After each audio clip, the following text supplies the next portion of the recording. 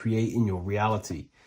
Now, I'm not going to sit here and tell you how words are these vibrational things that create reality. In fact, they are. However, the power of words does not hold in the vibration of the word. Yes, it has a little effect on plants. Yes, every word is a vibration that speaks to every cell in your body. However, this is not the main power of words. The main power of words is restructuring your consciousness and invoking energy inside of your own consciousness. I'm going to go over these two in detail for you. Your life is an externalization of your consciousness. Your belief system, your internal world, are building blocks to create your external world. What you believe in is how you see reality. It is the filter that you see to see reality. If you want to change reality, you have to change your consciousness first. There's no point trying to create a change, a manipulation in the external world, because it won't last very long. You have to restructure your inner temple, your inside world of thought and emotion. For example, your external reality is an externalization of every thought you thought in the past. Your life circumstances are just a result of every thought you thought in the past. You become what you think about. So if we can control what we think about, we will control who we become. Words are a powerful way to restructure your subconscious mind, which will then restructure what you think about. For example, if I said the word chicken all day long, I'm going to be thinking about chicken all day long. The words we repeat enter our subconscious mind, and our subconscious mind molds our conscious mind of what we are consciously giving attention to and thinking about. And that becomes our emotion. Our emotion becomes the energy, the charge behind our action. And all of this creates who you are and your reality. If you want to create a change in your external world, you need to repeat the end result as in an affirmation. I am abundant. I am disciplined. For example, if you're trying to stop a certain addiction, don't say, I am going to stop smoking. Say, I am disciplined. By saying discipline, the subconscious mind accepts the word discipline and not the word smoking. If you repeat smoking, I am not smoking, your subconscious mind will just pick up smoking and then do more smoking. So if you are trying to create discipline in your life and trying to stop something, say, I am disciplined. The reason for this is powerful because you're conditioning your consciousness. You're conditioning your subconscious mind and filling it with the word discipline. And I'm not going to say do this a certain amount of times a day or do this in the mornings.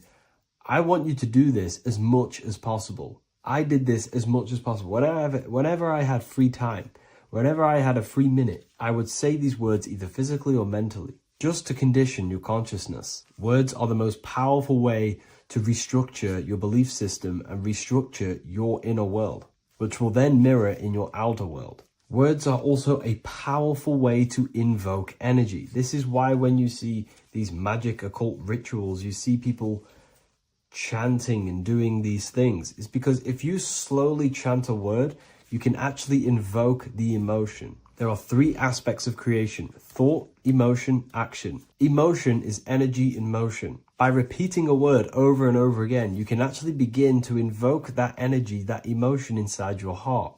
And you can start to feel the reality as if you are already living it. And this is just another powerful way to condition your consciousness to become a certain thing before you have it. This is what magic is. Magic is all to do with reprogramming the subconscious mind, aligning the subconscious with a certain belief or reality, which will then produce an effect in our thoughts, our emotions, and our actions, which will then create that reality. So if you want to create something in your life, literally just repeat, I am something.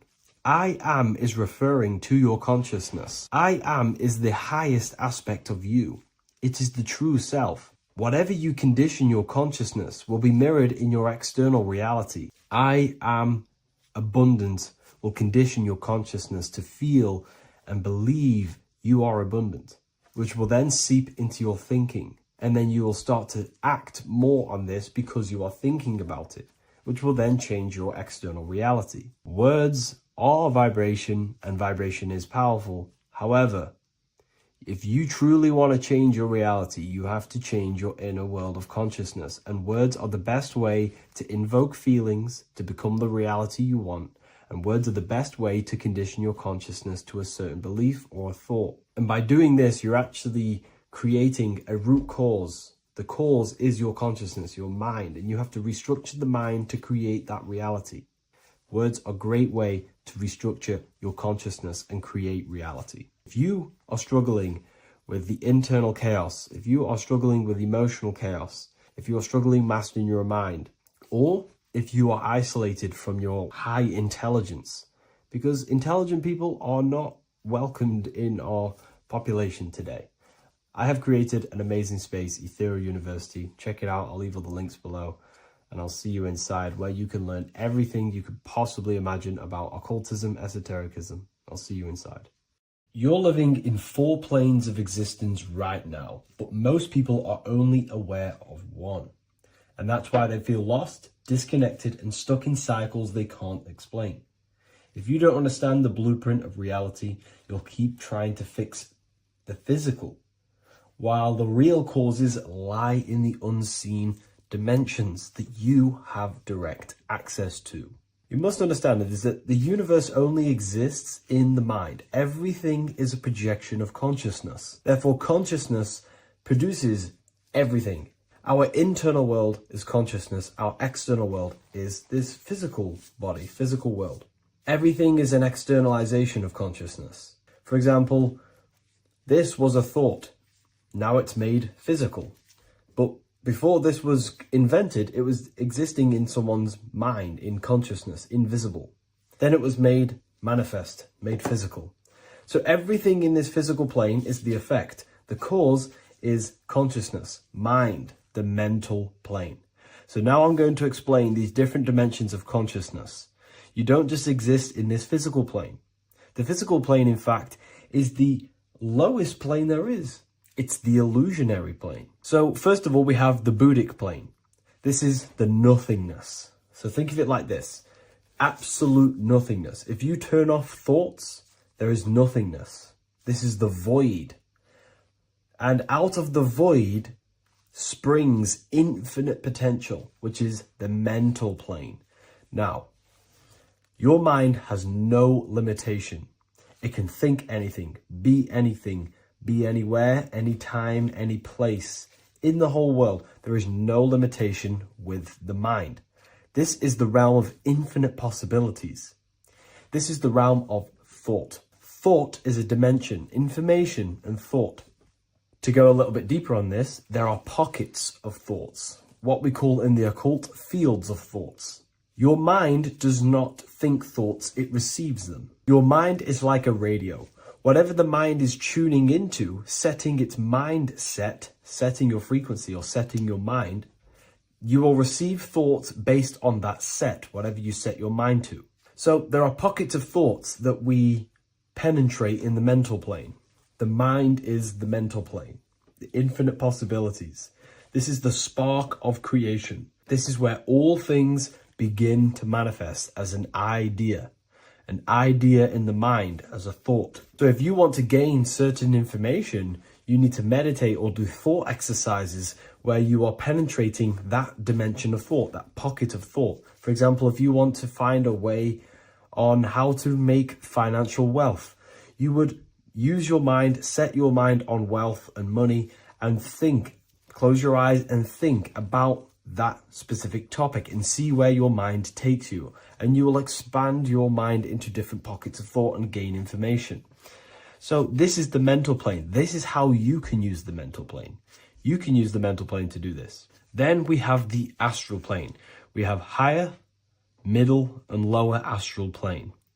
The astral plane is the body for thought. So every dimension, physical, etheric, astral, mental, Buddhic, is a body for a dimension above.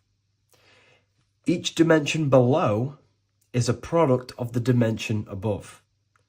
So for example, the astral plane is imagination. This is the lucidic realm of imagination. This is where thoughts begin to manifest into some sort of form. It's not a physical form because this is physical, but imagination is a lucidic form. It's not really physical, but it's there. It's a projection of light. It's astral matter condensed by the willpower of the mind. So depending on the vibration of that thought will depend whether it manifests in the higher astral plane, middle astral plane, and lower astral plane. If you think about more material things and visualize material things, this will manifest on the lower astral plane because material matter is low vibration. Now, that does not mean it's evil. That does not mean it's bad. Okay? It just means low vibration just means more material. But if you think and imagine more spiritual things, this manifests on the higher astral plane. So the astral plane is the screen in your mind that allows you to vision an apple, that allows you to vision anything. It's that mental projection that's inside of your mind. Now, this is what we call the third eye. It's an eye because the eye is the mind, and the mind can see into the astral plane. It perceives this spiritual world, this lucidic realm that we have access to. This is where also infinite potential takes place. This is the realm of spirits, demons, jinns, whatever you want to call them. Spiritual entities exist in this because this is where thought forms manifest into form. This is where thoughts create bodies. Think of it like this. The mental plane is a thought of a chair. The astral plane is the imagination of that chair and all of the different possible chairs that could possibly be. The etheric plane is the energy double of that chair. And the physical plane is the physical chair. So as you can see, the higher we go up, the more formless and lucidic it is. The lower we go down planes, the more dense it becomes. This is formless and this is form. Everything manifests through this process. This highlighter is down here in the physical plane, but the idea began in the mental plane. Everything begins in consciousness before it creates a physical body. It goes through this process. Therefore, if you want to start to mold and create your own reality and create things in your world, you can use these planes to your advantage. You can use your mind to do mental thinking exercises by closing your eyes and expanding your mind into a different pocket of thought to gain wisdom, gain information, gain downloads. The way you do that is simply get into a meditative state, close your eyes, pick a topic that you want to think about, and see where your mind takes you, but always remain centered on that topic. And you can do this for maybe an hour or two or half an hour, and your mind will take you places where you will unlock information. You can even use this to make decisions in your life. Think of the topic and see where your mind takes you. You'll gain information. This is how you use the mental plane for ideas. The astral plane is imagination. You have to reconnect with your imagination very vividly. Your imagination, your consciousness is infinite. It's not a three-dimensional plane. It's an infinite plane. You can think and make form anything in your consciousness, in your imagination. You can think anything and you can imagine anything in the most vast details. You just have to reconnect with your imagination. I have a free book on my website. I'll leave the link in the description. It's an ebook. It's called Activating the Inner Eye. This is going to help you reconnect with your imagination. It's a practical guide on how to imagine. So once you know how to use the mental plane and astral plane, thought and imagination, you pretty much need to use the physical plane to take physical action with this physical body that you have and start to manifest these desires you have in the higher planes. Now, it's very important that we master the mind because the mind is the very fabric of reality. We become what we think about. Your life is a product of every thought you thought in the past. It is the mind that directs the flow of consciousness. And wherever this consciousness is flowing is what you will create in your life. Consciousness is the most potent force in the universe, and the mind is pretty much the universe in a microcosm form. It is infinite potential, and your mind will continue to expand into new realms of thought forever and ever and ever. You are eternal. You are not this physical body down here. You are consciousness, literally dreaming that you are in this physical body. So everything begins with the mind. We need to be conscious of the thoughts that enter our mental field of consciousness. There is a level of self-awareness that you can reach where you can become conscious of pretty much every single thought that enters your mental field. Now, we have over 7,000 thoughts a day. You can gain such mastery over your mind where you can become conscious of every thought you think. And that is when you gain superior power. Because when the mind is fully under control of self, you can direct the mind's potent force into a specific goal. Most people's minds are dualistic. They want something, but their mind is thinking something else.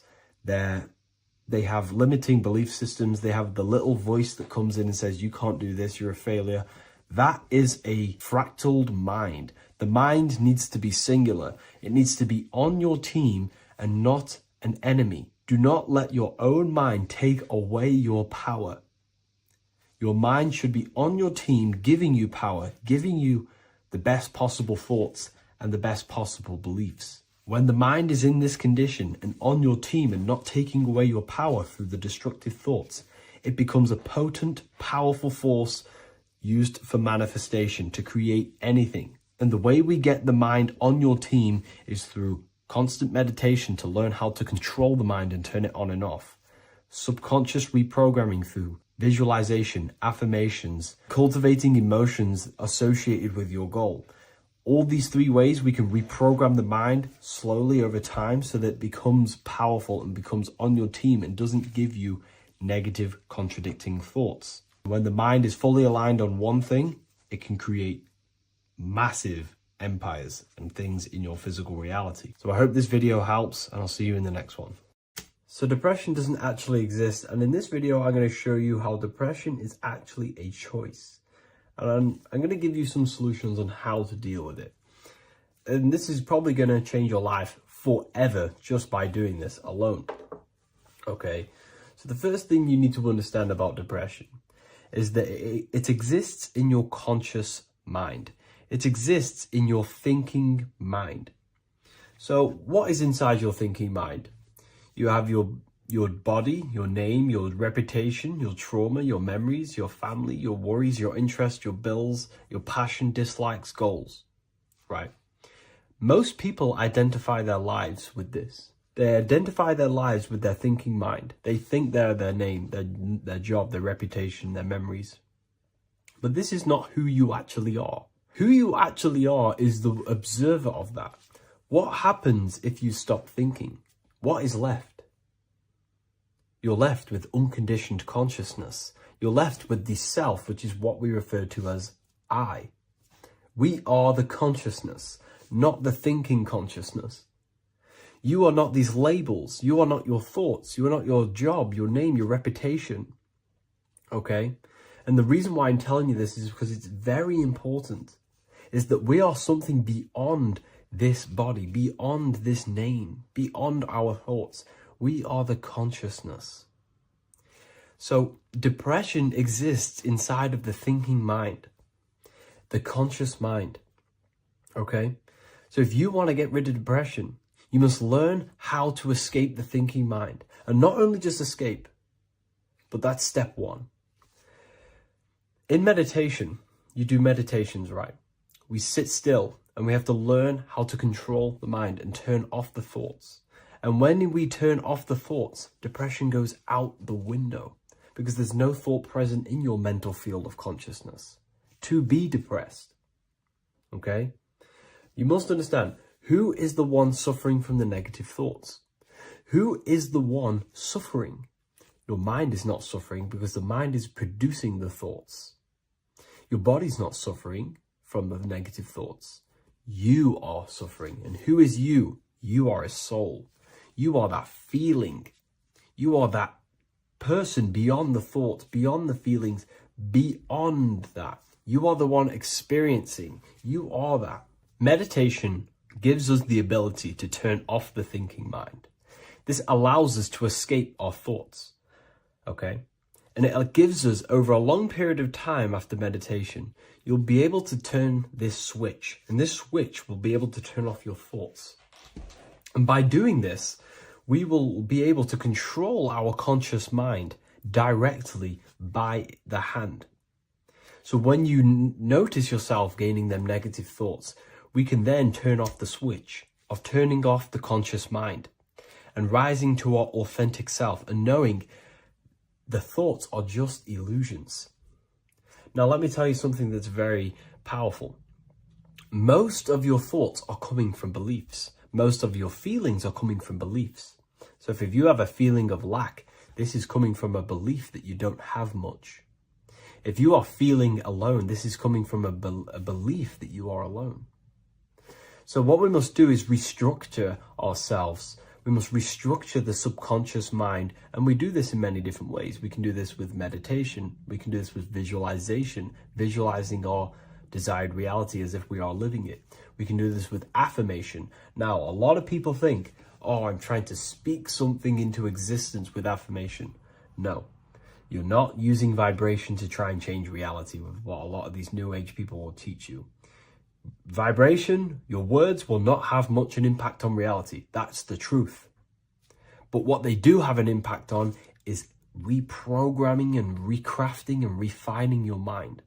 If you repeat, I am wealthy all day long, your subconscious mind, that word will be lingering inside your subconscious, and you will start to mold that into your conscious. You'll start to be consciously thinking about this. Most of your thoughts are coming from your subconscious. So if you want to get rid of depression, you got to figure out the trigger. What are you depressed about? What are you feeling? What are the beliefs that are making you feeling and thinking this way? And that's what you must restructure. You must restructure your subconscious mind through visualization, meditation, and affirmation. You do these all the time. You do these every single day, and you will slowly, if not surely, restructure your subconscious mind. While by doing the practice of meditation, you'll gain the off switch as well. Sometimes depression comes from not living in your authentic self. You're not doing the things that your soul is telling you to do. We all know what we should be doing at all times. I don't care what you have on. We all know we should be doing something. We all know that we have there's a higher aspect of our mind that tells us, oh, we need to be doing this, but I'm actually sat here on my phone. Oh, I shouldn't be eating this, but I'm doing it anyway.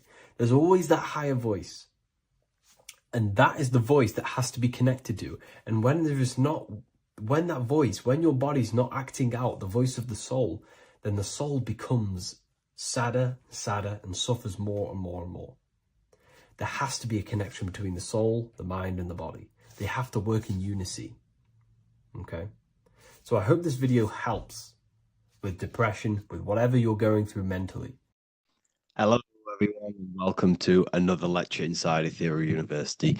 In this lecture, you will learn about the death process and how to prepare for it, and why that preparation is so important.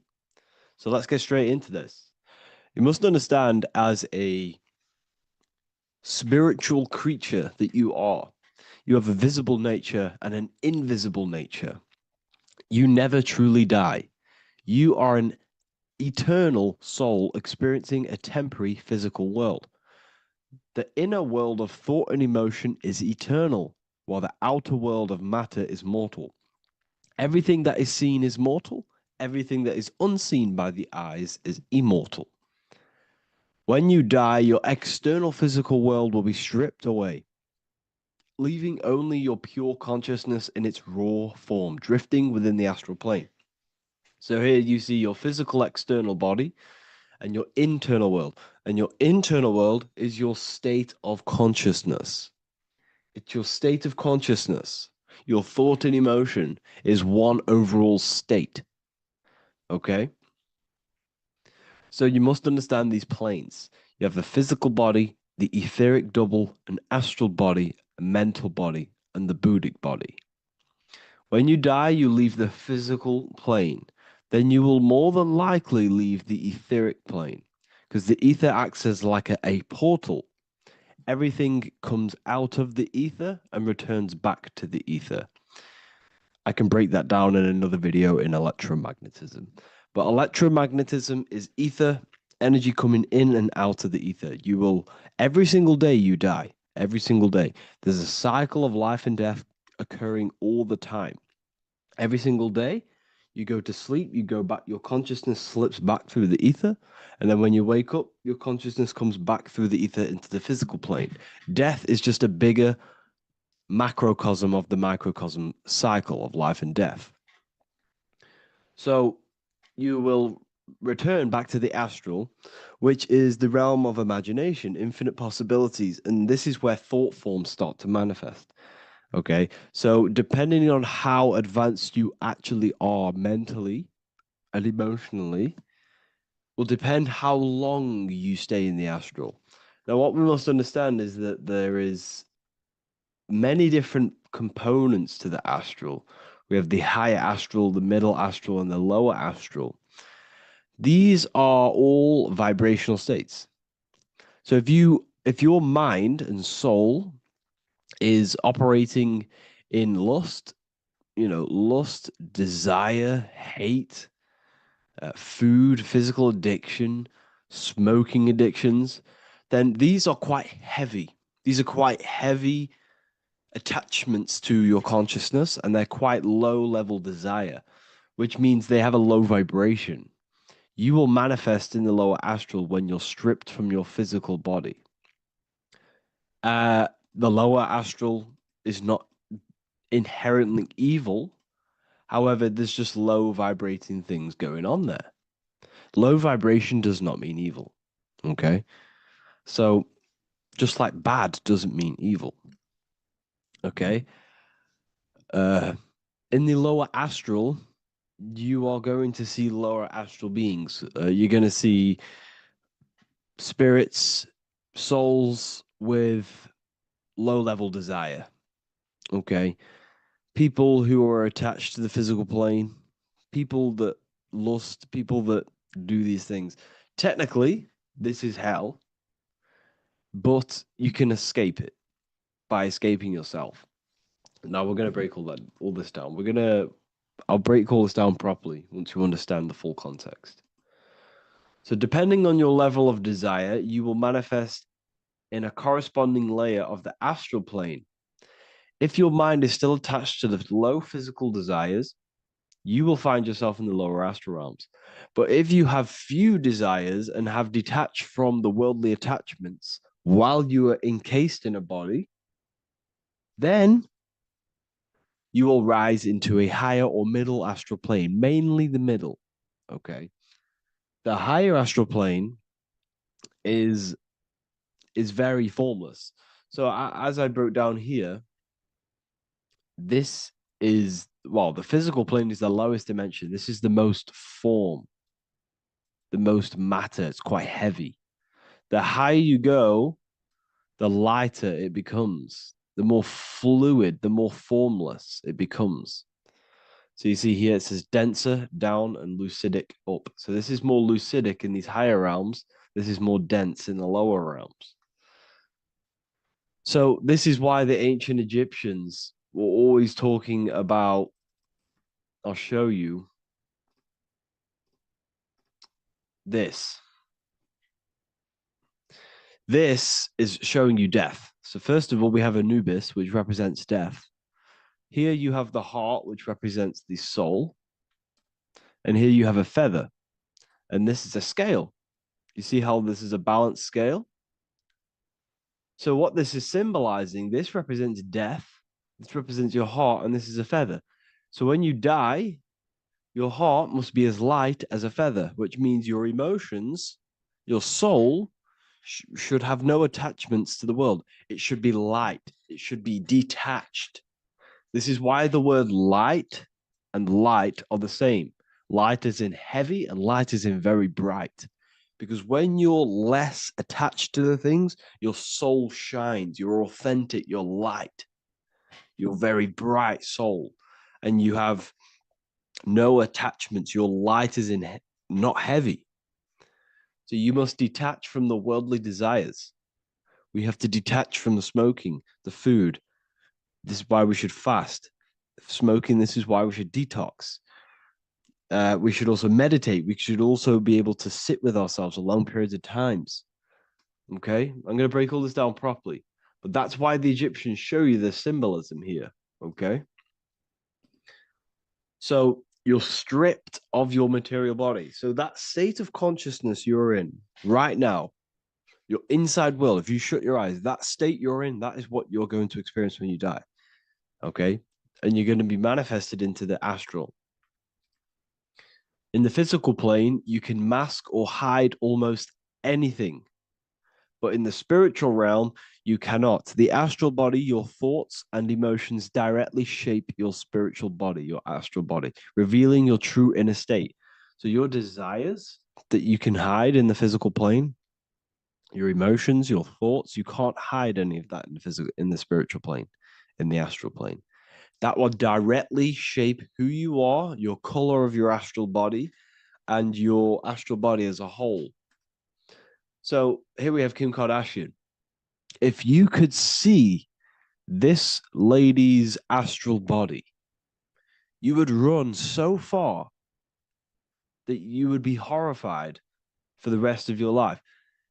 If you could see their spirit, their astral form, it would be horrific because their mind is so attached to, physical things, so attached to desire, money, fame, worship, power. These people do not want to die. These billionaires and millionaires will never want to die. They will do whatever they can to stay alive because they understand when they die, they have to face themselves. They have to face their inner world. And their astral body, their true authentic self on the inside, is horrible and horrific and so low vibration. So this is where it comes in. You must be as light as a feather. This is what the Egyptians are showing you in their artwork. Your soul must be as light as a feather. In order for the soul to ascend to a higher plane and not look at that physical plane and say, I want to go back or I want to desire things down there, you must detach now and prepare for death. Hell is not a place, it's your own personal suffering born from within. If your mind and soul are deeply attached to mental fixations, emotional wounds, and physical addictions tied to the material world, that pain will follow you into the astral. This is your true judgment day. You judge yourself when you die. You see your authentic self. There's no hiding. Right. Imagine right now that you that everything you cling to was stripped away. No matrix, no electricity, no food, no TikTok, no phone, no possessions, no distractions, no one else. Could you sit alone with yourself for just 1 hour? Could you sit alone with your thought and emotion? That moment of truth is what you must begin to prepare for. Could you sit alone with yourself? Can you sit alone for long periods of time and just think? And if you cannot, then you're running from your internal world. You're running from your thoughts. You're distracting yourself from your thoughts. This is what we must address. Now, don't feel bad if this is you. We've all have problems. We all have internal problems. But this is what we have to face directly in order to prepare for life after death. We must meditate for long periods of time. Not even meditation. We should be able to sit with ourselves with no distractions and just think. This is what the people of the past used to do when we had no technology. People would sit and think for hours. This is what we need. Because if you cannot sit with yourself, imagine sitting with yourself with no physical body. That's the level that's going to happen. And we need to prepare for that. The soul and mind must become as light, as weightless, as radiant as a feather to ascend to a higher plane and move beyond the physical life. To rise, they must release heaviness, attachments, burdens, fears, and desires. The lighter and brighter your inner being becomes, the more freely it can rise into a higher state of existence. Ascension is not about going somewhere. It's about becoming something pure, clear, and luminous. Okay, this is very important. Very, very important. We must detach from the worldly things. So enough of that. How do we do it? How do we attach? How do we prepare? Number one, you must detach from the material things. Start loosening your grip on things, possessions, titles, even identities. They are temporary. Appreciate them, but don't let them define you. Let nothing outside of you define you. Nothing. Your name is not you. Your job is not you. Your reputation is not you. Your bad past is not you. Your good past is not you. Your business is not you. Everything outside of you is not you. Now, what I'm saying is, I'm not saying go full right hand path and never care about anything physical, never care about your family, don't love your family.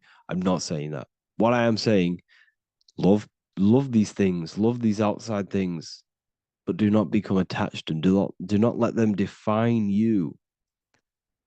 You must be okay with losing anything that is outside of you. You must be okay with that, because you must understand the physical plane is, it's promised that everything is temporary. Everything is temporary in this plane. So don't ever think it's going to be there forever, because it's not. And you must remind yourself, not remind yourself, but I think about this sometimes when I start becoming a bit attached to work and stressed. I just remind myself that I'm going to, this is temporary. I'm going to leave this world one day and I'm not going to care. So you must have the balance. Okay. The balance is key. You can go down that right hand path and just fully cut off from the world like a monk and shave off your hair, disconnect from the physical world. You can do that. That's not wrong. There's different paths in life. You have the left hand path, purely physical. You have the middle path, which is balance between the physical and spiritual. Then you have the right hand path, which is monk mode, where you fully disconnect from the world. They shave their hair off to disconnect from the physicality. They meditate for long periods of time. This is what they're doing. They're preparing for death. Monks prepare for death. They understand this. They understand that you don't die. Your inner world is the true world. The inner world is the only world that exists. Everything outside of you is an extension of you. Number two, cleanse the mind. Watch your thoughts. Are they rooted in fear, anger, regret, or craving? Meditation, mindfulness, and inner reflection help purify the mind. The cleaner your thoughts, the lighter your spirit. So your astral body is formed by your thoughts. It's formed by your emotions. If you sit around thinking about eating all day, you're going to have a very heavy astral body. It's going to manifest in the lower planes. But if your mind is thinking about good things with good intentions, love, knowledge, expansion, you're going to manifest even the middle or the higher. And there are ways to even ascend out of your astral body. Yes, you can ascend out of your astral body and out of the mental body, but that's all very advanced, and I'm not going to teach that yet. I'll make another video on that, but you can ascend from them bodies. The astral plane is not the end. You can keep ascending as a soul until you're left with just the pure essence of the soul. But we're going to, anyways, cleanse the mind, reprogram the limiting belief systems, let go of mental attachments. And the way you do this is by getting a piece of paper and writing down every single attachment that you have. And you're going to realize, dude, there's more than you think. Okay. We have to detach from these. We have to. 4, practice presence. Can you sit in silence with yourself? The more at ease you are with your own inner being, the less you'll feel death. The afterlife is just an extension of your inner world. It's so important. This is so, so important. Can you sit with yourself? If you cannot sit with yourself, you have some inner work to do. You have some thoughts to address, some beliefs to address, and some feelings to address. Okay, so practice sitting in the present, meditation, or just literally sit there. and try and be okay with yourself. And if you can't be okay with yourself, then there's something you need to address, whether it's a belief system, whether it's an emotional trauma, or something. This is what we must reshape, refine, and let go of. Live truthfully, speak and act from your soul, not from fear or ego. The more authentic you are, the more aligned you become with your true self, which carries beyond this life. The ego is your mind's perception of itself while being incarnated in this world. It's been shaped by your experiences, your thoughts, your beliefs, and your emotions. So your ego is basically this false thought form that you've created. It's a false layer of yourself that sits on top of your true authentic self. It's basically your physical character. When you were young, you had no ego.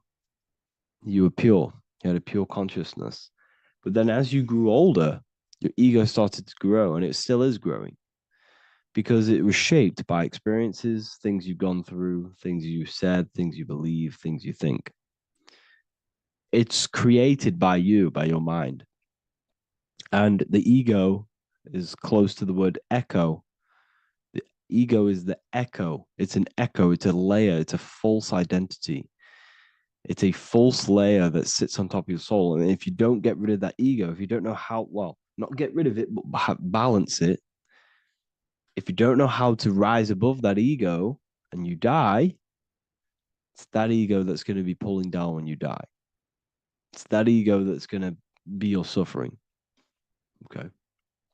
7, connect with the divine, whether through prayer, meditation, tune into something greater than yourself. The connection is the soul's compass beyond this world. If you can meditate and rise above them clouds of thought, that's the soul, that's the observer. We must connect with that. Okay, this will definitely help with just allowing yourself to connect with your true self. Meditation's great because you can just fully detach from the world. And the more you meditate, the more you can prepare for death. A powerful way to cultivate detachment is through daily detachment meditation, done either at night or in the morning or the first breath upon waking. Or do this as many times as possible per day. Start by physically grounding yourself in the present moment. Say out loud, I am here right now, nothing else matters. Let that phrase draw your awareness into the now. Just keep saying it until you're present. Then begin to slowly list everything you identify yourself with, one by one. I am not your body. I am not my body. I am not my name. I am not my possessions. I'm not my house. I'm not my children. I'm not my everything. I am not my thoughts. Release each layer gently. Imagine, if you want to, if you have a good imagination, imagine placing these things into a big box. Placing your body, placing your name, placing your possessions, placing your house, your car, your thoughts, your beliefs into a box, and then shut that box. If you have a good imagination, do that. That can help. And you'll be left with yourself. And you're not even that. It goes even deeper. Eventually, you'll reach the mind itself. Detach from the language that the mind is even using. Now, that's very difficult. And not many people have ever thought about that, and they've ever even been there. Detach from the language that the mind is using. Think about that for a second. Your mind is not what you actually think. It goes very deeper. Your mind is not that little voice. It's that voice that the language is using. So even the language is a spell on your mind. Okay, it's an attachment. Eventually, you'll reach the mind itself, detached from the language it uses, the voice in your head, the need to define. What remains is something beyond thought and beyond words. I can't even describe what's left because words, once the language is gone, it's purely metaphysical. All I can say is pure awareness, and it's symbolized.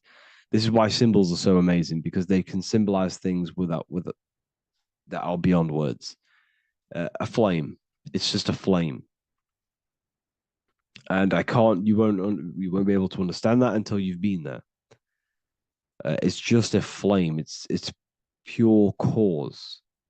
Words can't describe it. You'd have to experience it. Connect with this essence daily. This is truly who you are. So this is a great way to detach. We can do these detachments every single day during meditation. This will definitely help over long periods of time. Of course, you're not going to be ready tomorrow for death, but just try and prepare for these things. This is the whole reason people used to meditate. It's the whole reason why people do these spiritual practices, because they understood that this plane is temporary and your soul moves on from this plane. And you'll never truly believe in the soul until you experience it. So I can show you these things, but you must go out and experience it. The soul is real, but you won't understand unless you cast off everything else. Okay. So I hope this video helps. It's a very deep video. I'm going to be making more of these stuff, of more self-mastery. And of course, we've made the self-mastery section now. So I'm going to start filling up this place with lectures. And I think it's a great time to start this because a lot of people have been asking on how to master yourself, prepare to death. So hope this video helps. See you in the next one. What if I told you that reincarnation is real and that there is a metaphysical, spiritual science behind this? Most people leave this world just as lost when they entered it. That they carry their fears, attachments, and addictions with them, only to be born again, trapped in the same cycle, repeating the patterns of lifetime after lifetime. This lecture is not just about preparing for death. It's about mastering yourself before death, so you don't take them burdens with you. Because the truth is, whatever addictions, fears, and unresolved emotions you cling to in this life, you carry with you into the next. Unless you break free now. You must master yourself before death. Death is not the end, it is the great passage. But how we transition depends on our mastery of the self. This was symbolized by the Ouroboros, the snake biting its tail. Every ending is a new beginning. It's an infinite cycle of consciousness. Now, your human body is basically an antenna tapped in to a stream of consciousness.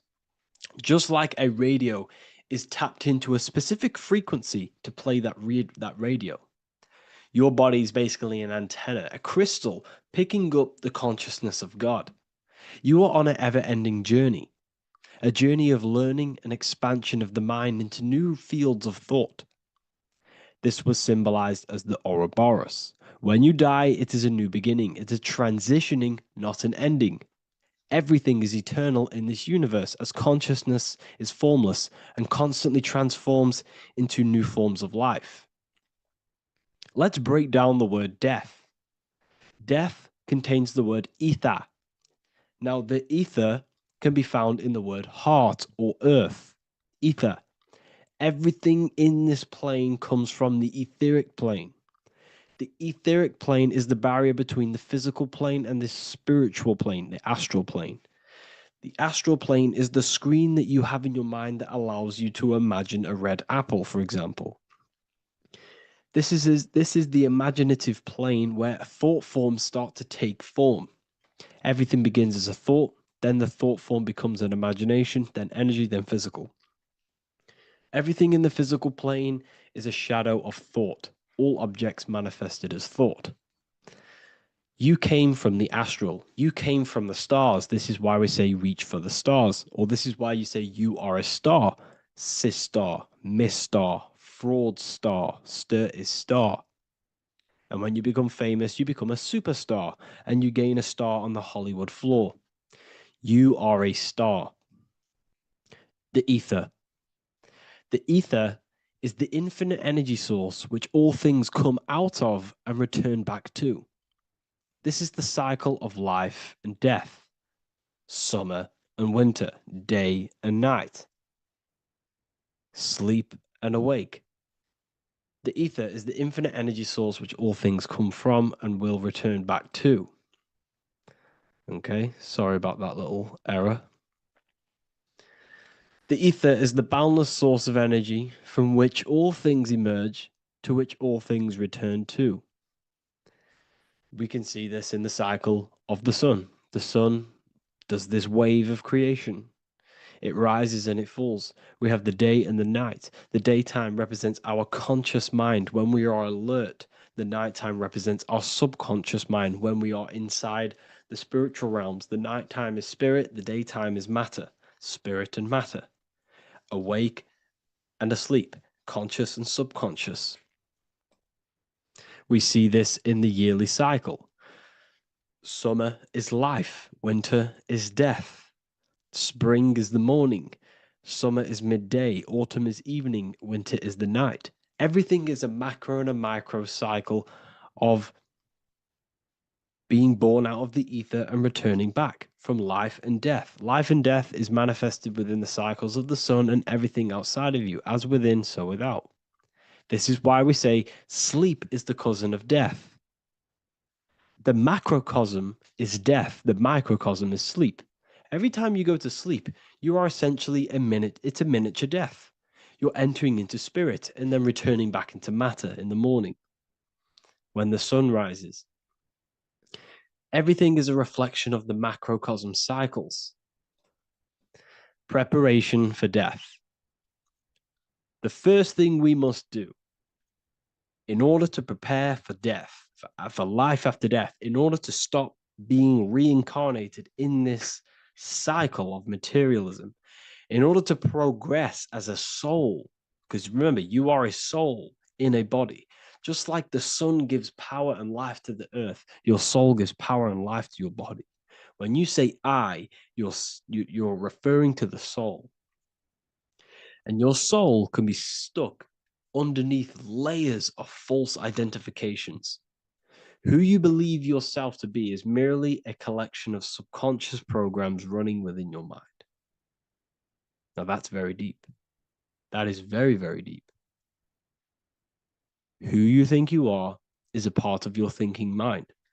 Your name, your job, your reputation, your family, your friends. These things are not you. They're all aspects of the thinking mind. What happens if you meditate and you turn off the mind? Then all these things do not exist. You're left with the pure soul, the pure awareness, the pure observation. If you turn off the thinking mind, you're no longer your body, you're no longer your reputation, you're no longer your friends, you're no longer your job and your labels. You are the soul. That's the true you, the observation of the mind, not the thinking mind. The ego is the echo. It's an echo of your true self. The ego is your mind's perception of itself, shaped by experiences, trauma, emotions, and beliefs. It is merely an echo of your true soul self. The ego is not you. Your mind is not you. You are the soul. And this is the true self that we must express within our life and we must connect with before we die. Because when we die under the echo, under these false layers of the emotions, the traumas, the experiences, the addictions, the emotional attachments, when we die underneath all of this, when we don't know our true self, the soul is still hidden. The true you is hidden underneath these layers of false identification. We must remove these layers of false identifications. We must remove them. We must destroy the echo. Remember, the ego, you never had an ego when you were a child. When you were a child, you were pure. You didn't, you didn't show off things. When you were a child, you were pure. You expressed yourself freely with you didn't hide anything. You didn't hide any aspect of yourself. You didn't suppress any aspect of yourself to fit in as a child, as a baby. Because the ego was not here when you came here. The ego grows with experience. The ego is a false perception of yourself while being incarnated in this material world. It's your mind's perception of itself and it's created through your experience. Remember, you are unconditioned consciousness, and your experiences, thoughts, traumas, emotions, and beliefs have conditioned your consciousness into believing you're only a physical body, but you are the soul. We have to remove these layers. How do we remove these layers? Like I said, the best thing, meditation. Meditation. There is a great meditation that you can do every single morning and every single nighttime. You can sit there and repeat over and over before you meditate. You can repeat that you are not this, you are not that, you are not this. You can label them one by one. Start with, I am not my body, I am not my job, I am not my name, and then detach from absolutely everything until you are left with nothingness. And when you start to meditate, detach from everything. Nothing matters. I am here right now. And what will be left? The only thing that will be left is the language that your mind is using. Now, this is very deep. Not many people will tell you this, but I've lingered in meditation many times. And I can tell you from experience that the only thing left once you detach from everything is the language that your mind is attached to. So whether that's English, Italian, French. Once you detach the language of the mind that that little voice in your head's using, you're left with the soul. Once the mind is switched off, you're left with the soul, and you have detached from all of these external things. You're left with the soul. That's you. That's the power. That's the source of all creation, where everything you've ever done has come from. Every thought, every idea has come from your soul. Number two, that's meant to say number two. Sorry about that. Mental addictions and emotional addictions. Okay. These two are very important. Mental addictions, this could be thought patterns, this could be the labels that we've just been talking about. Then you have emotional attachments, which is maybe you're too attached to an external thing. Maybe you're too attached to your phone. Maybe you're too attached to family. Maybe you're too attached to loved ones. Yes, I'm not saying don't love them, but what I'm saying is do not rely on anything in this world to make you happy, to fulfill your emotional needs.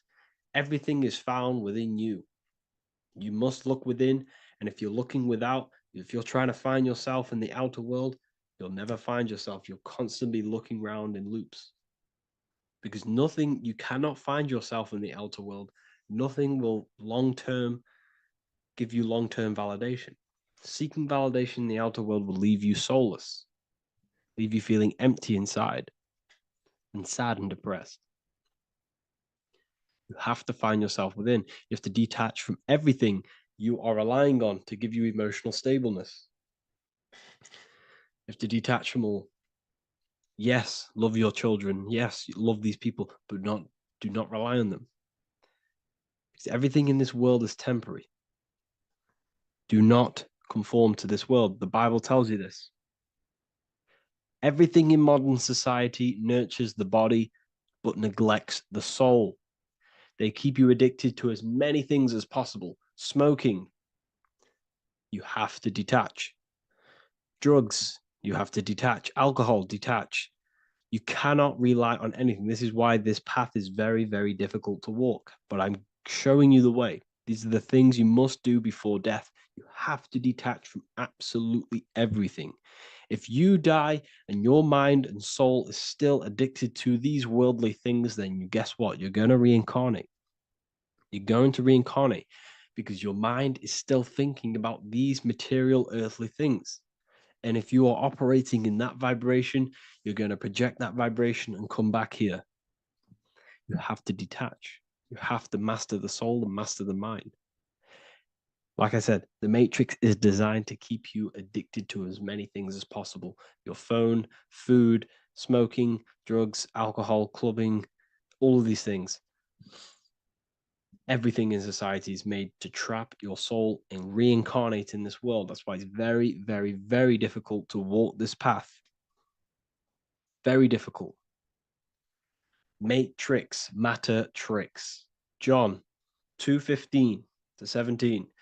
Do not love this world, nor the things it offers you. For when you love the world, you will lose God. Do not love this world, nor the things it offers you.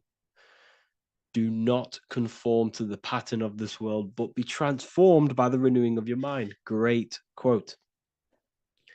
Do not conform to the pattern of this world, but be transformed. Let this world transform you. Learn from this, expand from this, but do not be mentally and emotionally attached. Okay? What good will it be for someone to gain the whole world yet forfeit their soul? Like I said, everything in the Bible is telling you the truth. You just got to read it correctly. This is spirituality. This is spirituality. The Bible is spiritual. It's a spiritual text. We must disconnect from everything outside of us and connect with the true soul.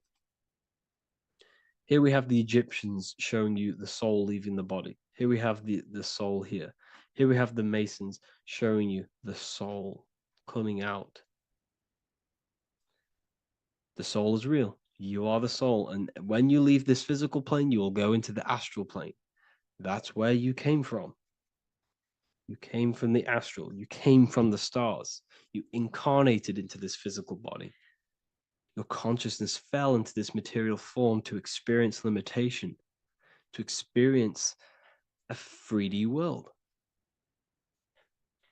So in order to ascend properly before we die, we have to let go of all the attachments. Every addiction you have, write them down. And one by one, tackle them. Before you die, you have to, or else you will reincarnate. This is the teachings of Egyptians. This is the teachings of Masonry.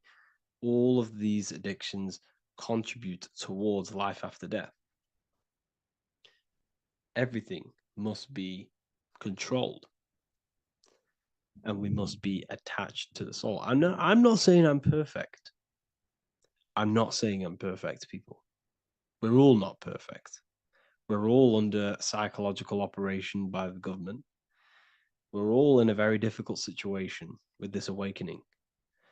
I'm simply pointing out what I know from my journey and what I've been learning through occultism and research and reading lots of books and many different things. I'm on this journey just as you are. Maybe I'm further. Maybe you're ahead of me. We don't know. But this is what I'm sharing with the world. This is what I'm sharing with my research. And this is what makes sense. It's common sense. Look at everything around you. Everything's made to feed the body, not the soul. So, my beautiful watchers and fans and supporters, I appreciate every single one of you, and I hope this video has supported your journey. If you're feeling lost in life, if you're searching for deeper answers, whether you're seeking clarity, looking to expand your studies, or ready for personalized mentoring, this is your chance to connect with me live and receive insights tailored just for you. Start your path to self-mastery and enlightenment inside the world's best esoteric school. Your journey starts now. Tap the link in the description if you want to join Ethereal University, or feel free to check out my books. I thank you all, and I really appreciate for 100,000 subscribers on YouTube. I love every single one of you. Make sure to drop a like, a comment, and subscribe to the channel if you're new. Let me know some ideas for, lectures, anything that you want to know. I can make lectures on them. Just drop it in the comments. I appreciate every single one of you. Take care.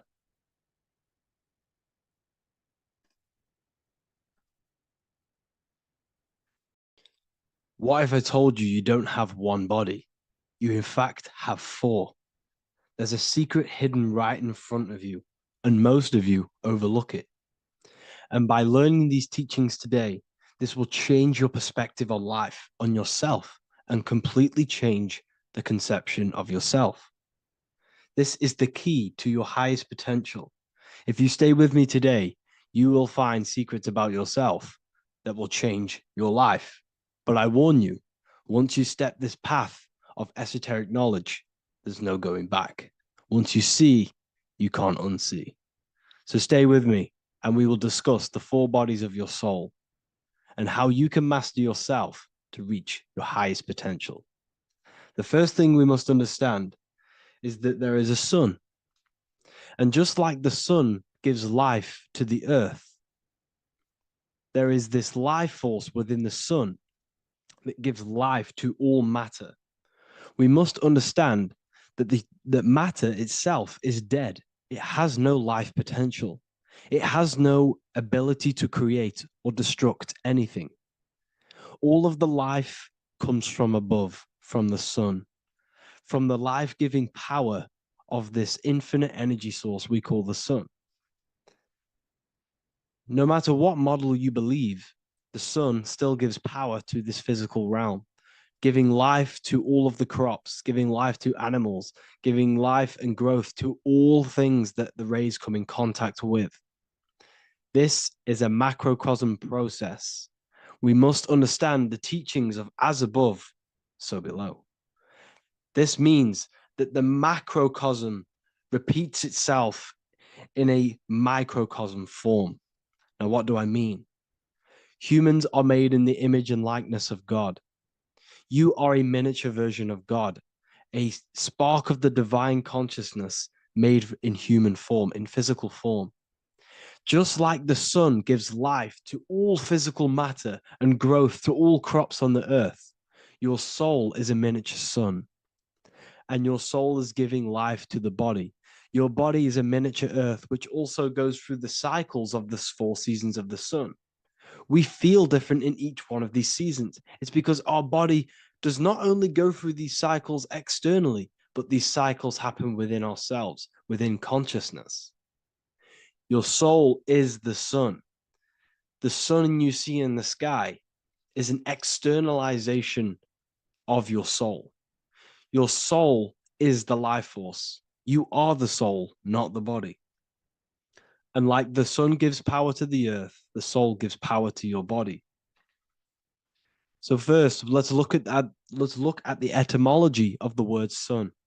The word sun comes from it's a Latin word solis or sol, which means the sun. Sol then became soul, sun, soul. And in fact, S-O-N and S-U-N in the old etymology dictionary mean the exact same thing. They are interchangeable. So when we look at the symbol of the sun, we look at a circle and a cross, which represent the 4 aspects of the sun, the 4 seasons of the sun: summer, winter, spring, and autumn. These are the 4 states of the sun. Like we said, this is why we get this symbol. You have the 4 states of the sun,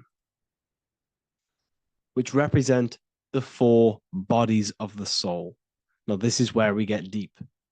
Like I said, the sun you see in the sky is a macrocosm of your soul, an externalization of your soul.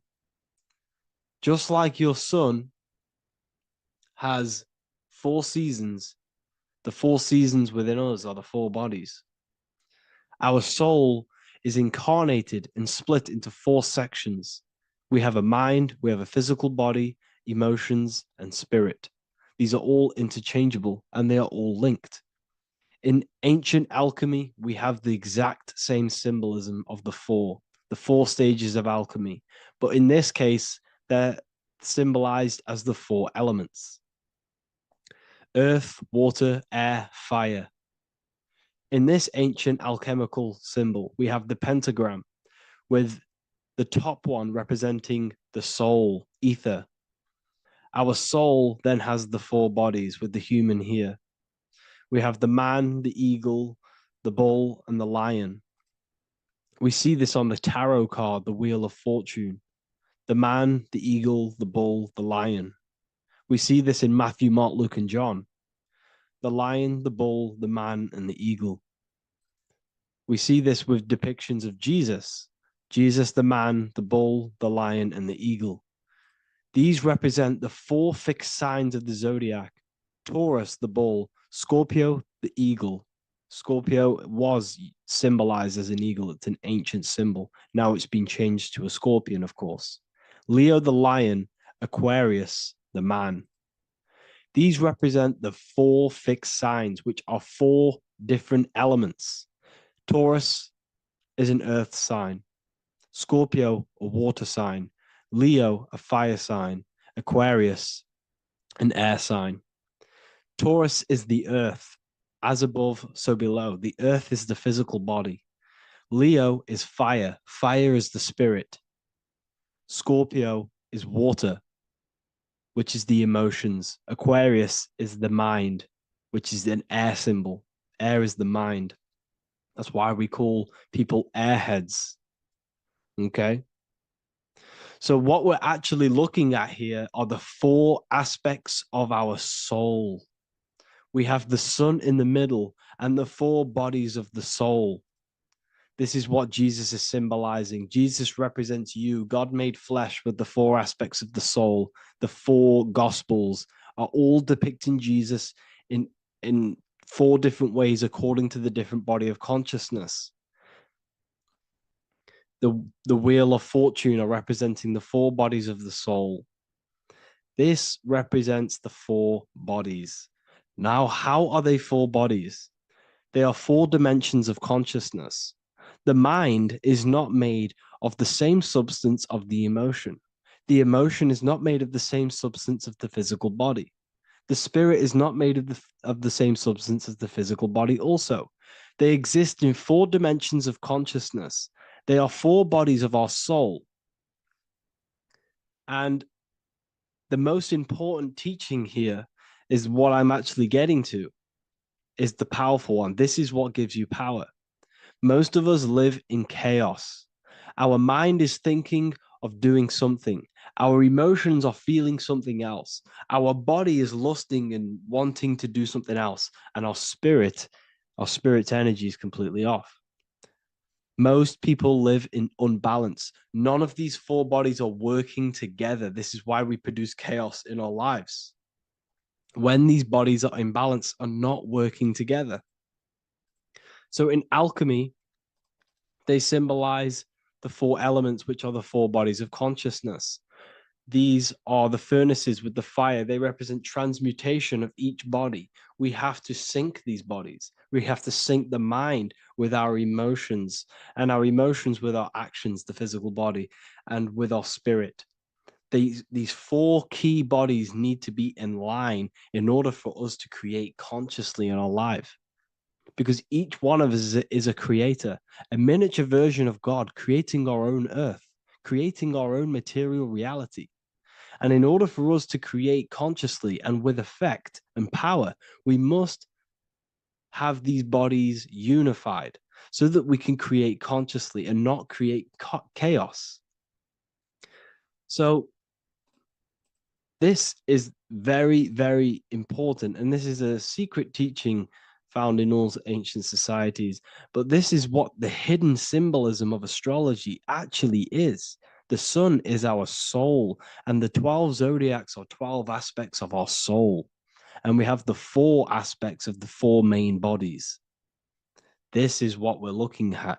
We're not looking at the sky. We're actually looking at aspects of ourselves, aspects of our soul that we must master and transmute in order to become our highest potential. So I hope this makes sense. And it may take a while for you to fully understand this, but the key knowledge in order for you to understand any of these teachings that I've gone through today is the major, major teaching of as above, so below. What is above is below. What is within is without. Your inner reality projects the outer reality. What is inside of you is outside of you in some form or way. Whatever trees, whatever roots that go down will always shoot up. When you throw a bouncing ball, you shoot it down, it will go up. As above, so below. As within, so without. God did not make a creation separate from himself. We are all extensions of the divine made in physical form. And we are incarnated into 4 sections. Our soul is separated into 4 sections. These are the 4 corners of reality. These are the 4 pillars of reality. that we must control. So in order to access our soul in meditation, we must turn off these four things. Turn off the mind, the emotion, the spirit, and the body. And then we access the soul. So I hope this video helps today. And you can learn all about this in the Book of Wisdom, Volume 2. This book is a revolution in consciousness. I do not recommend everyone reads this book. This book is only for people who are serious and want to transform their lives. This book is a book that will change the scope you see reality. It will change your perspective on yourself because you will resonate with this. This book does not just give you information. It gives you a sense of well-being. It gives you truth, and you will find your power from this information. This information is not just information, it's a key to your path of enlightenment and transformation. So you can find this book in the description of this video. And if you are part of the university, I will see you on the live calls. Thank you, everyone. Please leave a like, subscribe, and a comment, and let me know whatever videos you want me to make next. Anything that you fail to understand or have any confusion with, I can make a video on it. So let me know in the comment section any reviews or anything I should do. Thank you all, people. Have a great day. Mentalism, conscious and subconscious mind. You need to understand that the mind is the root and the cause of all reality. I am mind, you are mind. Every single living creature in this physical plane expresses and manifests mind. We are all the invisible substance of mind. We are all the source, which is God. We are all consciousness, which is mind. Before we manifest something physically, we manifest it within the realm of thought, which is the mind. Thought then manifests into astral imagination. This then gives energy within the etheric plane. Then we manifest it physically within the material effect world. Everything begins in the mind, and this is why the government are called government. The word men comes from the Latin word mans, which is an English translation for mind. We see this word in entertainment, government, mentality. It means mind. Govern means control. They are controlling the mind through information. Information creates perception within our minds, and so do the words that we use and the language that we speak. It all creates perception within the mind. It is our perception that creates reality, and our reality is a level of realization. Your reality is realization. Everything begins in the mind. This is why they are controlling your mind through many different things. Okay? So essentially, they understand how the mind works. So this is why they manifest all things through mentally and not physically. Okay? You have a conscious and a subconscious mind. The conscious mind is what you are consciously aware of. It is the 10% of your mind. It is the mind that keeps you alert. A part of your conscious mind is for survival. A part of it is your visual field. A part of it is your just five senses. It is basically what you are consciously aware of right now. Your subconscious mind is the 90% of your mind. The subconscious mind is what holds all of your memories, your programs, and all things that you have ever experienced is all stored within the subconscious mind. It is this part of you where you draw memories from, where you draw your words from. I am consciously speaking, but the words that are coming out of my mouth are not thought about consciously. They are coming straight from the subconscious mind, where all programs and memories are stored. It is essentially this part of the mind which is manifesting our daily basis behavior, because the subconscious mind stores the programs which we are operating our life off. For example, if you tie your laces, you do no longer have to consciously do them. Your hands literally just know exactly what to do because you've done it that many times. So essentially, you create these programs within your subconscious mind through repetition and emotion. These are the two main ways your subconscious mind is programmed and installs things that you do on autopilot. The subconscious mind, like I said before, manifests 90% of your daily basis actions and 90% of your daily basis thought patterns. For example, if you were in a car crash 10 years ago and you had a very traumatic event, that car crash and that emotion that you felt in that time impressed your subconscious mind with a program. And even to this day, 10 years later, you are still wary about entering cars because of that program. Even though you may be not thinking about the car crash, you are still wary about entering cars because of that program, because of that emotion impressed upon the subconscious mind. You see, everything you say, everything you think, and everything you feel is telling your subconscious mind, that is what I want. The subconscious mind takes everything literally. Even if you are talking about someone else, your subconscious mind only knows you, and it only knows yes, and it only knows the now, the present moment. So this is why the golden rule back in the ancient days was treat others like you want to be treated. Because the way you treat others is telling your subconscious mind that is how you want to be treated. And this will create subconscious programs within you, affecting you. So, before you go to sleep every single night, what you want to do is to impress your subconscious mind with thinking and feeling of something that you want to become. Become that reality. Think and feel that reality. And by doing this, you are impressing your subconscious mind, and you will wake up in the morning with ideas. Because when you install a program within your subconscious mind, like I said before, it manifests into at least 50% of your thought patterns. So let's say I created a program within my subconscious mind of how to become financially free. Well, I created the program that I am financially free. My conscious mind will start to slowly think about that program and how I can achieve that program, because the conscious mind operates on survival.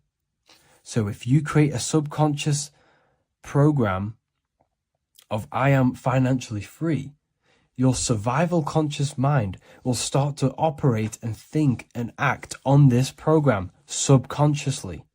You won't even know that you are doing it, but you are. And this is the power of the subconscious mind. You have to reprogram it properly. You have to be careful of the things you think, say, and feel, because all of this is contributing towards molding your subconscious mind, which essentially molds your reality. It draws things to you.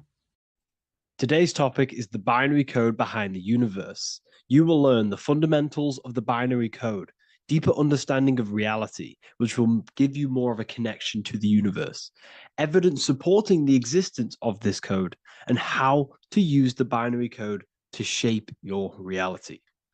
Now, this is an important one. We have 0 and 1. This is the binary code of the universe. It underlies everything. It is the source of all creation. The universe is binary in nature, meaning it exists as both something and nothing, on and off, male and female, light and dark. Everything has its polar opposite. At its core, all that exists is 0, representing nothingness, infinite potential, and 1, representing something, order. 0 represents the feminine, vast, formless, and infinite potential.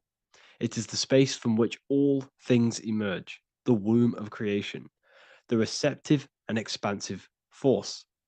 1 represents the masculine, structure, form, and order. It is the active principle, the initiator, the force that defines and shapes reality.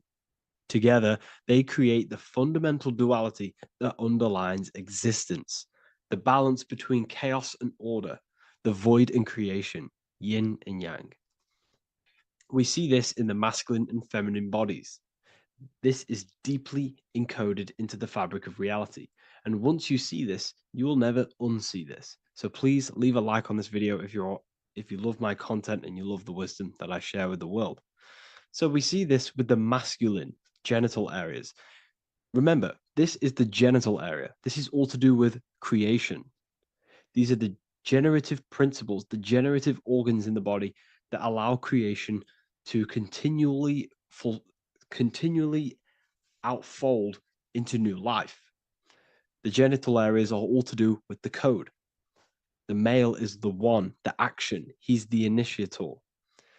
The feminine is the zero, which is the infinite potential, the womb of creation. 0 and 1. This is why we have 10 numbers. 0 and 1. Masculine and feminine. We even see this in the bodies. The feminine body is made out of curves, which is 0, curves. And the masculine body is made out of lines. So please leave a like and comment if you love this. And if you have any lecture ideas, feel free and I can make a lecture on any suggestions that you have.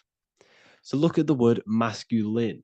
Masculine, line. Line is just one line, which represents order. 1. Feminine. 9. 1 and 9 equals 10. 0 and 1. The binary code of all creation. Why is feminine? Why the number 9 for feminine? Because the moon has to go around 9 times to create a human in the feminine's womb. And look at this image of nature. All nature is zeros and ones. Now you can tell the stick is a one. It's a line, and here we have curves. It's curves and lines. Curves and lines create reality. Creates matter. Everything is 0 and 1. We even see this with the sky. The sky represents zeros. They represent curves. The heavens, the heavenly bodies, the sun. These are circles. The moon, circles. The planets, circles. Down here is matter, representing the square. We have the Freemasonic square and compass, representing lines and circles, masculine and feminine. We see this with Leonardo da Vinci, with the circle representing the spirit, the void, the womb of creation, and matter, which is the body. This is the soul in matter, infinite potential in matter. This represents spirit over matter. This represents the architect of reality, zeros and ones, spirit and matter. This is all the same thing. Understanding this binary nature of the universe, where 0 feminine represents the infinite potential and 1 masculine symbolizes order and structure, can benefit you in several ways. Manifestation and creation is the first way it can benefit you. Now that you understand this, you understand that everything comes out of infinite potential. 0, infinite potential. 1, action equals manifestation equals creation. So you must pull things out of infinite potential. If you have ideas but don't take action, too much 0, nothing materializes. You'll never materialize if you sit there imagining all day, visualizing all day. You have to take action. They both come hand in hand. If you only take action without tapping into intuition and creativity, too much 1, your actions may feel hollow and misdirected. Using both effectively leads to greater success in life, work, and relationships. This is the 33rd degree motto, or this is on the 33rd degree of Freemasonry Scottish Rite logo, and it's called Order ab Chaos, order out of chaos. Chaos is the 0, infinite potential. Chaos is the dimension of the imagination. This is where this all ties in now. Imagination is the dimension of infinite potential, pure potential, formless creativity, and the realm of infinite possibilities. It is the void, the unmanifested energy that contains all that could ever be. That is the imagination. The imagination is the dimension that you are connected to, and you can pull any idea out of and materialize it into a reality. Matter, on the other hand, is order brought out of the imagination, chaos. It is when raw potential is structured, defined, and crystallized into form. This is the fundamental principle of order out of chaos, the process of turning the unseen into the seen, the abstract into the concrete, the dream into reality. That's why we say dreams into reality. Dreams are in the imagination, infinite potential, and the human mind is connected to high dimensions of consciousness, which we can pull ideas, things out of, and materialize it into our lives. Whether that's good or bad, that's completely up to you. But we have access to higher dimensions beyond the physical plane. And this is the secret that the human mind is connected to, and that you are not just a physical body. Okay? The universe itself was born from chaos. Before form, there was only energy and potential. Our minds function the same way. The mind is a microcosm of the universe. Our thoughts exist in an infinite field of possibility, but they only become real when we take action and give them form. If your inner world is filled with chaotic thoughts and impulsive emotions and negativity, then creating order within is essential for balance, clarity, and growth. What do I mean? Order out of chaos, 0 and 1. All creation comes out of infinite potential. The mind, the imagination, is the infinite potential. The material world is the order. It's the effect. Therefore, if your material world has chaos, if your room is messy, if your body is out of shape, if you do not look after yourself, everything in the physical world is just a reflection of what's going inside of you, what's going on inside of you. So if you have a messy room in a messy house, this reflects as a messy mind, a chaotic mind, and we must create order in our mind. So this applies to all realms of your life. This applies with your mind. It applies with your emotions. It applies with your manifestation. It applies with the physical world, with the masculine and feminine. 0 and 1 is heaven and earth. It's everything. It's duality. It's on and off. It's everything. So it applies to all realms of your life. Okay. So in order for this to benefit our lives, we must, one, have awareness and observe the chaos. Step back and observe your thoughts and emotions without reacting to them. Recognize that you are not your thoughts. You are the observer of them. You are the soul. You are in between them. You are the midpoint between the left and the right, the 0 and the 1. You are the soul. Journaling or meditation can help you identify patterns and negativity and impulsivity. So it's important that we recognize these patterns, we recognize the chaos within us, and we transmute it. 2, implement structure, mental discipline, mindful practices, meditation, breath work, and slowing down your reactions. Cognitive reframing, replace destructive thoughts with constructive ones. This is so important. For every negative thought that you place attention to, place your attention onto 5 more positive.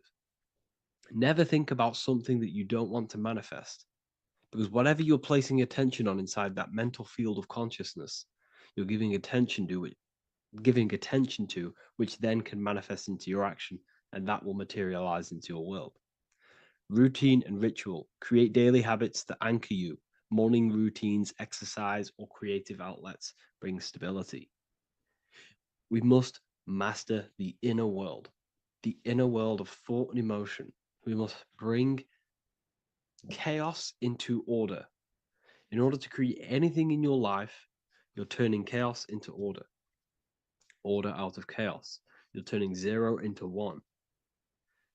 This is the binary code. All things underlie it. 0 and 1. So it's so important that we master our minds, we master our emotions, we master our inner world so we can produce effect in the outer world. We cannot create consciously and effectively if we have chaotic thoughts and impulsive emotions. So I hope this has made more clarity to you so you can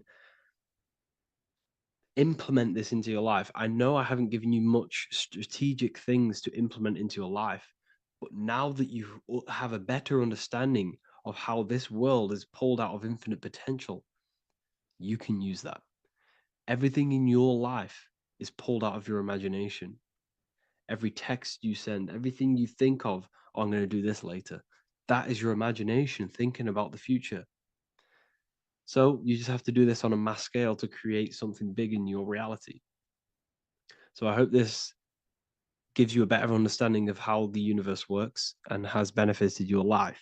If you have any comments or any suggestions or how this video made you feel, let me know in the comments section. I would really appreciate it. And I'll see you all inside of the Symbolism Masterclass on March the 8th. Hello, people. Today we're going to be talking about the secrets of the human heart. Everything they told you about the heart is a complete lie. There's secrets behind it, and you're going to find out why. And it's very important that you understand that the heart is not a pump. It's not a pump. They lied about this. The lungs is a pump. The lungs is what pumps the blood around the body. It's the oxygen.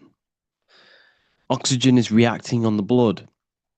Now, what do you use to use a pump? You use air to pump things up. That's what your lungs are. They use air, oxygen. Now, oxygen carries magnetism. If you pour liquid oxygen between two magnetic magnets, you find an attraction, as you can see here. So this attraction proves that there is magnetic principles within oxygen, liquid oxygen. So when we breathe, we are essentially breathing in magnetism. Magnetism is the force driving this world. So your heart is a chestahedron. It's a seven-sided shape in geometry, and each side is pretty much equal. It's a chestahedron. Look at the word chestahedron, chest, where your heart is. And it looks very, very similar. So this is the sacred geometry of the heart.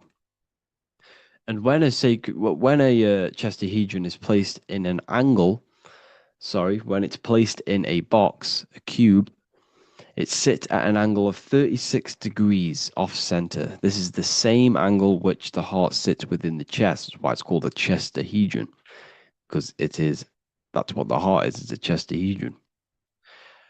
And when you place a chestahedron into water, it causes a spiral. It causes a vortex motion, because your heart is essentially a vortex generator. So the heart is not a pump, it is a valve. This is where blood goes into. And when the blood goes into the heart, this is what causes it to vortex, because the heart is in a shape of a vortex. Look at the tissues, everything's wrapped around, everything's spiraled. See this here? This is the spiral of magnetism. So all of the valves and the cords and the fibers are all wrapped around each other. It's a vortex. And if you take off the tissue of the heart, you would see this. It kind of looks like the Holy Grail. And this is essentially the vortex spiraling of the heart tissues. And if you unraveled the heart, because your heart is one tissue, it's one muscle. Look at it here. This is a heart unfolded. And it's just spiraled together to create this. That's what the heart is. So the heart's tissues is spiraled here, and the heart itself is all wrapped around each other in a vortex, in a spiral. Because all spiraling is all to do with magnetism. So the heart is a vortex generator. The heart takes blood, so blood enters the heart. The heart charges this blood. It reacts with the heart.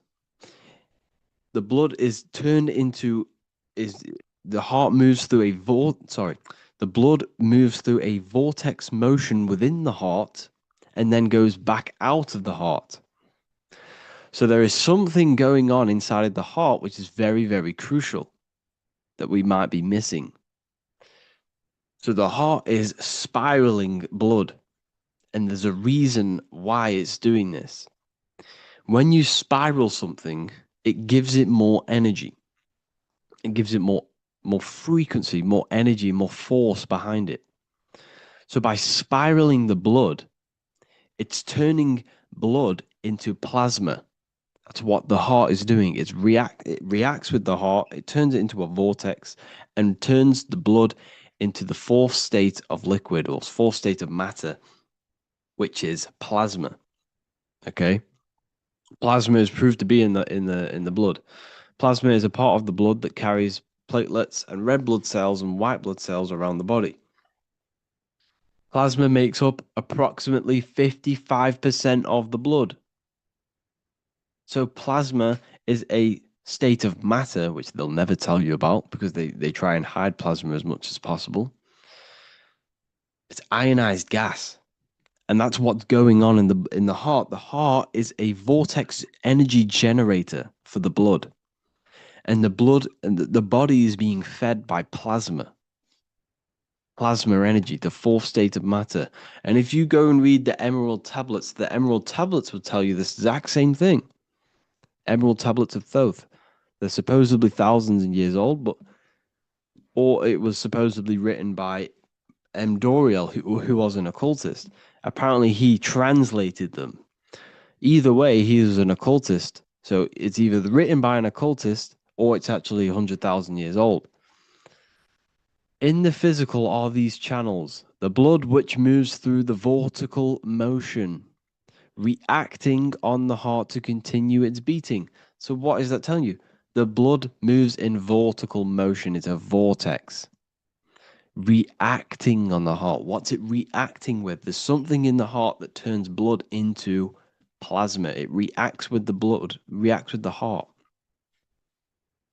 Then it says magnetism, which moves through the nerves paths, carrier of energy to all the cells and tissues. So your body's being fed by magnetism, people. They'll never ever teach you this in school. That your whole body is running off magnetism and plasma. You're literally you are an energy being. When you understand this, you are made of energy. You're running off spiritual, etheric energy that you cannot see. They just teach you in school that you're running off blood and oxygen. It's way deeper than this. We're being run by magnetism. Magnetism is the driving force of all creation. Magnetism, which moves through the nerve paths and carrier of energies to the cells and tissues. Akasa, which flows through the channels, subtle yet physical, completing the channels. Personally, I think Akasa is plasma. Okay, plasma is Akasa. Completing the channels. Each one of the three attuned with each other, each affecting the life of the body. So all of these three things, okay, the heart, magnetism, and Akasa they're all working together to create the body, to create the life. Form they the skeletal framework through which the subtle ether flows. So it's telling you ether is real. Ether is the substance that connects the physical and the astral. It's your etheric body is where your chakras are. So your chakras are your etheric energy body. And these energies, these seven energies, is what gives life to the physical form. They feed energy into the physical form. So the ether, subtle yet physical, is charging the body through the skeletal framework. So it's telling you this, and even the word heart has ether within it if you just rearranged A and the E. Put the H on the beginning of, put the H on the end of heart and you get earth.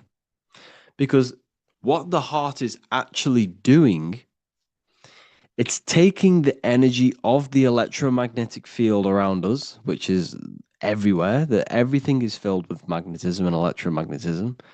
The earth is a giant electromagnetic torus field, and all of this energy from the center is feeding directly into your heart.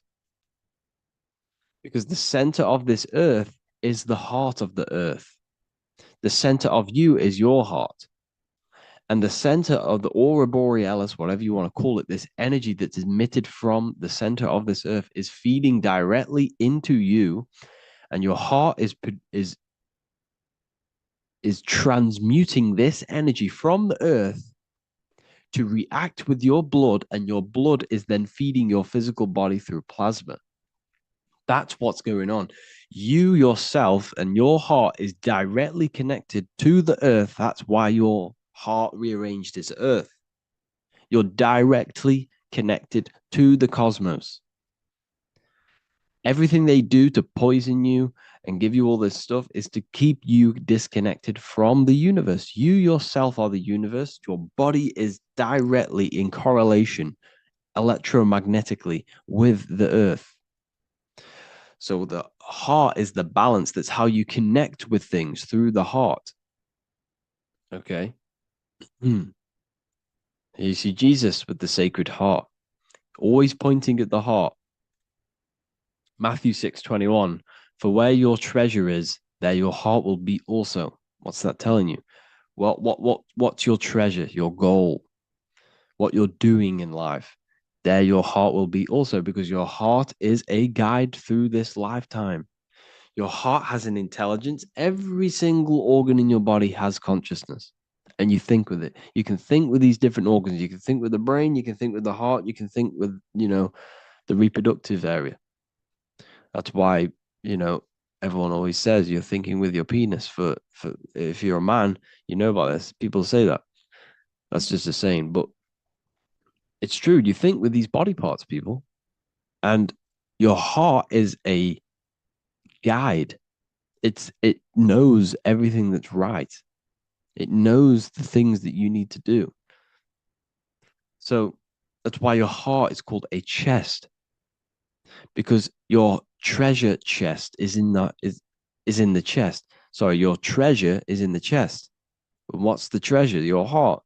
All of the wisdom, all of the understanding, all of the guidance is inside of that heart. And you need to follow your heart. That's why we say follow your heart, to find your treasure in this life. Find your purpose. That's what your treasure is, your purpose in this life. So the heart is also producing your electromagnetic field around your body.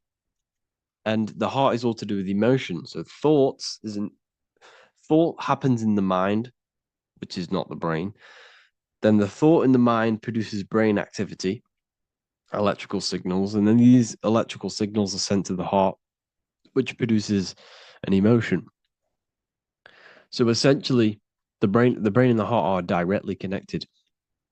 You need to sync them. You need to sync the brain and the heart. Why? Because you need to be thinking with emotion behind it. If you think with lack of the heart thinking, also, if you think without the heart, you are only thinking for yourself and not for the empathy of others. You have to think before you take action of the emotion of others, and have thought of people's feelings behind. So you must sync the heart and the brain. The actions you must take must be in line with your heart. Your heart tells you everything. Before you do something, you can feel whether it's right or wrong. You can feel it deep down within you. When you quieten your mind, you can feel it. Where when you're doing something wrong, especially when you're a child, because as you get older and you constantly do negative things, then yes, you can block out the heart completely. But deep down within people, they know what they're doing and they know whether it's right or wrong. You feel horrible when you do something bad. You feel it inside of you. And Manly P. Hall said, every time you go against the heart, you are destroying your electromagnetic field. It kills the magnetism of your body every time you go against it. Obviously, I don't know if this is true, but I agree with this. Manly P. Hall was an enlightened individual who understands the anatomy of the body, understand all of the occult things. And essentially, every time you go against your heart, you are killing the magnetism of your body, your cells, and everything about you, because your whole body is magnetic. You have magnetic attraction all over you. So there's a saying, well, obviously in Christianity, What happens in heaven happens on earth. Well, what happens in the brain happens in your heart. Heaven is the head, earth is the heart. Every thought you think produces an emotion in the heart. Every single thought triggers an emotion. You know, when people say they got a broken heart, because all of that emotion is in the heart. Not in the heart, but in the invisible intelligence behind the heart. You must understand there's a consciousness, an invisible spiritual consciousness behind every physical thing. So your brain is dual, your heart is single. Your brain consists of two hemispheres. So when it comes to decision making in the brain, there can be confusion between the left and right hemispheres. This is why when people are confused. But the heart is a singular organ. And if you go onto Google and type in brain cells found in the heart, there are 40,000 neuron cells in the heart, the exact same cells which are found in the brain, in the cranial brain. This means that your heart is essentially a brain for your emotions, what it is. And your emotions tell you what is right and what is wrong. So every thought you think produces an emotion, and whether that emotion is good or bad will tell you whether something is right or wrong. So the heart is the guidance through this life, and your higher self resides in the heart. You have to follow the heart. You have to do what the heart tells you all the time. So I hope you enjoyed this video, people. Please feel free to contact me if you have any video ideas or anything like this. And welcome to the university. I look forward to connecting with you all.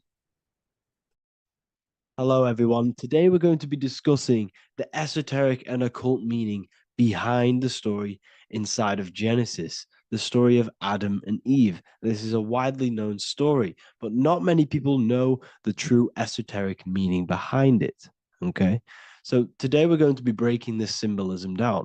Before we get into this, please leave a like and a subscribe on the channel. I would greatly appreciate it. And please comment below any lectures or anything you wish to know, and I could maybe make it in the future. The first thing we must understand about the Bible is that it is an esoteric and occult book. It is written in allegory. It is written in such a way that we understand the book compared to our level of perception. Now, what do I mean? If a child read the Bible, they would gain a standard meaning and story behind it. They would gain a normal interpretation of the book, of being good, praise God, and be a good person. However, me, who have studied the occult and esoteric and symbolism for a very long time, when I read the Bible, I see a deeper meaning. I can read between the lines of the allegories, which means the Bible is written in such a genius way that it speaks to your level of intelligence. Depending on how advanced you are mentally and with knowledge, will depend on how you decipher this book and how the parables inside the book can speak to you in your personal life. Okay. So the Bible is the greatest psychological book ever written in history. This is why it's known as the greatest story ever told. It's a story. What we must understand with the Bible is that the Bible creates on the surface a logical way of thinking, which is what we call religion. We read the Bible and if we think logically and we take that book literally, then we gain a religion. But if we look beyond the surface, this is what we call esoteric, metaphorical, symbolic. You can read between the lines using our right hemisphere of the brain in deciphering this book and what it truly means to us and the evolution of our mind, body, and soul. What this book actually reveals between the lines is instructions and stories which teach you how to level up your consciousness, how you can sync the mind, body, and spirit and the soul all together so you can live like a god. This is what the esoteric is. It's the purification of consciousness. Now, when it comes to Adam and Eve, okay, what we must understand is that this is the beginning of creation. This represents the beginning of your life in an esoteric way. This is symbolic for the beginning of your incarnation into this physical world. Okay. And we have Adam, masculine, Eve representing feminine. These are the two masculine and feminine energies which create the whole material universe. Okay. And as we are born with a pure consciousness. We are born with pure consciousness. Well, now, what do I mean? As a baby, we have no knowledge. We are pure essence of the soul. You know, we don't gain the knowledge of good and evil. We are pure. Yes, we're not happy all the time as a baby, and we're not sad all the time, but we have no ego. This is what I mean. Our consciousness is not split. As a baby, you are whole. You have a whole consciousness. You are yourself. You have no false identifications, no limiting belief systems, nothing. You are pure awareness and the pure soul and the pure mind. Now, this is what Genesis is representing. As we grow older, the more experiences we gain, the more thoughts we start to think, the more knowledge we gain of this world, the more impure our mind, our heart, our soul, our spirit becomes, the more impure our body becomes. As we grow older, we're infected with negative beliefs, negative thoughts, and society norms. This is a big one. As we grow older, we are molded by society. We shut off areas of ourself and we push them away so that we fit in with society. We all know this. We all did this in school. We pushed away parts of ourselves to act cool or to fit in, whatever it may be.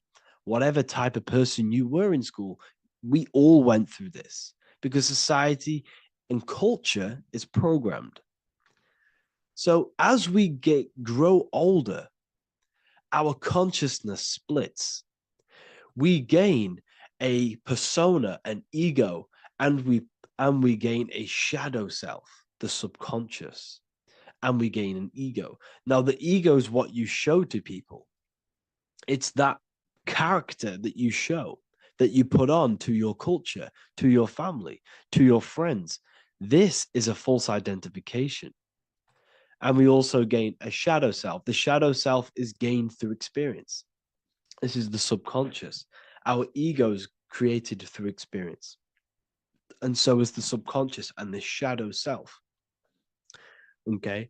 So as we gain age in this material body, we fall from the Garden of Eden. We gain the knowledge of good and evil. This is what the symbolism represents of us leaving the garden, us eating from the fruit. Now, the fruit represents the knowledge, it represents the insight, the experience, which splits our pure consciousness. Our soul splits. Okay? We lose connection with the divine. We lose connection with our pure self through material experiences.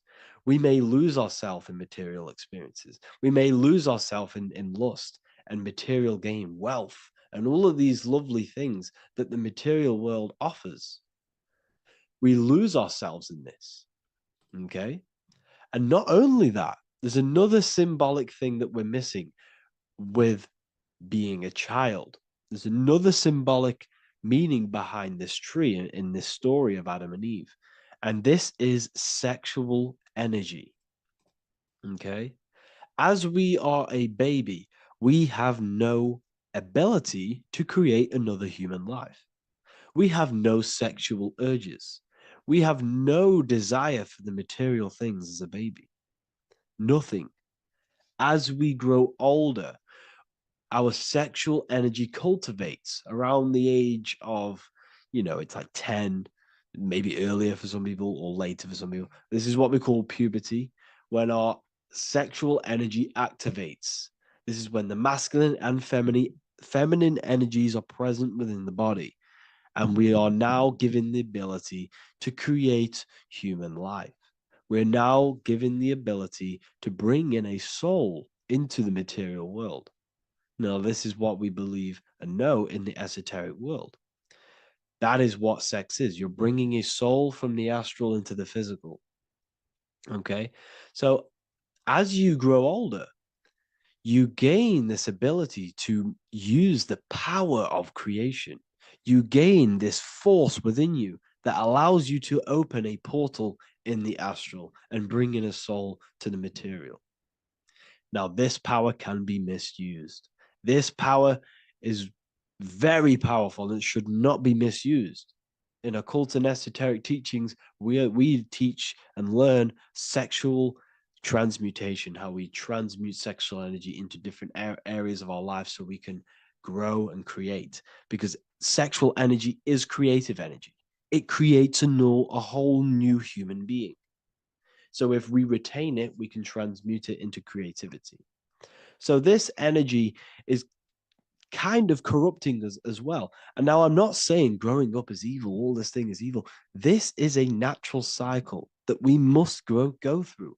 The soul of us must go through this cycle so that we learn, so that we overcome it, so that we gain mastery over ourselves, so that we expand ourselves. I recommend you watch the Evolution of Consciousness lecture that I did on my YouTube. An amazing lecture. Talks about the evolution of consciousness and how we're on a never-ending cycle of life and death and expansion. So leaving the Garden of Eden is symbolic. You see, Eve represents emotion. She's feminine. Adam represents action. That's why he bit the apple. You see, Eve takes the apple and tempts Adam because she's the emotion. She's the sexual desire. And Adam eats it. He releases, he misuses the power of his creation. He misuses his consciousness because of material illusions and material desires. This is natural, okay? As we grow older in this life, our soul has to experience sin. We have to experience negativity. We have to experience evil, okay? And we have to misuse this power within us to learn about it so we can overcome it and gain control over it. Now, this is why the Bible says in Genesis 3:6, for God doth know that in the day ye eat thereof, then your eyes shall be opened. Ye shall be as gods, knowing good and evil. This is very, very, very symbolic. We come into this world to experience a dualistic way of reality. We come into this world to challenge ourselves so the soul can grow, because the soul comes from pure love from God. But we come into this world so the soul may know what it's like to be evil. You see, we are like a seed. Our soul's like a seed. And when that seed grows, okay, and it's planted, them roots must grow to hell in order for the top of the tree and the roots to grow to heaven. In order for the soul to reach the highest states, it must descend down into the lowest states. Good and evil. This is the story of good and evil, okay? And this is the story, a psychological story of how the human mind has functioned in this life. This is what this story is representing of how our soul and mind is functioning, how our consciousness is splitting and growing up and evoluting. Okay. Like I said, snakes represent sexual energy. They represent, snake, when you've been snaked. This is why we say you've been snaked, because it represents a temptation of sexual energy. This is why the Kundalini is symbolized as a snake. This is the serpent within us that we can rise to activate dormant brain cells in our brain. Now that's called the Kundalini awakening. I'm not going to get into that into this video, but this is what it symbolizes, the tree and the knowledge of good and evil, because our body is the tree. Our central nervous system is the tree. The snake is our sexual urges and this false temptation that tempts us to interact with sin, the material world, okay, and go against our higher divine self. This is what it represents. Now, it's very, very symbolic. Not everyone is going to agree with this, but this is my interpretation of Genesis based on my research of occultism, symbolism, metaphors, and me studying the Bible. This is my interpretation, and I hope it resonates with you. It might not resonate with you, but this is what makes sense to me, and this is what has made sense to many other occult researchers who are in this space as well. Okay. So please leave a like, leave a comment, leave a subscribe. I'd greatly appreciate if you could, just give me some support on this channel. We're nearly at 100,000 subscribers, which is insane. I just want to say thank you all. And yeah, I will see you inside the university. If you join, I'll look forward to mentoring you, connecting with you on the live calls. There's a new symbolism course which is going to be available very, very soon. And yeah, if you join the university, you also get a 30% discount on all of my products, astrology readings, one-on-one calls, all of my books. Yeah, so I hope you gain some insight on this video, and I'll see you in the next video, and I'll see you inside the university. Have an amazing day. What if the word Yahweh is proof that God is embedded in our very own being? Stay with me, because what I'm about to show you might change the way you see yourself forever. Today's topic is decoding the mystery name of Yahweh, the sacred name of God from the Hebrews. By the end of this video, you'll uncover the true meaning of the word Yahweh and how your connection to it unlocks your own personal power. When we look at the word Yahweh in Hebrew, we flip it on its side. We're actually looking at the human body. These are the legs, this is the torso, here are the arms, and here's the head. So if we actually switch this on its side, we see the human body. The Hebrew name Yahweh often translates to I am. The I am. Now, what is the I am? The I am, when you say I, you're referring to your highest self. Everything with the letter I in the beginning, most of them words are referring to our inner self, inside, intelligence, internal, in. The I represents the inside self, the invisible self. You cannot see the I am because this is the spirit, this is our consciousness. It's the intelligence controlling the human body. When you say I, you're not referring to your name, your job, your reputation, your ego, or your thoughts. You're referring to the observer who is beyond the thoughts, the one who's observing the thoughts. That's the soul. Look at the word Yahweh, Yahweh, the sacred name of God. Yahweh can be observed in the natural rhythm of the human breath. When inhaling, we subtly hear Yah. When exhaling, we hear Wei. Do this yourself. Breathe in through your nose, you'll hear Yah. Breathe out, you'll hear Wei.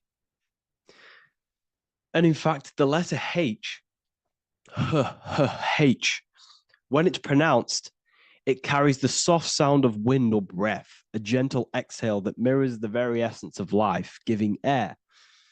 Breath is the spirit of life. It's what connects us with consciousness. If we stop breathing, we lose consciousness. The body shuts down. We're breathing the spirit of breath. We're breathing in the spirit of life. It's the very essence that gives us physical existence, and we're constantly staying connected to this breath at all times. Now let's look at Yahweh. 1, 2, 3, 4. There are 4 letters.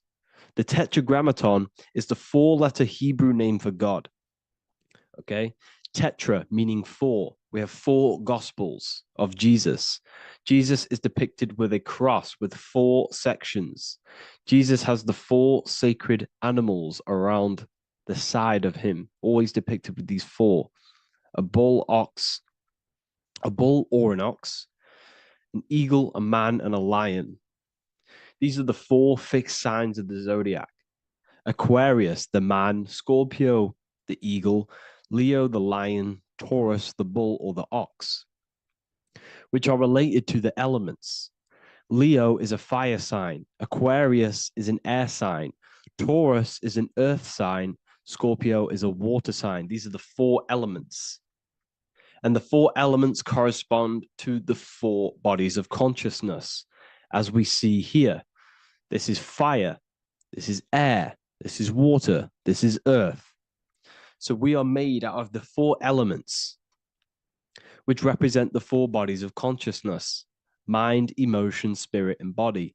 The soul is incarnated into 4 sections. Hence why Jesus has 4 gospels. Hence why Yahweh is a four-named word, because we are tetraform. We have 4 bodies of consciousness. There are 4 pillars to reality: the mind, emotion, spirit, and the body. So what we're actually looking at here is the name of the very essence of the self. Yahweh represents the universal consciousness that we're all tapped into, because the body is like a radio. The body is basically a radio antenna, which is picking up the stream of consciousness, and we're all the same consciousness, just experiencing it in a different body. And Yahweh is the name for this intelligence that we're all acting out, that we're all manifestations of. So now let's look at the word Yahweh, where we read it this way in Hebrew, which is 10565. 10565 in the Hebrew letters and the numerical values. And the DNA is made up of 4 bases. These 4 things which create the DNA. This basis is the genetic code for all living things. Each DNA strand is held together by sulfur bridges that appear in a repeating pattern of 10565. This pattern matches the numerical value of the Hebrew letters of Yahweh, Yod, He, Vah, He, which are 10565. This means the structure of DNA, the code of life, follows the same number sequence as the sacred name of God, Yahweh. This is a factual observation. So we're looking at 10565. So let's look over this one more time. Yahweh represents the breath, Yahweh, inhale, exhale. It translates to I am. It's written in our DNA. The word Yahweh on its side looks like the human body. Now, this is where things get a little bit deeper. 10565 adds up to 26. The number God, well, the word God adds up to 26. Allah adds up to 26. There are 206 bones in the human body, 26. 26 adds up to 8. 8 is the number of infinity. We are all the infinite consciousness. Consciousness will never die. It's immortal. It's infinite. We are all infinite. We are not these skeletal structures. We are Yahweh, the universal consciousness. The creator of all things is our essence. We're all God with individual identities, but the highest versions of ourselves is God. The ego is our own personal experience of God. Does this make sense? So in conclusion, Yahweh is not the name of a separate God from us, but rather the reflection of the divine consciousness manifesting through the human form. The human body is like a receiver acting as an antenna that tunes into the infinite intelligence and life force we call consciousness or God. This means that rather than being external, the divine presence is within us, expressed through our very existence. It's very interesting when we look into this, and what religion has done has flipped all of this knowledge. All of this sacred knowledge has been externalized. They've externalized God so that we worship God and we view God as something separate from the human experience. They do this so that we don't find the God within us, so that we don't find that we have the power of creation. The mind is the creative force of God. The body is the will to act out that thought. They don't want us to figure out that we are creators and we're all creating our own earthly experience. We're all projecting this reality. And they don't want us connecting with the divine intelligence within us. because they want to be the creators. They want to keep this knowledge. They don't want the masses to wake up to this powerful knowledge. So what they've done is that they've taken the scriptures, they've externalized it so that we start worshiping and giving away our power to these external things. And when God is external, we start to fear God because we start to think that God has power over us. He can send us to hell or heaven. So this is what's going on. They've been externalizing this for thousands of years to keep us in a suppressed state. Okay. Humans are very advanced because we possess self-awareness. We possess the ability to move our awareness and our thoughts outside of the instinctual nature. For example, a cat or a dog. These things can only live in their instinct. They live based on instinct. They smell, they eat. That's pretty much what they do. But humans, we have the ability to rise above that nature and turn to our infinite selves, our higher selves. We can move beyond our instinctual nature and create very advanced things. That's why humans are made in the image of Yahweh. We are literally God in human form. So this is what we all need to realize. And I hope this video has helped. Please leave a like, a comment on inside of the description. I'll have some links to my books and my university. The people who have read them have just absolutely changed their lives. You could probably see that in the comment sections if someone leaves a review of the book. We also have Trustpilot. But yeah, I thank you all. And I'll see you in the next one. There's an ancient symbol hidden in plain sight, one that holds the key to transformation, power, and unlocking your true potential. It's been used for centuries by mystics, rulers, and even modern science, but almost no one understands its true meaning. Once you do, it will change the way you see yourself and the world forever. Stay with me, because this could be the key to your own awakening. The symbol of the snake, or the serpent, is a very powerful symbol that refers to something within you, that we all are on this journey. So first of all, we see this symbol in ancient Egypt on the top of the pharaoh's head. We also see this with Buddha, with the snake on top of the Buddha's head and below. We also see this in Rome, with the Roman god Mercury holding the staff with the snake. We see this in Adam and Eve's story with the snake tempting Eve. We even see this today on the medical facility. What does this mean? Why is this symbol being used for thousands and thousands and thousands of years? It has a very deep esoteric meaning. We see this in the caduceus staff, and we even see the snake representing the Kundalini. What does the snake actually mean?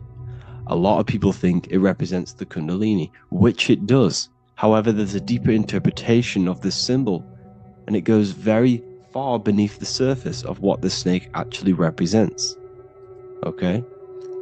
So first of all, when looking at symbols, we need to observe what the snake does in nature. The serpent sheds its skin. The serpent shedding its skin is a sacred symbol of an inner transformation. It transforms from its old self to a new self. It sheds layers of itself. As the snake discards its old exterior, it mirrors our own journey of realizing outdated beliefs and patterns, paving the way for a renewed, authentic self on the esoteric path of awakening. Essentially, it represents transformation, but not transformation of our physical bodies, transformation of our inner world. Now, this is where things get a little bit tricky and you may become a little bit confused, but I'm going to make this very clear for you. The snake symbol, or any symbol, can be used for different contexts. For example, the Kundalini. We see the snake representing the Kundalini. We all know that energy can't be destroyed, only transferred.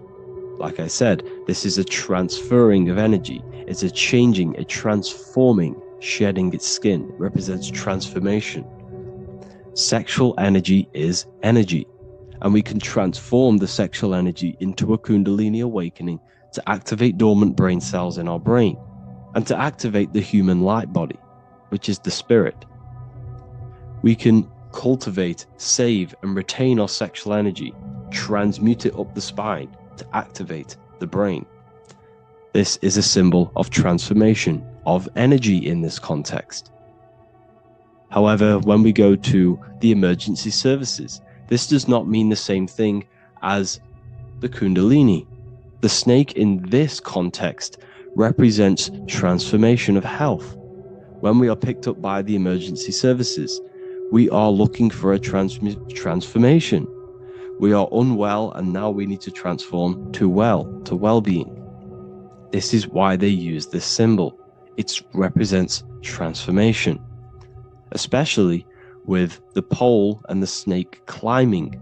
It's climbing, it's transforming from the bottom to the top, shedding its skin, shedding old layers, transformation. We see this in the Bible with the snake tempting Eve to eat the apple of the tree of knowledge of good and evil. Well, what does this mean? Where's the transformation in this? Well, this is a very hidden one. The transformation takes place in Adam and Eve's consciousness and their mind. They go from a pure, whole state of consciousness, from being tempted by the snake, and they eat it and they transform into knowing the good and evil, into the dualistic ways of thinking and the dualistic meaning of this world. Let me rephrase that.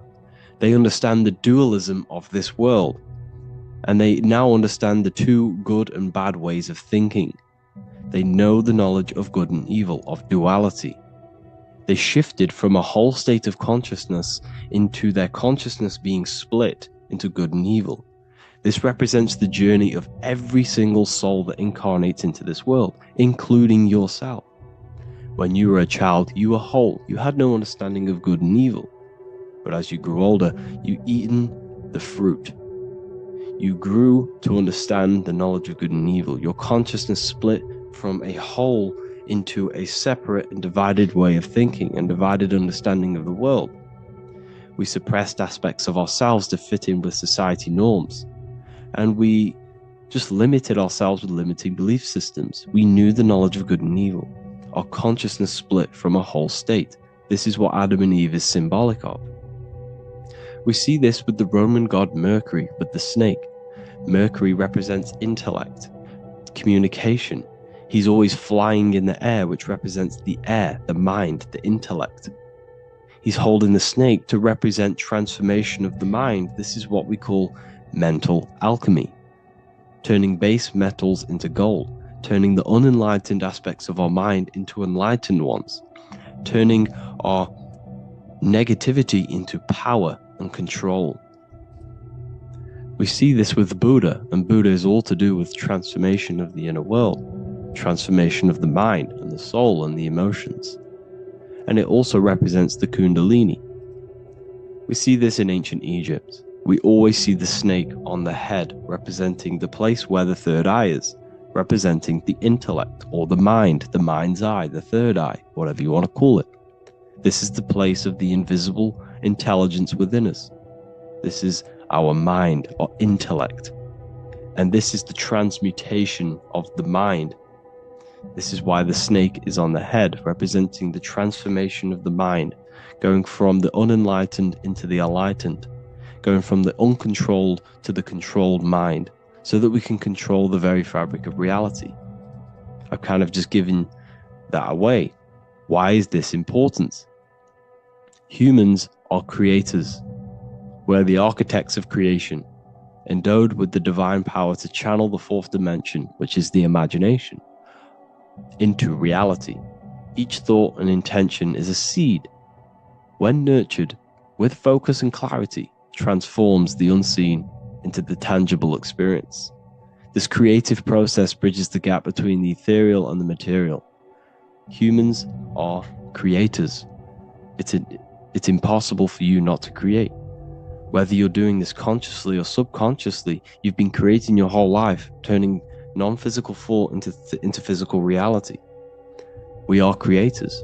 However, the mind cannot create in a state of chaos. The mind cannot create with limiting beliefs. The mind cannot create with thoughts that come and destruct our minds. The mind cannot create consciously and effectively if there are impulses within our mind and we have no control over the mind. So this is where self-transformation comes from within. This is where the snake comes in. The snake represents the transmutation of our mind from the uncontrolled to the controlled. In this context of the Egyptians with the snake on their head. It's all to do with mental alchemy.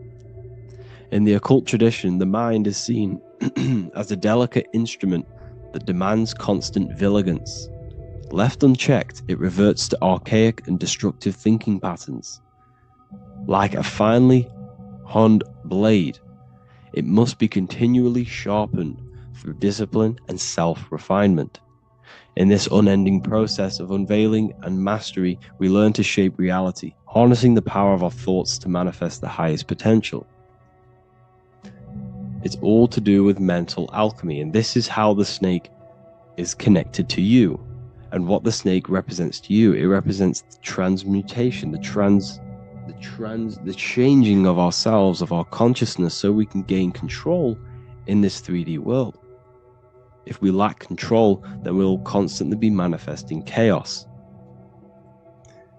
Now, there are 3 ways that we can transform our world, and we can slowly transform our mind. Now, this is not an overnight process. It takes periods of time of purification. And number 1 is affirmation. Let's say we have this dirty cup of water, and we have a tap of water. And in this tap, it's pouring in more water, clear water. Over time, if I keep pouring clear water into this cup, it's going to slowly purify this cup. And then in the end, it will look like the cup on the right. It's the same with your mind. The cup represents the limiting beliefs, the negative thoughts, the negative mind, the uncontrolled mind. But if we keep repeating affirmations over and over and over again, such as I am disciplined, I am powerful, I am limitless. Over time, this can purify our subconscious and we can gain control over the mind, and we will become conscious of the thoughts that we are giving attention to. The second way is meditation. Meditation allows one to develop an off switch for the mind, providing a sense of control over it. Over time, we gain the ability to filter our thoughts and become more conscious of the ones we choose to engage with.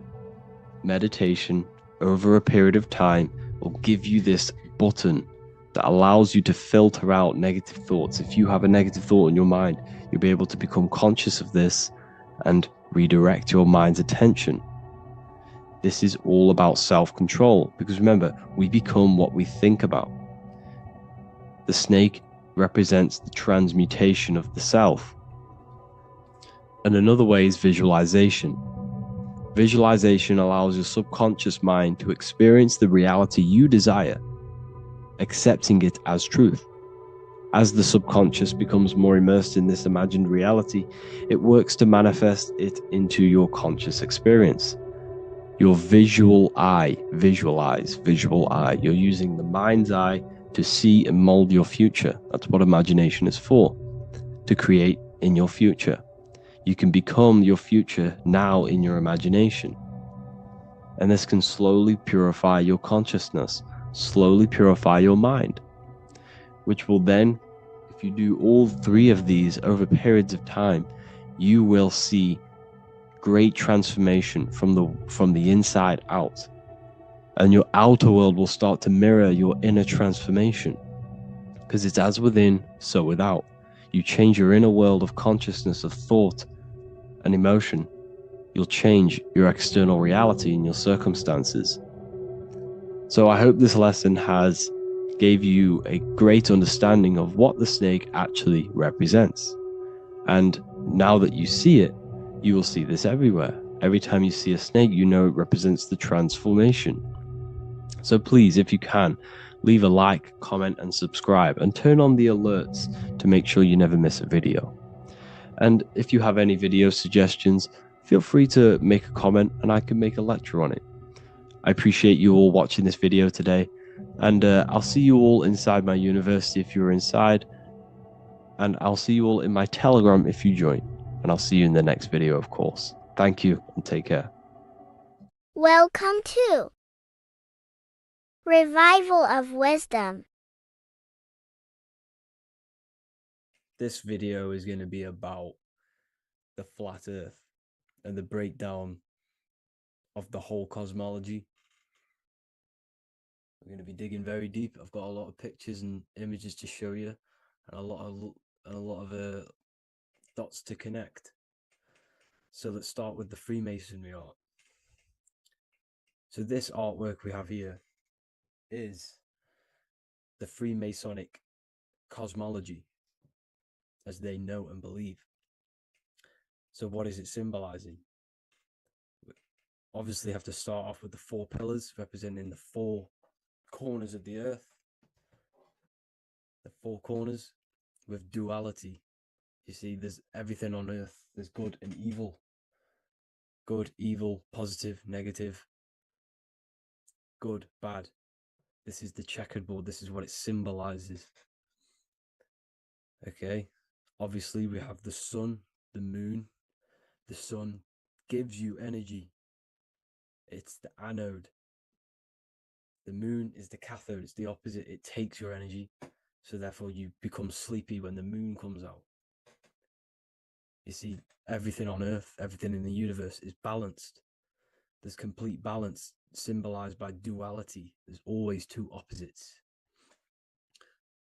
We have the all-seeing eye,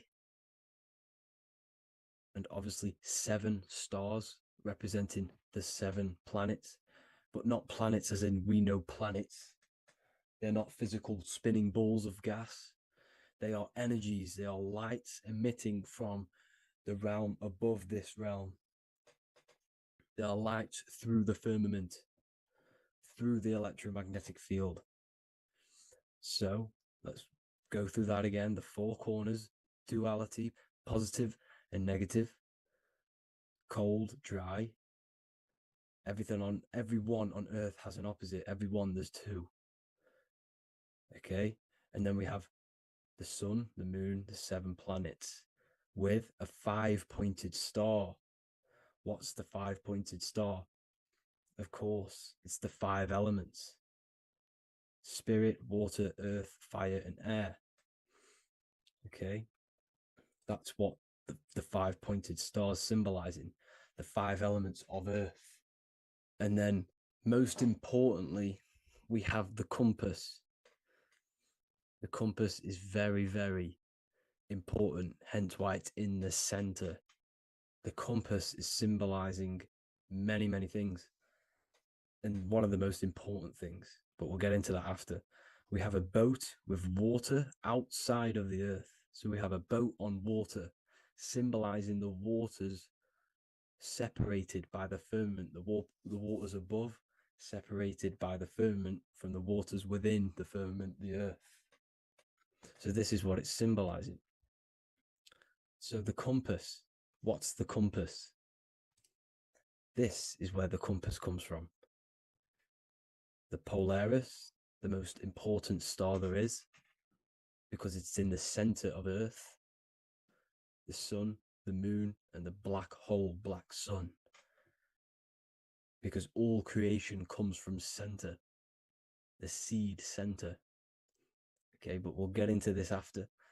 But also, this is a very important Masonic symbol because they use this symbol a lot. This is one of their main symbols, hence why Neil Armstrong has the Masonic ring with the compass on it. The people who supposedly went to the moon, which obviously they faked to push this globe model, because the globe model is based upon fear. Because the globe model, if they can sell you the globe model, they can sell you anything then. You don't know where you actually are. The globe model is to push fear upon the masses, because the globe model means there's not enough resources. There's also risks of asteroids hitting the planet. There's also risks of space extraterrestrial invasions, global warming, asteroids. You see, this is all the fear that they can gain off selling you the globe model. Okay, because they don't want you to know that this is an intelligent design. And also, they're hiding God, the creator, the source. This is why they are satanic. They are opposites. They are lefty, Lucifer, right, righteous, godly. Hence why they do the symbolism on their eyes. 666. This is another famous, what's it called? Sorry. Famous astrologer. Astronaut. This is another famous astronaut doing 666, showing that he's in the alliance of the occult.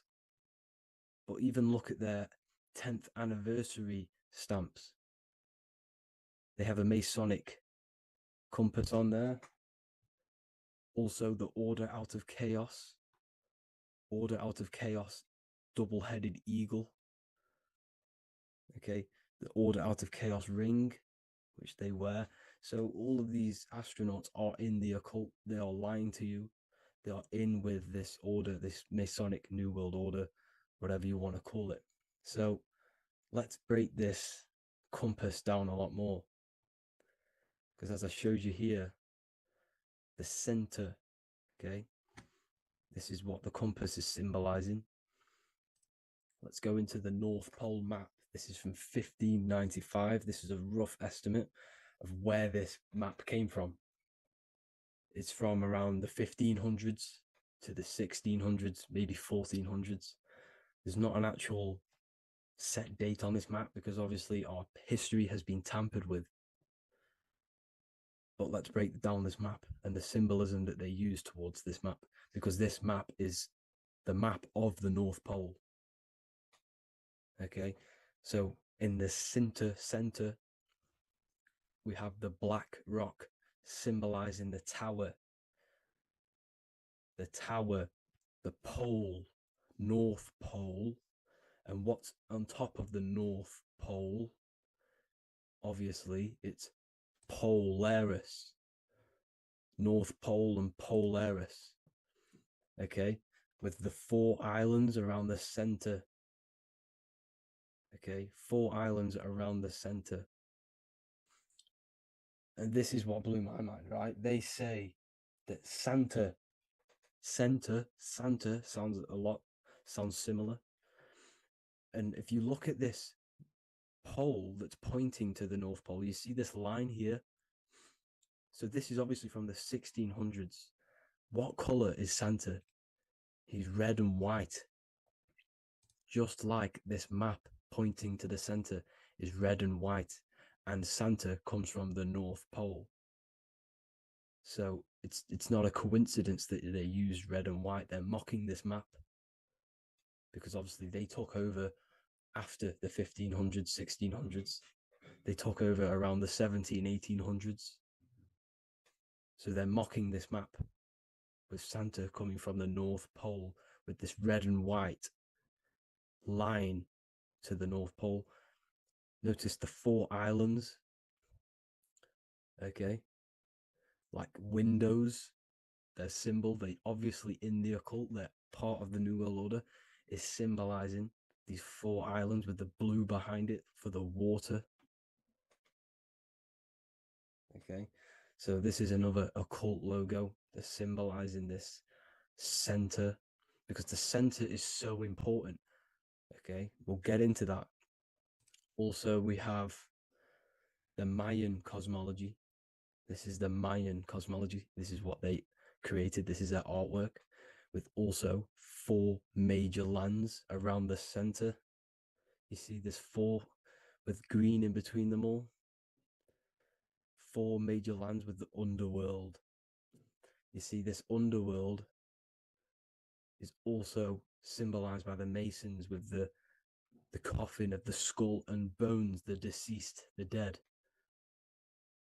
Okay, so this is also mentioned in the book of Enoch. Okay, and it's called Sheol. Sheol, the underworld. Okay, and in the book of Enoch, it says all spirits of the dead go to these hollow places, that they will wait until their appointed time of judgment. And it also says in the book of Enoch, there are 4 hollow places underneath. 4, as above, so below, representing the 4 islands. As above, so below. That's where that could link in. Okay. The book of Enoch is very important because it was found in a cave thousands of years ago, and has a lot of truths about this realm and about this world we live in. So let's go back to the Mayan cosmology. So the ancient cosmology, they all must have had some sort of communication. They must all be at peace with each other, because all of their cosmologies link together. See, the Greek, Babylonian, Indian, the Celtic. Okay, they're all linked in together. They all knew that they were in an enclosed system with an underworld and obviously a firmament. Okay, so this is what they all knew. They all must have had some sort of communication. They were a lot more advanced than us. They knew the center of the realm. Okay, and obviously the United Nations flag also symbolizes their center. You see how it has like a grid with a circle around the center. It's symbolizing that center of the realm, because that center of Earth is so important. The United Nations flag, all have it. See, some different ones all have that circle around the center. Because the center is the seed. All things come from a center. So the torus field is so important because it is the spark of life. It's the building blocks of the universe, this creation. Because all things have a torus field. Just like an apple with what's in the center of an apple, a seed.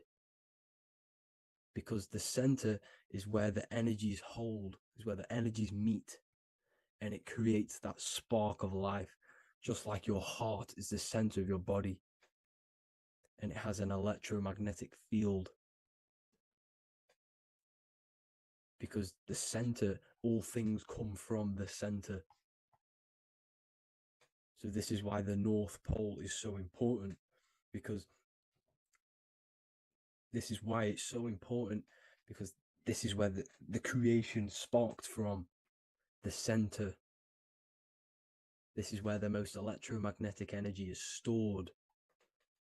So this is why the northern lights come from the center. It's electromagnetic energy.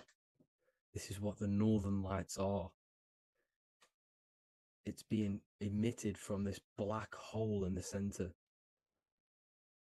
Okay? And obviously, what else is on the center? Polaris. Polaris is the center star. Okay? So the center star is what sits on top of this North Pole, Polaris, because it's a pole of electromagnetic energy, symbolized as a black rock, a black hole, pole. You see, because all creation comes from void. Light is born from darkness. Without light, darkness can't be born from light. You see, but light can be born from darkness. This is why darkness is so important. And this is why there's a black hole in the center of our realm, like the black sun. The black sun, the Polaris star, the North Star. You see, so this is this North Pole, Polaris. This is what they're talking about. And this is why compasses are an 8-pointed star, because Polaris is symbolized as an 8-pointed star. This is where a compass will point you to. It will point you to that center. So notice how a compass has this black hole in the middle, you see, and it will point you to this meeting point, the north, because in the center is the center of the torus field of the earth. This is where the most electromagnetic energy is. You see, everything gets sucked into the black hole. Okay, this whole reality is being projected from that center point, just like your eyes suck in light. It's a black hole. Your eyes suck in the light of this light being emitted from this center place, this electromagnetic energy at the center, which is the seed of everything, of everyone. You see, just like an apple has the seed in the center in darkness, because in the center of the apple, it's dark. It's black. It's pitch black. But that's where the seeds are. That's where the life is. But Polaris is so important because it's that center star which lines up. It is the pole, it's the top of the pole of the torus field. So Polaris would be here at the very, very top. And this is where the compasses point you to. And this is why the star of Ishtar, the 8-pointed star of the Sumerians, also talked about this 8-pointed star, and it's called the Star of Ishtar. Okay, and who is Ishtar? Ishtar is the goddess. Okay, so she's not a male, she's a female, because every creation is brought through a female, a womb. Every single human on earth is brought through the womb, the sacred feminine energy. And the womb is pure darkness. There's no light in a womb, just like the center of our realm. It's a black hole. Okay, and guess what? She's the god of fertility and sexuality. She is responsible for all life. Okay, so the star of Ishtar is the star of Polaris, which is symbolizing the responsibility for all life, the center of our realm, the black sun, the black hole. Okay, so this is what that god of Ishtar of the Sumerians is talking about, the goddess, the womb, the seed of creation. So this would be the portal, more than likely the portal in and out of our realm, because it's the top of the torus field. And what's above this realm is the heavens. So this is where you get sucked in from the heavens. Your soul gets sucked in and brought onto this plane of existence called Earth. These are some space NASA symbols. Look how much Polaris symbolism there is. And notice how it's at the center. You see this circle? This is like a half circle. And at the center is an 8-pointed star of Ishtar. It's the same thing. It's Polaris. It's at the center. And notice on some of these, look, this one is a bear holding the key and an arrow pointing to the Polaris star, so that they hold the key to Polaris. Another one with like a demon holding a key to the what? Polaris on top of him. Also an eagle, which is a Masonic symbol, the eagle holding a key on top of the center You see? And notice how there's an arrow going up to the Polaris and an arrow down, as above, so below, to Earth. So you can go out of Earth, and into Earth through Polaris. And the eagle holds the key. You see? The eagle holds the key, just like this. This demon dragon holds the key to Polaris. And look at this one, Earth, with an arrow up to Polaris, the 8-pointed star. So Polaris is more than likely that portal which the Anunnaki used, the Sumerian gods used, because the Anunnaki symbol is also an 8-pointed star. Okay, and like I said, that center is the seed of creation. The center is the black hole. Okay, just like your pineal gland is at the center of your brain. The pineal gland is at the center of your brain, and that's what connects you to that spirit realm, to the source. That's it for this video, guys. Thank you all for tuning in. I hope you all learned something today. Please leave a like, a comment, and please subscribe to the channel for more content. God bless you all.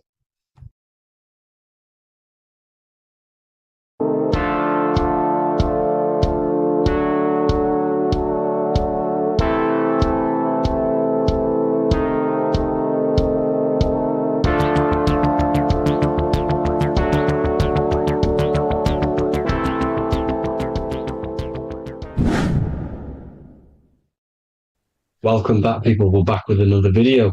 Let's jump straight into this. Make sure to tune in till the end, because this has got so much information in this video. So sit back and enjoy. So everything's torus fields. The Earth's a torus field. Everything's torus, which is electromagnetic field, electric and magnetic.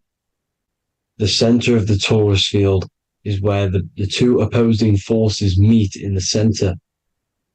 And this is what creates the plane of inertia, the dielectric plane of inertia. Okay? You got red shift, blue shift, positive, negative, south and north pole, right? This is what the ancients were showing with the tree of life. As you can see here, this is the plane of inertia, and this is the torus field. Everything consists of this. Everything is a torus field. A atom is a torus field. Okay, now the inertia is the 0 point. So this plane is a 0 point. It's the balance between two poles. Okay, now this creates matter, because matter is two opposing forces in motion equalized. So these two forces coming together is what creates matter on this physical plane. And this is why we can't see the electromagnetic field, because it consists of one of the elements, which is either electric or magnetic. But when they combine together, is what creates this physical plane, which is physical matter, which is light in motion. Now, everything is one. Don't get confused by duality. Duality is two opposing forces, but them two opposing forces are created by the same substance. It's two aspects of the same substance. So, for example, water and ice are the same thing. You know what I'm trying to say? But it's two aspects of the same substance, because all is one. The whole universe is one. All goes back to the one, which is God, the creator, or magnetism, whatever you want to call it, because magnetism pulsates. Electricity has two poles, red shift, blue shift. Okay, so red shift, blue shift is electricity, and electricity vibrates, and all vibration always comes back to a standstill point. But magnetism is what pulsates. This is why your heart pulses. You breathe, which is a pulse. This is the breath of the universe, magnetism. Now, this is why the earth is green, okay? Earth can be spelt heart. If you just move the H to the beginning, it spells heart, okay? Because the heart is the center of the torus field, which is the heart chakra for us humans, okay? We consist of the same field, as you already know. Heart being the center, which is green, which is the center of the 7 colors. The center of the 7 colors. This is the most powerful chakra in your body. People think it's the crown chakra, but it's the heart chakra because it's the center of the torus field.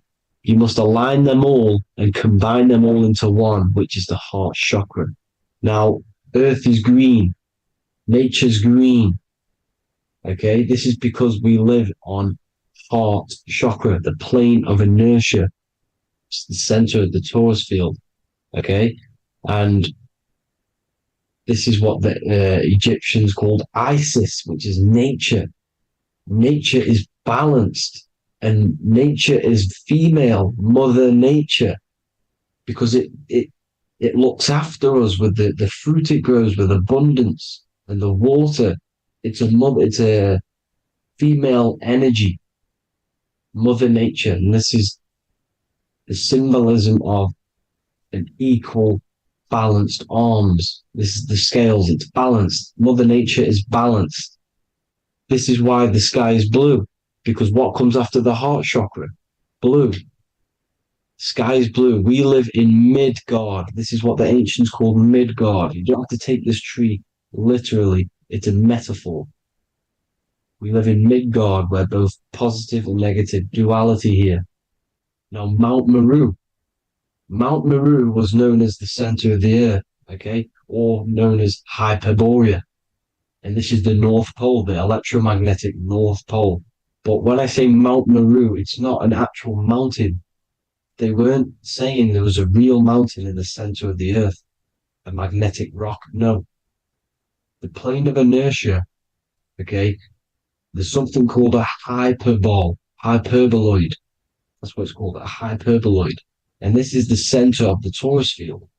And this hyperboloid is what is in the shape of a mountain, you see? So if I go to this next one, they say Hyperborea on this map. Why do they call it Hyperborea?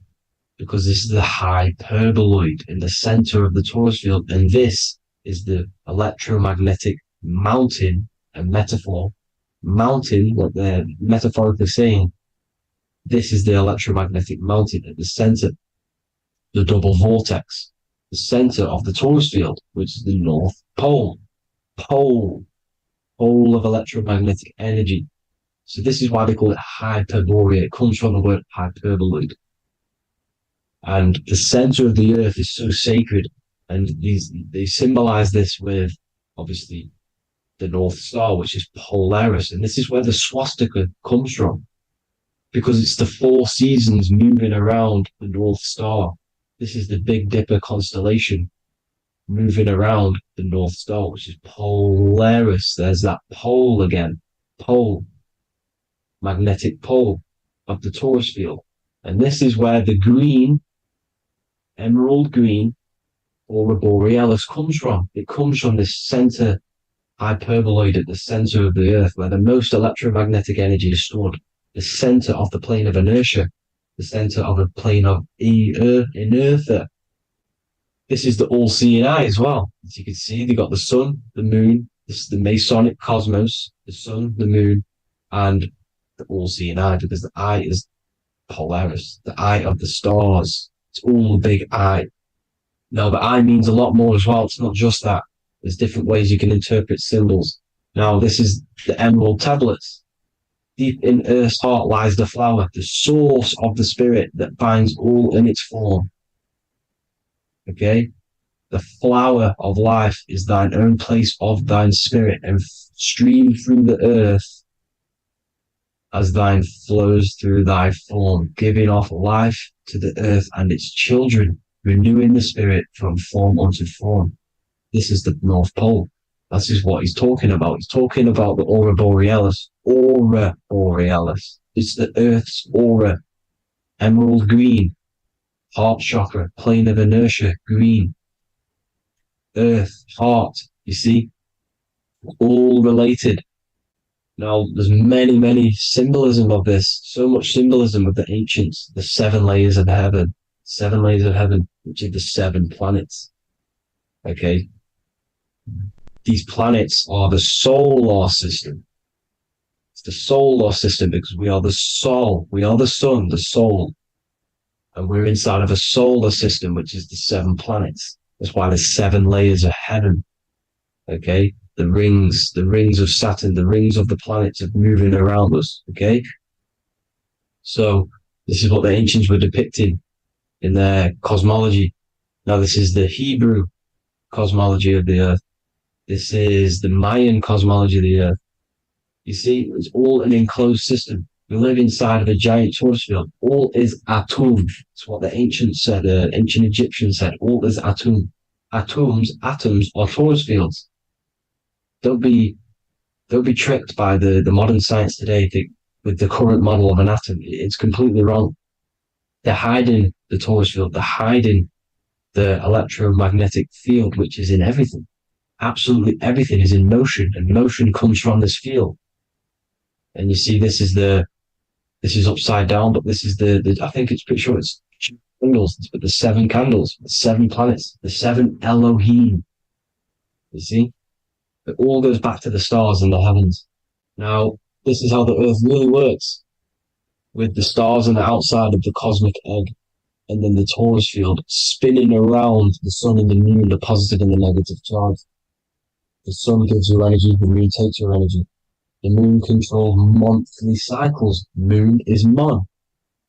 This is etymology. Mon, month, money, demon, monster.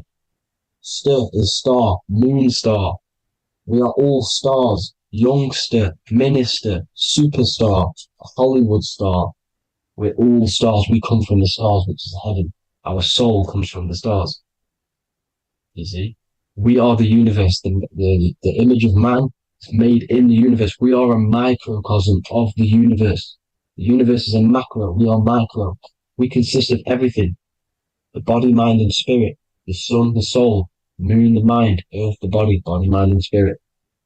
We have 12 systems in the body, which are governed by the 12 zodiac signs. Starting at the Aries, which is the ram, the ram of God, all the way down to Tithing. And Capricorn, kneecap. It all goes back to the stars. We are the stars. We are the universe. Everything is inside of us. Everything.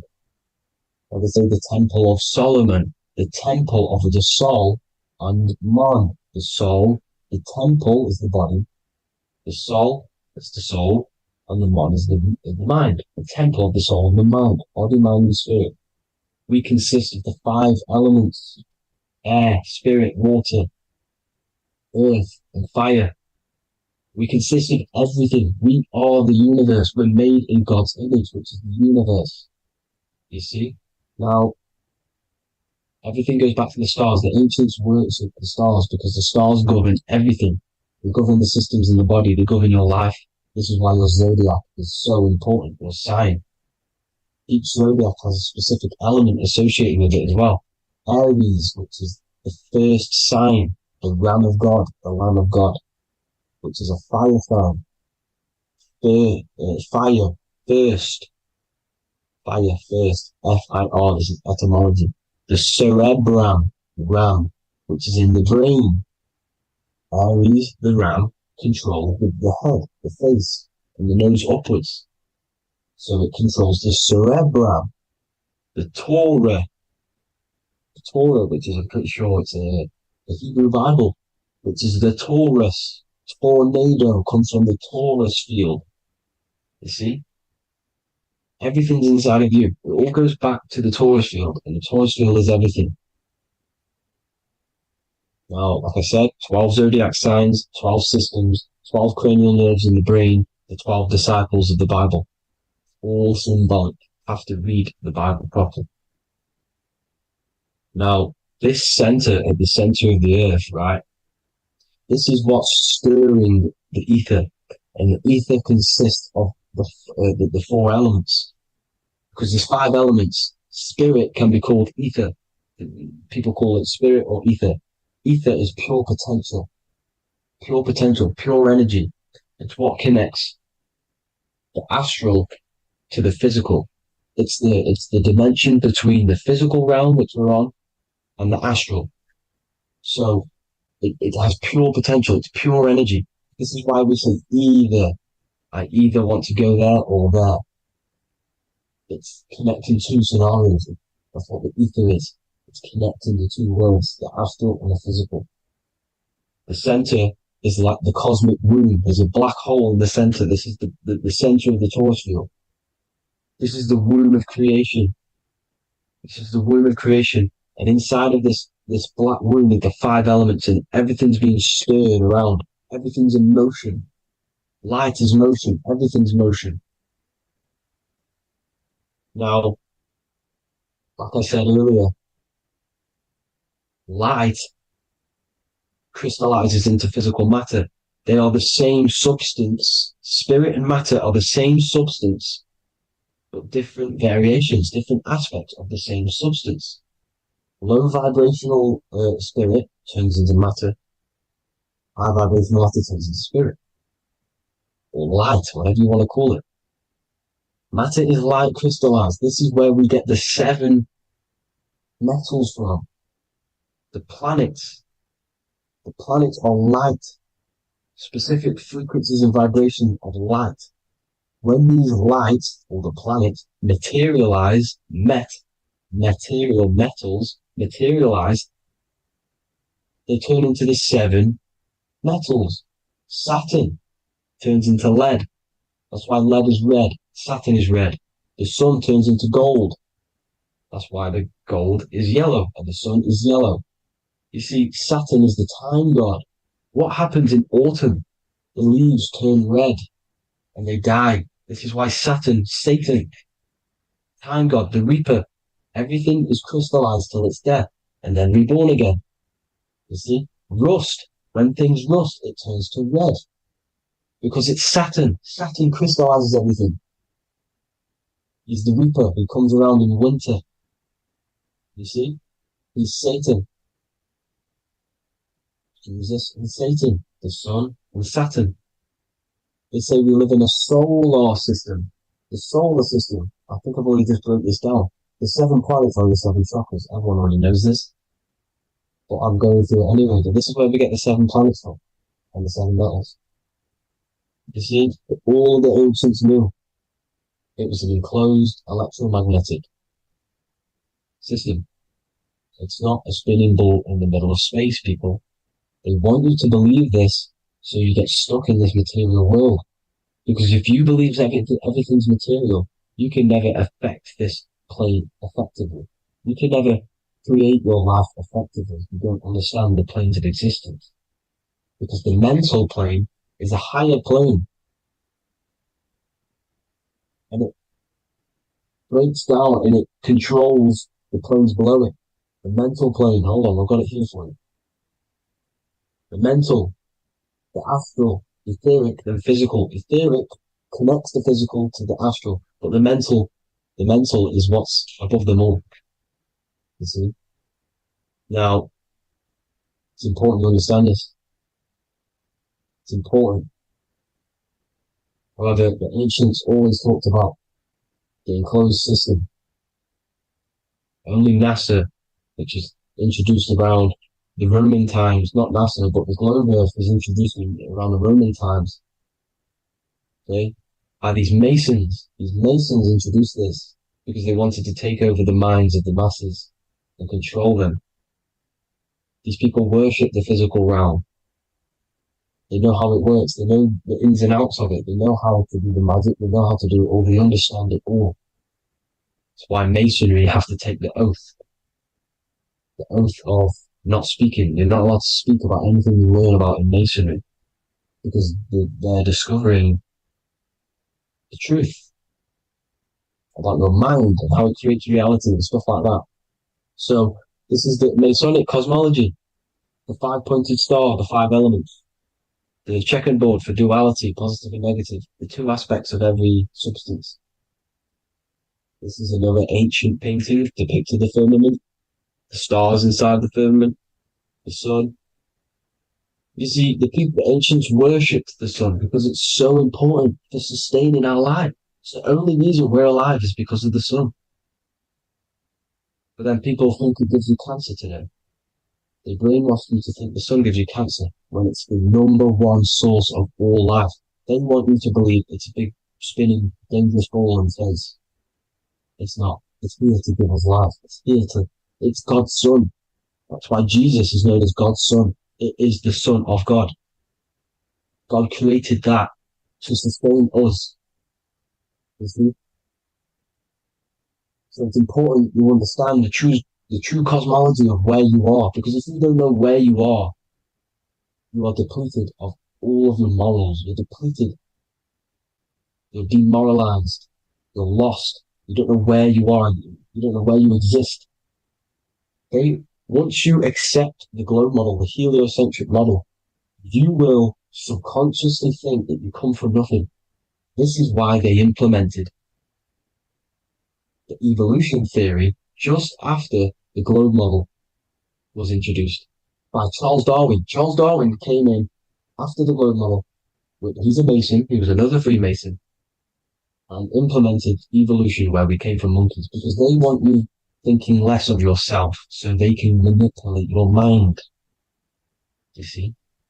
They want to manipulate your mind, and they have done since you got here. Since you came through that portal, you were manipulated from that day to believe this, believe that. The true cosmology, the truth will set you free. You will understand things better. You will feel better in yourself when you know the sun is here for you. You'll feel better in yourself that you know that you didn't come from a monkey. You were created as a human, a manifester, a creator. You're so intelligent. Your mind is amazing. You can manipulate matter, mind over matter. See? Thank you all people for tuning in. Tap in with yourself. Love yourself. Find the truth. Spread the truth. Nothing dies. Nothing in this creation dies. Everything's energy. Everything's light. Light can never die. You're a light being. That's why it says Hu. Hu man. Hu is light in Hebrew or Latin. Either one of the two. You are light. You're a light being. You never die. Ever, ever, ever die. Ever. Stop thinking you're going to die. This body will die because it contains electricity. And electricity always goes back to a standstill point because of vibration. Electricity vibrates. You are pure light. You will never ever die. Thank you all people. God bless. Make sure to like, subscribe and share.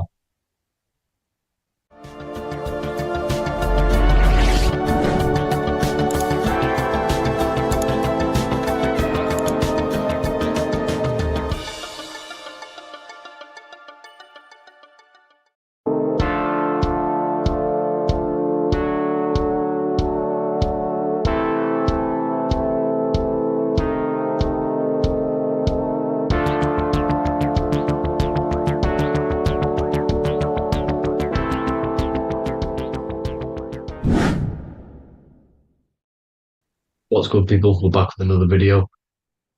This is going to just be a quick video. Manifestation, magic, bending reality. So let's jump straight into this. So you have a conscious and a subconscious part of your mind. The conscious is what you're conscious of, what you're actually doing, where you can choose or not. However, the subconscious is the part of your brain which is automatic. So all of the systems in your body, like the digestive system, your heartbeat, these are automatically being ran. And you do not have to tell these systems to do anything. You do not have to consciously tell your heart to beat. It's automatically doing it. And this is what the subconscious mind is controlling. It's like the dark aspect of your brain or your mind.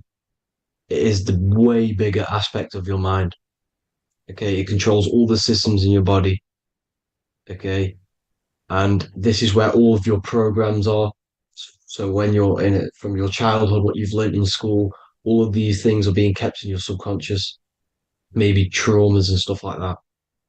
So the subconscious is the female aspect, and the conscious is the male aspect, because the male is all about action and doing, and the female is more about creation, creativity, intuition. So you have a right and a left hemisphere of your brain, and these are obviously male and female. The right side of your brain is your female. It's to do with creativity, imagination, intuition, insight. Okay. And this is one of the most important sides of the brain. This side of the brain is the most attacked by the elites, whatever you want to call them. This side is the most one of the most important because obviously your intuition is a massive part of reality. And if you don't have intuition, then you lose track of the things around you. You can't consciously feel if things are wrong or right. They don't want you to have intuition or creativity or imagination. They want you in the right, they want you in the left side of your brain, which is just reasoning, logic, and basic things. So they just want you to tell you what you want, tell you what to learn, and then that's it. They don't want you thinking for yourself, which is the right side of the brain. So whatever the conscious side of your mind impresses the subconscious side of your mind. So if you do affirmations, for example, if you consciously do affirmations every day, you're reprogramming your subconscious mind. You're impressing a vibration and a word into your subconscious mind, and therefore it will reprogram it. So the male and female aspect are symbolized by the Star of David as well. The male being the upside triangle, the female being the downside, connected all in one, because we both have male and female energy. So every thoughts are electric, which is the male aspect. Emotions are magnetic, which is the female. Each thought creates a wave of vibration in all directions. So think of it like a water drop in a pool, but it going out in every single direction. It's not just flat. And these thoughts have a certain frequency, well, has a certain vibration. That vibration has a certain frequency. And this affects your aura. Every thought, every emotion directly impacts your aura and the strength of your aura. So if you're angry all the time, your aura in the astral plane will look red. However, if you're happy, it'll be more like blue and green. So it's very important. Your electromagnetic field is created out of your emotions and thoughts, and that affects reality because you're 60% water, and frequency and vibration create certain patterns and has a certain effect on water. We'll get into that after this slide. So each thought that people are thinking around you, you are actually subconsciously picking up these thoughts because it's emitting this vibration in all directions. So this is why you can pick up thoughts of other people on the odd occasion. However, when you're more in tune with your intuition, your right side of your brain, you can start to pick up on vibrations, thoughts, and other people's auras. You can pick up on the energy once your third eye is open, and you know whether you should be in that environment or not. This is what we call an atmosphere when we go into a room and you can feel the tension if someone's been arguing, for example. This is the atmosphere, this is the vibrations, these are people's auras emitting these certain frequencies and vibrations. Okay, so our aura is contained of multiple layers. Obviously, we have the physical body.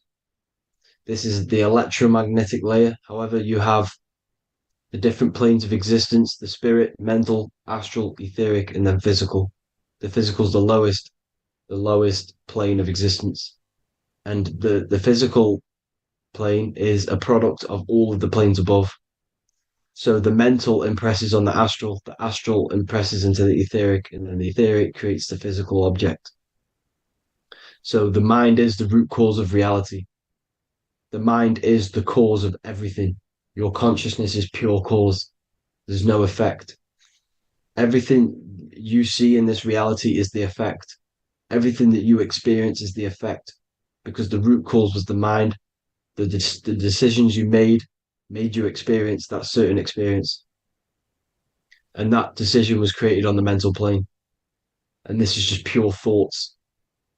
And thoughts are things. If it exists in your mind, it is a thing. It's a certain frequency. So if you have a certain level of thoughts, if you're thinking positive, for example, you're going to have a strong aura, you're going to have a higher vibration, and that attracts like.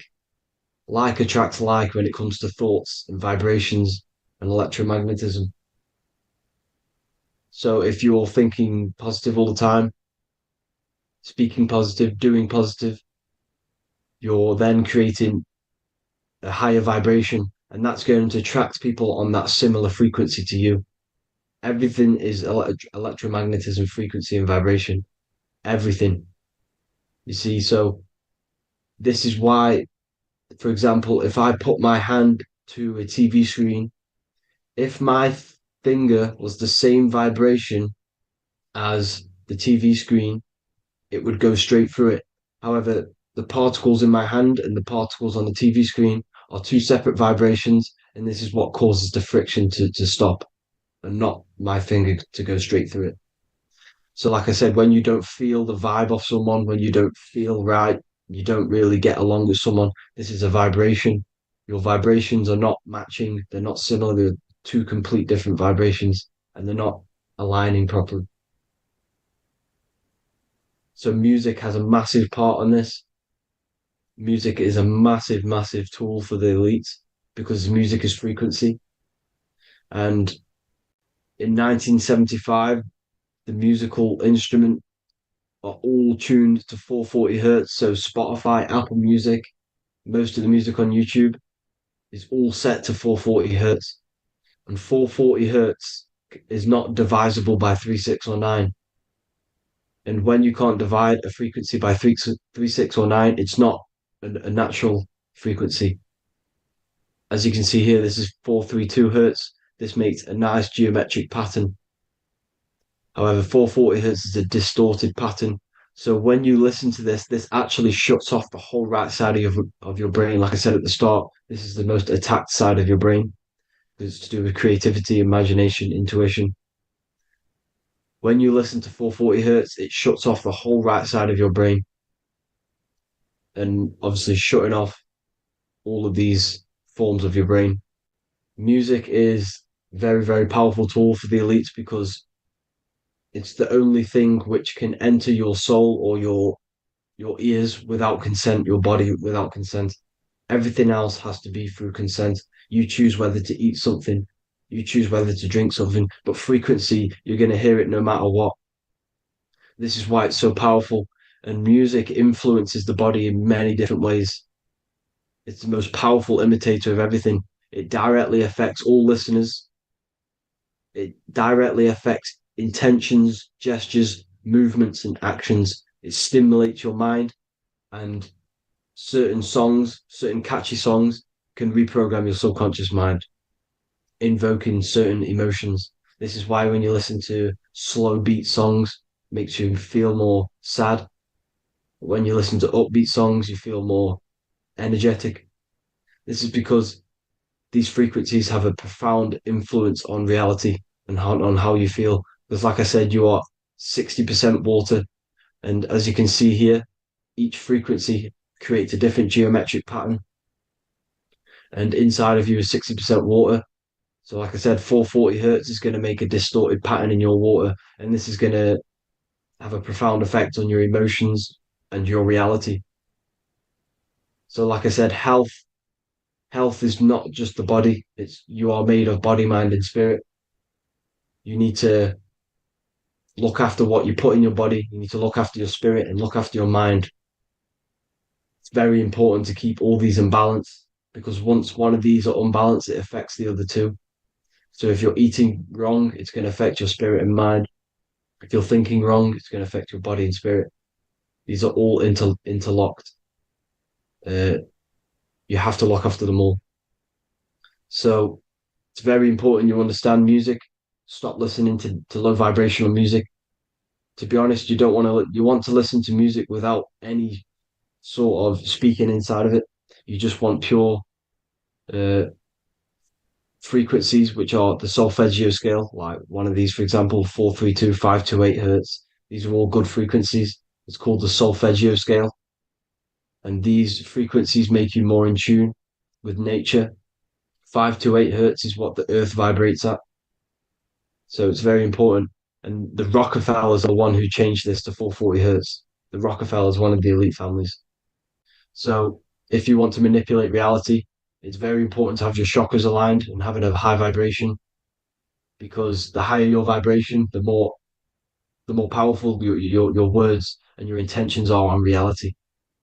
So the lower your vibration, the harder it is to affect reality, because you're on a lower state of consciousness. You want, like I said, you have the mental, astral, etheric, and physical. Everything is a product of the one above. As above, so below. This is what Hermes Trismegistus was saying in the Egyptian days. This is where it comes from. As above, so below. If you affect above, it directly affects below. So, like I said, meditation helps on this, helps align your chakras. Think positive, feel positive. Like I said, your feelings are magnetic, your thoughts are electric. So once you combine these two together, you're then creating an electromagnetic frequency, and that will have profound effect on reality. So the law of cause and effect. Every law, so the law of cause and effect. Every effect has the root cause. Like I said, your mind is the root cause of everything. Every decision you make is having a different effect on reality. Everything happens for a reason due to the root cause, which is your mind. You choose everything that happens in your life. Okay. So it's very important you understand this and you constantly make the right decisions, the good decisions to have good effects on your reality. You have to be very conscious of this law because nothing escapes this law. This is the law of all consciousness. So think about it. Imagine a massive ball of consciousness. However, off this ball are different sparks, and each one of these sparks are in each and everyone's body. This spark is governed by these laws, the law of cause and effect, the law of correspondence, the seven hermetic principles. It's very important you understand this because this mass ball of consciousness is what is obeying these laws. And everyone has this spark of consciousness inside their third eye. And like I said, everyone is the same consciousness. This is why if you do bad onto someone else, that will directly affect your reality. So if you hurt someone, it's going to come back to you in one way or another because you are that same consciousness. This is like a mirror reality. As within, so without. Whatever you feel on the inside, you're gonna see that on the outside. You're gonna experience that reality, whatever you've impressed. So there's different ways to bend reality to your will. This is kind of a sort of magic. So obviously you have black magic, which is manipulating reality to harm and influence others, or to be very selfish. And then you have white magic, which is manipulating reality for the good of humanity. So you do have to be very careful with your intentions, people, when you're trying to manipulate reality, because this is nothing to be played with. If you are manipulating reality for the wrong reason, it's going to come and bite you in the ass in some way or another. Because everything is balanced. Everything balances out in this reality. Nothing escapes the laws. Not one thing escapes the laws. So if you're stealing from yourself because it's just going to come back in one way or another. Inside of everyone's heart, you know whether you're doing good or wrong. You can feel it when you do something wrong. You can feel it when you do something good.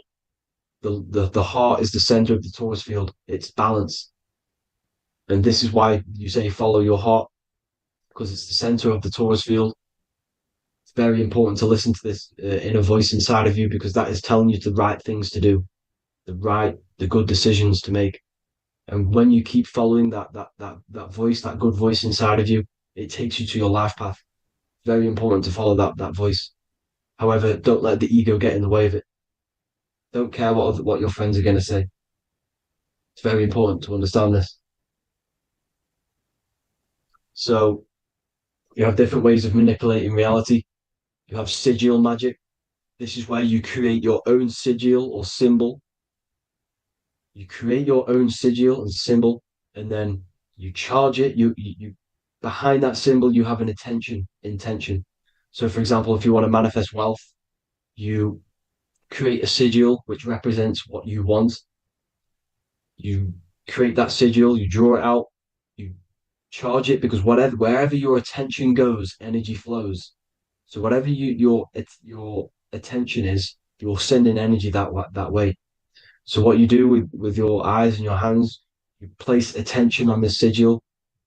Imagine that it's glowing. Imagine that you're sending energy to the sigil, and then you burn the piece of paper once you've done this. And then after this, you meditate on that symbol. You constantly think about that symbol, because that symbol is the frequency, is the thing that you want to manifest. So that's one way. Or you can just meditate on your reality. So imagine yourself having already what you have. This is what they call a mindset. You must set your mind to the frequency what you want to manifest. Okay. So if you want to manifest wealth, for example, imagine yourself being wealthy. What would it feel like? What would you be doing? Imagine a scene in your mind. Constantly do this, and you're putting out that frequency. Like I said, you must think, because the thoughts are electric, and then you must feel, which is magnetic. Together, this creates an electromagnetic frequency. And this is how you attract things to you. You will attract the certain people to come in your life to bend reality to your will. Okay. Or you've got mirror magic. Stare yourself in the mirror, because a mirror reflects light. It also reflects energy. So you've got to be very careful with what you say to a mirror. You've got to be very, very, very careful, because whatever you send into that mirror is directly sent straight back to you. So if you're thinking negative, you're sending negative energy back straight to you, and that's going to have an effect on your reality. Affirmations are very important, because your words are frequency, your words are vibrations, and each word you say has a certain frequency. If it's positively charged, it's going to affect you positively. If it's negatively charged, because like I say, your brain and your mind is like the director of energy. That's what your brain is. And it directs energy into certain things. You can either positively charge it or negatively charge it. And this brain is creating your reality constantly. It's manifesting your reality constantly in the present moment. So this is what the government knows. The government know your mind is the root cause of reality. This is why they call themselves a government. Government. The New World Order is not being manifested by them. They are controlling the information. They are controlling your perception of this reality. And they know the mind is the root cause of reality. Therefore, if they control your perception of reality and your information, what you believe, you're going to manifest that information, that perception. So we, the people as a collective consciousness, are the ones manifesting this New World Order. You see, so this isn't black magic. They're actually tricking us into manifesting their own their plans, this New World Order. You see, this is how smart these people are. They know how to get around the laws of reality. They know how to bend reality to their will without facing the consequences. They're getting humanity to do it. You see, there is a collective consciousness. As like I said, we all have that same spark of consciousness, right? So as a collective consciousness, we are on a very low vibration at the moment. However, we are waking up rapidly. There are more and more people waking up at the moment, and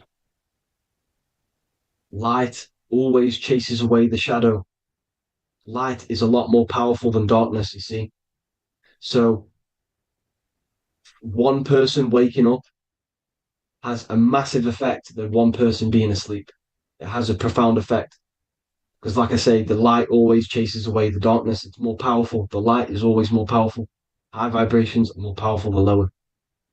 So that's it for this, people. I hope you all enjoyed. This is a short, quick video. God bless you all.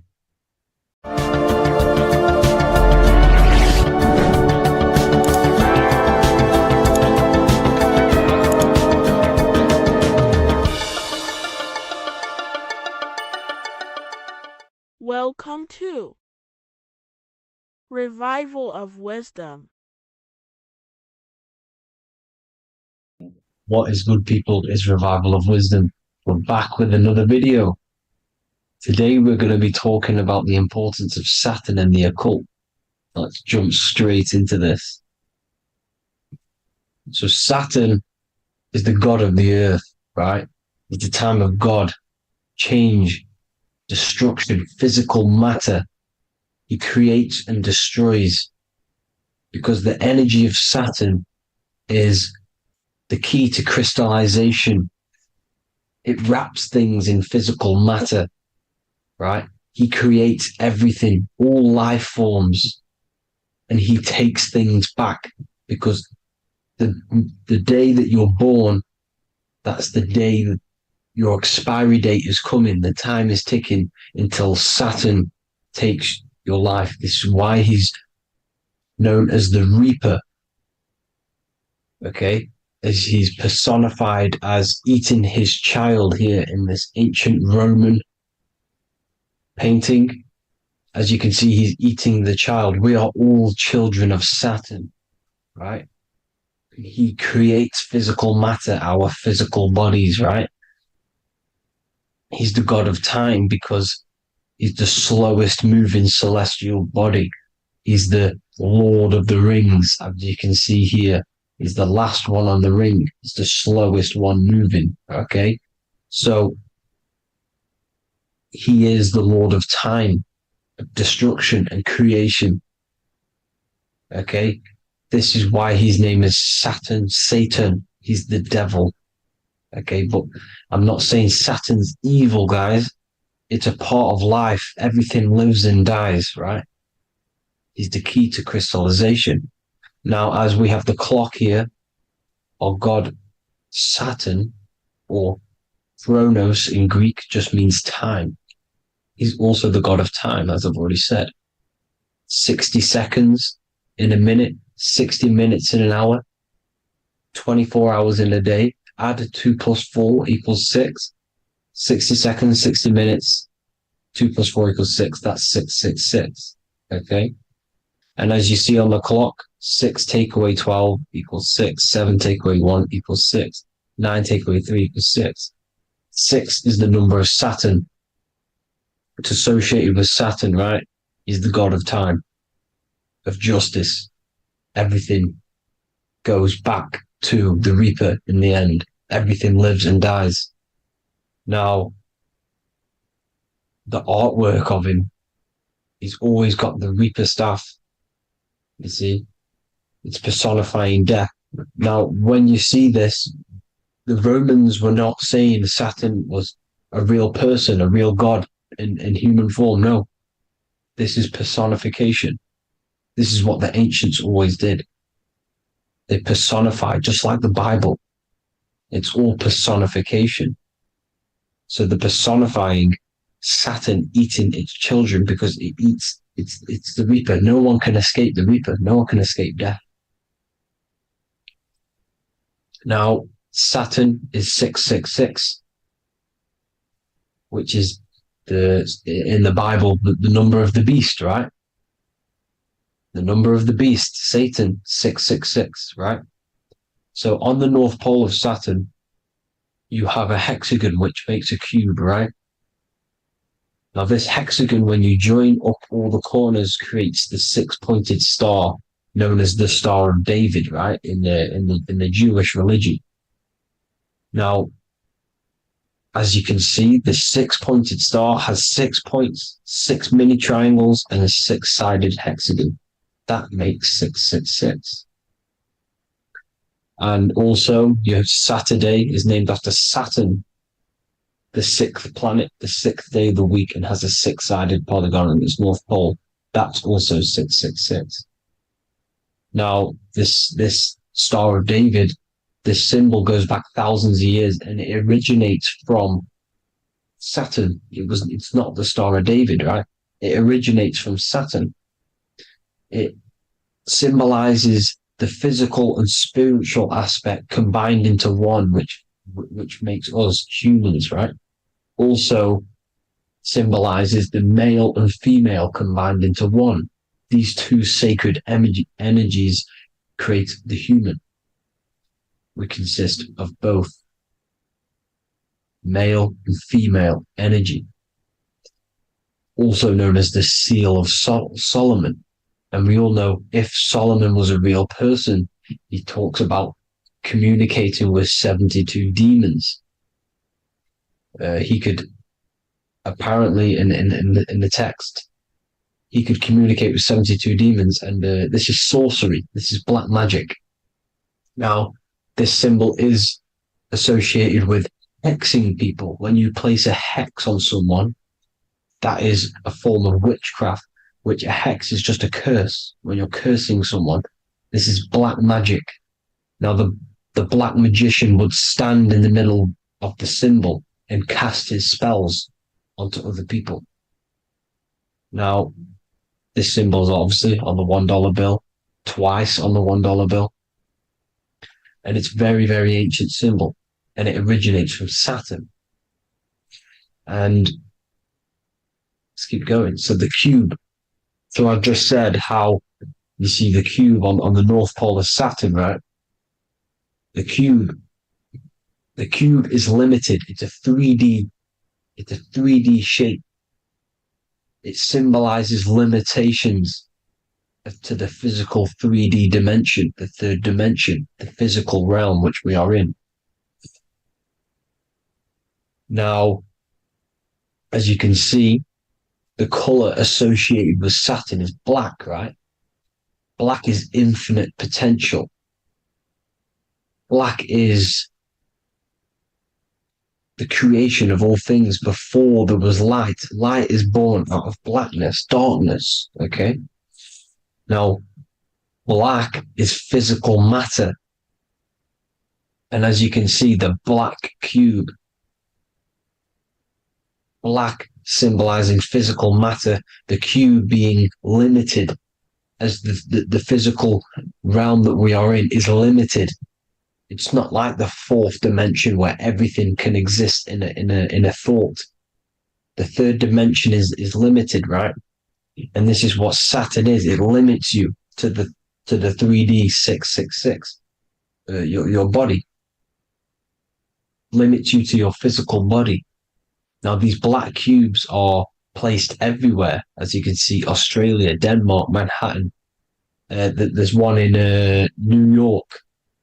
As you can see, the Apple have a cube.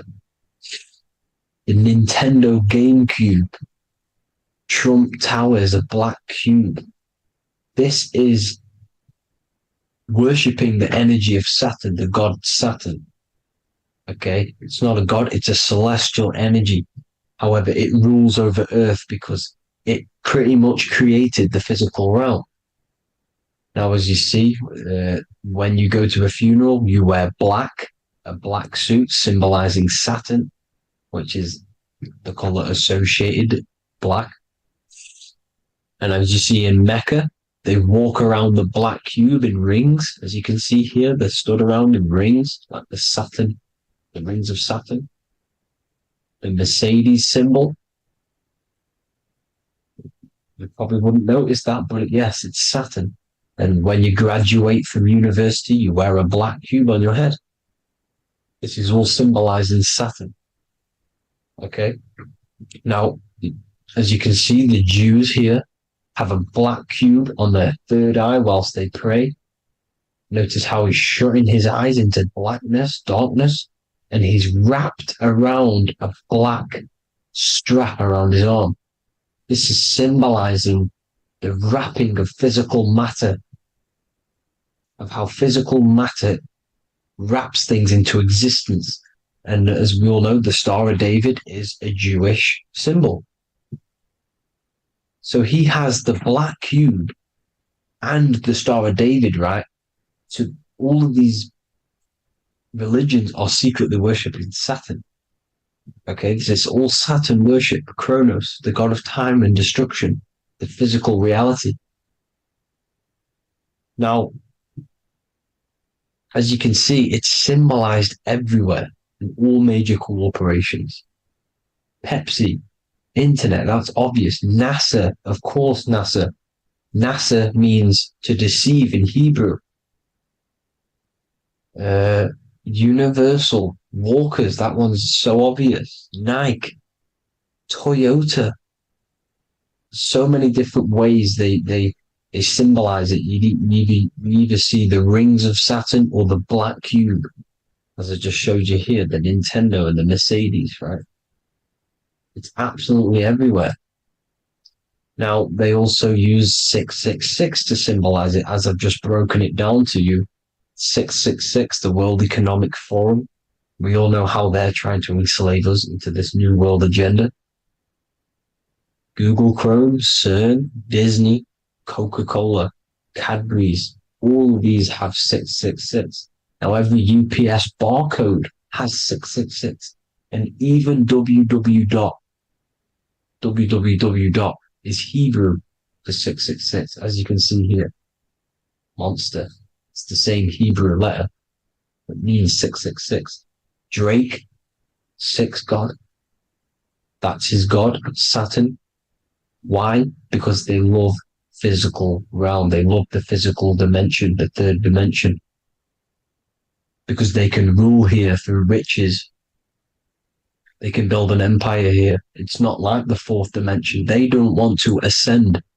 They want to stay down here in the physical realm. Okay? Now, this is why they're cloning. They can move their consciousness into other clones to live forever. This technology exists. This is why they love the third dimension. As you can see, all of these sellouts here, Drake, Leonardo DiCaprio, you know, all of these people doing 666 because this is their God. This is their God. They love the physical realm. They sold their souls for wealth and fame in this physical realm. So why would they leave? You see? Now, this isn't all just evil, okay? So you have 7 chakras, right? You have 7 days of the week, 7 solfeggio scale notes. These are frequencies, the solfeggio scale. Now, it's called the Saturn moon matrix because the moon symbolizes your mind, because you're created out of the Holy Trinity, which is body, mind, and spirit, right? That's the triangle, the equal triangle, body, mind, and spirit. Now, the 3 main celestial bodies are Earth, Moon, and Sun. The Earth being your physical body, the Moon being your mind, and the Sun is your soul, hence why it's called solar. It's a solar soul. Now, these symbols are alchemical symbols. So when you're doing alchemy, you use these symbols to obviously symbolize what we're talking about. Now, as you can see, these are all the symbols of the planets. Of Saturn is created out of the moon on top, the moon on the bottom and the earth on top, as you can see here. You see? And this creates the number 5. Now, with the moon being your mind and the earth being your physical body, this is mind over matter, because the earth is your body's matter. This is matter over mind. You don't want to be matter over mind. This is low states of consciousness. You won't be mind over matter. You see, to manipulate matter, to create your own reality. Now, obviously, we all know Saturn is associated with the lowest chakra, which is the root chakra. This is to deal with your animal instincts. When you're down here, you identify as the physical body. You don't know anything spiritual. You're pure a physical, you have a pure physical mind. You don't believe in anything spiritual. This is survival mode, consumption. They want you trapped down here, which is matter over mind. They don't want you to create your own reality, which is mind over matter. You see? Now, that's what Jupiter is. Saturn is the moon on the bottom and the earth on top. But Jupiter is the moon on top with the earth on the bottom. That's mind over matter, you see? So these chakras are an ascension process from spiritual, from matter, physical matter to spiritual. This is the ascension. This is the stairway to heaven. This is Jacob's ladder. You see? Now, the number 5, which is obviously associated with Saturn as well, which create the symbol for Saturn, created the number 5. You have 5 senses, 5 elements, 5 physical elements. As we all know, Saturn crystallizes everything into physical matter out of the 4 elements. 5 fingers and toes, 5 points of man. Okay, the number 5 is the number of justice. Saturn holds things back. He restrains things from you, makes you learn the lesson. Now, 666 is not all evil. 666 is the atomic structure of the carbon atom. 6 protons, 6 electrons, 6 neutrons, right? We are carbon-based life forms. All life forms are based on the bonding properties of the element carbon. Because Saturn crystallizes everything into physical matter.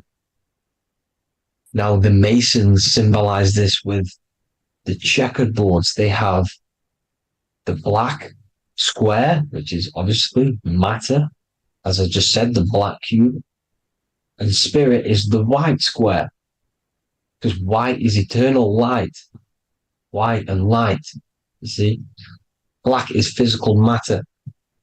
Now, this is what we are. The point of our soul is to transmute from matter to spirit, but these are interchangeable. This is the constant cycle between spirit and matter, spirit and matter. High vibrational matter turns into spirit. Low vibrational spirit turns into physical matter. You see? Now, we are carbon-based life forms. This is what 666 is, the number of the beast. When I say we, the physical body is the beast. It's the animal. It's the carbon suit to operate in this physical dimension, in this physical realm. See? It's the vehicle used to operate in this physical realm. But your mind isn't from this physical realm, you see? The brain is the physical manifestation of the soul. Okay? So, as you can see here, the spine is an extension of the brain.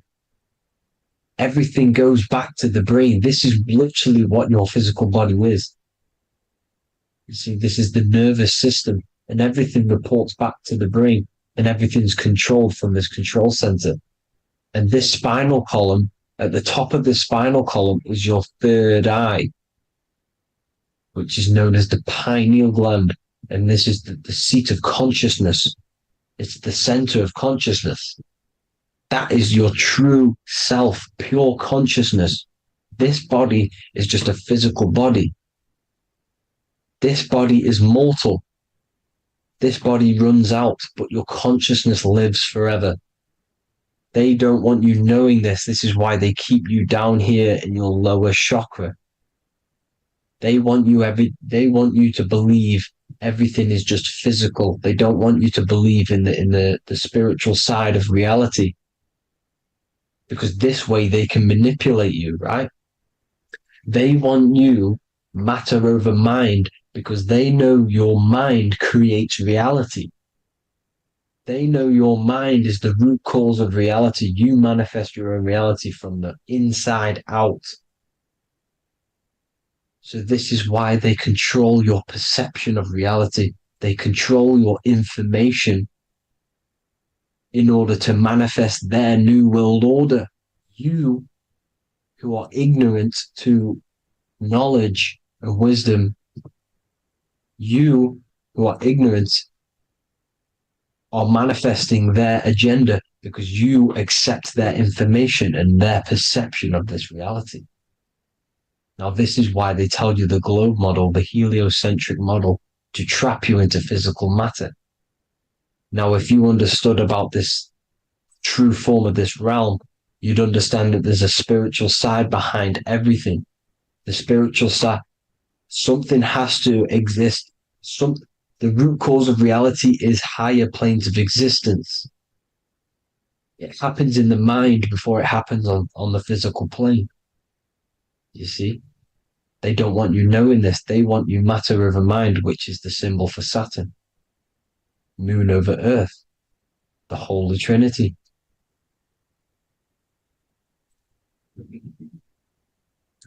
Now, as you can see, the cube also makes IXXI. This is Roman numerals. This is Roman numerals, and when it's translated from 911. Yes, 911. This is the secret code of the One World Order. The two twin towers, when the two become one.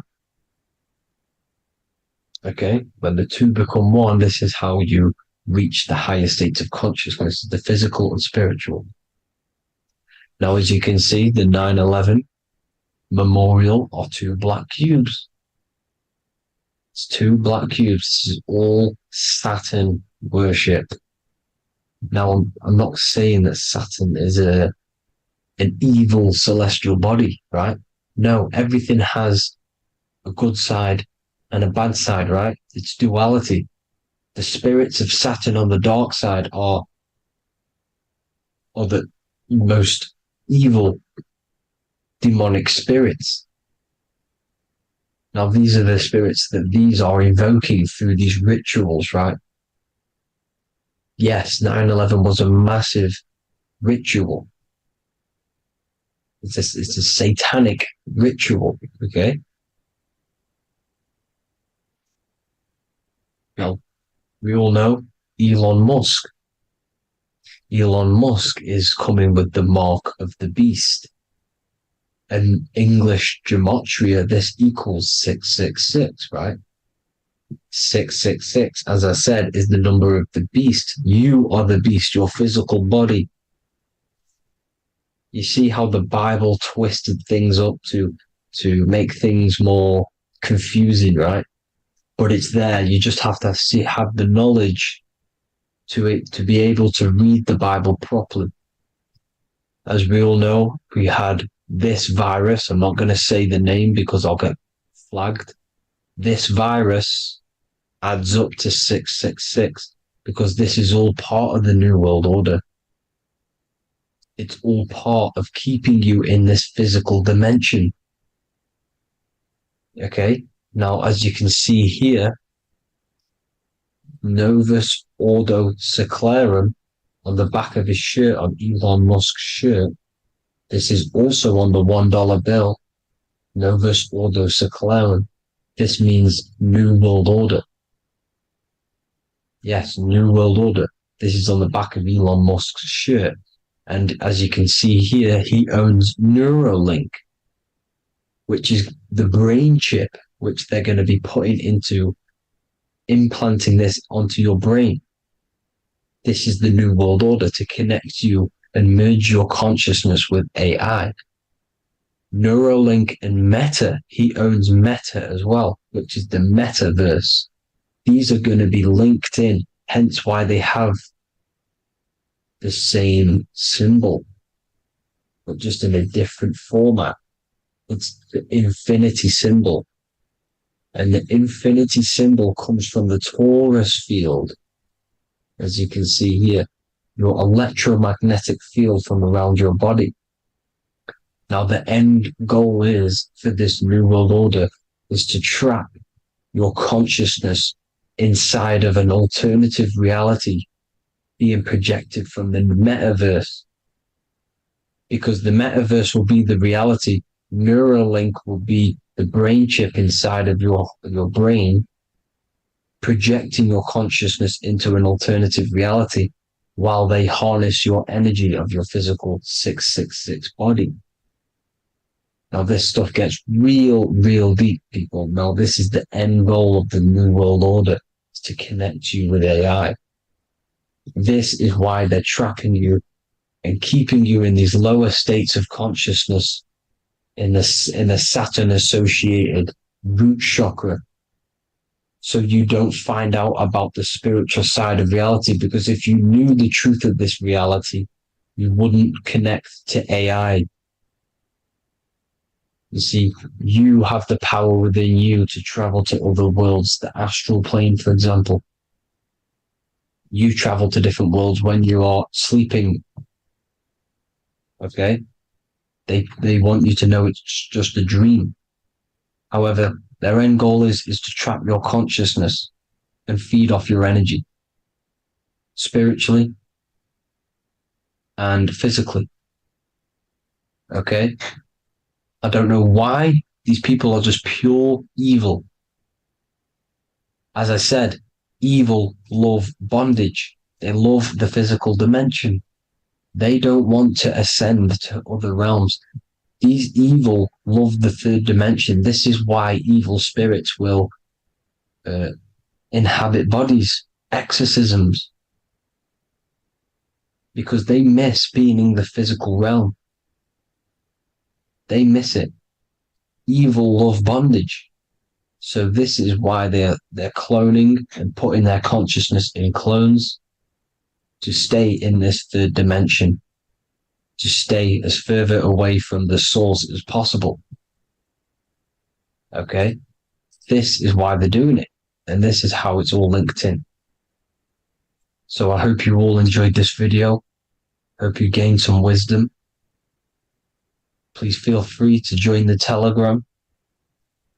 And please leave a like and a subscribe. Thank you all, people. God bless.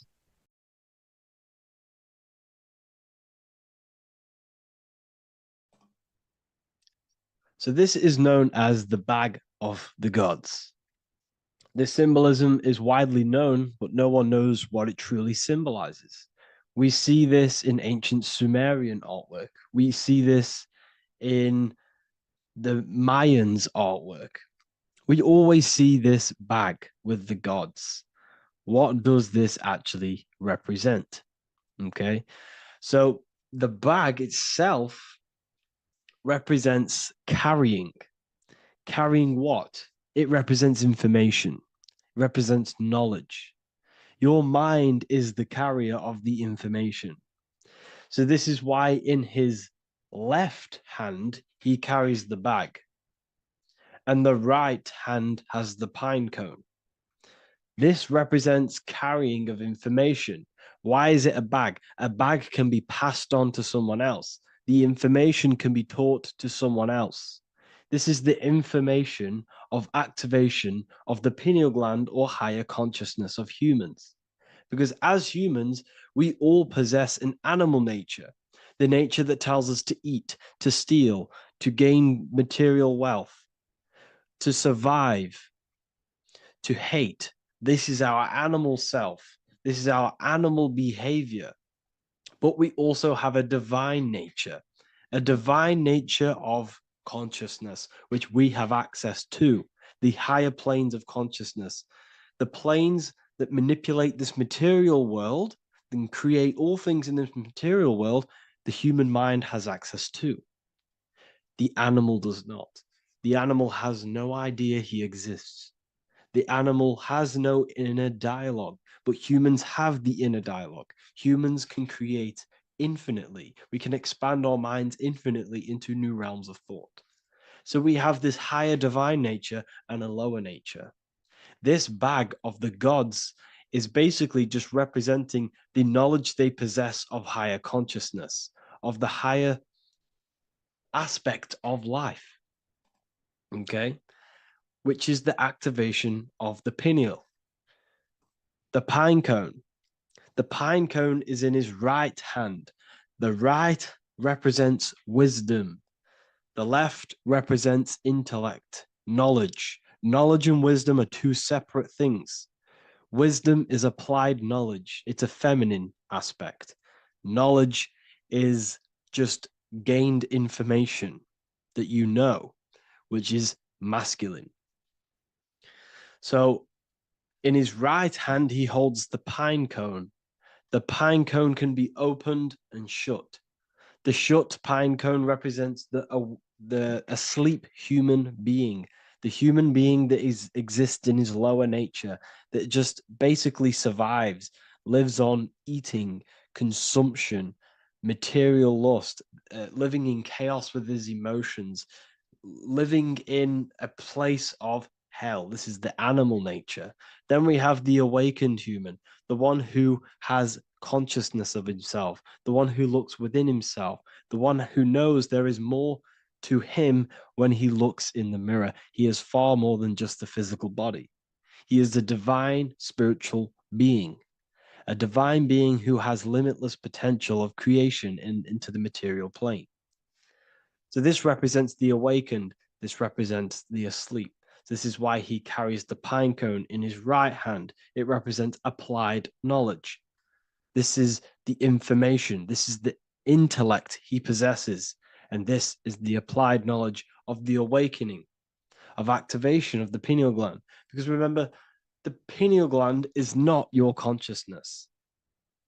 The pine, pin, pineals, the same root word. Pine cones were always symbolizing the state of consciousness one was living in, whether he was asleep or awake. We see this at the Vatican. We see the pine cone over the two pillars. This is the two pillars of Freemasonry, and the dome. This is the Royal Arch of Freemasonry. This represents your head. This is the two pillars, the two hemispheres, and the pine cone in the middle, which is the pineal gland. What is the pineal gland? The pineal gland is not your consciousness. It is not the third eye, and it is not the mind. It's not the mind's eye. The pineal gland is a radio receiver. This is your body. Your body is an antenna. Most people think they are this body. This body is nothing but a receiver and a downloader of consciousness. Your brain does not produce consciousness. You are not this brain in your head. This brain is a downloader of consciousness. Consciousness comes from a way higher divine plane, which is what this image is showing here with the clouds. The mind is light. Consciousness is light. And this light is coming down into the material plane, and your body is basically a crystal antenna which is receiving and downloading this consciousness. So you can experience a three-dimensional reality. So God can experience himself in a divided, separate state. This is what this represents. Now, the pineal gland can be activated, okay, and stimulated, because the pineal gland has physioluminescent crystalline jagged-shaped cells on it. And obviously, these are crystals. Crystals are on your pineal gland. And what do crystals do? Radios use crystals. Your phone uses crystals. They tell you that crystals are woo-woo and pseudoscience because they don't want you to know the power of crystals. Your body is basically a giant crystal. Your pineal gland is a radio receiver for your consciousness. So if they can ruin your pineal gland and damage it, this will damage your connection to the divine, to your true self, to consciousness, to God, whatever you want to call it, the source. There is all one source consciousness, and we're all collectively connected to it. And this is our connection. This is our antenna. So what a radio does, a radio has an antenna, and the frequencies are all around us because all the radios are playing in your ear right now. But what the antenna of a radio does is tune into a specific frequency to pick up that frequency and play that frequency. It's the same with your consciousness. You're all a fraction of God's consciousness. So that is essentially what we are looking at here. We're seeing knowledge, intellect in the left hand, and applied knowledge, activation of waking up to higher consciousness, to the higher human form. Because we can reach beyond our physical form. We can turn our animal self into a divine being, into one of these so-called gods. These gods are nothing but human beings. The Anunnaki were not gods. They didn't come from the sky.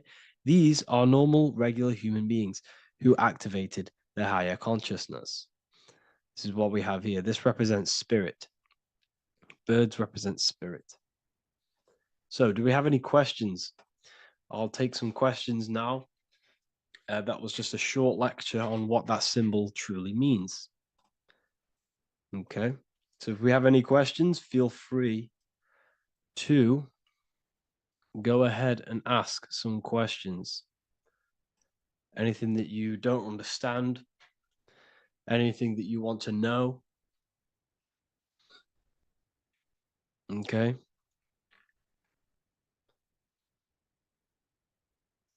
So base reality would be where source resides. Yes, the base reality is your consciousness. Are these lectures available in the university? There's a whole section, basically inside the university, there's a whole section with like over 30 long form lectures like this. So the base reality is where the source resides. Yes, the base reality is your inner world, your consciousness. That is the only thing that exists. Your outer world is just an effect of your consciousness. Your consciousness, everything that has gone on within the mind and emotion, is pushed outwards into your reality. You have thought and felt your way into your external circumstances. Your life is a direct correlation of every thought you thought in the past.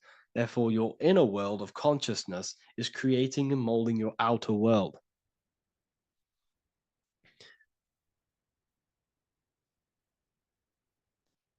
The best way to keep connection consistent, the best way to keep your connection to the divine or the higher planes of consciousness is through meditation and through imagination. Imagination is the fourth dimension. It is the astral plane.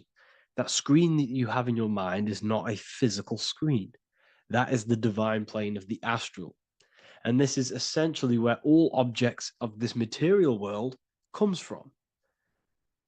The phone that you are holding, the laptop you're watching this on, whatever you're doing, every single object you see in your room that you are in right now began inside of the plane of imagination. This is not a physical plane. This is a metaphysical plane that you have access to.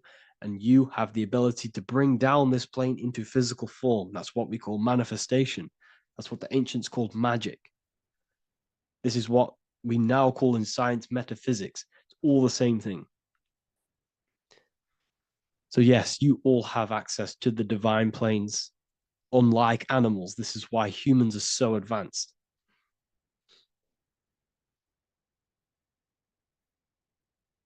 Okay. Is the pineal able to constantly activated, or is it just a temporary experience? I don't fully understand that question, unfortunately. Maybe you could word it in a different way. The real meditations on the university, legit, y'all, yes. In order to connect to consciousness, you need to sit in meditation and turn off your feelings, and the feeling of unity will come. Do I understand correctly? Yes, that is correct. So when you sit in silence and in stillness, I highlight the word stillness because stillness, when you are still, no information from your nervous system is being decoded by the brain.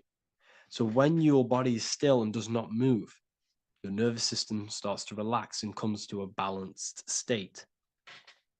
Your brain starts to relax, it comes to a balanced state. The left and the right brain stop working. The nervous system stops working. Then, once the body, the material body is shut down, you then have access to consciousness. You can't access consciousness if the body's in such a busy state. If electricity is being fired every 2 seconds, your whole body's electrical. When you move your foot, that's electricity being fired from the brain to the foot instantly through the nervous system. The brain, your whole body is a technological machine. So you must shut down the technological machine to access the divine that exists beyond the technological machine. Do you understand that? Did we create ourselves from the higher plane? When you say yes, you created yourself. You manifested yourself in this material form for a reason in this specific time and place. Wisdom books, are these available inside the university? Yes, they are. So anyone who joins the university, they all gain 50% off the store. So you can get anything you want inside the store for 50% off. Plus, you get the Book of Wisdom Volume 1 PDF for free. You get the Human Health Guide. Plus, you get all of the library books. There's a load of different books on occultism, symbolism, esotericism. Do you need to place your attention somewhere specific during meditation? You can do. Okay, you can do. So if you struggle, when you first start to meditate and you struggle to turn off the thoughts, think of the back of the brain, the back of your head. Don't think of it, place your attention on it. Okay, so when you place your attention on the back of the brain, this now shuts off thought because the back of the brain doesn't have any activation to do with thought. The front brain does, the neocortex. That's all to do with activation of thinking. So place your attention on either the back of the brain or your breath. What's more important, creating yourself or finding yourself? It's balance of both.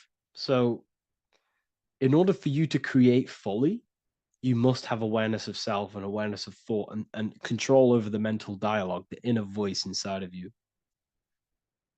Okay? When you control that inner voice, that is when you gain power. That inner voice is what brings commands into physical reality. Before you kick a football, there is a change in consciousness. There's a decision made in consciousness before the body takes to action.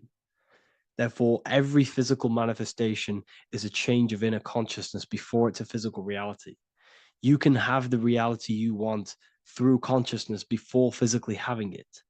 That's the secret to creating.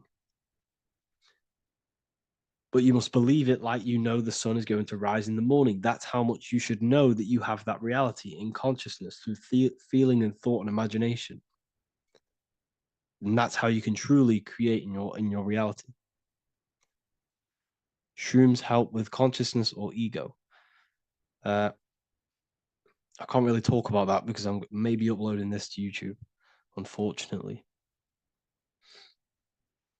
But we need to clean our pineal gland first from calcification. Yes, definitely. You should go on a detox the body. Because you can't really connect with consciousness if your body is in such a dirty state. Because the brain is, your nervous system is in a state of fight or flight, trying to fight off all these toxins. So when you meditate, you're probably going to be having thoughts all the time because your brain's firing, your nervous system's being attacked through toxins. So you must detox to have a true connection with the divine. Your diet plays a big role in your spirituality and mentality. What is the most optimal food for pure consciousness? Fruits and vegetables. They possess consciousness. So when you place them inside of you, they're syncing with your consciousness. How to check the cleanliness of your body, your skin, your teeth, your tongue, your mouth. If your skin has spots, different colors on it, you're not clean because your skin is a reflection of your inner organs. Coffee's not the best for you. Coffee gives you fake energy. Okay. So what coffee does, that buzz you get off coffee is actually the toxic effect of the chemicals reacting with your body. If I'm inside the university and wanted to buy your book, you said it would be 50% off because we are your student. Is that automatic or we need to have a code? You will have a code. Yes, I'm going to releasing a code for all the students after this. Caffeine equals neurotoxin. Yes, it fries your brain, it fries your nervous system, it fries your dopamine receptors.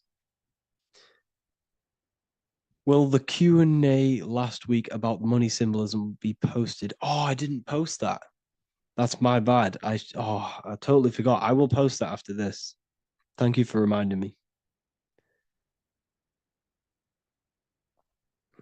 how to detox the body. The best way to detox the body is going through a week cleanse of fruit. So only consume fruit, sea moss, and cayenne pepper, and lots of freshly pressed juice. Do that for a week or 2 weeks, depending on how you feel, and then start to fast. You will lose weight, but you're not losing weight. You're losing impurities. It's good to do this every couple of months, to just go on a raw fruit diet, cleanse the body, push everything out, and then start to fast while consuming sea moss and having lots of freshly squeezed juices. What is an alternative for coffee? Something with high energy levels.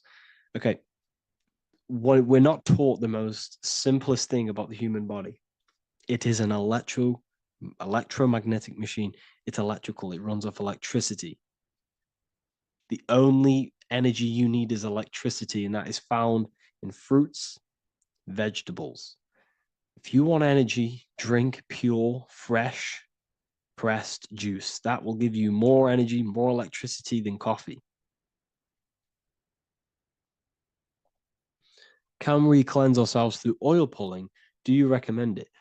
I do oil pulling every day with coconut oil in my mouth. Celery juice is a good one, very good one. Yeah, celery juice.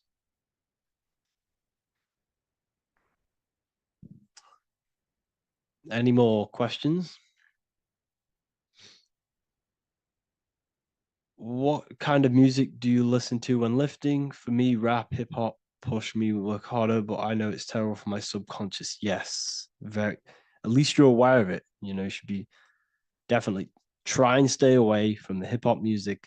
Try and stay away from anything that's talking about anything negative, because it's all programming your subconscious. And your belief system is your reality, people. Your belief system is your reality. Okay? So look after your subconscious. That's what's controlling your actions. 90% of your actions on a daily basis are controlled through your subconscious beliefs. Okay? I listen to a lot of Pastel Ghost. I listen to a lot of let me get my playlist up. It's all like background music for TikTok. Do you know what I mean? Like Pastel Ghost. That's mainly what I listen to. That sort of music. I don't know what it's kind of called. I don't know what that genre is called. Does anyone know what that genre is actually called? Because there's not much words in it. The reason I listen to it is because there's not much words in it. And, it helps the subconscious. And I just love that music.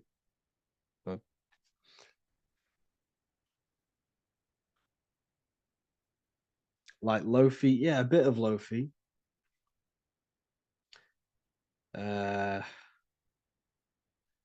Most people won't even know this type of music.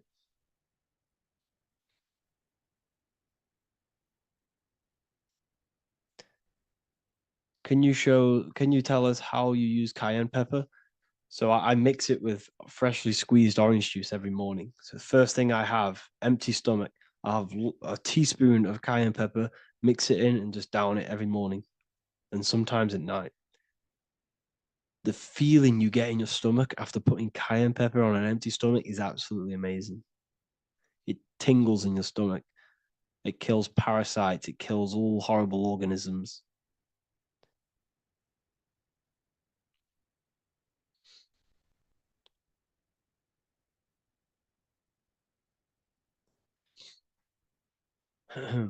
Mix it with hot water. Yes, hot water and key lime water. That I bet that's powerful. If you mixed warm water with key lime with cayenne pepper in first thing in the morning, I can imagine how powerful that is. I've never done that, but I'm going to try that.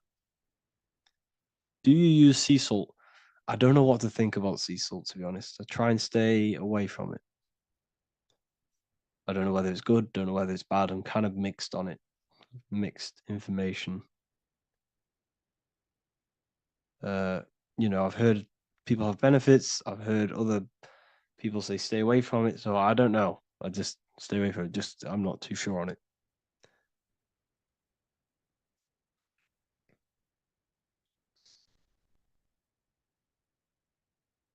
I drink fresh pressed celery juice every morning. Yeah, definitely.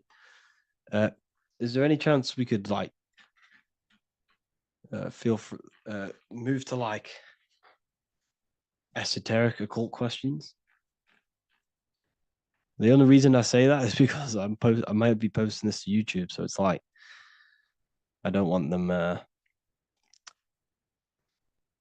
don't want them thinking I'm giving health advice because I'm not. This is what I do. I'm not giving anyone medical advice. This is what I would do to myself. Because I can probably get in trouble for that. So the subconscious is the all-knowing. It is the all-seeing eye. The subconscious knows everything. Your conscious mind does not. Your subconscious knows every single cell in your body. Your subconscious is making your heart beat. It's talking to your heart. It's talking to every organ, every cell in your body is being connected and spoken to by your subconscious mind. It is the all-knowing. The subconscious has access to the astral plane, imagination, the fourth dimension. It has access to the mental plane, thoughts. It has access to the ethereal plane, energy. And has access to your physical body. It's the door. It's the portal. The subconscious is the portal to the divine. You must go through the subconscious in order to access the divine. Any coupon codes for book 2? Yes, inside the university, there will be a 50% off coupon code. Speaking of ancient civilizations, why did they use symbols to give us true knowledge? This is a very, very good question. Very good question indeed. The reason they use symbols is because symbols are their keys. They hide meanings. They hide things. For example, if it was written down, if all of this sacred knowledge that I'm speaking now was written down, it can be easily taken. It can be easily misused. Someone can take it, read it, and steal it and misuse it and abuse the world and create horrible things. The reason they use symbols is because they're hidden. They hide the teachings. Only the ones who possess the key, that possess the knowledge, can read the symbol. So the symbols act as a guard towards this higher wisdom, this higher knowledge, which gives you power. All of the knowledge I teach you gives you power. And you can misuse it. You can misuse your imagination. You have no clue, unless you've put this into action, how powerful your inner consciousness is. You can become a Okay, listen. If you hate your job, it's not the job that you hate. Think about it. It's not the job that you hate. The hate is coming from your inner consciousness. It's the state of consciousness that you hate. So what does that tell you? You can change that inner consciousness to another reality, the feeling of another reality. You can become that consciousness within before you actually externally have it. And by becoming and knowing that reality, that's what produces effect on shaping your outer world. When you really, truly know that reality inside of you, of being free, of being wealthy, of having abundance, your outer world has no other choice but to rearrange itself to your new inner state of consciousness. That's what magic is. It's manipulating your inner state of consciousness. It's convincing yourself that you already have it, not believing it, knowing it. Okay? Knowing is different than believing. Believing is a lie. You should know thyself. Okay? So we can say that human overpopulation is intentional. There is no human overpopulation. We're all cramped in these cities. We're all cramped into one little place. We're not supposed to live like that. We're not supposed to live so cramped. This is why there's so many weirdos out in public. So many weird people doing weird things. This is when things start to go weird, and we shouldn't be living in this state, in this condensed state. We should be spread out. Okay. There is no overpopulation. It's just an illusion because we all lived in such. Have you ever been on a plane? Have you seen how much land there is? It's crazy. There's no overpopulation. And how many people do they say there's in the world? There's not that many people in the world that they say. I think it's like 8 billion. I think they say there's 8 billion people. There's not 8 billion people. There's probably more like 2 billion. And the reason I say that is because I have a friend who only has like 300K followers. That's a lot of followers, okay? And he gets recognized everywhere he goes. And he's into all this stuff. And he says, listen, the population is definitely not 8 billion or whatever they say. I think it's like a couple billion. It's probably more like a billion. How to properly manifest intentions. Thought, emotion, and imagination are the key. You must know that you have that reality. Don't believe it. Become that reality within your consciousness. All day long, as much as possible. Feel it. Imagine it. Say it. And have zero doubt. How to have zero doubt. You can't, well, okay, so the doubt, that little voice that will seep into your mind saying, you can't do that. You can't do this. That's your old voice of your subconscious program. Listen, the reason why most people fail in life is because they have trained their subconscious that they will fail. They have told and believed that they will fail. The reason I will succeed for the rest of my life is because I have trained my subconscious to say, I will win, I will succeed, I will solve any problem. That's my belief system. And if my belief system is that, then my external reality, my conscious mind will seek a way to fulfill that belief. It will seek to control and create that belief in my external world. It will seek to solve any problem. I've trained my subconscious mind to know that I already have the reality, to know that I'm abundant, to know that I have everything that I already need. Therefore, if any problem comes, I can sort it straight away.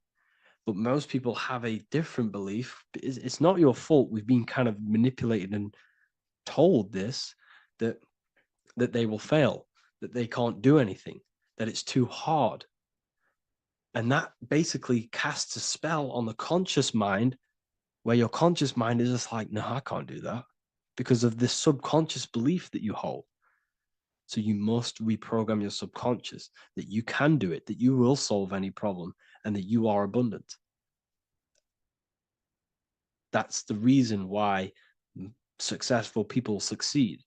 It's because they have a complete different mind state, a complete different belief system in their subconscious.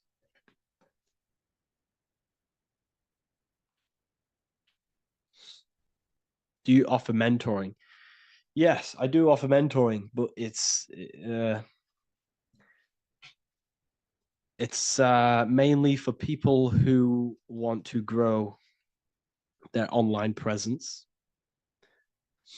and for the amount of value and transformation that I can place into your life, and the time that, well, the price of my time, it will be a higher price tag, but your life will completely change if you join my mentoring, because I will transmute your life. I will transmute your mind, and I will transmute your whole reality, because I could tell you exactly what you need to do. How to have super genius power pulling information from the source. Okay, so you can do this. I talked about this in Book of Wisdom, Volume 2, if you've read it. This is a This is a technique that Albert Einstein used. This is a technique that Thomas Edison used. This is a technique that all of the ancient geniuses have used. So you get on a chair, you place metal below you or plates, and you hold a metal ball in your hand, and you fall asleep. And every time you fall asleep on the chair, you're going to drop the ball because your body will become unconscious. And you will basically drop the ball and it will wake you up because it's going to hit and make a loud bang on the plate. And every time you go to sleep, basically what this is actually doing is shifting your consciousness from conscious into the subconscious. So from physical into the astral. Your consciousness is shifting between these two planes. And as you do this, you can bring down great ideas from these higher planes. So when you fall asleep, have an intention. And when you fall asleep, you'll drop the ball. And when you wake back up, you'll have an idea and you just got to write it down.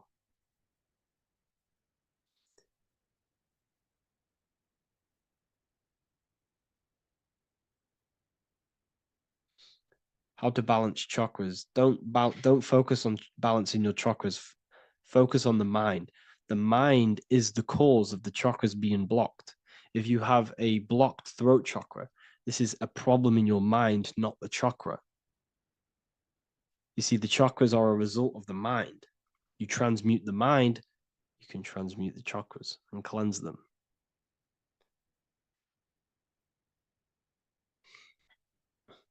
So was Jesus a real man that walked? Okay, so I'm going to tell you something. Like, some of the things that I say in my reels, they are to catch attention. So if I say the first thing on the reel, Jesus never existed, straight away, you see that, it's going to trigger you. It's going to trigger Christians. It's going to trigger people. So yes, I do say things to catch attention. The reason I do that is because I have to in order to catch attention. Maybe there was a Jesus who walked. So in the past, I have said Jesus never existed. Yes, this is to catch attention, to boost the reels, views, and comments and stuff like that. Maybe there was a man who was called Jesus and walked the earth. But listen, he was not the Son of God. You are all the Son of God. Jesus represents an archetype. He represents morals. He represents a way of living that you should embody in your life, not to worship. We shouldn't be worshiping this man. We should be embodying his qualities into our lives so we can become Christ consciousness, so we can live in harmony with our mind, emotions, body, and spirit. Okay? He was not the Son of God. You are all the Son of God. We are all God experiencing himself in a three-dimensional divided form. God is oneness, and he created a divided world so he can experience himself. Why do you quote from the Freemasons oft times? I don't recall me looking at Freemason quotes and quote them. I just simply, when I post a quote, I literally just, whatever comes to my head, I just whack it into Telegram or Twitter. Are dreams tied to your subconscious, and how do you understand them? Okay. Dreams and astral projection are two different things. Astral projection is your soul leaving this plane into the collective consciousness, into the collective mind, the collective astral plane. But dreams are basically the astral plane, but it's your personal astral plane in your personal subconscious. So when you dream, you're entering your own consciousness, you're entering your own subconscious. Every character, every event that happens to you, everything that is said to you, everything that happens to you in your dream is yourself pushed outwards, and you're basically experiencing your own mind. If something scary comes up in your dream, this is your belief, this is something in the back of your mind materializing and coming to you and showing itself to you. So in order to understand your dreams, it's basically suppressed emotions, suppressed thoughts, all lingering in your subconscious materialized. Okay. A few months ago, I'd have concurrent dreams of getting in a car crash that lasted for months. Then one day out of nowhere, I got into a really bad accident, and that low-key bugged me out. I didn't know if my mind was trying to warn me or what. You can explain that. Okay. If you are having dreams about having a car crash, this is a belief. Okay, so let me tell you something. Let's say you're a drug dealer, okay? And you live in fear every single day of the police coming to you. This dealer every day is worried, he's scared, and he lives in fear of the police getting him. He was believing it. This fear, this emotion he was feeling on a regular basis, repetition, and the emotion is basically impressing your subconscious. It's impressed his subconscious that deeply that he now believes it. It's now become a belief. So one day the dealer gets caught and he goes to prison. Let me tell you something. He placed himself there because he created a program, a belief in his subconscious of the police. And his external reality is now in a prison cell. But that prison cell is just an external manifestation of the prison cell of fear he installed in his subconscious mind. The four walls he's now trapped in is just basically an externalization of his own belief system that he created through consciousness, through the subconscious. If you embedded your belief that you will be in a car crash, you will be in a car crash. He placed himself there. He materialized that reality through the thought, through the emotion, through the belief. He put himself there. You see? So if you were having dreams, this was maybe, it could have been anything. You could have watched a program when you were a child about a car crash and that maybe scared you. Or you saw a car crash when you were very young and that scared you and that impressed your subconscious. Then you had a dream about it. Then you started to believe it. And then one day, bang, it happens. That's the power of the subconscious mind. It holds control over you. It holds control over every aspect of your reality, of your being. So, I hope you all enjoyed this live. I'll see you all inside Ethereal University. I'll be posting another lecture this week. And yeah, let me hold on.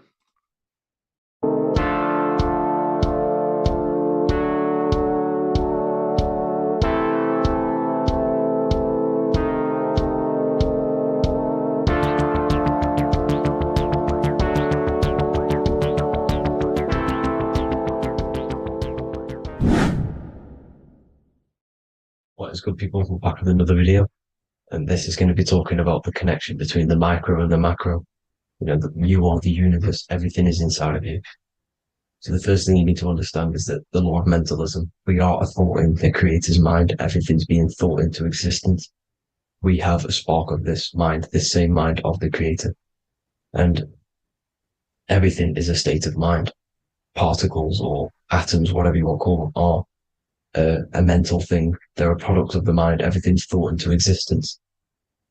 Thoughts influence everything. Thoughts are energetic effects which send out waves into the quantum field around you. And your consciousness is actually the universe experiencing itself, expressing itself, and viewing itself.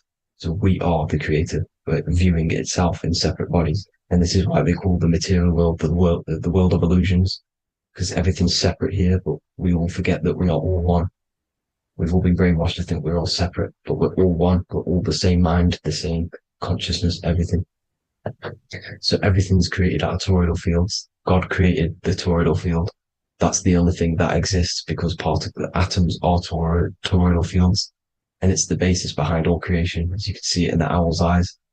It creates the infinity symbol. And this was the apple. The apple is a toroidal field. And the toroidal field is made out of dielectricity, which is ether. Ether is black light, and this is counter space. This is another realm. This is what creates God to be omnipresent, to be everywhere at one place at all times. He is everywhere because ether is everywhere. Ether is infinite potential. It connects everything together, and that's what energy moves through. It moves through the ether, and that's black light. Everything is light, as it says in John 4:2. God is light. Everything's a vibrational state of light. So the torus field is made out of dielectricity, ether, black light, magnetism, which is white light, which is the center of the toroidal field. And magnetism radiates, it has no vibration.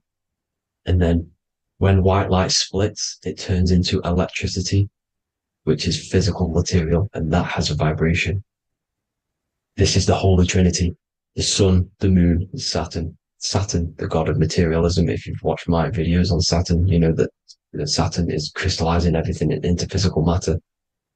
And that's why his old name was El. The ancients called him El. And this is why we get El electricity. This is where El electricity comes from. Because El electricity is only a product of the physical world, which is redshift, blueshift, Adam and Eve. And this is what creates the redshift, blueshift is a product of magnetism. When magnetism, white light splits. And this gives us vibration. And this what creates the toroidal field, which is the basis of all physical creation. The sine wave is created out of the magnetic wave and the electric wave. The electric wave is the blue wave, and the magnetic wave is the straight wave, which is radiation. This is vibration frequency.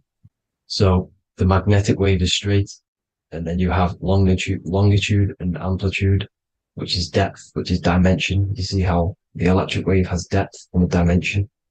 This is why you get the cross. This is the cross of Earth. This is the symbol of Earth, of bondage, of physical matter, because it consists of magnetic wave and depth, which is electric wave. And this is where you get the sun cross or the Earth cross, whatever you want to call it. It's the cross of physical matter, and the ancients knew this. This is why they used that symbol.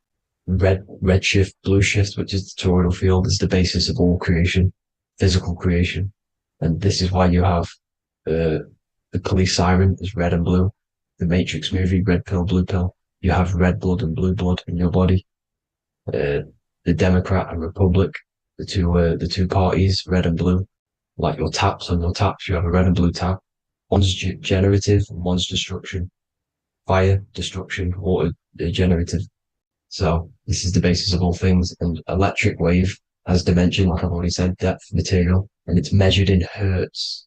It's measured in hertz because it hurts you. It decays because the electric wave has a vibration, and vibration always has to go back to a standstill point. This wave cannot go forever, but the magnetic wave will go forever. It's radiation. Magnetic is radiation. It radiates forever. It pulses. But the electric wave will at some point come back to a standstill point, and that's why it hurts. It decays. That's why our physical body decays, because we contain of electricity. This body is an electric body, and it will return back to stillness like a guitar string. If you vibrate a guitar string, you pull it, it will vibrate, make a sound, and then go back to a standstill point. It's the exact same with every single toroidal field within the body. It will decay, and this is why our bodies decay, and everything in creation decays. So we're born into sin, the sin of Eve. The sin of Eve is us biting into the tree of knowledge of good and evil, which is the systems in the body. And the sin of Eve is biting into the sine wave. We bit into the sine wave. The sun moves in a sine wave. Our DNA is a sine wave. Time is a sine wave. Everything in this creation is a sine wave. This is why the dollar bill is a sine wave. Magnetism and electric waves in one. And this is the sun doing its sine wave, which creates, when you go bowling, it kind of creates that pin that you hit over. That's the pin of the sun. The zodiac sign is a sine wave because the zodiac sign is an expression of the toroidal field, because magnetism unfolds into 12ness, And that's why you have 12 zodiac signs, 12 systems in your body, 12 cranial nerves in your head, in your brain. So if you can imagine this, see where my pointer is, always starts with Aries. Aries is the head. It's the first thing that's created in the womb. And this is Aries, the ram. And this is why it's called a cerebrum in your brain, which is the first thing that creates when you're in the womb. And what's the element of Aries is fire. Fire is the first element. Fire, first, because it's the first thing on the wheel, the first expression of energy. As you can see here, my pointer, this is the center of the toroidal field. It would go Aries, Virgo, Capricorn, Pisces, Scorpio, Cancer. Then we go back to Libra. Libra would be center. But you see how the toroidal field is the expression of the 12 energies. That's what the constellations are, the energy expressions of the toroidal field. So it would go outwards, starting from Aries here, all the way back to Pisces, which is beyond the bottom half. But Libra would be the center. That's why Libra is the equinox. It's the equinox. Libra is when it goes from summer over to autumn. It's the equal. It starts to transition into the winter side. Equinox, equal, which is Libra. And that's why Libra has the two scales. It's symbolized with the two scales. That's because of, the sun moving over. It's being judged. It's equal now, but then it's going to tip over into the winter. That's why Libra is here, the center of the sine wave. And like I said before, magnetic energy unfolds into 12ness. Magnesium is number 12 on the periodic table. It's the sacred number. And this is why the scientists are NASA is trying to bring in another constellation to destroy the holy science of astrology. So Aries rules the head, which is Mars. Taurus rules the neck, the lower head. Gemini, the two twins, which is your lungs, your two twins, your arms, two twins. Cancer, the breasts, or the chest area. Leo, the heart, which is the sun, which is fire, the center of the toroidal field. Virgo, the belly, which is the intestines. Libra, the kidneys, the two scales, the kidneys, balancing out everything. Scorpio, the sex organs. Sagittarius, hips and thighs. Capricorn, I've missed that out, which is the kneecaps. Capricorn, kneecap. Aries, which is the ram, which is the cerebrum in your brain. And then Aquarius, the calves and the ankles. And the Pisces, the two fish, the 2 feet. So everything corresponds, as you can see here. This is an ancient way of depicting it, of the folded human. And this is everything. Each constellation rules that part of the body, gives energy to that part of the body, makes you do certain things. So magnetic energy unfolds into 12ness, electricity unfolds into 7s. That's why when you get electric, the light spectrum that we see, it consists of 7 colors. Why we have 7 planets. The 7 planets give us our 7 metals and the 7 solfeggio scale frequencies. So the rotor, this is the rotor, and rotor is an anagram for Torah, the Torah, which is I think it's the Hebrew Bible. Don't quote me on that, but it's one of the holy books. Which is the Torah, the Taurus. Everything goes back to the Taurus field because it's the basis of all creation. So the chief cornerstone, it says in the Bible that the builders rejected the chief cornerstone. The chief cornerstone, you are the builder. You decided to incarnate into the physical world, into the electric world, El, the world of El, Saturn. When you are created in the womb, it takes you 9 months for you to be created. So for example, if your parents, if you went into the womb here, it'd take you 9 months. So let's say you're born in Scorpio. So you'd go back 9 months, 1, 2, 3, 4, 5, 6, 7, 8, 9. You consist of all of these 9 energies because it takes 9 months or however long you took to be born. Some people are born earlier. You'd have to find out how many months you were in the womb for. But you consist of these 9 energies, and each constellation has a cell salt associated with it. And these cell salts are vital for your health, and your cells and the optimal health of your body. So the chief cornerstone that you rejected is these 3 cell salts, these 3 constellations.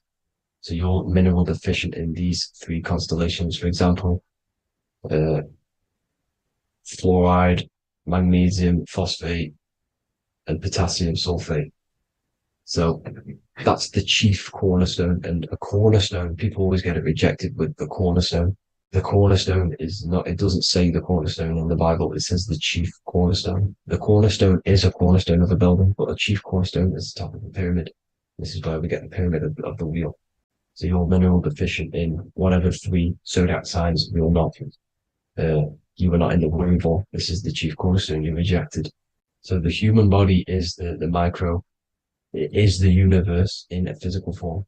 It consists of everything in the universe, just like your consciousness is the universe watching itself, experiencing itself. Your body is the whole universe, 12 systems in the body, 12 zodiac signs, 7 chakras are the 7 planets. The Holy Trinity of you is your Temple of Solomon, the soul and the mind, the sun and the moon. You know, everything is in you. You consist of everything, all the energies, everything. Heaven and hell. Heaven and hell is a mind state. It's a state of the mind. Head, H-E-A, which is heaven, and the heel, the bottom of your foot, is hell. And the bottom of your foot is the soul. So they're basically saying, well, it's wordplay. They're saying that your soul is in hell because, you know, with the elites being in control. So they call the bottom of your foot the soul, trying to say that you're in hell. The Christ is in you. And this Christ is Greek for what? Christos. And Christos is Greek for the oil. And this oil is produced in the cerebrum, the Aries, the ram, the cerebrum. It goes down the pineal. Well, the pineal and the pituitary are underneath the cerebrum. Goes down the pingala and the ida. The pingala being the positive charge connected to the pineal gland, pin, and the ida connected to the pituitary. And this is the 2 serpents going down the spinal column. And this is why Jesus goes from Nazareth to Bethlehem, and then Joseph and Mary are waiting for Jesus in Nazareth. Joseph and Mary are the pineal and the pituitary gland waiting for Jesus to come back up the River Jordan, your spinal column. So this is the oil. This is the story of Santa as well. Santa comes from the North Pole. Why? Because the North Pole of the Earth is the center of the toroidal field, and the North Pole of you is your spinal column, which is the North Pole of the toroidal field. The North Pole, he comes from the North Pole. This is the North Pole. This is the South Pole of the toroidal field. Comes from the North Pole, which is your mind. And he goes down the chimney and then back up the chimney. This is the chimney. And he drops off the present, which is the Christos, the oil. And this is why Jesus is crucified at 33, because he crosses over the vagus nerve at the top of your spine. When this oil comes back up the 33 vertebrae, these are your vertebrae here. When it goes up the 33 vertebrae, it gets crucified at 33 because it crosses the vagus nerve, and he's crucified on a cross at 33. This is the story behind Jesus and Santa. The Ark of the Covenant in the Bible is the 2 hemispheres which cover the vital parts of your mind, the brain side, which is the cerebrum, the pineal, the pituitary, etc. So the 2 hemispheres are the 2 angels, the Ark of the Covenant. This is the Ark of the Covenant covering the 2 vital parts of your brain. So these are the optic thalamus is another part, and it protects the Christ oil, which is inside at the center of the brain. See, the Bible is all a massive metaphor about yourself because you are the universe. You are a microcosm of the universe. Your consciousness is experiencing itself, and the universe experiencing, and your body is the whole universe. Your head's heaven. So Moses crosses the Red Sea. These are the 2 hemispheres of your brain. This is the corpus callosum, the Red Sea. So he's pretty much saying that he's uniting the 2 hemispheres of your brain, because most people in this generation are stuck in the left brain, which is just logic, reasoning, science and maths, writing. You know, this is what school teaches you to do. It keeps you stuck in your left brain. And you want to cross over to you want to cross the Red Sea, which is the corpus callosum, to the right brain, which is awareness, art awareness, creativity, imagination, intuition, insight. You know, using the higher mind, creativity, imagination. If you don't have intuition, then you can't read energy, you can't pick up on bad things. This is what Moses is symbolizing by crossing the Red Sea. And it's also the upper room where Jesus met the 12 disciples. 12 disciples are the 12 cranial nerves in your brain. It doesn't just represent the 12 zodiac signs, the 12 disciples. symbolizes many different things. It's like I said, energy the universe consists of 12ness. So you have 12 cranial nerves in your brain, and that's the 12 disciples as well. And they want you stuck in your left brain, which is the five senses, materialism. So they say in the Bible that Satan blinds the mind. Satan is Saturn. If you've watched my videos, Satan is Saturn. And you consist of the Holy Trinity, which is the sun, moon, and earth. The soul, moon, the soul being your sun, the solar, the moon being your mind, the earth, your physical body. And Satan blinds the mind. Why? Because we enter a soul system. This is a soul system, not a solar system. And Saturn is the Lord of the Rings, which is the outer ring. When your soul enters the soul system, your soul starts to materialize. It hits Saturn. Why? Because Saturn starts to materialize you. You take on the 7 virtues, which are the 7 planets, which are your 7 chakras. And to get out of this soul system, you must get out of your lower nature, your animal nature, which is lust, desire, greed. You know, the number of the beast 666, which is Saturn, Satan. So you enter the soul system, you take on the 7 energies, which you turn into physical matter. And this is your descension from heaven to, well, to say hell. And then you must raise back up from matter to spirit. They say Satan blinds the mind. Why? Because your mind gets materialized. Your soul and mind get materialized. And when you get materialized, it's an intense experience. You lose the divinity within you. You forget the divinity. So Satan, which is the first planet, the first energy you take on, the material body, he blinds the mind. He makes you forget everything, your divinity. Then you must ascend up Jacob's ladder, the 33 vertebrae, to heaven. And this is a microcosm of the macro, because you will ascend back up to heaven if you do this, when you leave your physical body, when your body decays. So when it talks about in the Bible, completely destroy them, the Hittites, the Amorites, the Canaanites, all the ites, this is what God says to the Israelites. It says completely destroy them. It's basically symbolizing saying destroy your lower nature. The Canaanites, cannibals. We're under a Canaanite system now, which is cannibalism. And this is flesh eating, lust, greed, all the demonic stuff, all the lower vibrational stuff, you know, the lower nature, eating, sex, and survival, the lower 3 chakras. You must get out of these lower 3 chakras and return back to spirit, which is heaven, which is spirit, love, being holy, being truthful, being passionate. Going back to Satan blinding the mind, all of the planets are made out of these 3 symbols. Satan blinds the mind, and that's why Satan's symbol, this is the symbol for Saturn, Satan, the symbol for Saturn is the cross, which is physical matter, the earth, over the moon is your mind. So the Saturn symbol saying matter over mind, he blinds the mind, Satan blinds the mind once you enter the soul system. And you must remember, in the Bible, it talks about the Genesis, which is Eve, the sin of Eve, which is biting of the tree of knowledge, with the serpent, which wraps around the tree. It says the serpent placed himself on the tree. Well, the serpent is the spinal column.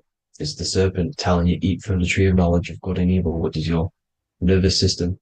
And eating from the tree of knowledge of good and evil is doing bad things. For example, over-sexualized, overeating, eating the wrong food. That's eating from your nervous system. It's decaying you, and it's preventing you from achieving the God self, the God consciousness. This is the symbolism of, you know, the tree on the serpent, telling you to eat from the left brain, with the left brain being the sinister. Sinister is Latin for left. That's sin. Sin is left. And left is lefty Lucy, Lucifer, right, righteousness, right, God, godly. The tree of knowledge of good and evil, which is your nervous system, because it determines good or bad. You know, that's the only thing you experience in this world is your nervous system. And then the tree of life is the cardiovascular system, and the Garden of Eden is your body. So that's it for this video, people. I hope you've got a greater understanding of how you are the universe and everything is inside of you. Just keep in mind you are the universe experience in itself, and your body is a reflection of everything. The 12 constellations, the 7 planets, everything's inside of you. This world is an expression from the inside outwards. You can't affect the outside world to manipulate reality. Everything's inside of you. I hope you got a greater understanding of this. God bless.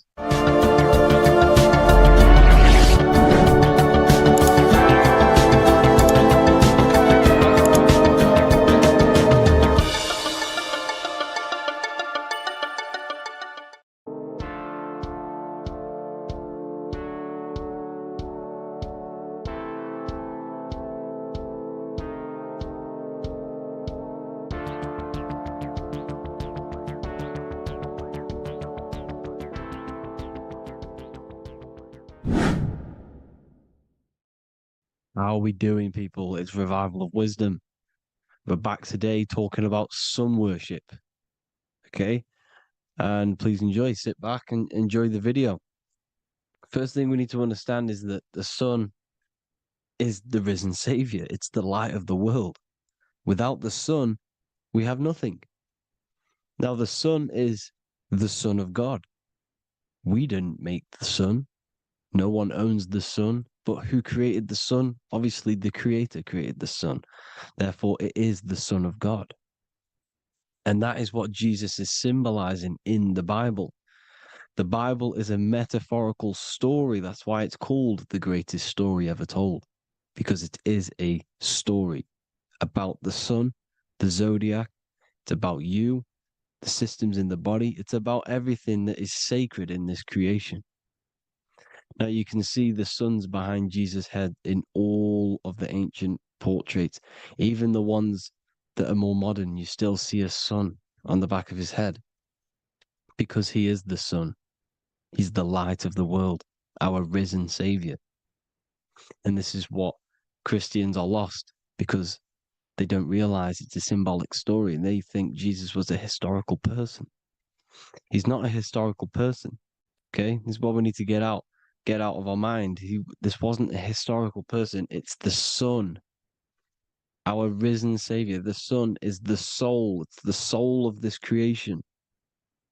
Because what is a soul? A soul is pure life force, pure energy. Whatever a soul inhabits, it gives life to. Like our soul feeds our body. The sun feeds the earth because the sun is a soul, and that's why the ancients called it Sol. Because it's the soul and it's in you and it's the light of the world. It's the light of everything. It gives life to all things. Here's Jesus and his 12 disciples. The 12 disciples symbolize the 12 zodiac signs. Aries, it rules the head region because the 12 zodiac constellations rule specific regions of your body. Aries, the ram, you have a cerebrum in your head. This is Aries on the head of the table. His Gemini rules the arms and the lungs. The two twins, Gemini. He's holding up 2 hands for the 2 hands and arms. The twins. Cancer has a knife in his hand. It's not so clear, but he has a knife in his hand. Cancer is the crab. Crabs have claws. And he's pointing at Virgo's Adam's apple, saying there's no Adam's apple there. It's a woman. Who's the 6th sign? The 6th sign is Virgo, the Virgin, the only woman in the painting. Now notice how there are 3 people in 4 groups for the 4 seasons and for the 3 months and 3 zodiac signs in each season: spring, summer, fall, winter. Matthew, Mark, Luke, and John with the suns on the back of their heads, because it's the 4 states of the sun. The 4 states of the sun. Now, 6th sign, Virgo, the Virgin, the only woman in the painting with no Adam's apple. Then we have the sun, Jesus, red and blue, red shift, blue shift, electromagnetism. The ancients knew this. He's got one hand open, one hand down, because the sun gives and retrieves. The sun rises and it falls.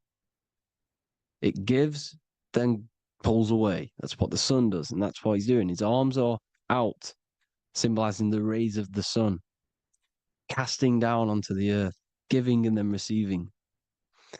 Libra is two hands are equal, holding his arms out equally, because Libra is the two balanced scales. Libra is when the sun is balanced between the summer and the winter. It's being judged. The sun isn't balanced. That's what Libra is, the two scales. Capricorn is the goat. Goats have two horns, and you can see the two horns on his head here. See? So this is astrology. This what Leonardo da Vinci is depicting here. It's astrology. He knew the story of the Bible is all astrology. It's all based on astrology. The Son of God, the real sun. Now here are some Bible verses. I am the light of the world. Obviously, that's the sun. What other light is there that lights up the world? The moon can't do it. It's the sun, the one and only sun, our risen Savior. Because if the sun didn't rise, we'd all be dead. So it's our risen Savior.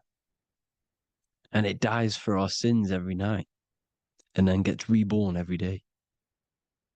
Now, Jesus calms the storm. Mark 4:35-41.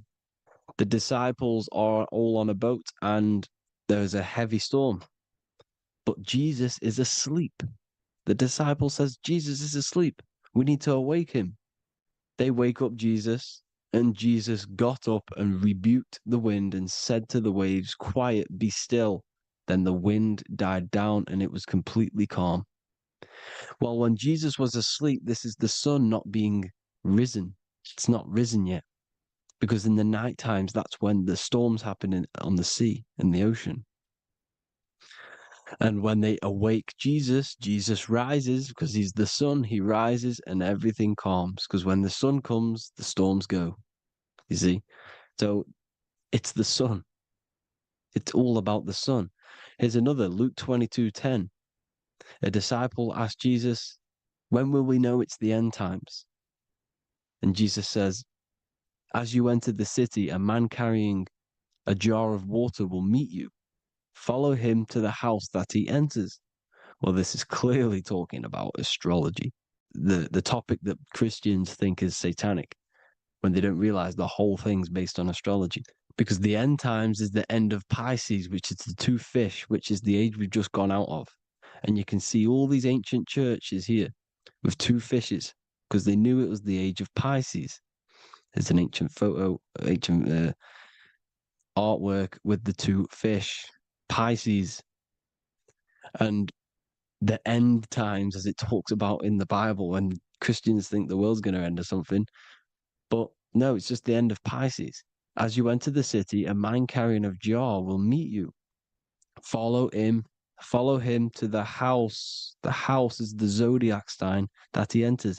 And the zodiac sign is Aquarius, because that's what it is, a man carrying the water. We know this is astrology because a woman, that is a woman's job in the ancient times. In the ancient times, the woman used to get the water. You would never see a man collecting water back then. That was the woman's job, whilst the man builds the houses, for example. You see, so we know it's talking about astrology because astrology is the man holding the bucket of water. It's the end of Pisces. Now we are in Aquarius. And of course, Luke 24:36, the risen Savior, the Son. Now, the Son is also born on the 25th of December, a virgin, just like Horus, Mithra, Buddha, Krishna, Hermes, and thousands of other gods, all born on the 25th of December. Well, it's because the sun moves 1 degree northward on the 25th of December. And on the 22nd to the 24th, it stays in the same degree because it's moving south. But then on the 22nd, it stays in the same degree on the Southern Crux constellation. And the ancients called this the sun dies on a cross, because the cross is the Crux constellation, the Southern Cross. And it stays on that same degree for 3 days on the cross. The sun dies on a cross, and then on the 25th, moves 1 degree northward, bringing back the summer, the light, the warmth, the growth of crops. And this is the sun being reborn again, a virgin, because it's pure. And here's Mithra, another sun god before Jesus was around, before Christianity.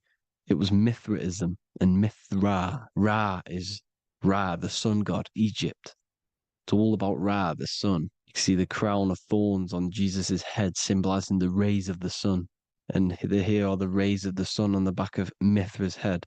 Krishna, the sun. Buddha, the sun. Horus, horizon. All born virgins, all did miracles, all resurrected. Dead for 3 days. Well, here he is, dead for 3 days on the cross. And resurrected. Because it's the most ancient religion ever been on the face of the earth. The worship of the sun. And we should worship the sun, because without the sun we are nothing. The sun feeds us, feeds the earth, feeds everything. Without the sun we are nothing. It's been reversed, and now we're worshipping man. When we're worshipping a man called Jesus, was never real.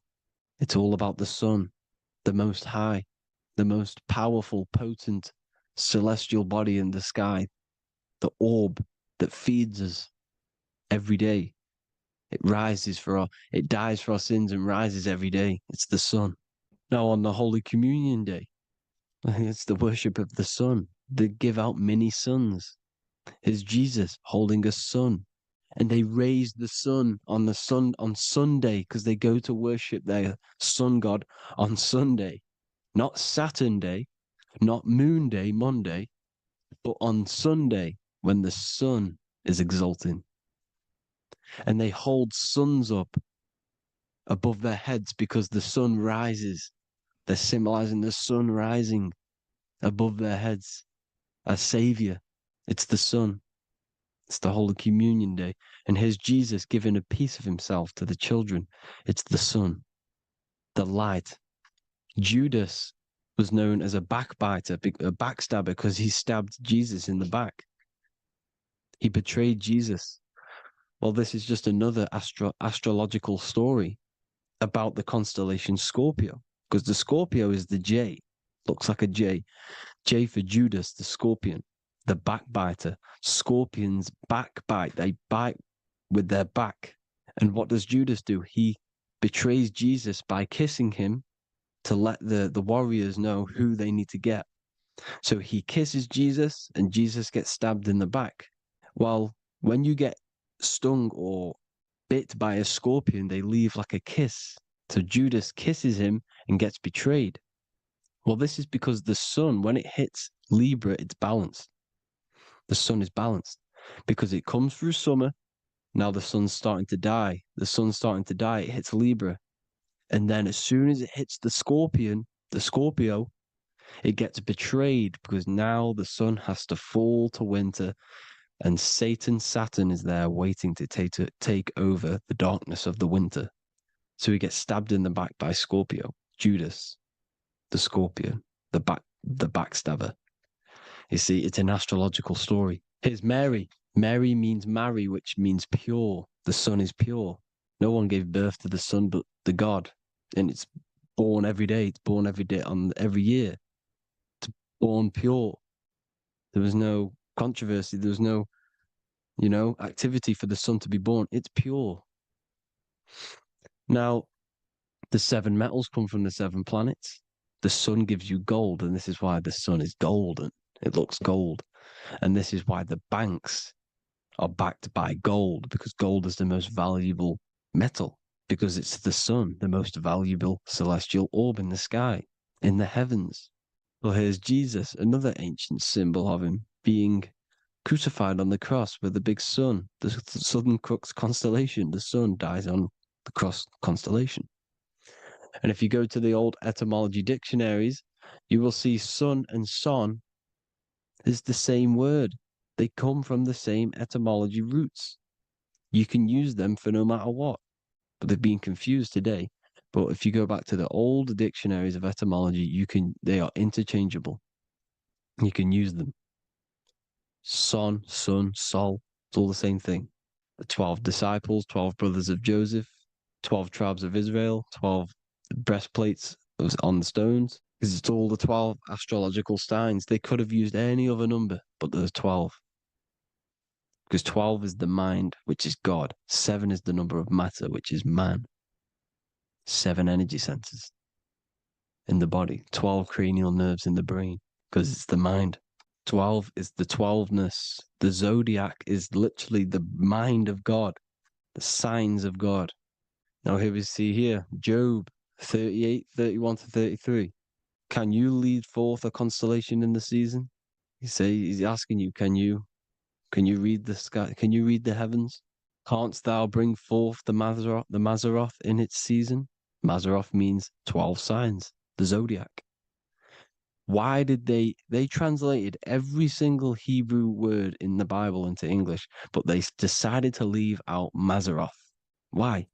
It's because if that said zodiac, Christians would have a different view on the Bible, but they leave that out.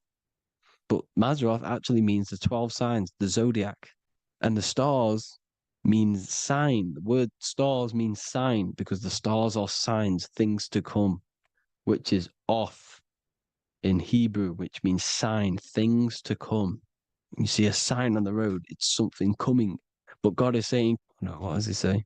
To qualify as a director, a judge of man's life on earth, one must be able to govern the heavenly bodies that rule the earth.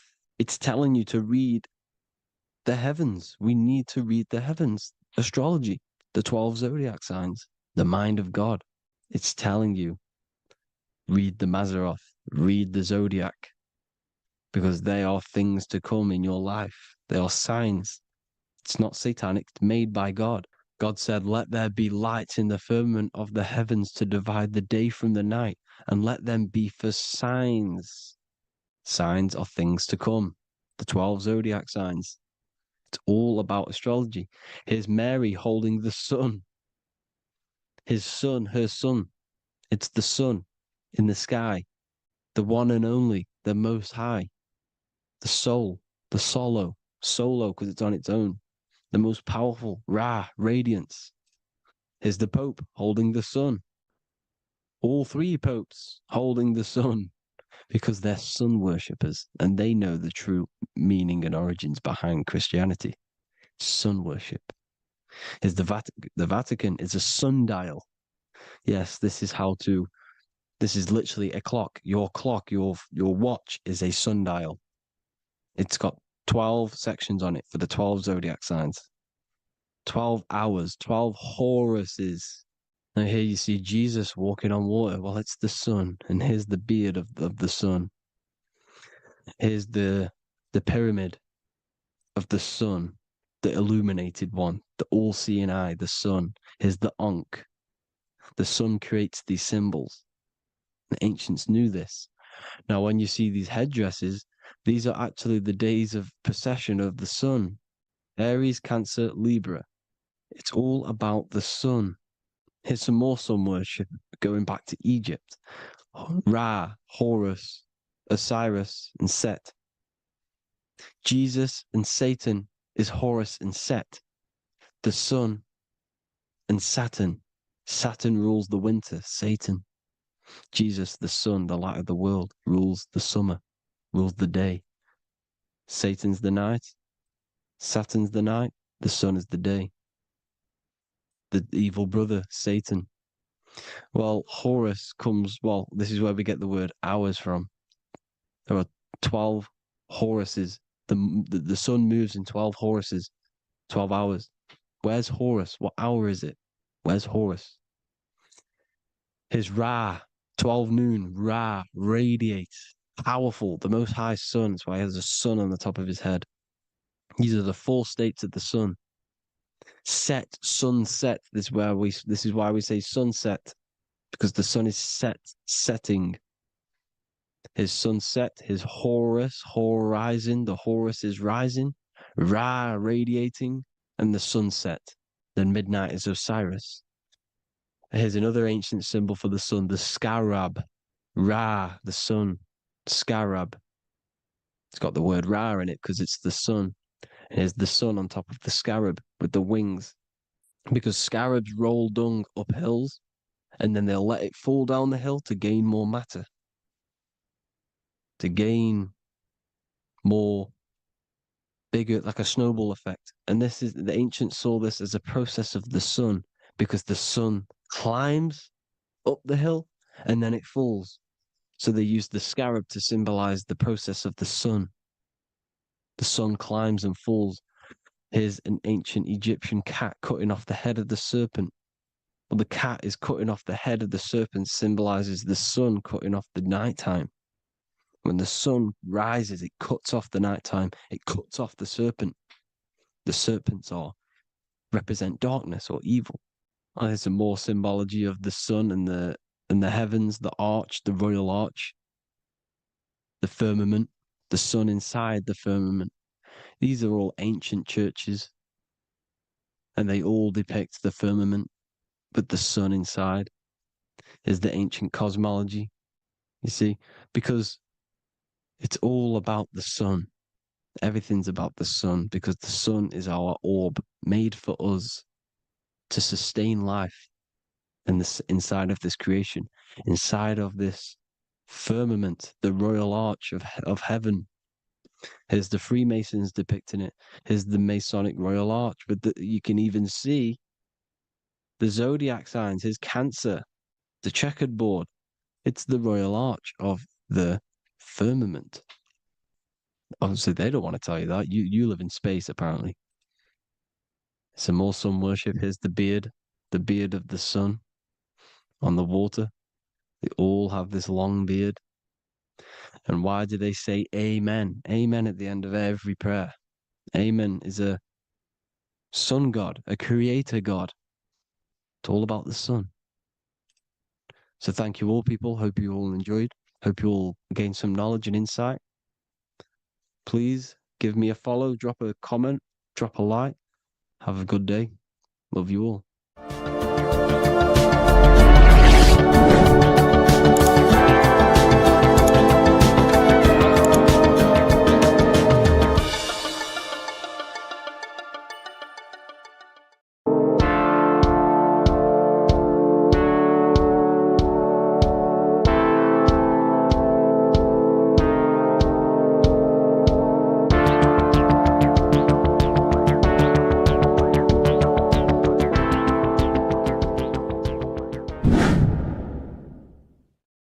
What is good, people? We're back with another video, and today we're talking about the chakras. Let's jump straight into this because I know there's been a lot of requests for this video. So let's jump straight into this. So you have 7 chakras, right?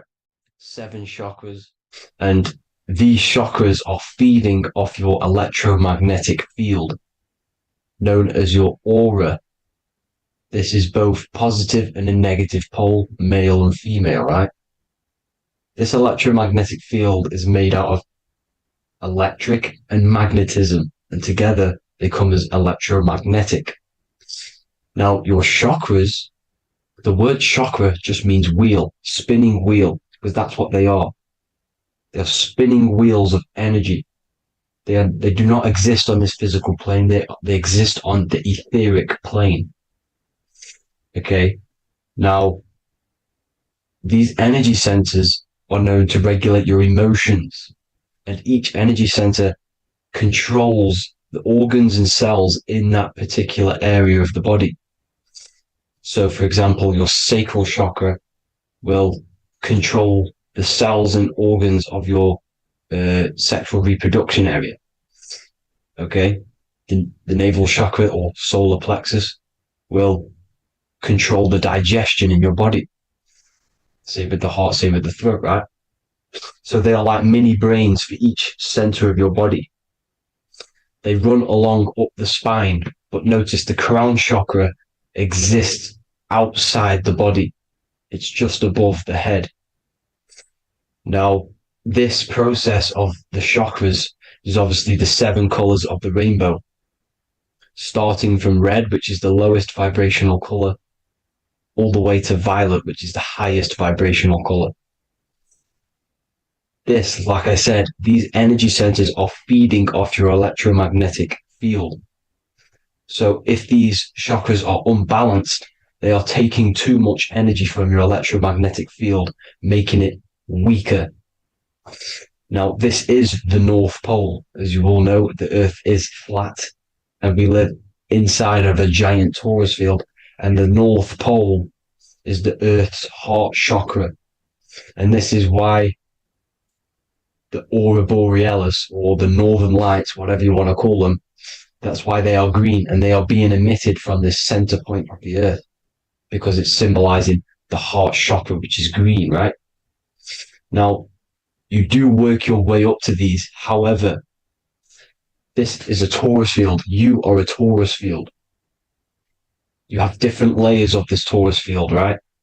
And you need to balance all of these chakras, but you can't move up these chakras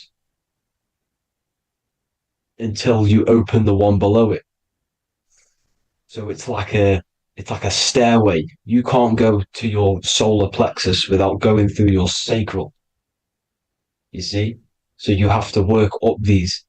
However, you have to work up these and then live from the heart, because the heart is the center of the torus field. It's the balance between male and female poles, positive and negative poles.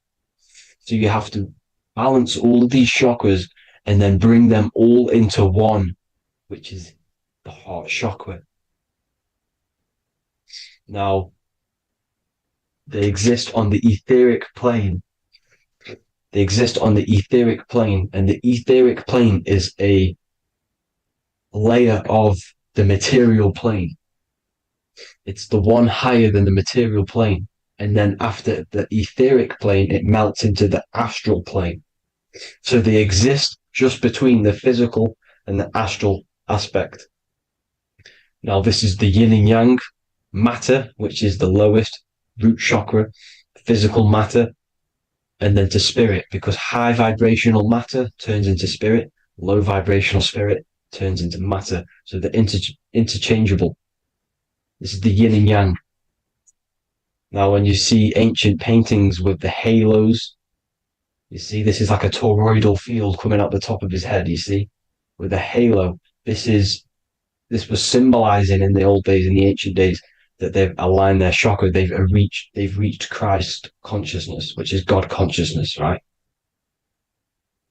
Now, this electromagnetic field is the apple that we bit out of in the Bible, because you see that apple is a torus field. So they were metaphorically or personifying the torus field. That's what the Bible is. It's a massive personification. It's all metaphors. You have to read it properly. It's got a greater meaning behind it. Now, when we bit from the apple, we ate from the tree of knowledge, which is good and evil. Our lower mind took over, so we materialized to feed our physical bodies. We materialized through Saturn. That's what Saturn does. Now, if you don't understand that, go and watch the video previous to this one called Occult Secrets of Saturn. And that will show you how Saturn is the materializer. Now, this is one of the secrets behind the Masonic compass, electric and magnetic, male and female, duality, positive and negative. Now, like I said, they teach you about the torus field, about a magnet in school, but they don't teach you about your electromagnetic field. Everything alive has a torus field. It is the building block of this creation. Absolutely everything has a torus field. There's not one thing without it. And as you can see here at the center of the apple, that's where the seed is. That's where the life is. The reproduction of that organism. As you see, this is where the most electromagnetic energy is stored, in the center, because this is where the two duality, this is where the field meets at the very center. This is why the seed is at the very center. Now, your spine is a elongation of the brain.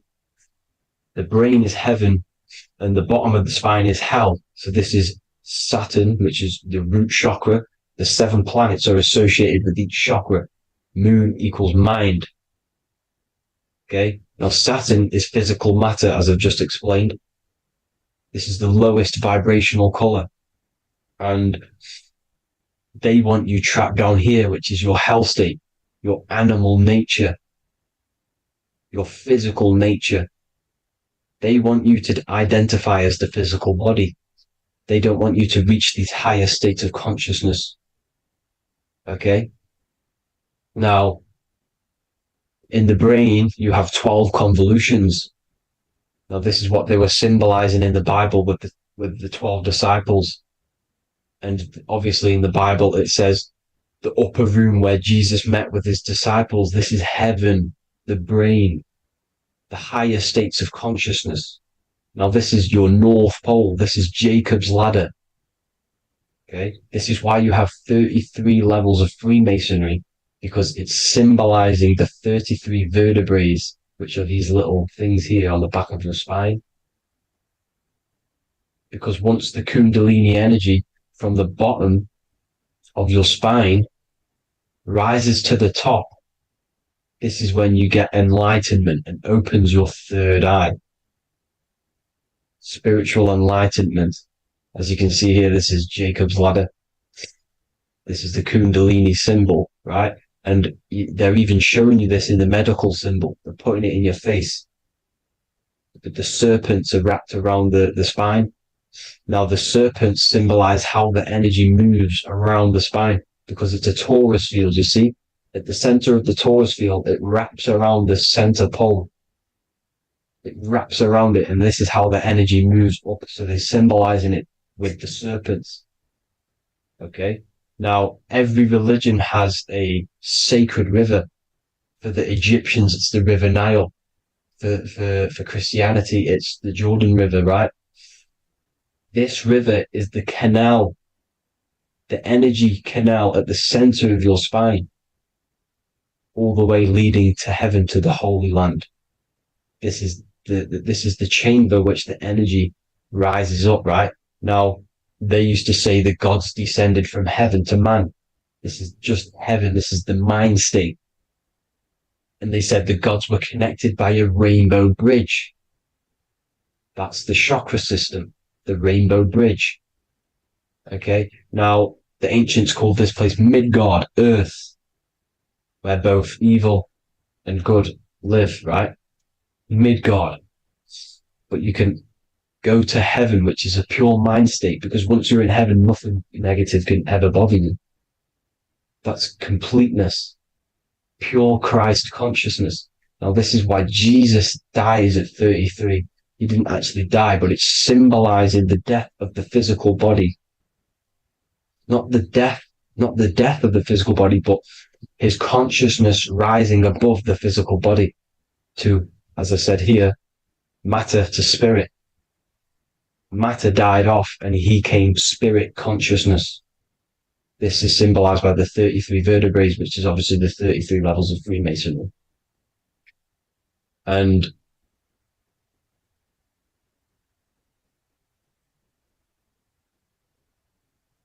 now the pineal gland, which is at the very top of this Jacob's ladder, or the River Jordan, the canal, your 33 vertebrae on your spine. This is where the pineal gland sits, right?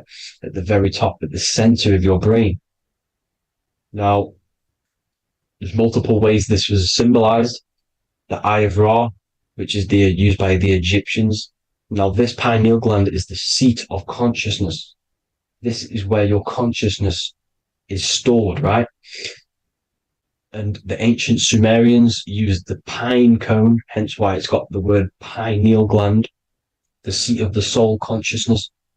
It produces DMT, dimethyltryptamine, which is known as the spirit molecule.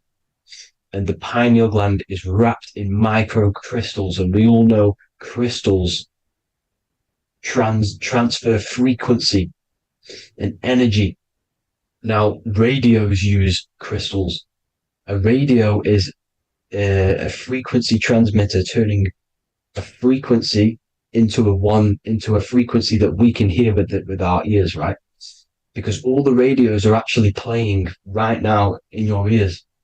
However, our ears can't pick it up, so the radio transmits it into a frequency that we can hear using crystals. So this is the power of crystals, and this is what our third eye is wrapped in, crystals.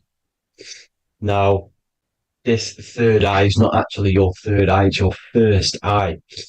When you're being materialized in your mother's womb, this is the first gland that is produced and everything's built around it, because it is the consciousness. It is your consciousness. Your consciousness never dies, ever.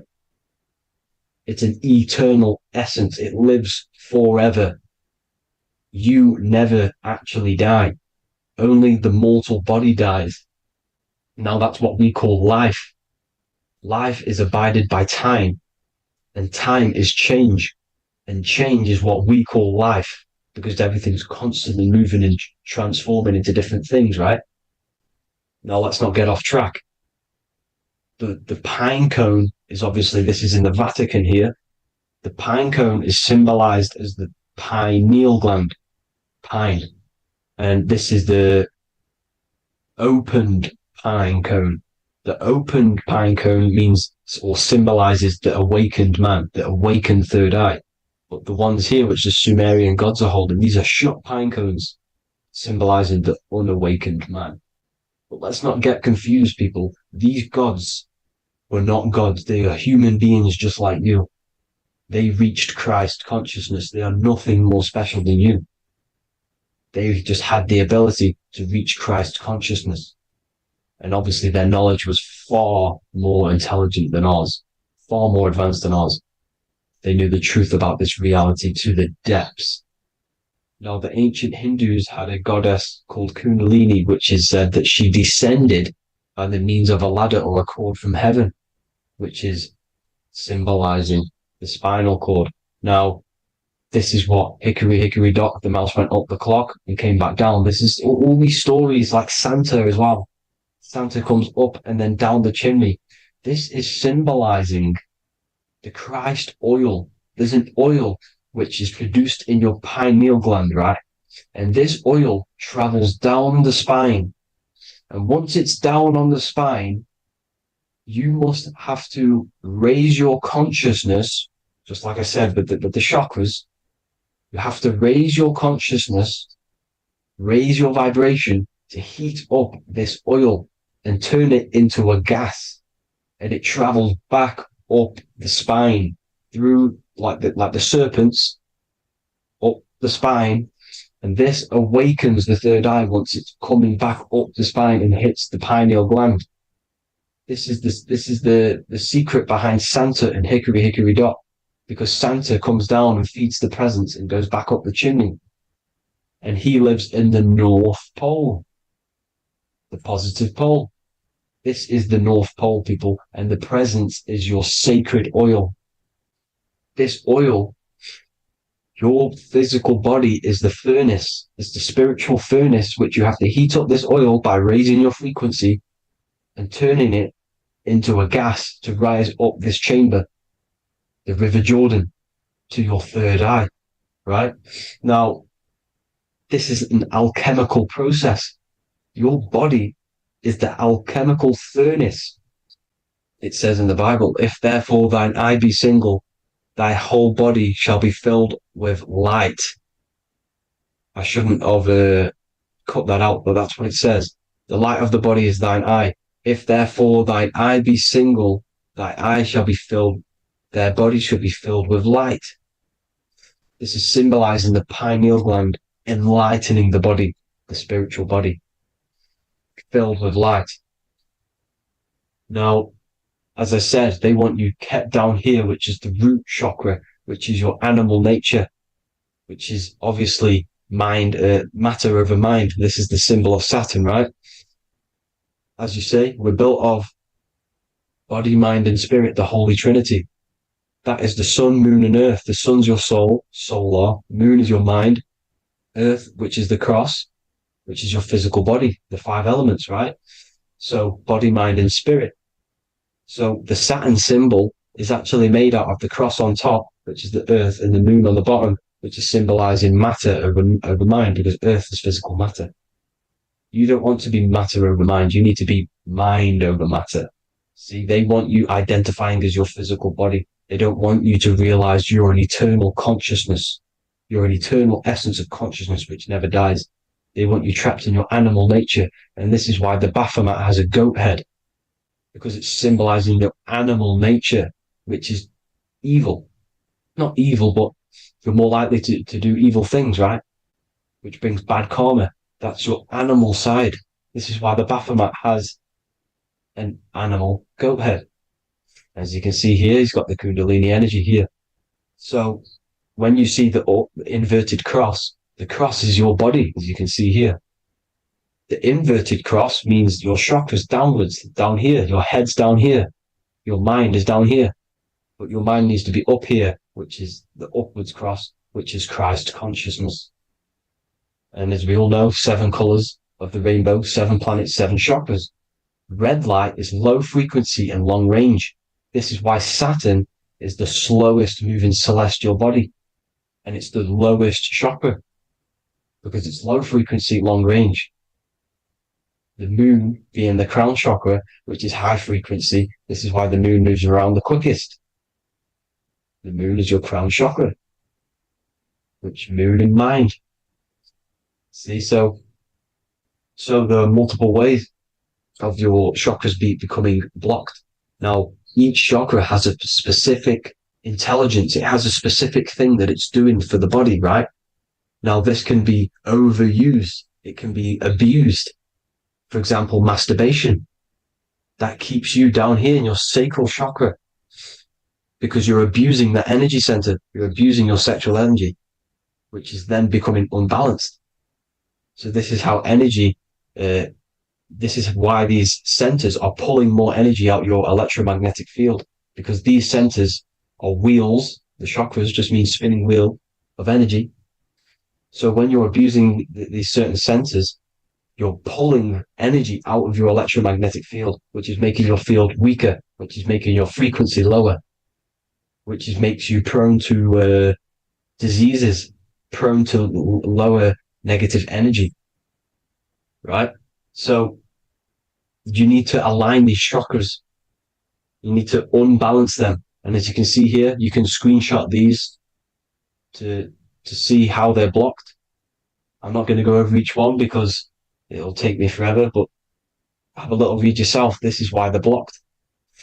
Now, the ancients used to say Aum when they meditated. Now, these are the 7 vowels. There's not 5 vowels, there's actually 7. Now, when they say Aum, they're aligning all their chakras by saying this when meditating. This is where the Aum originated from. Now, emotion is energy in motion. So if you're feeling a certain way, that's the energy you've put in motion. It's a reflection. We live in a mirror reality. Everything's mirrored. Everything's mirrored. As within, so without, as above, so below. Everything's a reflection of some sort. So whatever you're feeling, you're doing something wrong. It's telling you you're doing something wrong from the root cause. Because your energies are the effect. You're feeling the effect of something you've caused. The law of cause and effect. Nothing escapes it.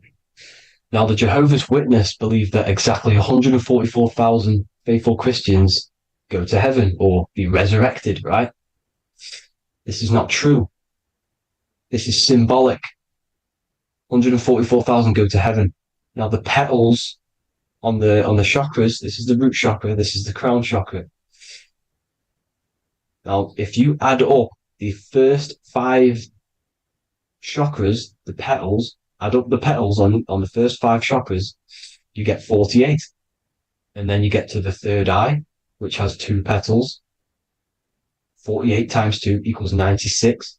96 plus 48, which you got from here, equals 144. The last chakra has 1,000 petals. Times 144 times 1,000, you get 144,000. This is a frequency. This frequency is the frequency of the ascension up your chakras. This frequency is a high frequency, which turns that oil into gas, which rises up the spine, activating your third eye. Right? So this is all the religions are all symbolic for this sacred secret of Christ consciousness. As it says in the Bible, the kingdom of God is within. It's not out there, people. You must look within yourself. You are God. You are a spark of his consciousness, infinite consciousness, right? So 144,000 is a frequency, and you must achieve this.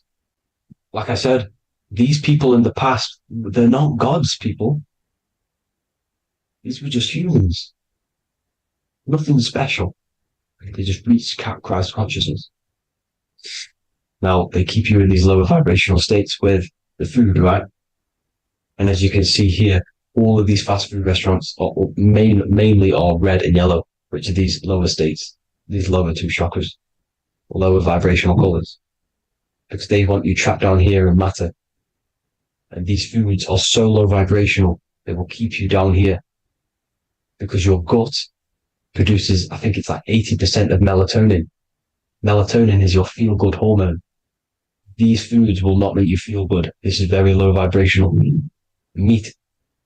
It's not meat, it's raw flesh. These animals are stripped from their family, put on a conveyor belt, watch their friends be tortured, and then get slaughtered in a slaughterhouse. Think of all the fear that's running through their blood, all the hormones, all the fear, and you're going to go and eat that very low vibrational energy.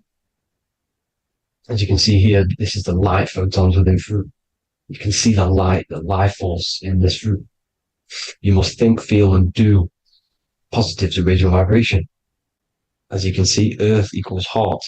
If you rearrange it, everything in nature is green, right? The aurora borealis is green. You must align all these chakras and then live from the heart, because the heart's the center of the Taurus field. You must become the consciousness in the center. So that's it for this video, people.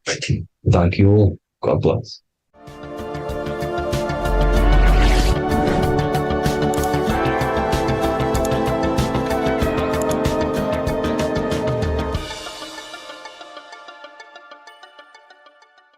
Welcome to Revival of Wisdom. Today, we're going to be talking about portal symbolism, what portals are, okay, and how they show them to us, because they have to tell you the truth, guys. This is the thing with the universal law. They have to tell you the truth, and they tell you through symbols, they tell you through movies, and different things like that. But let's jump straight into this. So first, I want to talk about the Freemasonry symbols. Okay, so first we got, obviously this is some Freemasonry art, but notice how you've got the ladder with a key. Okay, so this is ladder symbolism with a key. So maybe this is talking about ascending.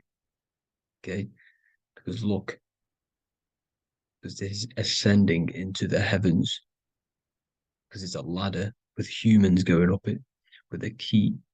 In order to ascend, you must have the key. Okay, so what else do we have with a key? Well, the Netflix show Lock and Key, which is all about portals and keys. Because what do keys do? They open doors, gateways. Okay. So what's interesting about this is that they've got this key here, which represents the Kundalini energy rising up the spine. Okay, but we'll come back to this. But it's that same portal key symbolism. We've also got the Vatican. The Vatican is in the shape of a key. Okay, so you can see the start of it here and the end. So this is key symbolisms. Keys open doors. And notice how it's got the 8-pointed star. Okay, what is the 8-pointed star? Okay, we'll come back to this. This all ties in, guys. I'll break it all down for you. But then you've also got the god Janus. Janus, okay, is known as the god of the doorways. He's an ancient god of Rome, and they worshipped him. However, he's not a god, he's more like a high-level ranked demon. Because he is the god of the doorways. And notice how he's got two faces, because doorways always have two sides. You're going into somewhere, there's always two sides of a door, and he's always depicted with two sides of a face and a key, because he holds the key to the doorways, to the portals, to other worlds and realms. Okay, as you can see, he's always got two faces and a key. Okay, so now we have the Sumerians, the Anunnaki, and they are always depicted with the two faces. Why do they have the two faces? Because they're symbolizing doorways, and the Anunnaki come to Earth through doorways and portals. So these are what these gods are symbolizing in their artwork. But they always have the 8-pointed star. Okay, what is the 8-pointed star? You see how they always have. Look, let me try to find another one. It's the 8-pointed star. This 8-pointed star is Polaris. Okay, Polaris, just like the Vatican has the 8-pointed star with a key. Polaris is the center star. Polaris is a fixed star, it doesn't move.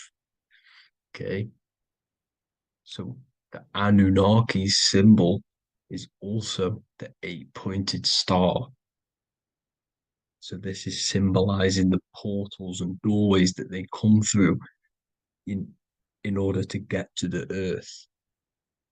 But Polaris is that center star which does not move. It's always symbolized with the 8-pointed star, just like a compass. Why is a compass the 8-pointed star? Because at the center of our realm is where the most electromagnetic energy is stored. As you can see, we have an aura field, an electromagnetic aura field. So does the Earth. And in the center, so like our heart, for example, is where the most energy is stored. And like the center of the Earth, this is why all compasses point to the center, because this is where the most electromagnetic energy is stored. It's at the center of our realm. Okay. So like I was saying with the lock and key series, see this here? The Kundalini energy rising up the spine, just like your Kundalini energy rising up the spine. Let me try. I can't zoom in, but you know what I'm trying to say here. Let's go back to Polaris, because at the center is where pole. Can you see the pole of electromagnetic energy? Polaris, the North Pole. It's symbolized. The truth is in the words. It's like a pole of electromagnetic energy. And this is where the aurora borealis comes from. Notice how it's got the word aura in it, because it's the Earth's aura, electromagnetic field. Just like you have an aura, also known as the northern lights, because it's coming out of this center hole in the center of our realm, where the black sun is. And this is where the electromagnetic energy is coming up from. And this is what the aurora borealis is, or the northern lights. It's just electromagnetic energy. And it's symbolized through our symbols, the original O. Okay, because it's like a pole through the middle. Polaris. So this Polaris is the sky vault. It's the portal into this realm, because this is what the Anunnaki are always talking about, always symbolizing with the 8-pointed star. And just like a compass, it's the 8-pointed star pointed to the center, to Polaris. Okay. See here on the Sumerian tablets with the 8-pointed star again. And how we know it's talking about portals with this 8-pointed star is because CERN 666 are opening up portals to the underworld, letting in demonic entities into this realm. How do we know it's a portal? Because their Hydro Collider has 8 points, just like the 8-pointed star. So they are creating synthetic portals to the underworld to let these demonic entities into our realm. But what is the key?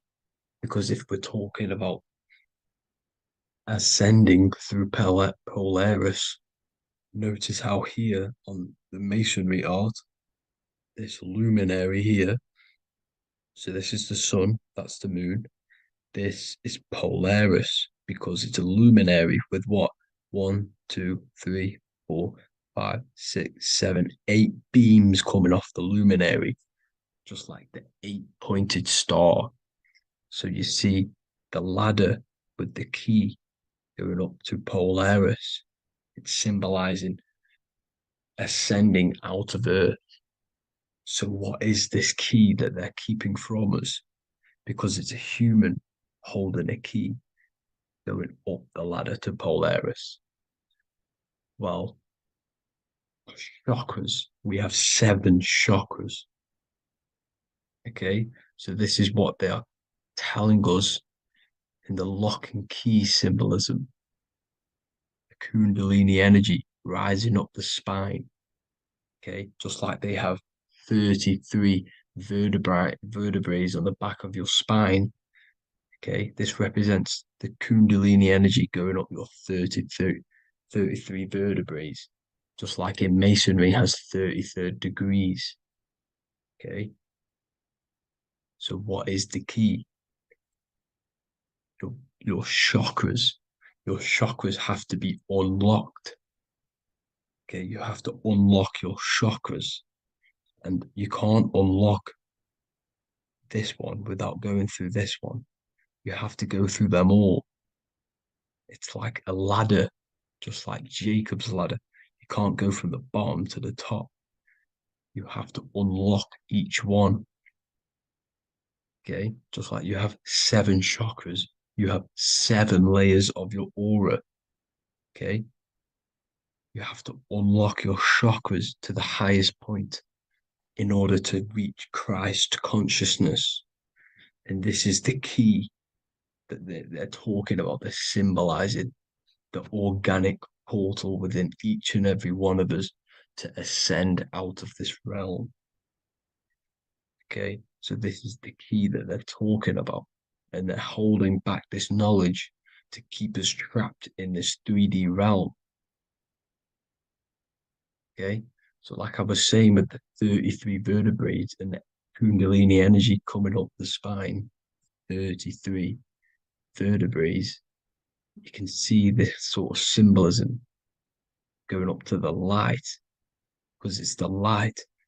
You see here, your crown chakra turns on and becomes enlightened, just like the Illuminati symbol. Can you see it? But also Jesus also died at 33. So this is symbolizing, okay, they're symbolizing the death of the ego, the body. So once you open up your chakras and reach Christ consciousness, which is your 33rd vertebrae, once your Kundalini energy goes up your 33rd vertebrae, your body technically, not physically, but spiritually dies, because you then become formless. You reach Christ consciousness. So then you can travel other worlds. Okay. This is what they're talking about with Vatican, 8-pointed star, and the key. Janus with the key. The Sumerians with the 8-pointed star. Anunnaki, the 8-pointed star. Polaris, 8-pointed star. So Polaris is the way out of this realm, which is at the center. Pole, North Pole. Okay. So the key is that they're hiding from us is the knowledge to unlock our chakras. Okay. And without this knowledge that they keep from us, is trapping our souls in this reality to keep reincarnating. Okay. Well, thank you all for tuning in. I'm going to leave you all there. Make sure to leave a like and a comment in the comment section. Let me know some topics to talk about so I can break it down for you. God bless you all.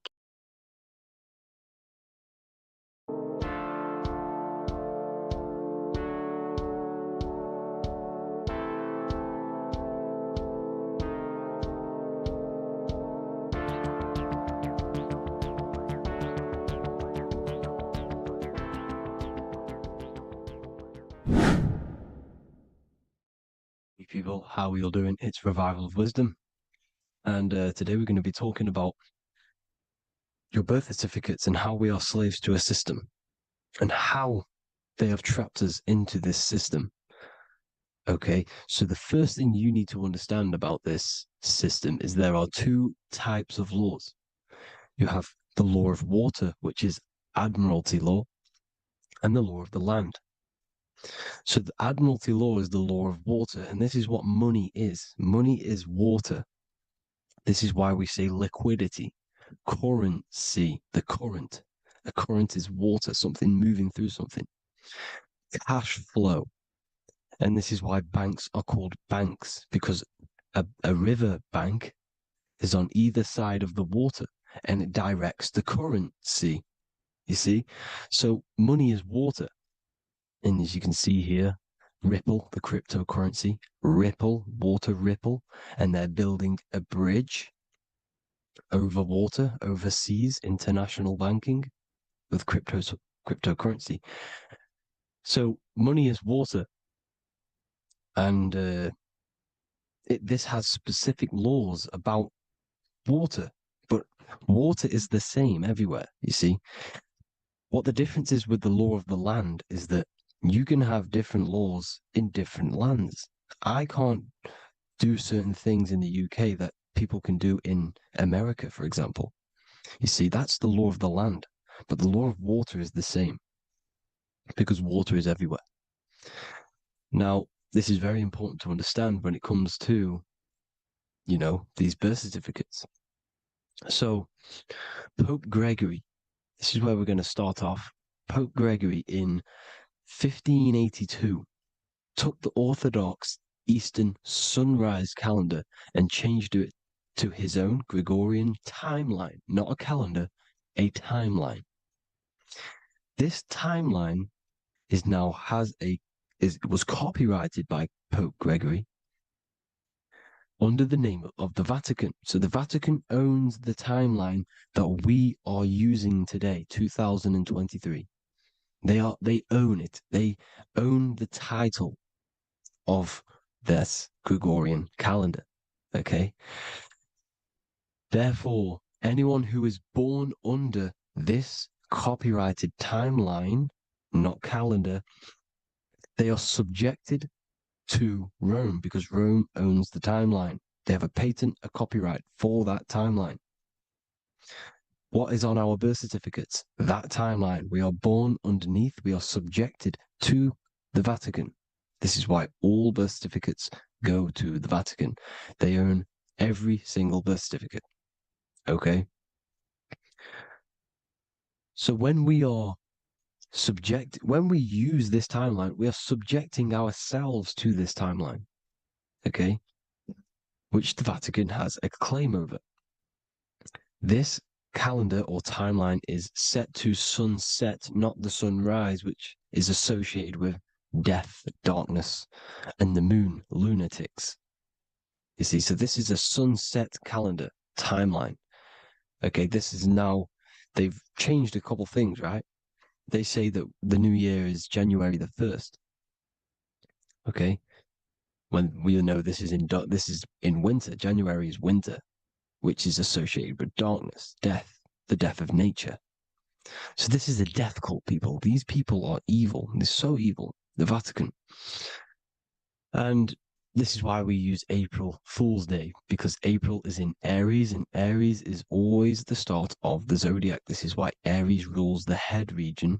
12 zodiacs, 12 systems of the body. Each zodiac is associated with each part of the body, and this is why Aries is the head. Cerebrum. But we're not going to talk about it in this video. But yes, that is what April Fool's Day is. They're putting it in your face. April Fool's Day is the real start of the year, when the sun starts to rise again, when the risen Savior is resurrected, when it's born again. This is when the Jews celebrate the Passover. This is when the Christians celebrate the resurrection of Jesus, and they eat lamb. The Jews eat lamb because we're in Aries, the new year. The sun is now born again, our risen Savior, the light of the world. So yes, this is what April Fool's Day is. It's the first day of the year, which they changed. Pope Gregory changed. So you need to understand is that you are in the womb. You are inside of a ship, because every ship, literally a ship, every ship is female. This is why they say she delivers the product, because she does deliver the product, you, the baby. Same thing with a ship, they deliver products. They are a she. And when they pull up to the bay, like you can see on this picture, they're pulling up to the bay. This is now called the birth canal. The ship is now in birth on paper. Okay, this is law. And when they pull up, they tie up to the bay, and now they get a certificate of manifest certifying all of the products which are on the ship and what they are bringing into that nation. Okay, so you're bringing in this many of that, everything's on the certificate of manifest. And this certificate as manifest is also your birth certificate, because you are traveling through water when you are in the birth canal of your mother, because you are in water when you are in the womb, and you travel through the birth canal. And when you arrive, you get a certificate of manifest with the name, how many, the quantity, that's your birth certificate. Okay. And this is what it is. We are a well, we're not a corporation, but we represent a corporation, which is your name in full capital letters. That is your corporation. You cannot physically tax a body, but you can tax a corporation. This is why we get charged. This is why we get taxed, because it all goes down to the corporation which our name represents, which we are subjecting ourselves to. We are my name. I am subjecting myself to this name, and that name has a corporation which I represent, which I subject myself to. You see, this is how we are attached to this straw man, this character that they have built on paper. So it's a character which is on paper. This is what we represent.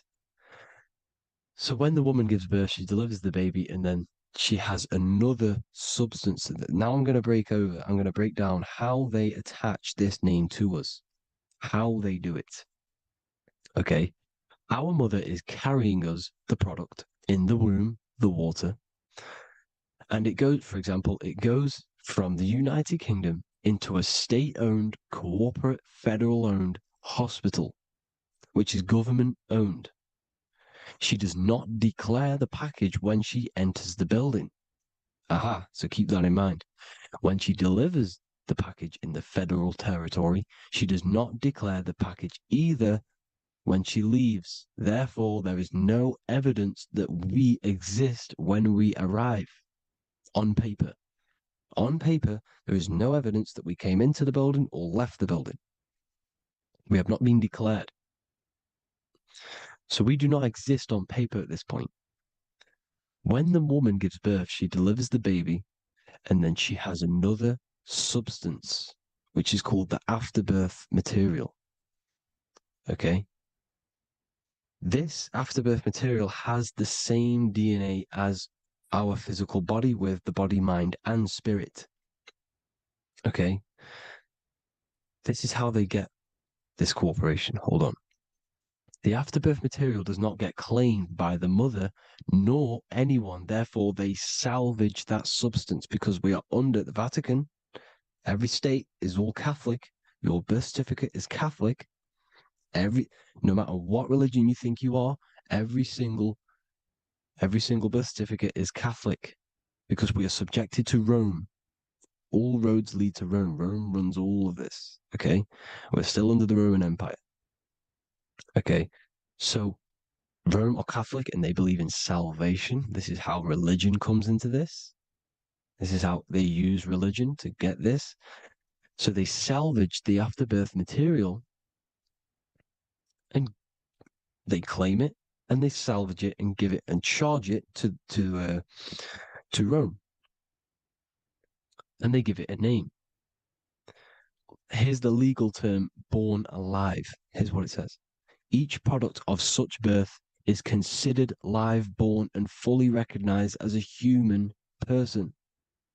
So each product of such birth, so that could be anything, the afterbirth, the person who actually comes out, the baby. So your afterbirth, which we do not take with us, we take the baby with us, they keep that in the hospital, they collect the afterbirth, and they salvage it, and they give it the name, which, it is us. We are a representative to that afterbirth material, which they put the name on, they claimed, which is subject to Rome. So we are walking around our whole lives as a representative to that claimed salvaged afterbirth material, which the federal state have. Okay. We are under the Catholic Church, Vatican. Therefore, the afterbirth material is a child of God. See, on paper, therefore, they believe in salvation and salvage the afterbirth material. This material has no mother or father. The state pick it up. It becomes a war to the courts and gets charged to the state. So we are a representative to that character they salvaged because it is the exact same DNA as you. Subject is the name or the title, and the matter is the physical aspect left behind in the hospital, which represents us. You see? So now we're moving on to Unam Sanctum. Unam Sanctum was in 1302, a very, very important year. Very important year. Unam Sanctum says this is basically how they claim everyone in the world. So the Vatican had all this power, all this gold, all these people under them. They need to get a claim for them so then they can rule over them and make them slaves. So what they did, they created Unam Sanctum. Pope Boniface VIII did this. And it says, the spiritual man judges of all things and he himself is judged by no man. The spiritual man, keep that in mind, unless he invent like Manichaeus, two beginnings, which is false and judged by heretical, since according to the testimony of Moses, it is not in the beginnings, but in the beginning that God created heaven and earth. Furthermore, we declare, we proclaim, we define that it is absolutely necessary for salvation that every human creature to be subjected to the Roman pontiff. So they are claiming us in Unam Sanctum, and it's in the vaults in the Vatican. They will put a spell on it because they are sorcerers, they are magicians. They put a spell on it, they lock it up, and whatever goes on that piece of paper goes. And this Unam Sanctum is claiming all of us. So what does it say in the beginning? The spiritual man judges of all things, and he himself is judged by no man. The spiritual man, the man with the body, mind, and soul, the first baby that comes out the birth canal. That's you, your body, body, mind, and soul. You have the Christ, which is I am, which is grace. Grace means here now, in the present. You have the Christ, which means I am. Therefore, you have a soul. If you can say, I am, you have the Christ, you have a soul.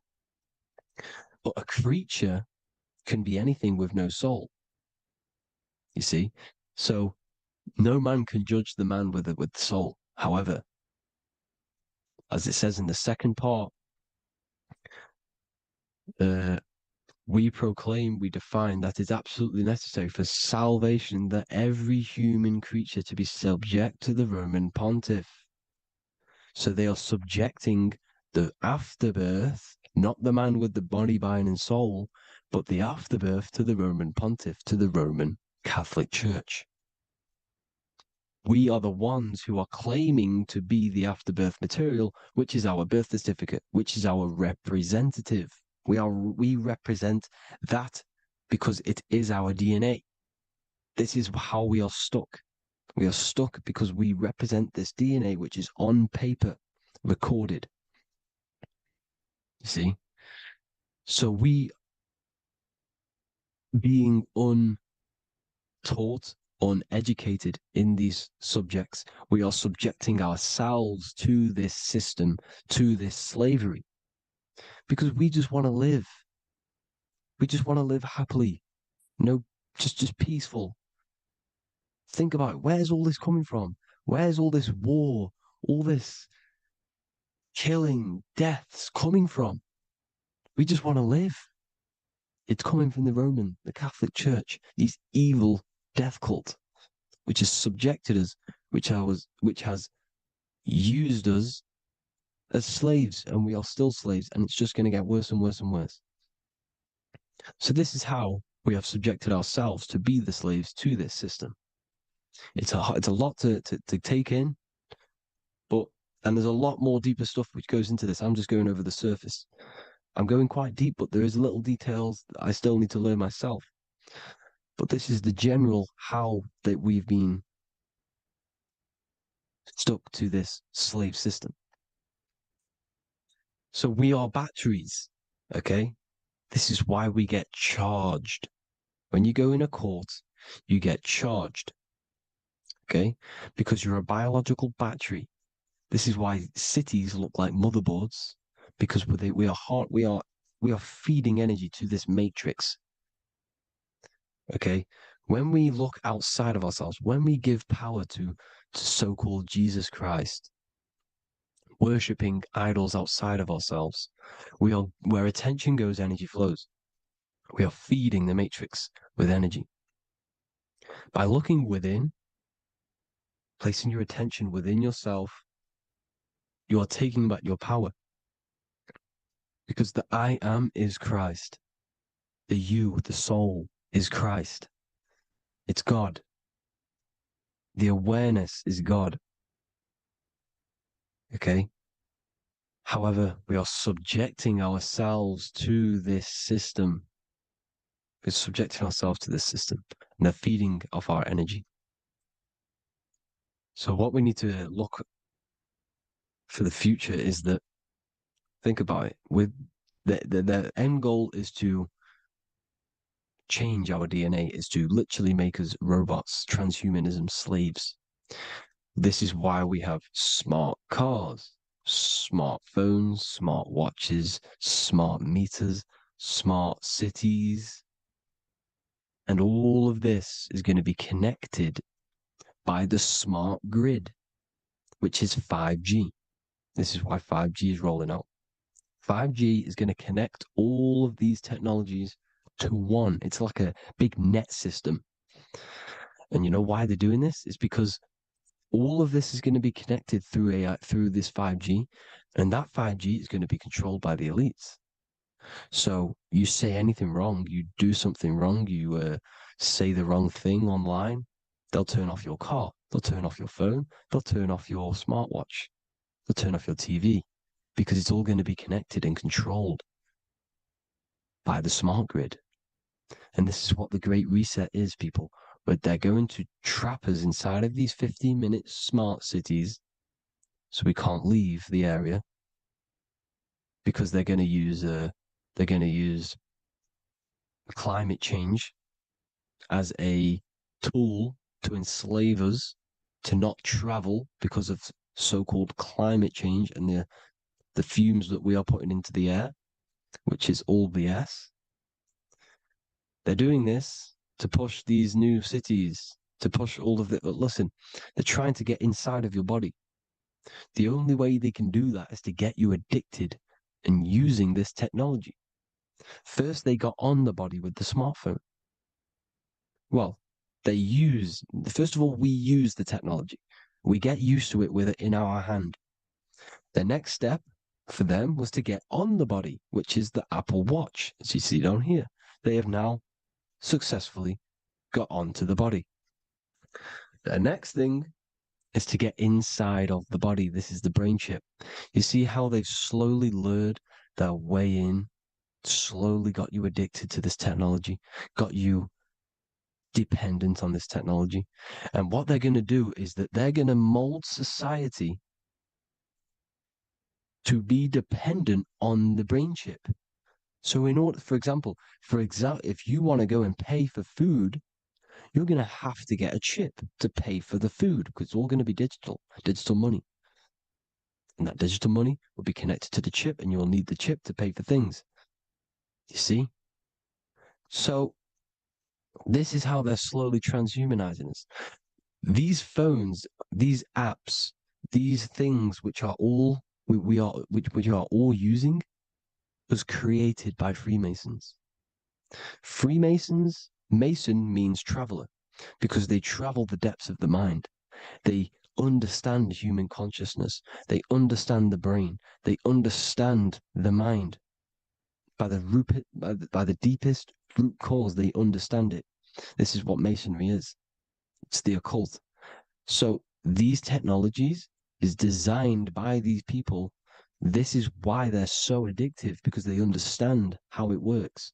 They understand how to get people addicted because they understand human consciousness, the brain, the body, and the mind. So this is the advantage Freemasons have over us.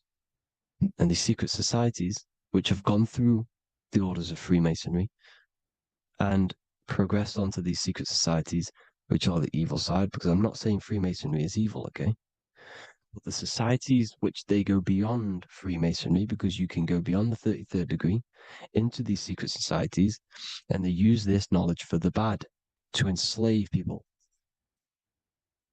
And this is what's going to happen. Transhumanism. So I hope you all learned some insight for today. Please do a bit more research on, the birth certificate and stuff like that, the straw man. And have an amazing day, people. Please like, comment, and subscribe. Peace.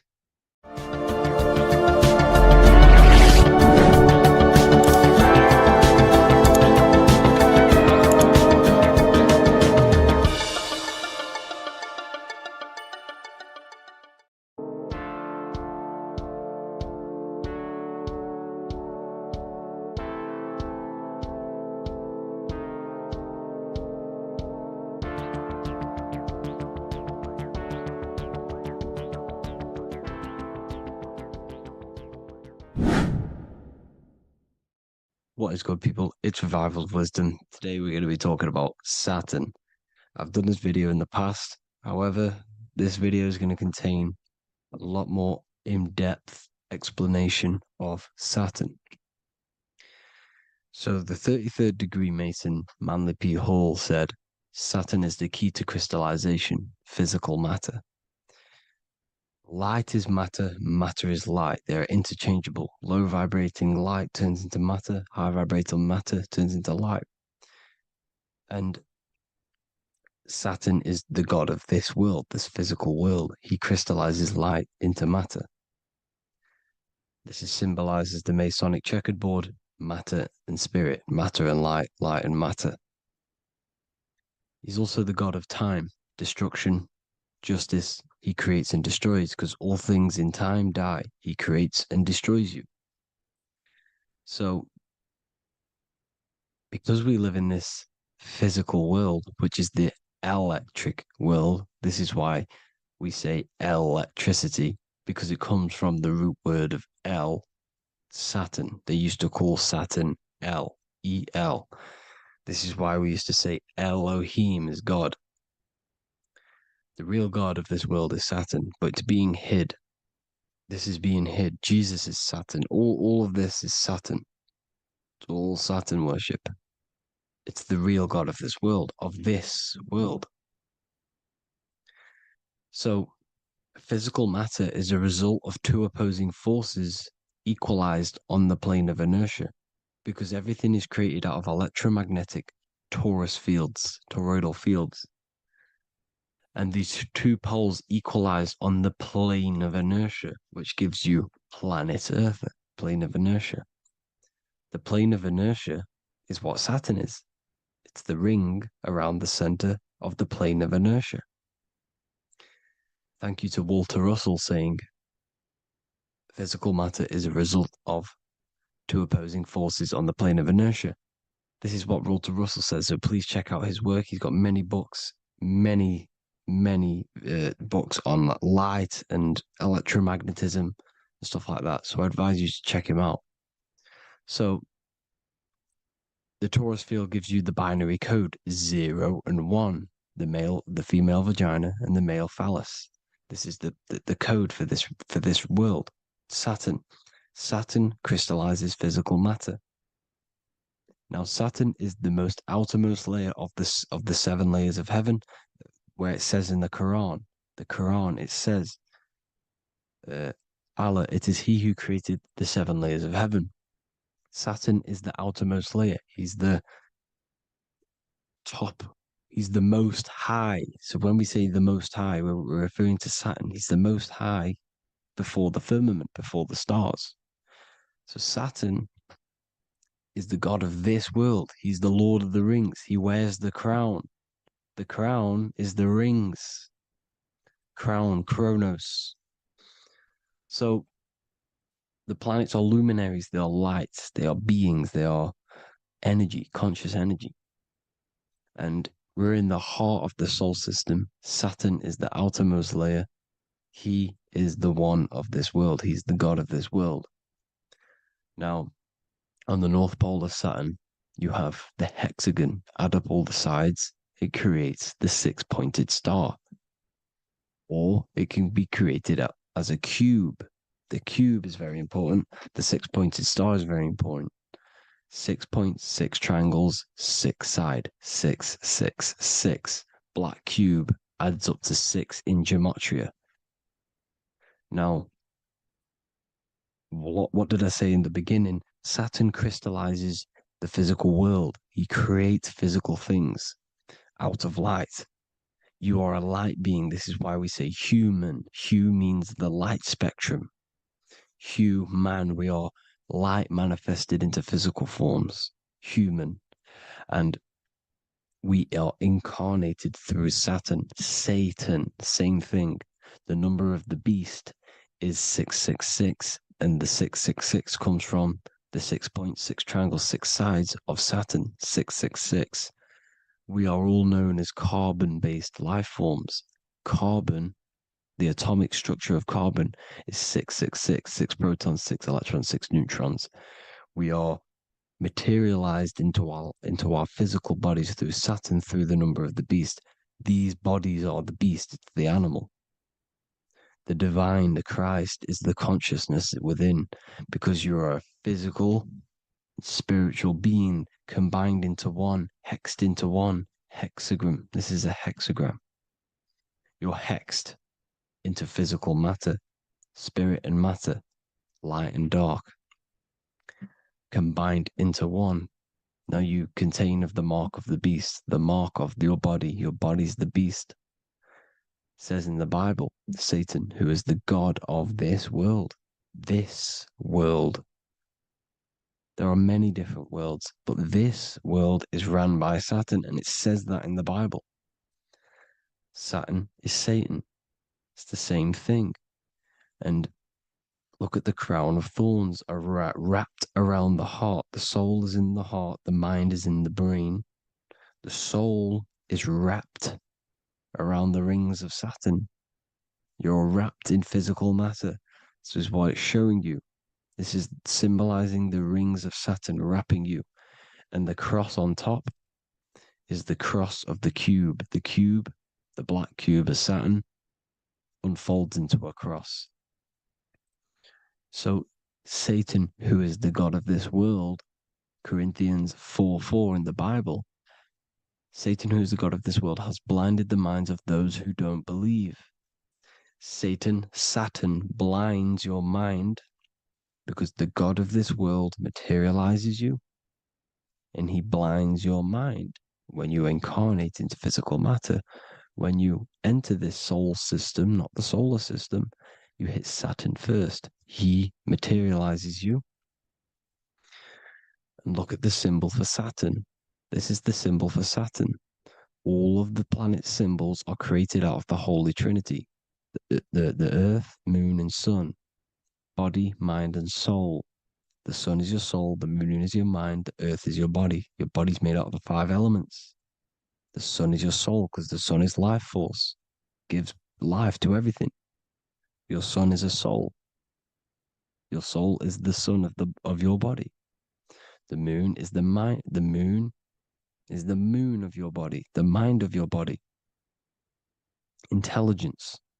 So all of the symbol of the planets are created out of these.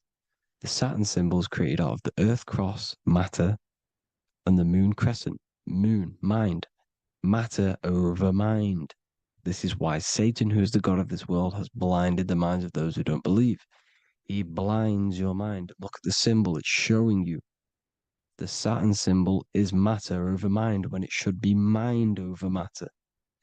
So we descend into a soul system, into our 666 Saturn carbon suit bodies, and we are matter over mind. Then we have to move up the spine to go back up to spirit, to mind over matter, where you manipulate your own reality. Now look at this. It creates the number 5. 5 is the number of change. You're moving from this side of the number sequence over to the right side. You're moving from the spiritual into the physical world. You're incarnating into the 5 elements, the 5 senses. So the cube, the black cube of Saturn, is another major symbol. Very important symbol. Here you see the cube, and the color black is associated with Saturn because Saturn's associated with death. He creates and destroys, light and dark.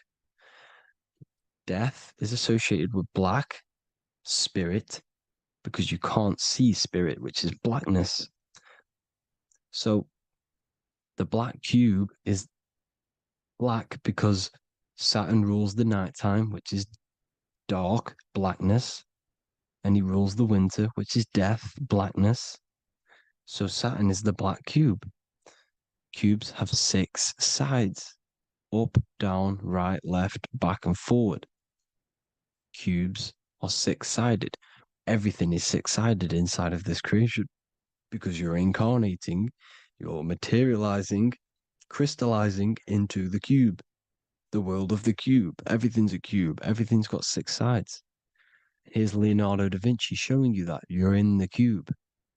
Leonardo da Vinci did this famous painting. You're in the cube, you're hexed into physical matter, where you're incarnated into the 3rd dimension, the 3-dimensional world, which is a cube, 3D.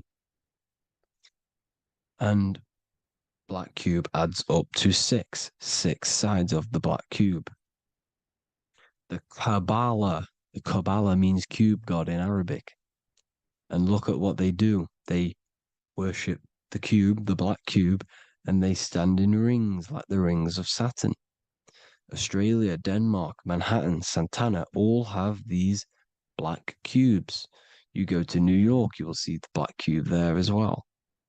These black cubes are everywhere because it is the real God of this world, So look at the cross. The cross unfolds into the cube.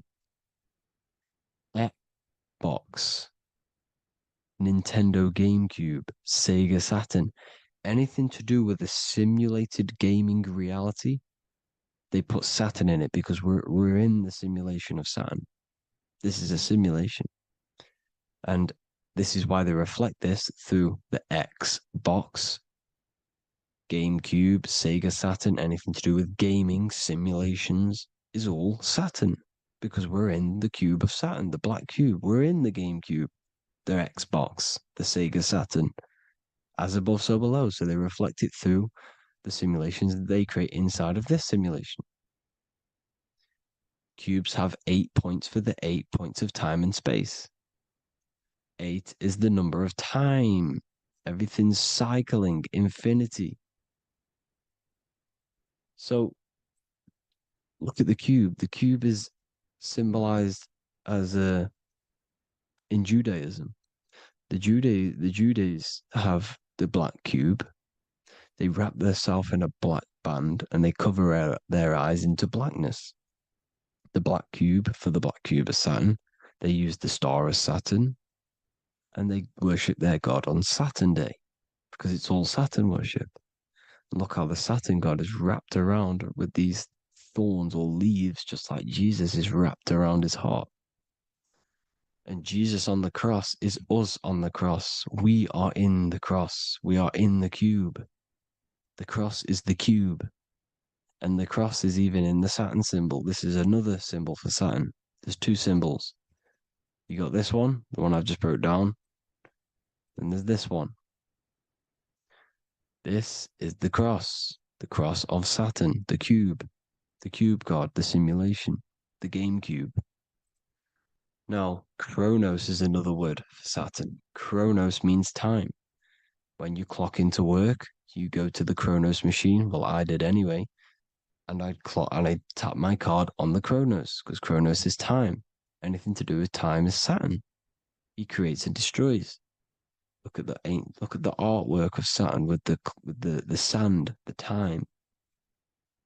Look at this, how he's cutting off the baby's wings. He's crystallizing the spirit into matter. He's cutting off your wings. Satan, in the Bible, he falls from heaven into earth and he loses his wings. He becomes a serpent. You see, it's all symbolic for us. We are the fallen angels, fallen angles of light. We're fallen angles of light. We are light beings. Now we're fallen into physical matter. Saturn's chopped off our wings. He's chopped off our spirit wings because when you astral project, you can fly. You will fly around. He's got the Reaper staff here, always depicted with the Reaper staff. Now look at the clock. Saturn Day is the 6th day. The number of the beast, 666. Look at the clock. 6 take away 12. 12 take away 6 equals 6. 7 take away 1 equals 6. 8 take away 2 equals 6. 60 seconds in a minute, 60 minutes in an hour, 24 hours in a day, 2 plus 4 equals 6. That's 666. Everything's 666 because it's time. Saturn. All goes to Saturn. He's the god of time. We're in time now. We're in time. We're in the time, which is God, the god of this world, the god of time. Now look at this. The Reaper is also depicted as the Reaper with the staff, the black cloak, black symbolizing death, spirit. Judges wear black because Saturn is the law. He's the god of this world. He's the law. This is why they wear black cloaks. When you graduate from university, you wear a black cloak and a black cube on your head. You've been hexed.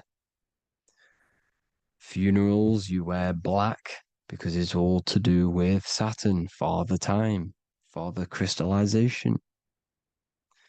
Now, Saturn, here's another one of him cutting off the wings of a child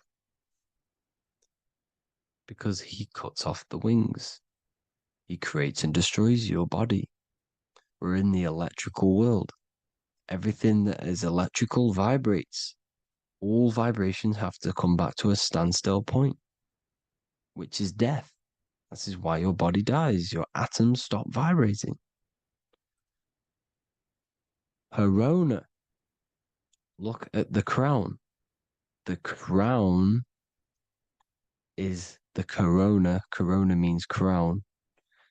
And look at this is an alcohol brand for beer. You can see the staff of Saturn in the symbol with the moon crescent. Corona, which is the crown, Saturn, the crown on Saturn, the rings. And then you've got the staff. It's all Saturn worship.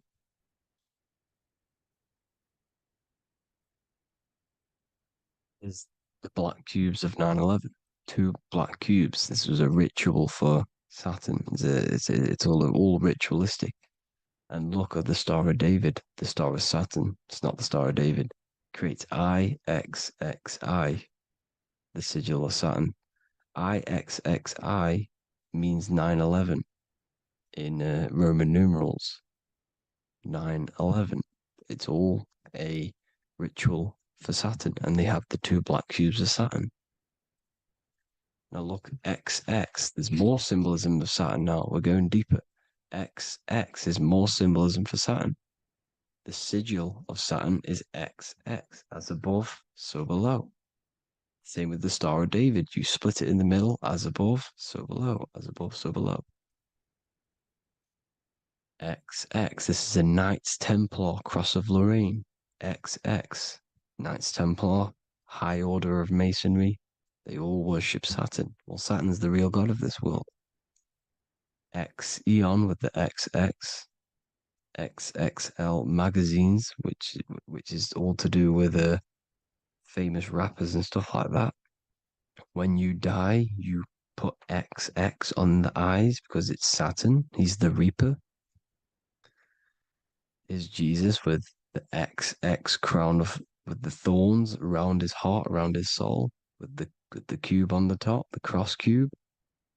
Le Lucifer with the XX Cross of Lorraine. Jay-Z with his alcohol brand, XX Cross of Lorraine. The X Factor with the rings of Saturn. All Saturn worship. The seal of Melchizedek is also Saturn. This is the cube. This symbolizes the cube with the 8 points for the 8 points of space and time. And this is the cube. It's another ancient symbol for Saturn. Here you see the star of Saturn with the Melchizedek symbol around it, which is all to do with Saturn. Here you see an altar, the Holy Grail, the Melchizedek symbol on it, and they're worshipping it. This is why we wear rings, wedding rings for the rings of Saturn. It all goes back to Saturn. Earrings. The 8-pointed star of the ancient Sumerians is all Saturn. It's all Saturn. So the ancients, the symbols of Saturn goes on forever. It's in all of the major corporations. You can see it everywhere, the rings of Saturn. Toyota is an obvious one.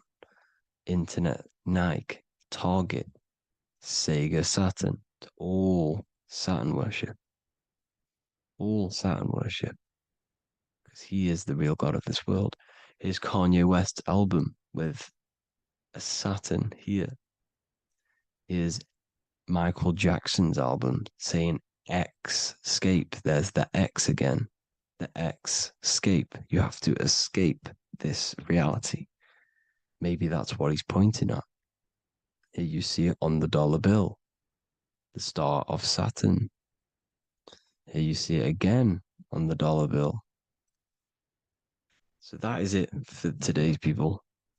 I hope you all gain some insight on Saturn. Please like, comment, and share if you can. Subscribe if you like the channel. Please have an amazing day. God bless.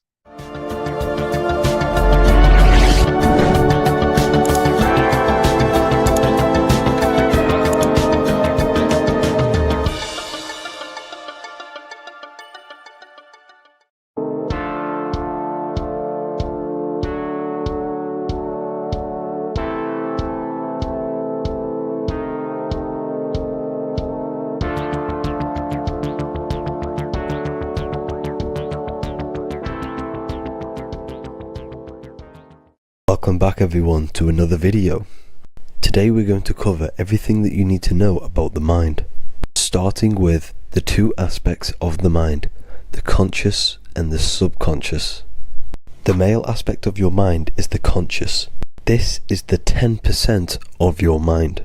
The conscious part of your mind is only aware of everything around you, your vision, your sight, your smell, your taste, your hearing, and your current state of emotion and thought.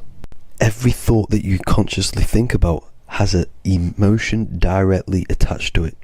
That emotion is then impressed onto the subconscious part of the mind. The subconscious part of the mind is the female aspect of your mind. It is also a whopping 90% of your mind. Subconscious mind is controlling all of the subconscious processes which happen within your body. For example, your subconscious mind is controlling your heartbeat, your digestion of food, and all of the things that you do not have to tell the body to do. It is the hidden part of our mind which is controlling all of the hidden things. The subconscious mind is like a recording supercomputer. Everything that you have experienced in your life is all recorded and stored within the subconscious mind. One of the most important things about your subconscious mind is that it stores your mental programs.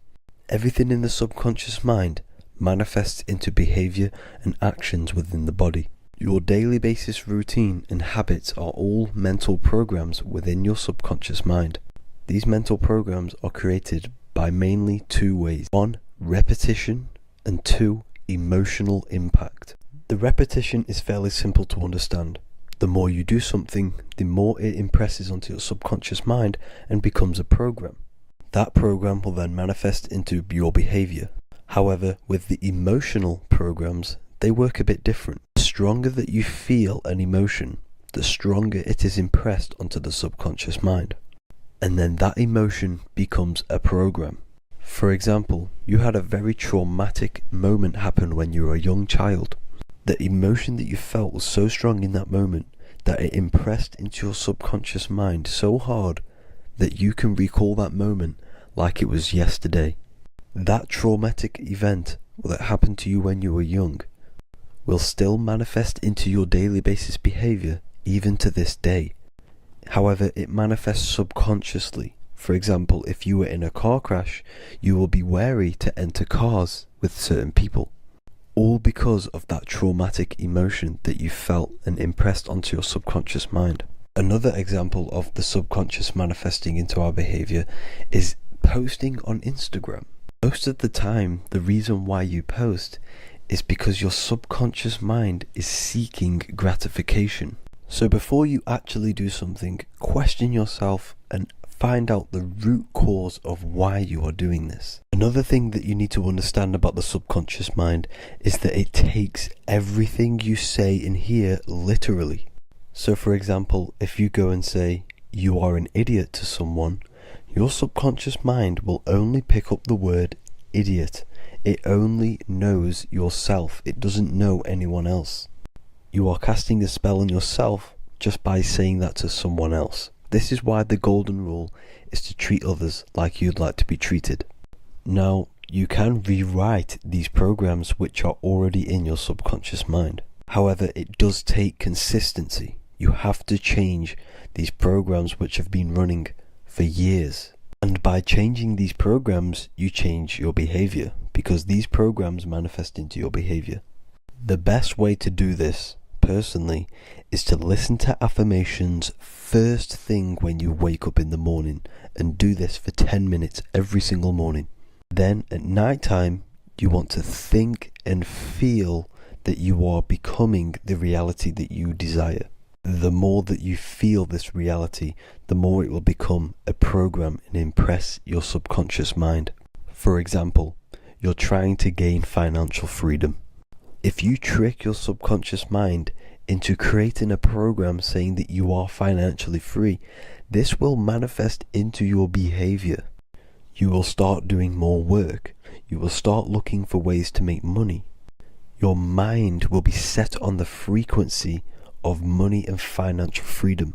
Therefore, you will receive thoughts based around this program. If you take enough action, your life will dramatically change because of this program that you created in the mind. This is why we call it a mindset, because your mind is a frequency tuner which sets its frequency onto different thoughts, because thoughts are frequency. If you fill your mind with a specific frequency, you will gain thoughts and ideas based around that frequency.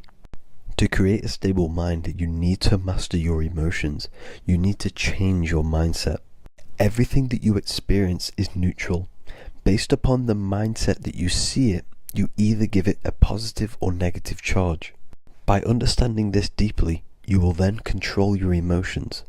I hope you gained some wisdom and enjoyed this video. Please, if you can, leave a comment and a like, and subscribe to the channel if you like this content. Love and light to you all.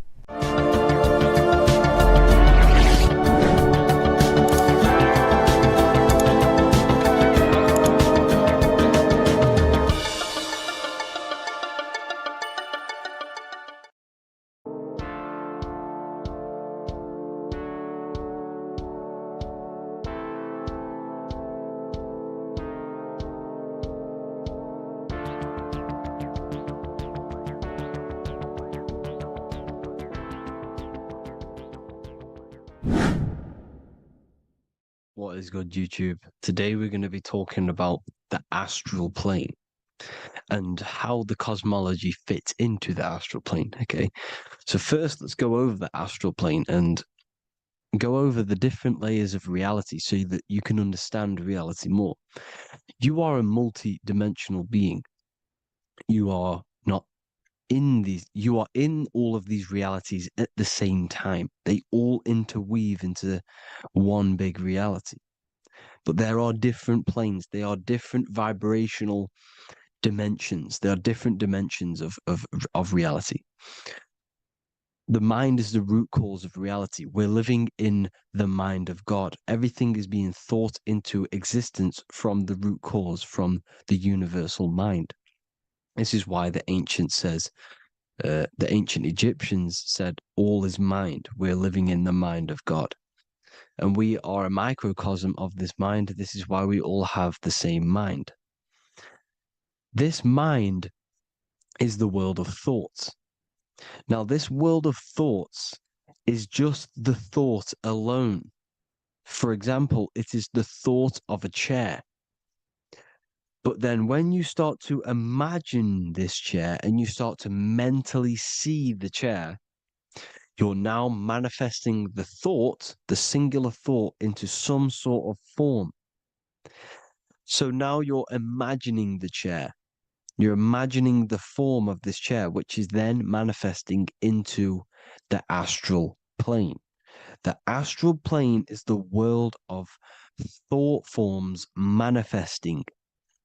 So when you are imagining something, you are seeing into the astral plane. Okay? Your third eye, it is an eye because it sees the astral plane. It is seeing the other side through imagination, through dreaming. Well, we'll go over dreaming later.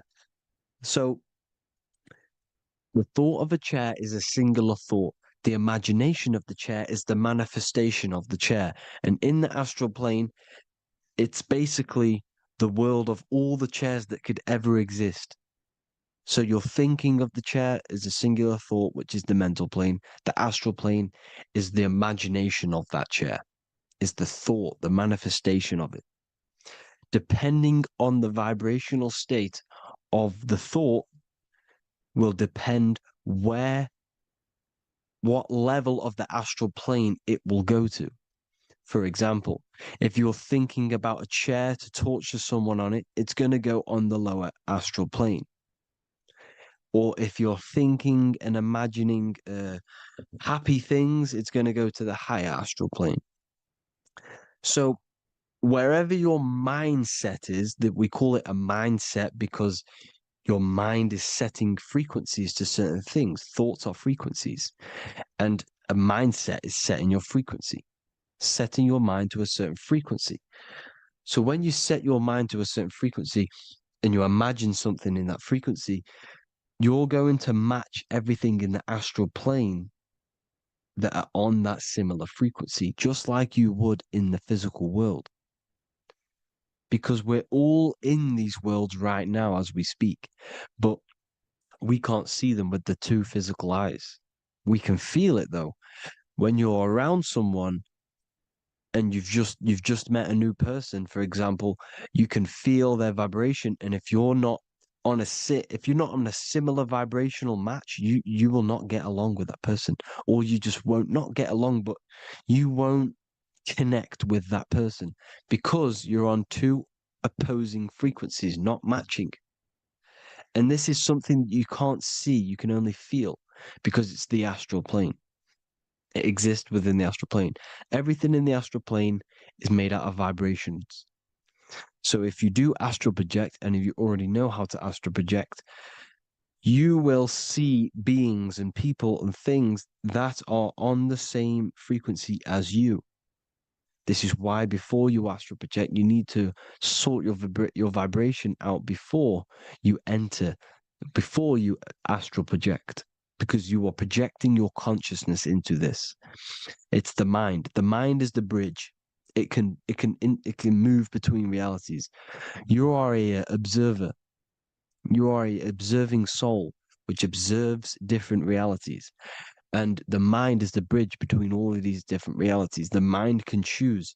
If you want to project into the astral, you set your mind to it, you can. Okay? So let's not get off track. The lower astral plane is where demons are. The higher astral plane is where heavenly beings are. Heaven and hell are kind of a real thing. The etheric plane is a powerful substance, the ether, the fifth element that they don't tell us about.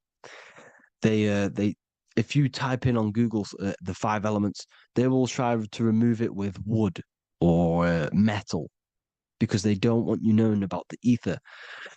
Ether is the energy double behind all physical objects. So the ether is very important. It is the 5th element. It is part of the physical world, but it's also part of the astral world. It is on either side. You see how they're showing you the truth in the language? Ether and either are the same word. The ether has 1 foot in the astral and 1 foot in the physical world. It's a substance that connects the physical to the astral world. It is the either.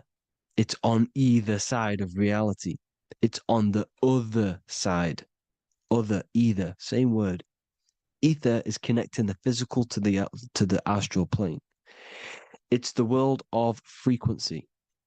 Frequencies, EMFs, torus fields are in the etheric plane. It is the energy plane. It's where energy moves through the ether. Okay? So then you have the physical world, the world of effect. Everything you see in the physical world is the effect of the higher planes. Each plane is a product of the plane above. So, and it melts into each plane.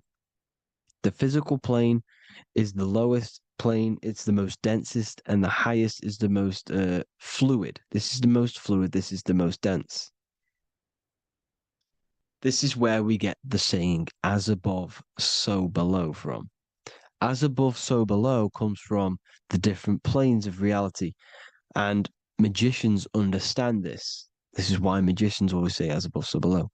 Because they understand if you manipulate the higher planes of reality, you manipulate the lower planes. Because the astral plane is a direct copy of the physical world, but in the astral plane. It is mirrored. The physical world is mirrored in the astral plane. They are both the same world, but just different vibrational states of the world. Kind of. It's hard to put this in words, people. So just try and understand. The astral plane is the double. It is whatever happens in the astral plane happens in the physical plane. This is why magic works. This is why demons work. This is why spirit communication works. Because if you manipulate the higher planes, you manipulate the lower planes. As above in the astral, so below. Leonardo da Vinci showing you to look up, pointing up. You got to look up. It's telling you to change the mind, you change the physical world. You change your emotions, you're on the astral plane, you change the physical world. You change your reality by changing the higher planes. This is the Masonic 11, the two pillars. This is the 11, also symbolizing the two hemispheres of the brain here. But the 11 symbolizes the two mirrors. 11. 11. 9, 11. 9, 11 adds to 11. 9 plus 1 plus 1 equals 11. The Twin Towers were an 11. Flight 11 was hijacked. Because it's a mass ritual within the astral plane.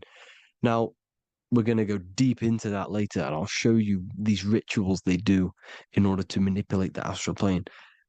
So, this is what the 11 is. It's the mirroring of reality. If you contact spirits and conjure spirits, you can either summon or attract demons and spirits. Summoning is creating a spirit. You create demons. Okay? Like I said here, the mind is the root cause of reality. If you think of if you think of a traumatic event that happened in your life over and over and over and over again for years and years and years, where attention goes, energy flows. The mind is the director of energy.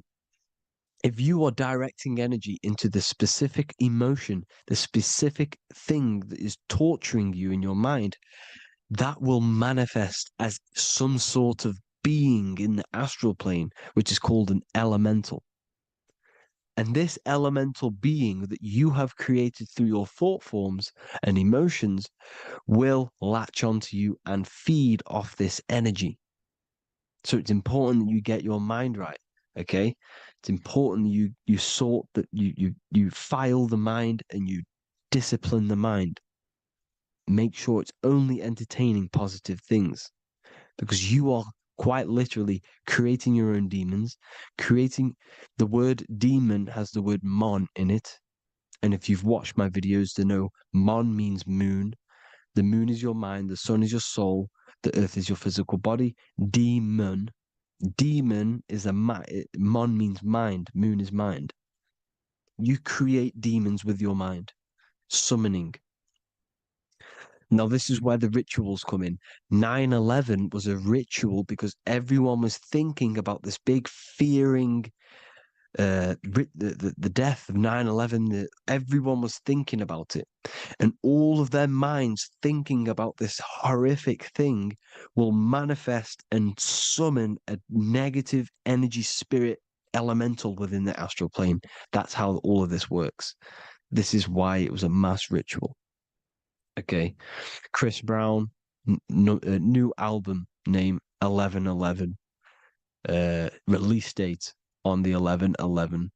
This will be my 11th album and contain 11 songs. All of these people know the occult. This is Hermes Trismegistus with the star of Saturn, the six-pointed star, as above, so below. The mirroring of reality, physical and astral, the two Masonic pillars. So as above, so below. What's above us? The stars. The stars are connected to the astral plane. This is why we call them stargates. When we dream, we are experiencing these different realities. And what are stars? They tell in the Bible, it says Genesis 1:14. And God said, "Let there be lights in the firmament of the heaven to divide the day from the night, and let them be for signs." Signs translates to things to come. Why things to come? The stars tell the future. Why? And why do we say as above, so below? As above us is the astral plane and the etheric plane. As above, so below. Whatever happens in the stars happens on Earth. The stars are connected to the astral plane. Above us is the astral plane. We are a star in a physical body. This is why we say Mr., sister, stir equals star. The E and the A are interchangeable. We are stars, and the stars are the start of our incarnation. We start in the stars, same root word, and we descend through the 7 energies, which are our 7 chakras. Then we enter the heart of the solar system. The heart rearranged spells earth. And this is the true cosmology. Here's the Masonic cosmology. This is Masonic now. Here's the firmament. Let there be a firmament in the midst of the waters to divide the waters from above, from the waters that below. Genesis 1:6. The firmament, firmament comes from the word firma, Latin, I'm pretty sure, which means firm. When something is firm, meaning it's stable, it does not move, it is firm. The firmament is firm. So, is the firmament Genesis 1:6. What does he say? Genesis 1:3, sorry. Let there be light. This is before the sun and the moon was created. Let there be light. Before the sun and the moon was created, light was appeared. So what's that tell you? This is a holographic projection from some sort of light being, some sort of projector. And that projector is the all-seeing eye you see in the Masonic cosmology. This is the all-seeing eye projecting the light beams. Let there be light. Everything is made out of light. The universe is created out of light waves. The torus field is one unit of light. The light projecting this reality is Polaris. Okay, the famous all-seeing eye. Now, what else? Then we have after let there be light in Genesis 1:16, and God made the 2 great lights. This is the sun and the moon, electric, magnetic, male and female. Then we have the Masonic checkered board, the black and white symbolizing dualities within the dualistic reality we're in, spirit and matter, light and matter, rest and motion, positive and negative, good and evil. Everything's dualistic here. Okay? And it's a dance. The universe is a dance between flickering of white and black light, which is the torus field. We're not going to go over that, but this is all connected to the astral plane. This is the true cosmology. The astral plane cannot work on a spinning monkey ball in the middle of space. Does not work. Cannot work. It's impossible. Okay? Impossible. So, even in the Quran, it says, Allah has made the earth for you as a carpet, flat. Quran 15:19. And the earth we have spread out like a carpet, set there on mountains, firm and immovable. It is immovable. In the Quran, it also says 65:12, it is Allah who has created the 7 heavens of the earth. The 7 heavens meaning the 7 layers of heaven, the 7 planets. And Psalms 104:5, he set the earth on its foundations and it can never be moved.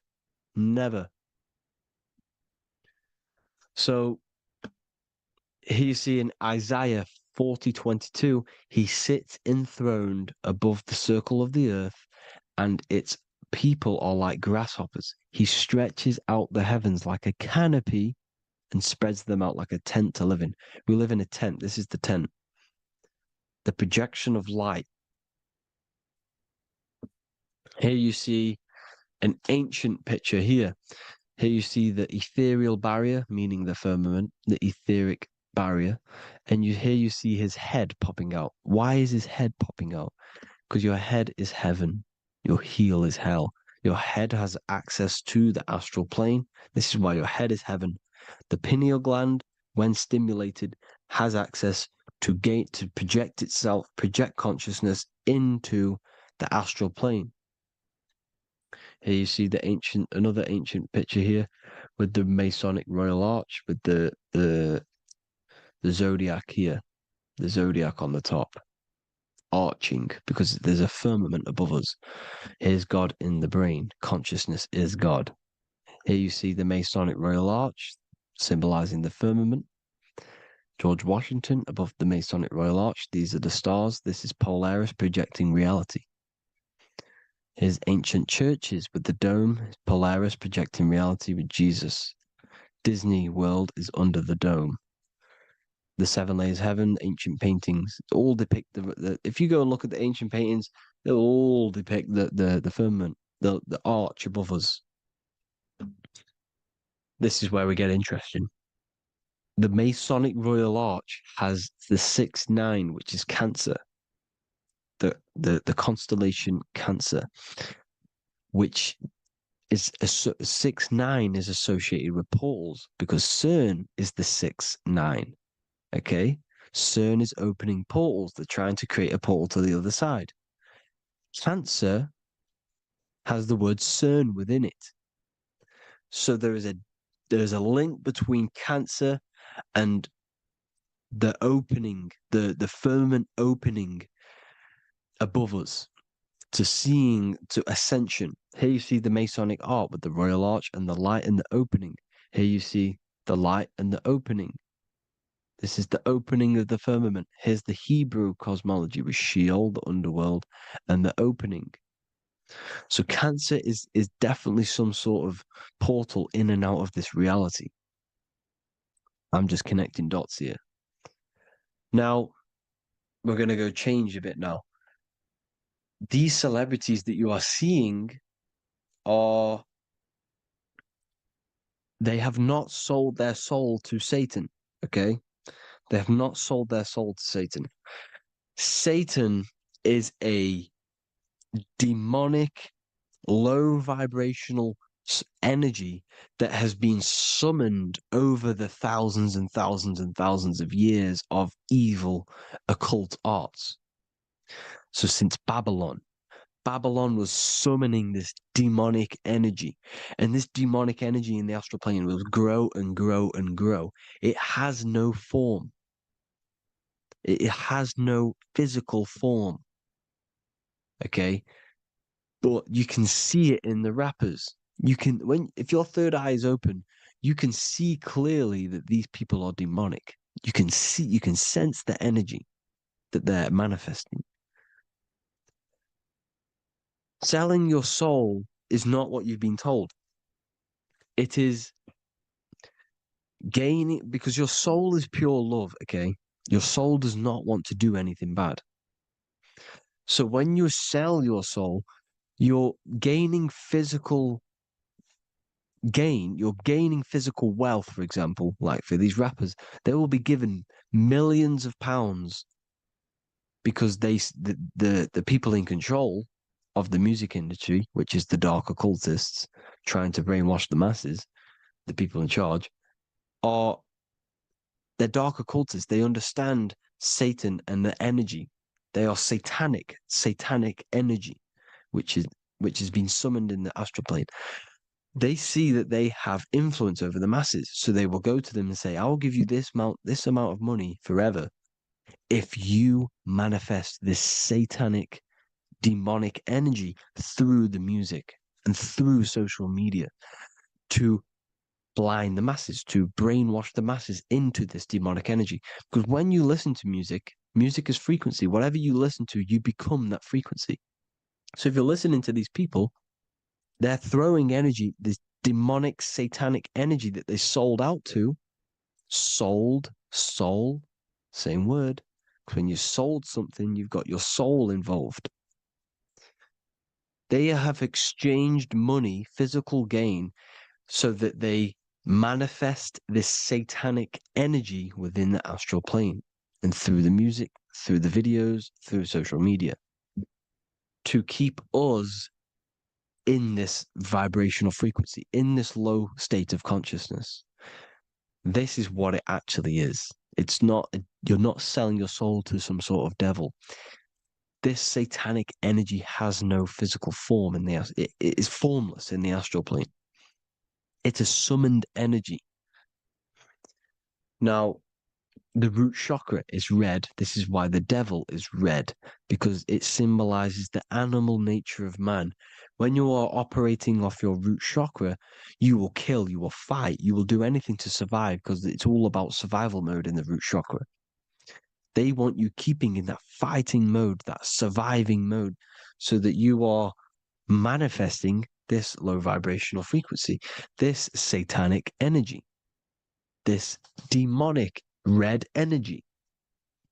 This is why the devil is red. And the devil has a tail with the red arrow pointing down because it symbolizes your light body. This is your Merkaba.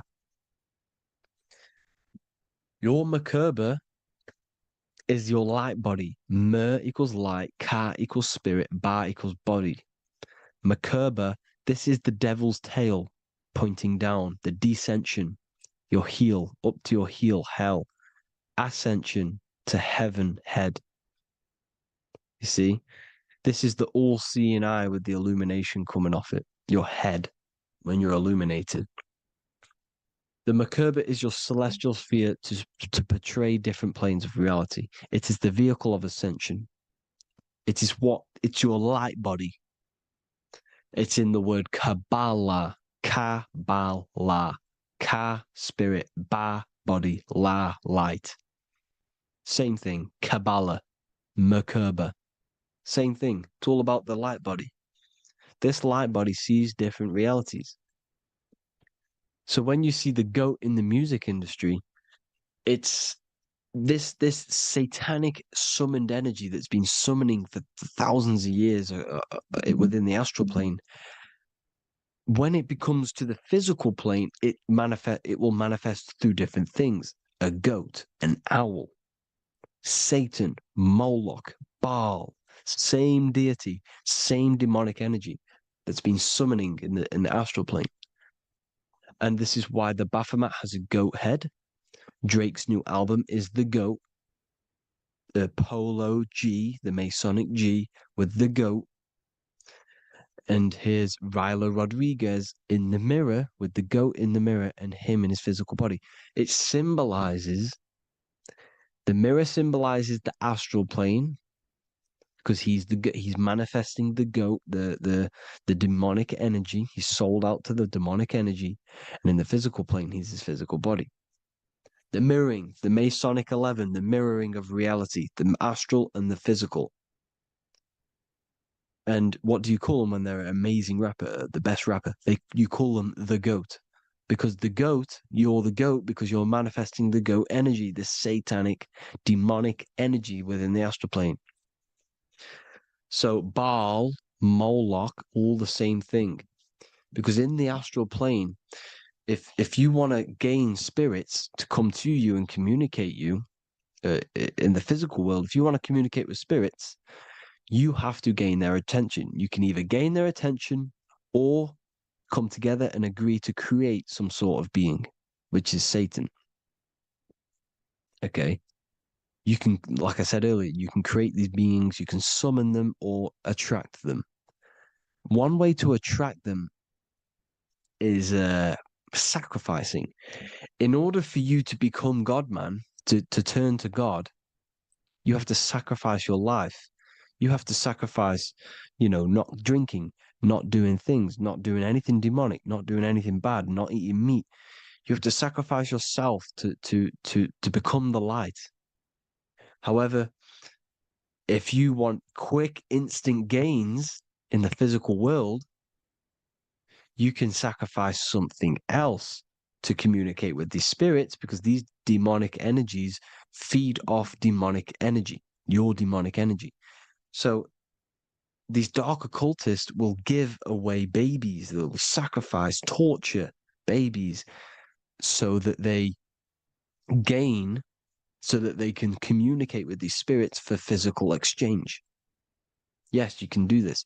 These powerful spirits, these powerful demons can give you powers. They can give you certain things.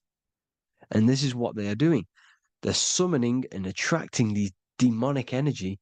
This is why, trafficking is one of the most, Balenciaga.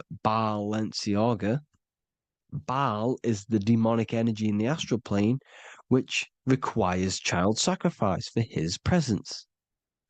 Balenciaga, and they were trafficking children. They were trafficking, killing them, and offering them to the spirits. This is what they are doing. Balenciaga. It's in the name. Here you see, you can see here a stick man with two horns.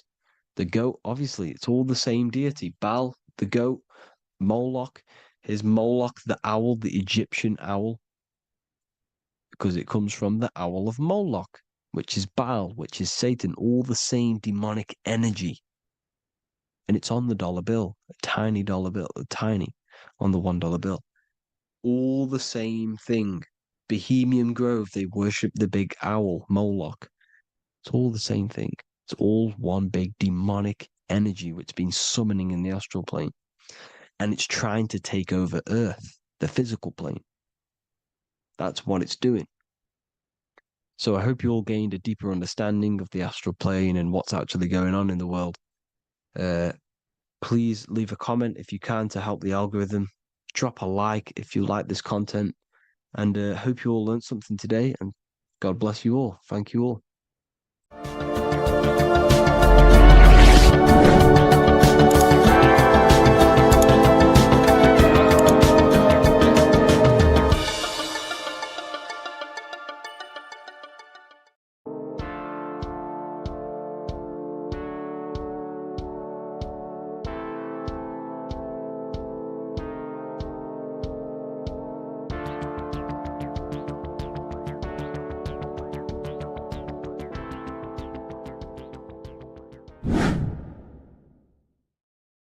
What are we all doing, people? Survival wisdom. Today we're going to be breaking down the Bible and its real, true metaphysical meaning.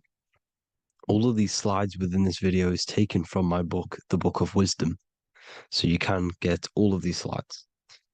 So the Temple of Solomon, you are body, mind, and soul, which is the Holy Trinity. The moon, sun, and earth. The sun is your soul because the sun is its infinite source of energy. It is its own source of energy. And that is what your soul is. It's its own source of energy. The moon is mind. This is why you call people a lunatic. You're a lunatic. Luna means the moon.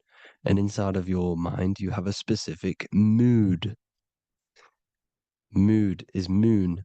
And mind in German is Mond.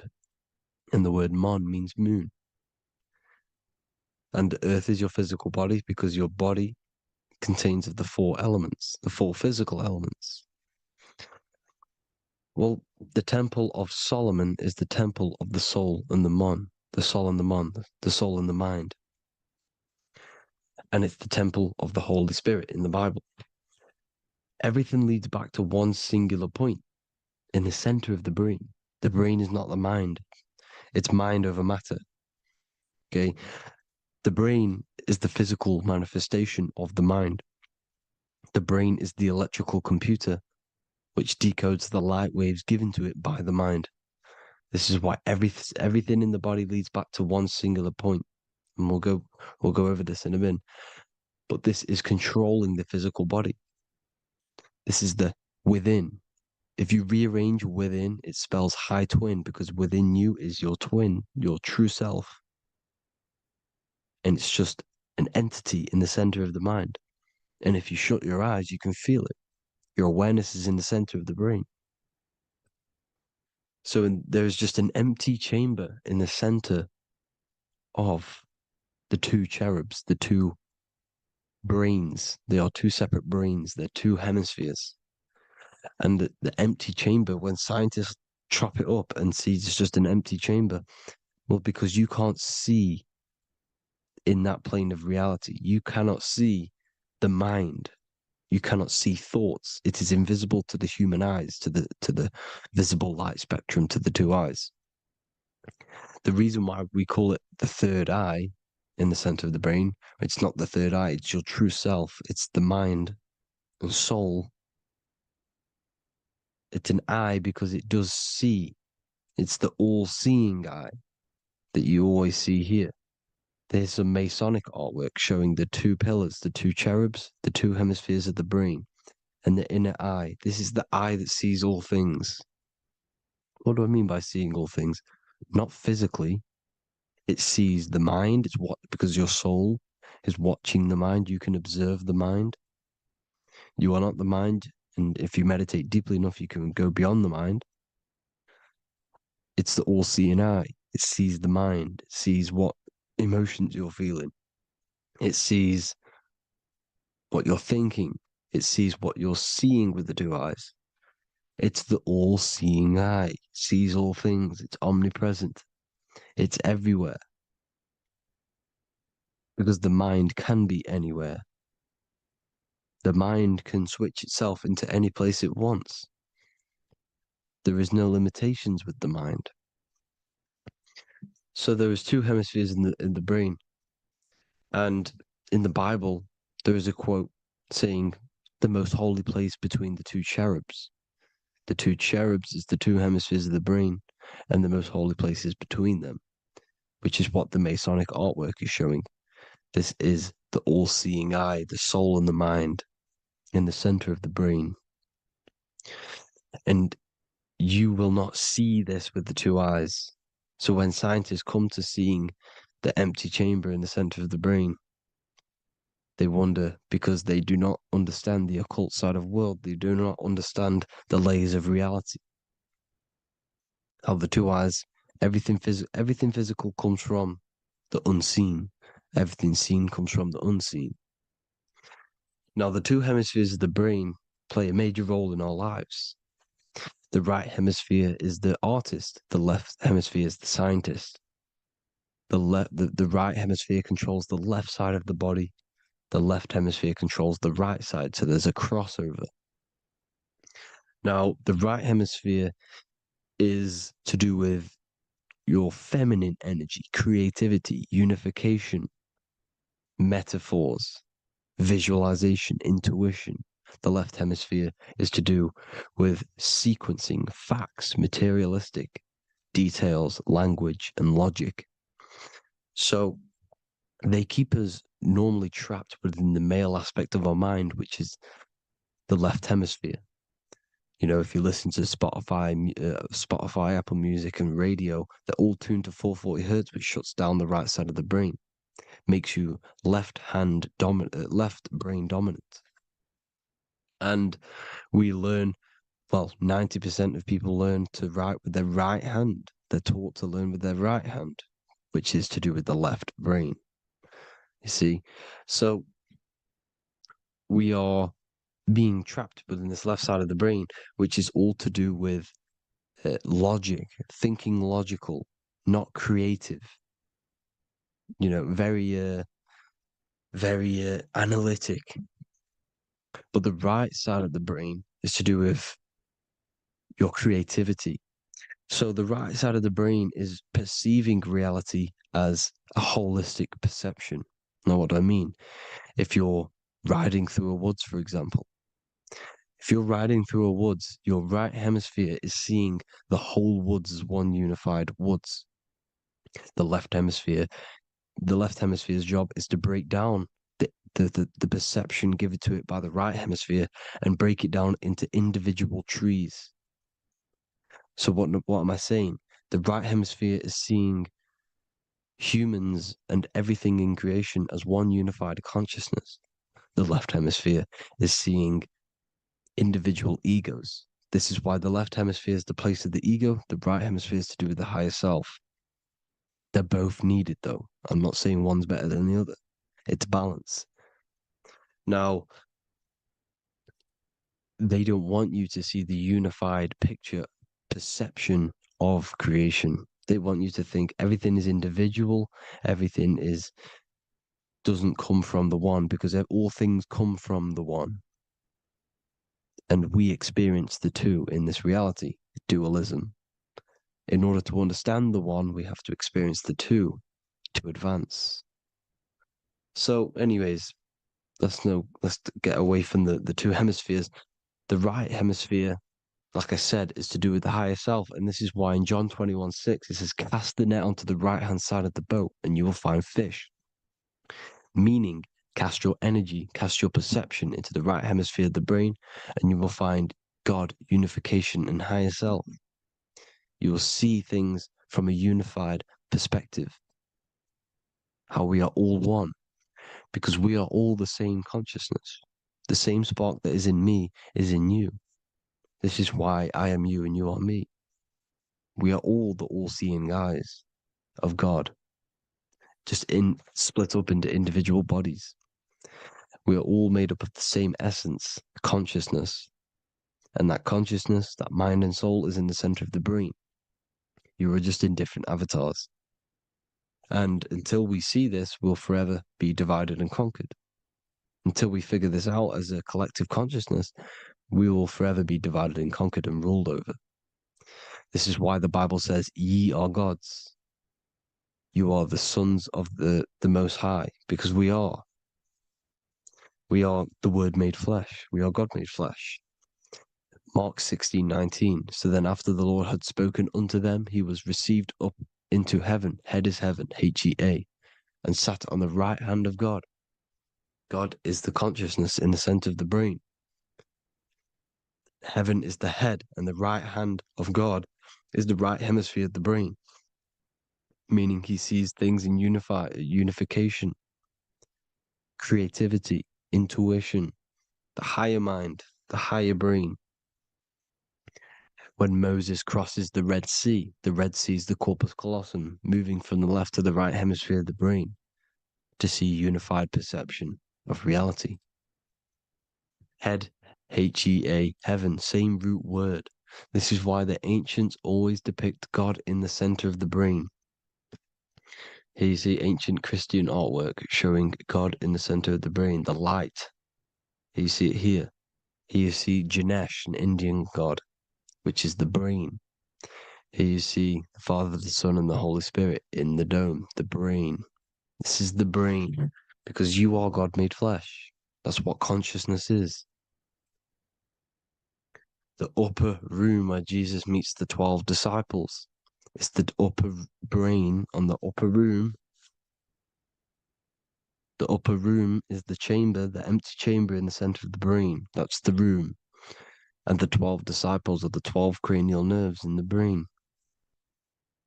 which pretty much rule the body, all the cranial nerves.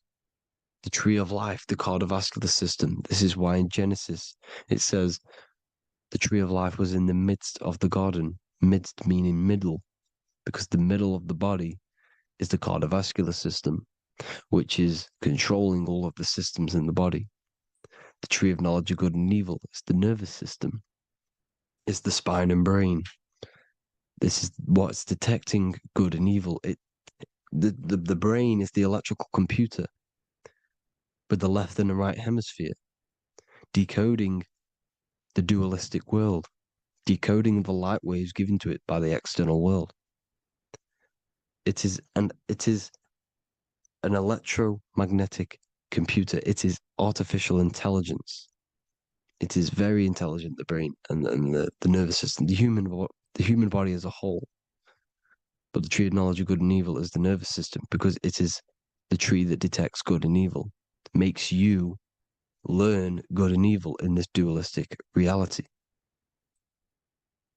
Here you see Adam and Eve around the tree of knowledge of good and evil. Adam and Eve, male and female energies, with the serpent in the tree, and the tree of knowledge of good and evil. Well, this is the spine, the brain, and the serpent is the kundalini up the spine. The serpent is the S. That's why S, serpent, S, the letter S is the serpent. Sex and serpents make an S noise. You know, the Bible cursed the serpent. So we don't figure out the true religion. The true religion is raising the kundalini and becoming God-man and reaching our higher states, our true God self. Because once the kundalini is saved and hits the pineal gland, it activates 100% of the brain, when we're only using around 20 to 10% as of right now without the kundalini awakening. So when you use it, you're activating 100% of the brain. You're activating all the dormant brain cells. You're regenerating the body. And this is the serpent in the tree of knowledge of good and evil. This is the spine, brain. This is Adam, Eve, the male and female energies. The light of the body is the eye. Therefore, if thine eye be single, thy whole body should be full of light. Matthew 6:22. This is the single eye in the center of the brain. It is not the pineal gland. It is what's inside the pineal gland. You have to go beyond the physical world, and there are no words to describe things that are not physical, metaphysics. And the whole body should be full of light. Well, this light is the same pyramid that you see. You are the pyramid with the all-seeing eye on top. This is why the ancients built the pyramids with the stairs in the middle symbolizing the spine, because once you open all the chakras and balance them and raise the kundalini, you activate all of the brain, which gives enlightenment. The word enlight in ment means mind, light in the mind, enlighten the mind. And this is enlightenment. We are the temple. And Jacob called the name of the place Peniel, for I have seen God face to face. Within spells high twin. Within you is the God self, which you need to manifest into the external world. And he's seen God in Peniel, the consciousness. He's seen his true self, consciousness, in the pineal gland. Genesis 28:10, Jacob's ladder. Jacob, he took a rock there and laid his head on it to sleep. Jacob had a dream. He dreamed there was a ladder that was on the ground and reached up into heaven. Head is heaven. The rock he fell asleep on is the sacrum bone, because he's symbolizing the oil that comes down the spine, hits the sacrum bone and rests there, falls asleep, and it looks up and it sees the ladder to heaven. Because when you raise this oil, you become God-man. You become God in heaven. You can leave the body at will. Do you not know that your body is the temple, that your body is the temple of the Holy Spirit? Corinthians 16:19-20. Or do you not know that your body is the temple of the Holy Spirit within you? Your body is the temple of the Holy Spirit, the soul and the mind within the center of the brain, the temple of Solomon, temple of the soul and the mind. Romans 8:10. Christ is in you. It's not external. When you give where attention goes, energy flows. When you give your energy to external things, your attention, your worship to external things, you're giving energy, meaning it's draining you, and you're feeding something within the astral plane, a mental thought within the astral plane. So with you realizing that the Christ is in you, that you don't have to worship anything outside of you, this means that you're internalizing your energy. You're not giving your energy, because where attention goes, energy flows, which means you become more present. You become healthier, because you're not giving off all of your special electromagnetic energy that's charging you. This is why the religions run by the Vatican is all external. They're exoteric. Exoteric means external teachings. The esoteric is the internal, the hidden teachings. In Psalms 82, I have said, ye are gods, and all of you are children of the Most High, because we are the Most High, split up into individual bodies. That's what consciousness is. Consciousness is the Most High, and we have to raise ourselves to the Most High. Brahma, Vishnu, Shiva, the Father, the Son, and the Holy Spirit. Why is it always a trio? It's a trio because it symbolizes us, the soul, mind, and body. The mind is the bridge for the soul to be in the body. What is the soul? It's the life force. It's the watcher. It's the all-seeing eye. The soul sees into different realities, and it gives life to the body of every reality it goes in. This is why you always see light around the all-seeing eye, because it is the energy, the life force, the light, life, Li. Life is light, and it's the eye because it sees into the different realities. It sees into the dream world. When you're going to sleep at night and you dream, it's not a dream, it's another reality. You're a multi-dimensional creature. We live in a multiverse. There's infinite amount of yous. And there is a version of you which is the highest self in a reality somewhere. And this I has the ability to switch realities, which is exactly what astral travel is. Astral travel is the ability to switch reality beyond the 3D construct of this world. The Father, the Son, and the Holy Spirit, Brahma, Vishnu, Shiva. Brahma, the soul, inhabits different bodies. This is why they have different heads. Vishnu, the mind, symbolizing gnosis, meaning knowledge. This is the serpent. The serpent symbolized knowledge. Shiva, the body. Father, the Son, and the Holy Spirit. The bird, the soul, because the bird symbolizes the soul. This is why you have here the Egyptians showing you the soul leaving the body. Here you see here with the twin head, the same head, and it's a bird. This is the soul self. This is the ego self. The Egyptians knew this. They knew all of this. Of course they did. Now the whole story of Jesus is all metaphorical for the process which goes on within your body. Your neck and head is the Holy Grail, which the sun and the moon creates. Sorry, the sun and the moon creates the fluid within the Holy Grail, the brain, the skull. And the moon creates the milk. Sorry, the moon makes the milk. The sun makes the honey, the land flowing with milk and honey in the Bible. The land flowing with milk and honey is the center of the brain in the Holy Grail. Here you see the Masonic artwork showing you the sun and the moon creating the fluid in the spine. Here's the serpent. Serpent symbolizing the two Kundalini channels, the Ida Pingala up the spine. Here's the furnace raising the Kundalini, raising the oil, heating it up, and rising it to the crown. You see? So here you see more Masonic art, seeing the sun and the moon creating the holy fluid in the brain, in the cup, filling the cup. This is why it's a cup, because it's the Holy Grail. This is the holy oil in the center of the brain that gets released down the spine, which is Jesus coming down from heaven. It comes down the spine, down the River Jordan in the Bible. This is when Jesus goes from Nazareth to Jerusalem.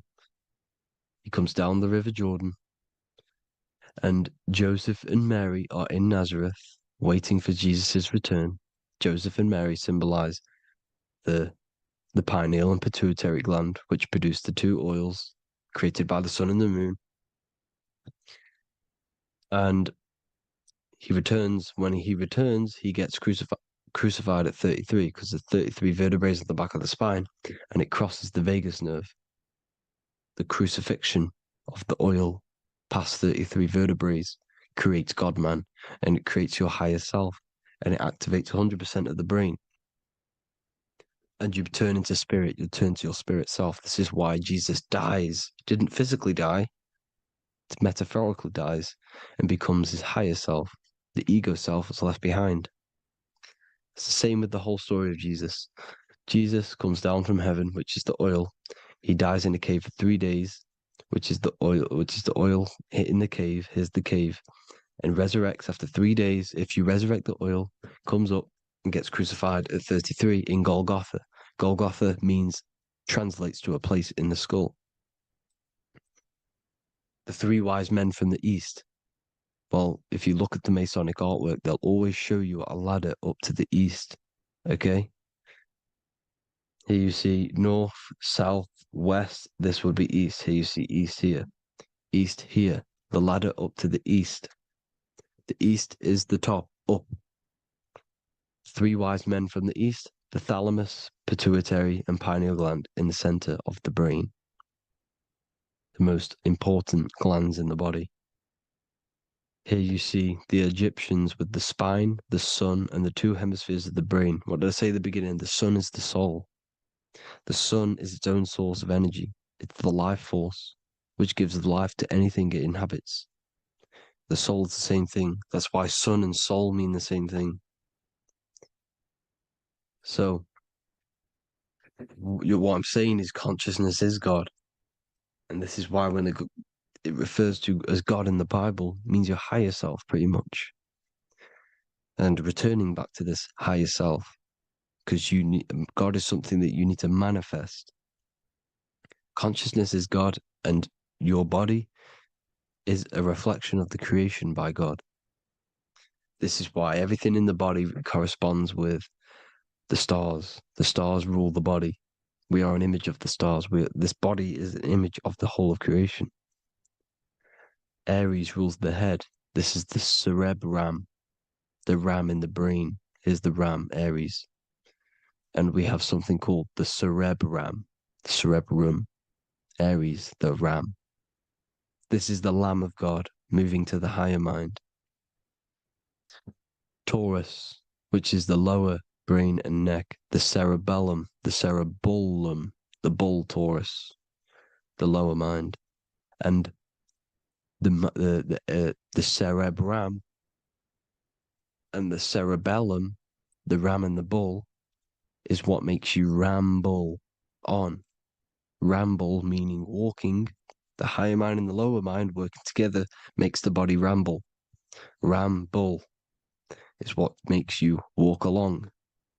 Thank you to Santos Bonacci. Gemini, the two twins, rules the two arms, the hands, and the lungs. These are the two twins of the body. Sagittarius, the horse, which rules the hips. Hips means hippo. Hippo means horse. Hippopotamus means water horse. Hippo means horse, and this is why we call them hips, because horses have massive hips. Capricorn, the kneecaps. Pisces, the two fish, the 2 feet. Then they make us swim. We are an image of the stars, people. Well, the body is anyway. Consciousness is God, and the body is the image of the whole of creation. It's a reflection of the whole creation, as above, so below. 12 systems in the body, 12 cranial nerves for the 12 constellations, 12 cell salts. The body's made out of 12 cell salts. So, this is where it gets kind of deep. You know, this is where we get deep. And he said, Jesus was known as the fisher of man. And fisher of man, meaning man does not mean man as in the male. Man means mind. He's the fisher of minds. So the Bible is not patriarchal. It's not patriarchal. Man just means mind, pretty much. So the fisher of mind, man, because he was fishing minds out of this reality into the higher realities. He was teaching people how to leave the body when he walks on water. Walking on water is the physical, etheric, astral, and mental. These are the different planes of reality. The ether is the either, because the ether is the substance that's on either side, astral and physical. It's the fifth element, is ether. And the fifth element is the water. The same water at the beginning of the Bible when it says, let the firmament divide from the waters above from below. The water symbolizes the ether. It's the base of all physical matter. And the ether symbolized is known as the water. So when you're walking on water, you're walking on the ether, meaning you're leaving the physical body. So when Jesus walks on water and he's teaching Paul to walk on water, Paul becomes scared and falls back into the water. Well, when you astral travel and you become scared when you're projecting, you'll fall back into your body. So he's pretty much saying walking on water is leaving the body, and walking on the ether, because the ether is the veil between the astral, and that's what devil means. Devil has the word veil in it, because the devil is trapping you between one veil, which is this world. They're trapping you in this world, this thin layer of reality. Your dreams are different veils. The ether, the astral, the mental are different veils. Devil is deveil. Deveil. You need to escape being stuck in one reality and live in between realities. And this is when you truly become a multi-dimensional being, because your soul is just the eye. That's what you are. You're just an eye, and you see into different worlds. And it also, when Jesus means the fisher of man, the fisher of minds, he is I truly believe, because of my research, that there is other worlds. It's not just this one. There's higher worlds. There's an infinite amount of you, and you've been in them dreams you call dreams. Them dreams are other realities that you are in. That's why when you're there, you don't feel like you're in a dream. You feel like it's 100% real, because it is real. So this is why the ancients always depicted the many different heads, because there's many different versions of you. And this I, the soul, the watcher, is switching itself into different bodies at all times. Well, when you sleep, when you astral project. And this is what the ancients were doing. They understood the multiverse, and they could switch bodies at will. And this is what the 7 seals are in the Bible, also known as the 7 chakras. These are literally portals within us to these different worlds. We're in the heart at the moment. Earth rearranged spells heart, meaning middle. This is where good and evil exist. It's the middle point, the midpoint of realities. So I hope you all enjoyed the video. All of this knowledge that I've give you in this video is inside of my book, the Book of Wisdom. The Book of Wisdom gets updated every single month with new pages. It's a one-time payment for a lifetime worth of research and knowledge by me. So if you do want to get it, the link will be in the description.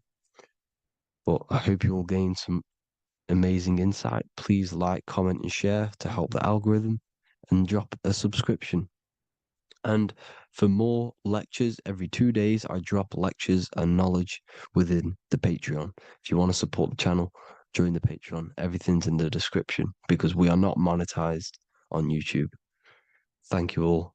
Have an amazing day.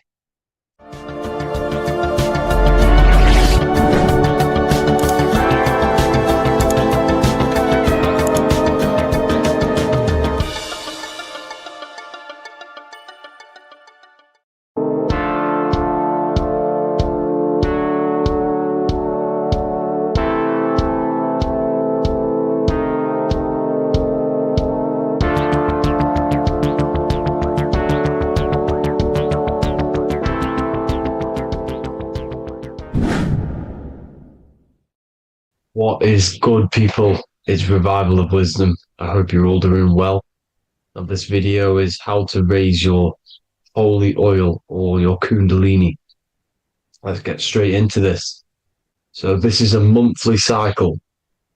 Every month, when the moon is in your zodiac sign, this oil is released. Now, the moon is in control of monthly cycles. For women, it's the menstrual cycle, and as well, this holy oil cycle. The moon changes sign every 2.5 days and passes through the zodiac signs in 27 days. So the moon tells the day, the sun tells the time, the stars tell the month. this reality is a massive clock, if you like to say. It's a cycle. Okay. The moon controls the night, emotions, water, fluids, and the mind. Okay. So this oil is produced in the claustrum. It's produced in the claustrum, which is here, right? This is where you get Santa Claus from. Now, the claustrum is at the center of the brain, and it is next to the pineal gland and the pituitary gland. Once it starts in the claustrum, this is the holy present. This is the present that Santa gives to us, Santa Claus. And it goes to the pituitary gland and the pineal gland. And what's connected to the pituitary gland and the pineal gland is the Ida and the Pingala. The Pingala is the pineal gland's nerve, which is the honey, which is the positive charge, electric.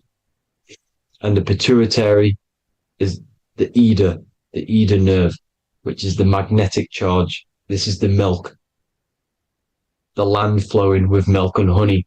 This is the brain, the heaven, heaven, okay? And it travels down the spine using these two nerves, these electromagnetic charge. And this is what the ancients symbolized with the two serpents wrapped around the spinal cord, the Ida and the Pingala. And this travels down to the sacrum or the solar plexus. Okay. So once it's here, okay, the spine is an elongation of the brain. So the spine is pretty much the brain. It's an extension of it. And it's kind of a microcosm of how we descended from heaven to physical reality, to physical matter, which is our consciousness has done. Our consciousness has descended from heaven into physical matter. And this is a microcosm of it. Okay. So once we're in the sacrum bone, this holy oil, like I've just explained, this holy oil starts in the Santa Claustrum, goes down the chimney to the sacrum. This is the sacrum, the solar plexus, and drops the present off at the sacrum. Now, once we're at the sacrum, we need to raise our vibration to take this oil back up the spine. Okay. And the River Jordan symbolizes this in the Bible. King Herod wants to kill Jesus in Nazareth, which is here, this is the River Jordan, is Nazareth. He goes to be born in Bethlehem and then goes back up to Nazareth to Joseph and Mary. Joseph and Mary, the pineal gland and the pituitary gland. The Bible is huge symbolism. It's all metaphors for this sacred process which goes on inside of your body. You are the Temple of Solomon. You are the Holy Land. The Holy Land is your brain. Once this oil is at the sacrum, you need to raise your vibration in order to take it back up. Once this oil has gone back up to the pineal gland, it activates the crystals which are wrapped around your pineal gland. Your pineal gland is this tiny little beam here. This is the claustrum. This is the pineal gland. And it's wrapped in crystals. And when this oil travels back up the spine by raising your vibration, back to the upper room where Jesus met the 12 disciples, or the 12 cranial nerves in the brain, and it activates and it turns on this pineal gland.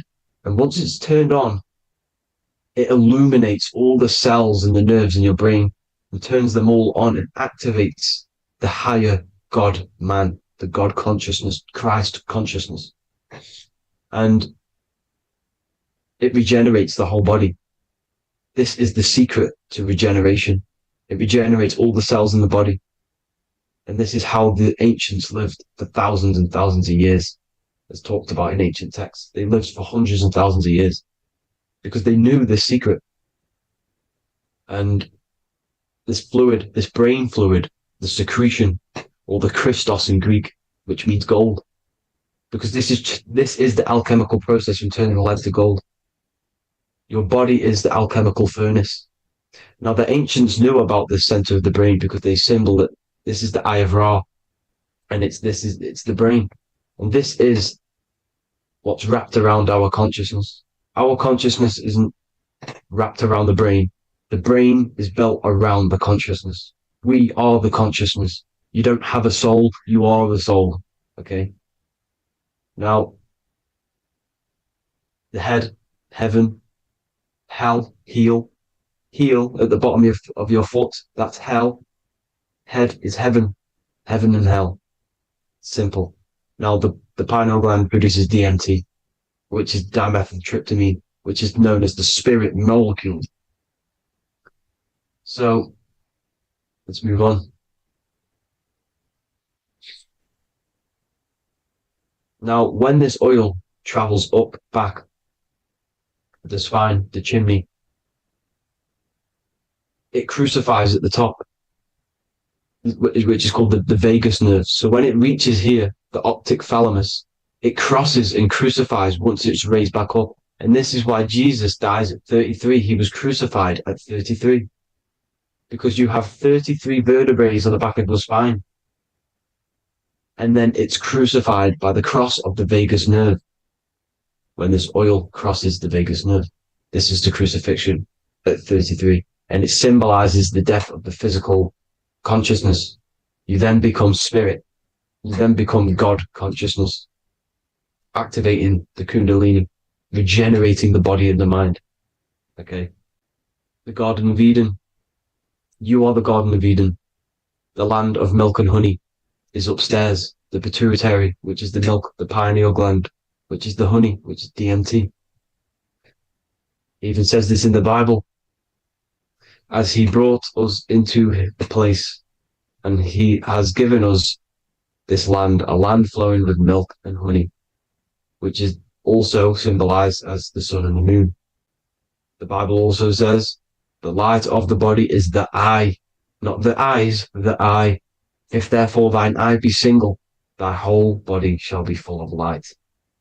This is the activation of the pineal gland by raising this oil back up to the pineal gland, to the center of the brain. Neither shall they say, see that here, or see there, for behold, the kingdom of God is within you. So he's saying, don't look out there. Nothing is out there. It's all inside of you. Everything's inside of you. You're the universe. Now, how to raise this oil back up to the pineal gland? Every month, like I said. The moon controls the cycle. The moon controls monthly cycles. When the moon is going into your zodiac sign every month, this oil goes down the spine, and you must raise your frequency to get it back up. You must retain your seed. This is the most important. Your fluid, your secret, your holy fluid, your life force. You can't let that go. That life force is the reason you're alive. This holy oil is the reason you're alive, because it feeds all of the systems in your body. It feeds all the systems in your body. You have to retain your seed, alkaline diet, positive thinking, and meditation. Okay? When you retain your seed, you will live longer. The moment you release it, you're killing yourself. You're killing a piece of yourself every time you release your seed. Every single time. You're killing a part of yourself. Okay? Now, this could be why this could be the illumination, the single eye on the Illuminati's symbol, the Freemasonic symbol, the illuminated eye, the triangle, which could symbolize the body, mind, and spirit, but the eye illuminated. Now, in the Bible, it talks about the two trees, the tree of knowledge and the tree of life. The tree of knowledge is the tree of good and evil, which is the most important system in your body, which is the nervous system. The nervous system, the most important. The tree of good and evil, and the tree of life, which is the cardiovascular system. Now, this oil, when it's released every month, feeds these two systems And these two systems feed everything. Now, it's important you understand that. Okay? The ancients knew all of this knowledge. The Bible's telling you this knowledge. But it's in a metaphorical way. You have to understand the context behind it so you can read it properly. Now, eating of the tree of life, which is when it talks about in the Bible, eating from the tree of life is actually symbolizing a bad diet, ejaculation, because you're eating from these two systems. You're killing yourself with a bad diet. You're killing yourself with an ejaculation. Okay? So, that's important to understand. Now, this is Jacob's ladder in the Freemasons. Jacob's ladder, which is the spinal cord, it's the stairway to heaven.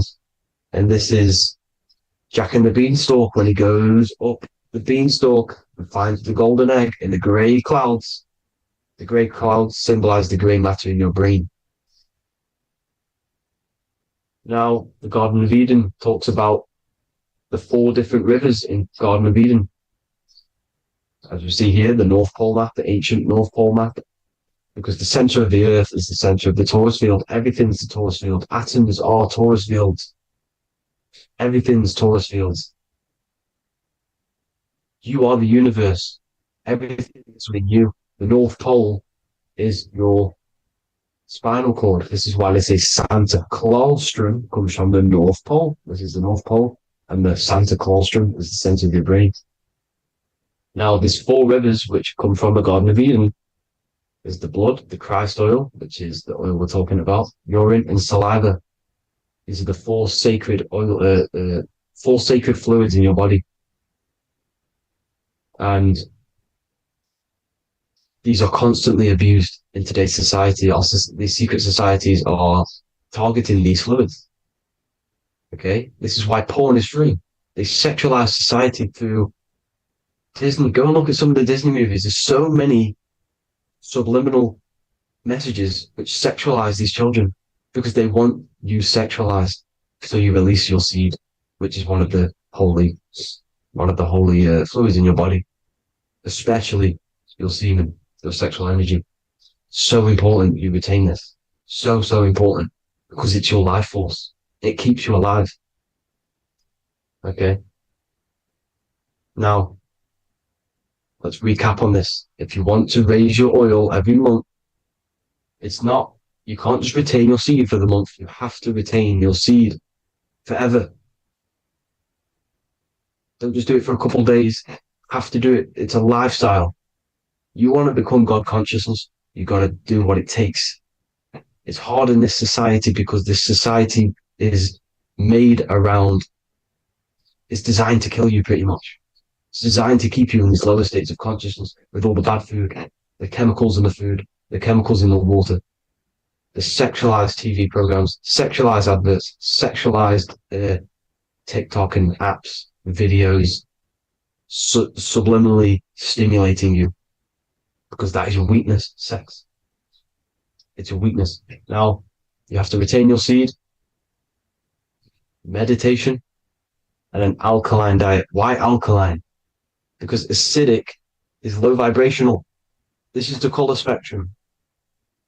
And what's the highest vibrational color? Violet. It's the lowest, red. You have to have an alkaline body in order to raise this oil. When you drink, when you have a bad diet, when you drink alcohol, when you smoke, this destroys the oil. It destroys the oil in your sacrum and it can't be raised again, can't be raised up. This is why it's so important. Without that oil, you don't live. That oil makes you live. It feeds everything in your body. It's crazy how we're not taught this. It's insane.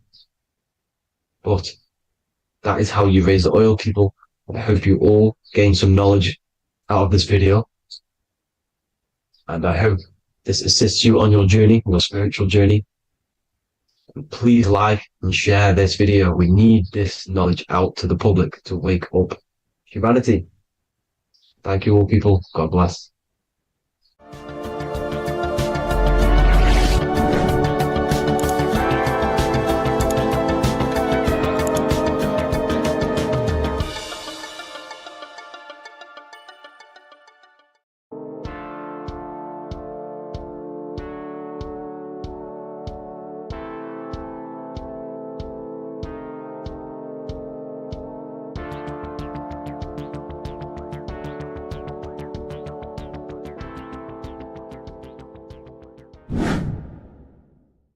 Earth has become a realm in order to trap souls within so that they can harness our electricity, our energy. Even the Bible is talking about how this realm is controlled by the wicked one in John 5:19. We know that we are the children of God and that the whole world is under the control of the evil one. Ephesians 6:12. For our struggle is not against flesh and blood, but against the rulers, against the authorities, against the powers of this dark world, and against the spiritual forces of evil in the heavenly realms. So the Bible is telling us that this is not the only world. There are other worlds, there are other realms that we can go to, considered as heaven. Heaven being a higher realm where there is no evil, no darkness. This is a midpoint realm where there is good and evil. Now, we're going to explain how the soul trap is how it's working and how your soul is being harnessed for its energy and how you are tricked to come back to this realm after death. What you need to understand is first is that you are the invisible intelligence behind the physical body. You are the mind and soul. The soul is the true you, the good you. It is pure love, pure bliss, eternal, never dies. The mind can be corrupted though. The mind is the intelligence of the soul. It is invisible. It has no true form. The intelligence inhabits the brain. The brain is the computer to control the electrical machine called the nervous system, which is choice, program, and action. You are the invisible intelligence behind the body, and this will prove it even more. You do not even see into the external world. You are seeing an image produced by the brain because the light is being sucked through the retinas of the eyes. The image is produced in the visual cortex at the back of the brain. What does this mean? This means that we are the consciousness in the center of the brain, in the pineal gland, that is experiencing the program being ran by the central nervous system in the brain. This is the sigil of Lucifer. Lucifer in Latin is Lucy. Lucy is light in Latin. Lucifer is known as the light bearer. This is how the eyes work, people. It's not a demon or a devil. The sigil for Lucifer is how the eyes work and how the left eye is controlled by the right brain. The right eye is controlled by the left brain. There is a crossover. It's the same with the body. The left side of the body is controlled by the right brain. The right side of the body is controlled by the left brain. There's a crossover with our hemispheres in the brain. Now, this empty chamber in the center of the brain is where this universal cosmic intelligence is held, known as the most holy place in the Bible, the throne of God. Okay? This is above the 33 vertebrae on the spine. As you can see here, you are the being in the center of this point. All of the nerves are being sent back to this one particular point, which is the seat of our invisible intelligence. You can see it's an empty chamber. Our consciousness, our intelligence is not a physical thing. This intelligence is the true voice inside of your head. This is why your head is heaven, your heart is earth, your heel is hell. Your head is heaven because this is the seat, the throne of God. God is in heaven because the consciousness, this divine intelligence that's controlling the body, is sat in the center of the brain. The brain is taking commands of this invisible intelligence. When you close your eyes, you can feel your awareness, your consciousness, your intelligence is all in the brain. Your awareness is not in the feet, the heart, the legs, the arms. It's all in the center of the brain. Now, if you meditate deeply, you will find that you are beyond the mind. You are the being observing the thoughts. You are the soul observing the thoughts. Now, with this being said, you are the consciousness experiencing the program being ran by the central nervous system in the brain, because you're not seeing into the external world. It's an image, it's a simulated image produced by the brain and the central nervous system. You do not experience the external world. You do not feel the external world. You feel electrical impulses on your nervous system. Your nervous system is decoding what you are feeling. So the only thing that you truly feel is the electrical impulses on your nervous system. This is why the nervous system is the tree of knowledge of good and evil, because it gives your invisible intelligence, your mind, the knowledge of good and evil. It can detect good things, it can detect bad things. If it's hot, if it's warm, if I need to go, the nervous system is doing this. It is the tree of knowledge of good and evil. Okay? Now this universal intelligence is symbolized as the single eye. Okay? Matthew 18:9. It is better for you to enter life with one eye than to have two eyes and to be thrown into the fire of hell. What does this mean? It's symbolic, it's metaphorical, people. It is metaphoric. Your universal intelligence is the single eye, the one eye.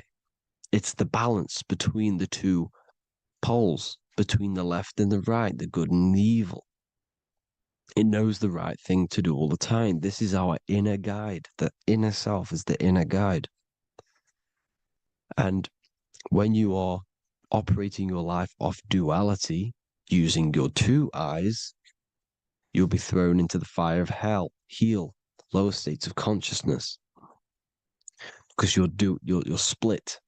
You need to live in oneness, even, balance. Matthew 6:22, the light of the body is the eye.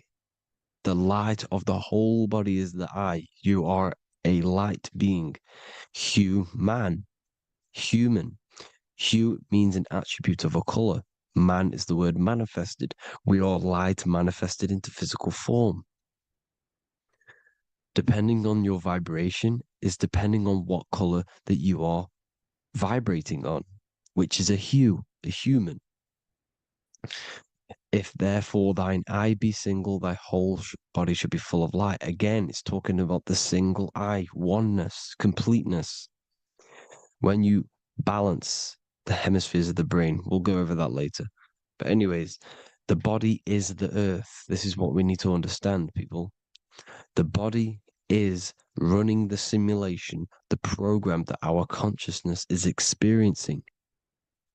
So when we leave the body during death and astral projection, we leave the earth. This is how it works. The body is the vehicle for the earth, for this realm. Everything exists within our mind. You have the soul, mind, and body. The soul is the observer, the watcher, the true being. This is why she has many different heads, because the soul inhabits different bodies. This is the serpent, which means knowledge, which is the mind, wisdom. And this is the body, soul, mind, and body, Brahma, Vishnu, Shiva.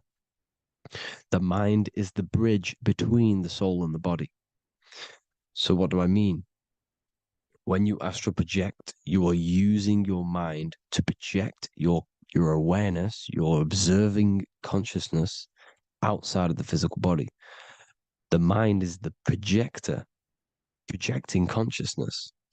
By using your mind, you can project your consciousness outside of the body, which is known as the astral realms, which is known as walking on water. Jesus was never walking on physical water, people. It's metaphorical. Believing the physical body. The water is the ether. which is the veil between the physical and the astral realm. It's a fluid substance. It's on either side. It's physical and astral. The ether is the fifth element that they hide from us. Why? Because they're trapping you in the physical. They are hiding all of these realms. Etheric, astral, and mental. People think their mind is their brain. It's two separate dimensions. These are completely different dimensions. The mind is way more intelligent. The mind is formless. There is no form to the mind.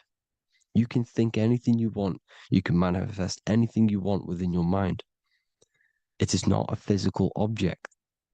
The physical realm is being controlled by the mind. Everything's being controlled by the mind. Everything exists within the mind. This is why the Egyptian says the universe is mental. So when we project our consciousness outside of the physical, we go to the astral. The ether is the water that Jesus is walking on. This is the veil between the physical and the astral world. The word together has ether within it because it joins the two worlds together, together, the astral and the physical. The word either is ether because the ether is on either side, physical and astral, physical and spiritual, physical and non-physical. In the astral realm, the mind can manifest anything we want. We incarnate to restrict our minds. This is why Saturn, if you go and watch my video on Saturn, how Saturn is this simulation, okay? Our minds can manifest anything we want in the astral plane in the click of a finger. However, when we incarnate in matter, we now have to labor for our manifestations. This is why Saturn's known as the great teacher in astrology, because he teaches you a lesson. When your mind incarnates into matter, it's teaching your mind a lesson, the knowledge of good and evil. This is why the Bible says, you shall be gods and know the knowledge of good and evil. When you incarnate here, you have to know the knowledge, you need to know the knowledge of good and evil to become a god. Okay? Now, the square is the physical plane, the triangle's the ethereal plane, the circle's the eternal plane. The circle has no beginning, no end, it's eternal. The physical plane is the square, it's limited. The square is limited. The cube is the geometric shape which gives rise to matter. Now, the term think outside the box has truth in plain sight. You have to think outside the box to project your consciousness, use your mind to project your consciousness outside of the box, the physical plane, into the astrals. The astral realm is the realm of the stars. Above us is the stars. Through the stars is the astral plane. This is why astral has the word star within it. The devil is the de-veil. When you sell your soul to the devil, quote unquote, it's metaphorical. The devil exists in the physical plane. It's the lowest state of consciousness. The de-veil, you de-veil yourself into the physical when you are the devil. The de-veil. The ethereal plane. Now, we all know what the famous symbol of the all-seeing eye, right? The all-seeing eye with the eye in the triangle. Look at the Masonic artwork showing you the triangle above in the sky. This is symbolizing the ethereal planes. The eye in the triangle symbolizes your invisible intelligence, your mind, which has the ability to see on either side. Because the triangle's the ethereal plane. The eye is your consciousness, your intelligence. And this intelligence has the ability to see in the physical plane and to see in the ethereal planes, in the astral planes. This is why it's above the earth. It's above the ground. Because it can see here, it can see in the heavenly realms. Now, the stars are, well, this is known as heaven, the realms of the astral planes. This is some quotes from the Emerald Tablets of Thoth. Out of the darkness ye must rise upwards, one with the light and one with the stars. Man is in process of changing to forms that are not of this world. Grows he in time to the formless, a plane on the cycle above. So there's other worlds. The Bible's telling you there's other worlds, there's other realms. Know ye, ye must become formless before ye are one with the light, the astral light above, which shining through the stars. Not of the earth are ye, earthy, but a child of the infinite cosmic light. You are the invisible intelligence controlling the physical body. The body's not you. It's the vehicle that your soul lands in when your mind projects your consciousness into that realm. Free from the body, I flashed through the night. Unlocked at last for me was the star space. Wow, that's powerful. The star space, the astral planes. This is what it's talking about. We are all a star. We descended from the astrals, which is the star. We are all a star. Look at the ancient paintings of Jesus' birth. It's the star beaming his consciousness down into the physical plane. Here's another one. Here's some Freemasonic artwork showing you, again, the ether, that invisible intelligence, the I, manifesting itself inside of here, in the physical realm, where the people are. You see? It's the same here. This is Jesus. Here's the bird symbolizes the Holy Spirit, your invisible intelligence, descending into the waters, the ether, the ethereal, everything. The ether's the base of all physical matter. Here's Truth in Plain Sight. Mr. Bean, the famous TV program in England, in the UK. He begins the program like we all begin the program from falling from the stars. He falls down with a beam of light. And this is truth in plain sight. This is false. The aliens don't exist. They're a lie, alien. But this symbolizes the star beaming our consciousness. And when we die, this star will suck us back up. Just like this UFO is doing. It's truth in plain sight. So, this is some more Freemasonic artwork going from duality to singularity. Sun, moon, masculine, feminine. Right hemisphere, feminine, left hemisphere, masculine. The consciousness in the center, the balance point. Here's another more Freemasonic artwork.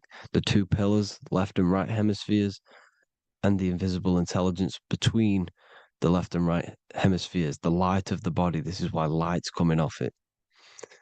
Because it's light, it's pure light. The blazing star. The stairs go from the checkered board, the duality, up to oneness, in between the sun and the moon, the masculine and the feminine. This is symbolizing going into oneness. What did the Emerald Tablet say? You've got to become one with the stars, one with the one with the self.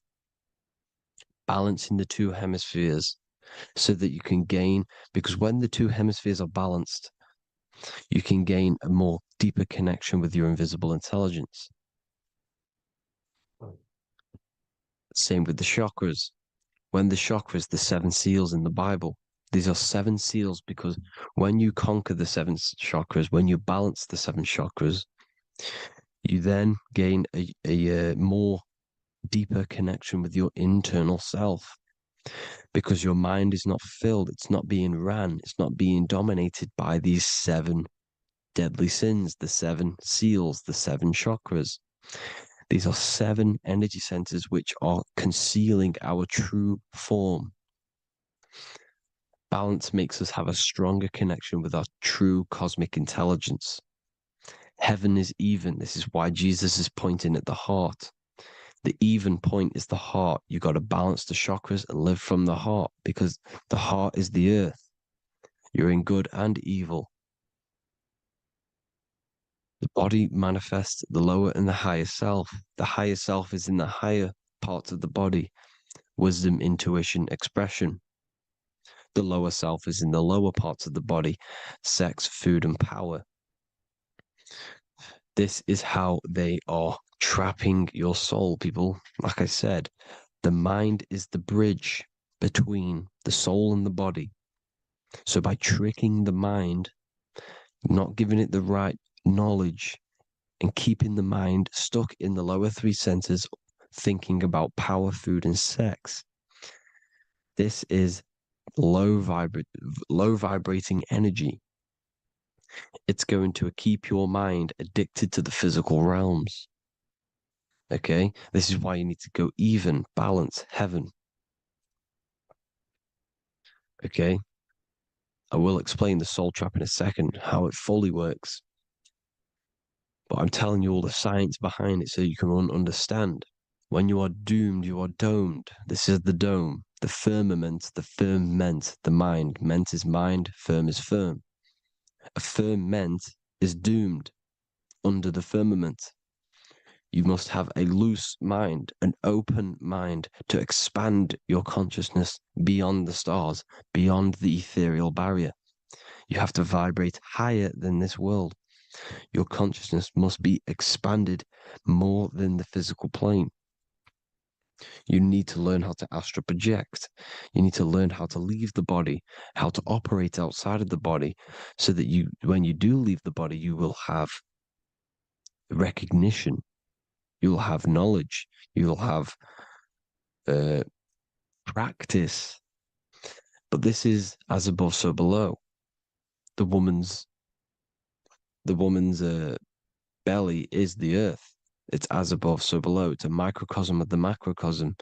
We are the children in the womb.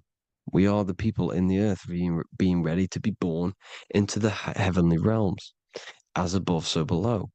It's a microcosm, macrocosm. Everything is in everything on a bigger and a smaller and a larger scale. Now, when the baby figures out that there is a world beyond its mother, what happens? The baby starts to move around and tries to get out of the mother. Because once it starts to hear the external world, starts to hear people, it's going to wonder, what's outside of why am I in here? What's outside? So the baby will force its way out of the mother. It's the same with our minds, as above, so below. When our minds figure out that there are other realms beyond this world, we will seek a way out. This is the womb, the mother earth, mother nature. It's the mother. We're in the womb. We can be born out of this world, which is being born again in the Bible. When you are doomed, you are domed under the dome, under the firmament, the firm mind. The firm mind will keep you under the firmament. Due to the law of polarity, there has to be other realms. There has to be. Because the law of polarity works in this world, and it will work on every scale possible. It's universal laws. These are universal laws. The law of polarity means that there are other realms polarizing this realm. There is a hell, there is a heaven. There is a midpoint, which is Midgard, which is the one we are in now. Earth, heart. Earth is the heart. Heart is the center, good and bad. The balance between good and bad. Your reality is your level of realization. Your mind realizes other worlds, you will seek a way to them worlds. It's that simple. The soul trap is to keep you stuck in this physical body, which is the earth. This body is the earth. It's running the program, like I said at the beginning. It's running the simulation that your consciousness is experiencing. You are an electromagnetic being, and you're hidden in a cage, your rib cage, and you're stuck in cells, the prison cells. Look, you're in cells. We produce electromagnetic energy. Your soul produces this energy. And by trapping your consciousness inside of this physical realm, they harness this energy within the astral realms. They're using you to manifest demons, because your mind creates demons through emotions and mental thought energy, which is a whole nother video. I can make a video on that. You're manifesting everything for them because they're trying to create a hive mind. This is why they want everyone to believe in one belief system, one government, one belief system, one religion, because they're creating a hive mind. This hive mind will manifest and be summoned within the astral planes, because the mind manifests the astral plane. The astral plane is the realm of imagination. The mental plane is the realm of just thought alone. The etheric plane is the energy. The physical plane is the matter. So all of our minds together are manifesting these demons within these subconscious realms, the astral. Now, how are they keeping you stuck to this realm? Well, when you die and you're stuck in your lower three chakras, okay, when your mind and soul detaches from the body, which is the earth, when you leave the earth, you're still going to have these mental addictions to the food, the sex, the materialism, the phone, the cigarettes, everything. This is why they get you addicted to everything possible. The TikTok, the YouTube, they get you addicted to as many things possible. Because when your mind is addicted to these things, and when this mind leaves the physical body, you're still going to have these addictions. Okay? You're still going to have these thoughts. And you will be manifested into the lower astral realms because you're thinking materialistic, you're thinking negative, because your level of realization was your reality. You were manifesting hell on the earth. When you leave the body, you're going to manifest hell in the astral planes, which means you'll be vibrating on the very low, which will put you in the lower astral realms. So guess what? You're going to come back. You're going to come back into materialism. You're going to reincarnate. Because you haven't prepared for life after death. You must detach from the external world. Okay? Moon is mind. The sun is the soul. The earth is the body. The moon is the mind. This is why we say lunatic. In your mind, you have a specific mood. Moon. Money, M-O-N, is the moon. Money exists in the mind. They get you addicted to the money. The Bible's telling you this. Do not conform to the pattern of this world, but be transformed by the renewing of your mind. It's telling you. Of this world, but be transformed by the renewing of your mind. Who knew that the Bible was this deep? Matthew 16:26, what good will it be for someone to gain the whole world yet forfeit their soul? James 4:4, don't you know that friendship with this world means enmity against God? Therefore, anyone who chooses to be a friend of this world, of the world, becomes an enemy of God. John 4:4, dear children, are from God and have overcome them, because the one who is in you is greater than the one who is in the world. It's talking about the invisible intelligence. It's greater than the physical world. John 2:15, do not love this world, nor the things it offers you, because this world will create you to, if your mind has attachments to what this world offers, sex, money, and power, pretty much, you will reincarnate here. You will come back here, because when you leave the body, your mind will still have these addictions. Do not love the world, nor the things it has to offer you.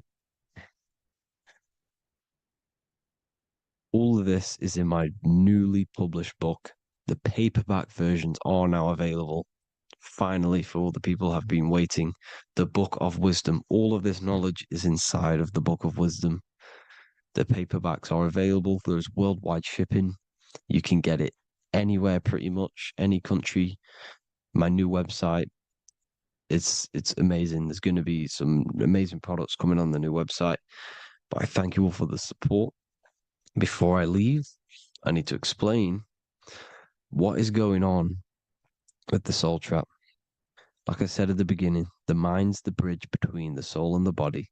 The body's the realm. By tricking your mind with false knowledge, they are keeping your soul stuck to this realm. They get you addicted to all the physical things, and that is it. As soon as you're addicted and you die, you're going to come back. So by tricking your mind, which is the bridge between the realms, they keep your mind stuck within this body. They keep you in physicality. They deveil you, the devil, the deveil. Thank you all for the support, people. If you do want to join the Academy, all the links will be posted below this video for the book, The Academy. Thank you all for the support and have an amazing day.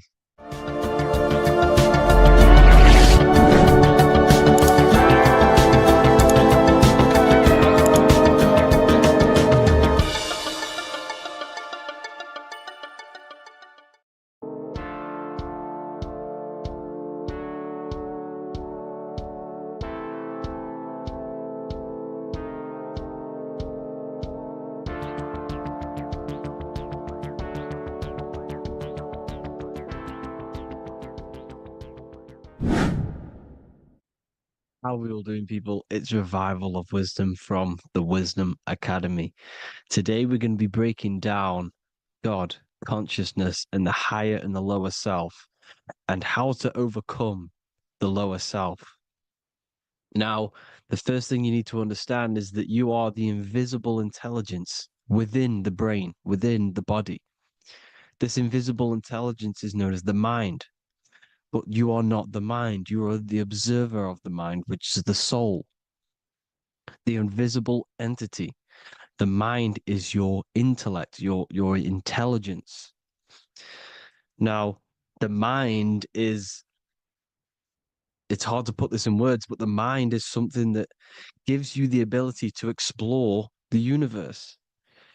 And this inner self is the I am. It's the quiet, the inner self, the voice you see in you hear in your head. This is why within spells high twin, inside, internal. The I is also the number one, which is one line. Because the one and only, is the inner self, which is the I am. This is why you say, my name is Harry. You are not Harry, you are the I, the inner self, the intelligence. Okay, this is why Jesus in French is I am. You look with the two eyes and you see with the inner eye. I and I, the same thing. Okay, because the I inside is what gives you the perception of what you're looking at. So when someone's trying to explain something and then you catch on saying, I see now, it's because you're seeing with your inner eye, the one that gives you perception, gives you intelligence, gives you the ability to understand things. This is the internal I, the invisible self, which the physical body is nowhere near as complicated as this inner self. Is in infinite potential, infinite potential. God, God, generator, operator, destroyer, soul, mind, and body. Brahma, Vishnu, Shiva, the Father, the Holy Spirit, and the Son. They're all, the reason why you see God is always a triad is because it represents yourself. Your invisible intelligence is God. Me and you are the same invisible intelligence. We are the invisible intelligence experiencing the program being ran by the central nervous system and the brain. I always say this in my videos, but I have to, in order for you to understand the things that I'm going to say later on in the video, you need to understand this concept, is that you are the consciousness experiencing the nervous system, the tree of knowledge of good and evil, which is you here. You would be in this invisible intelligence right here in the center of the brain. Now, this is why the ancient Christians show God is in the brain.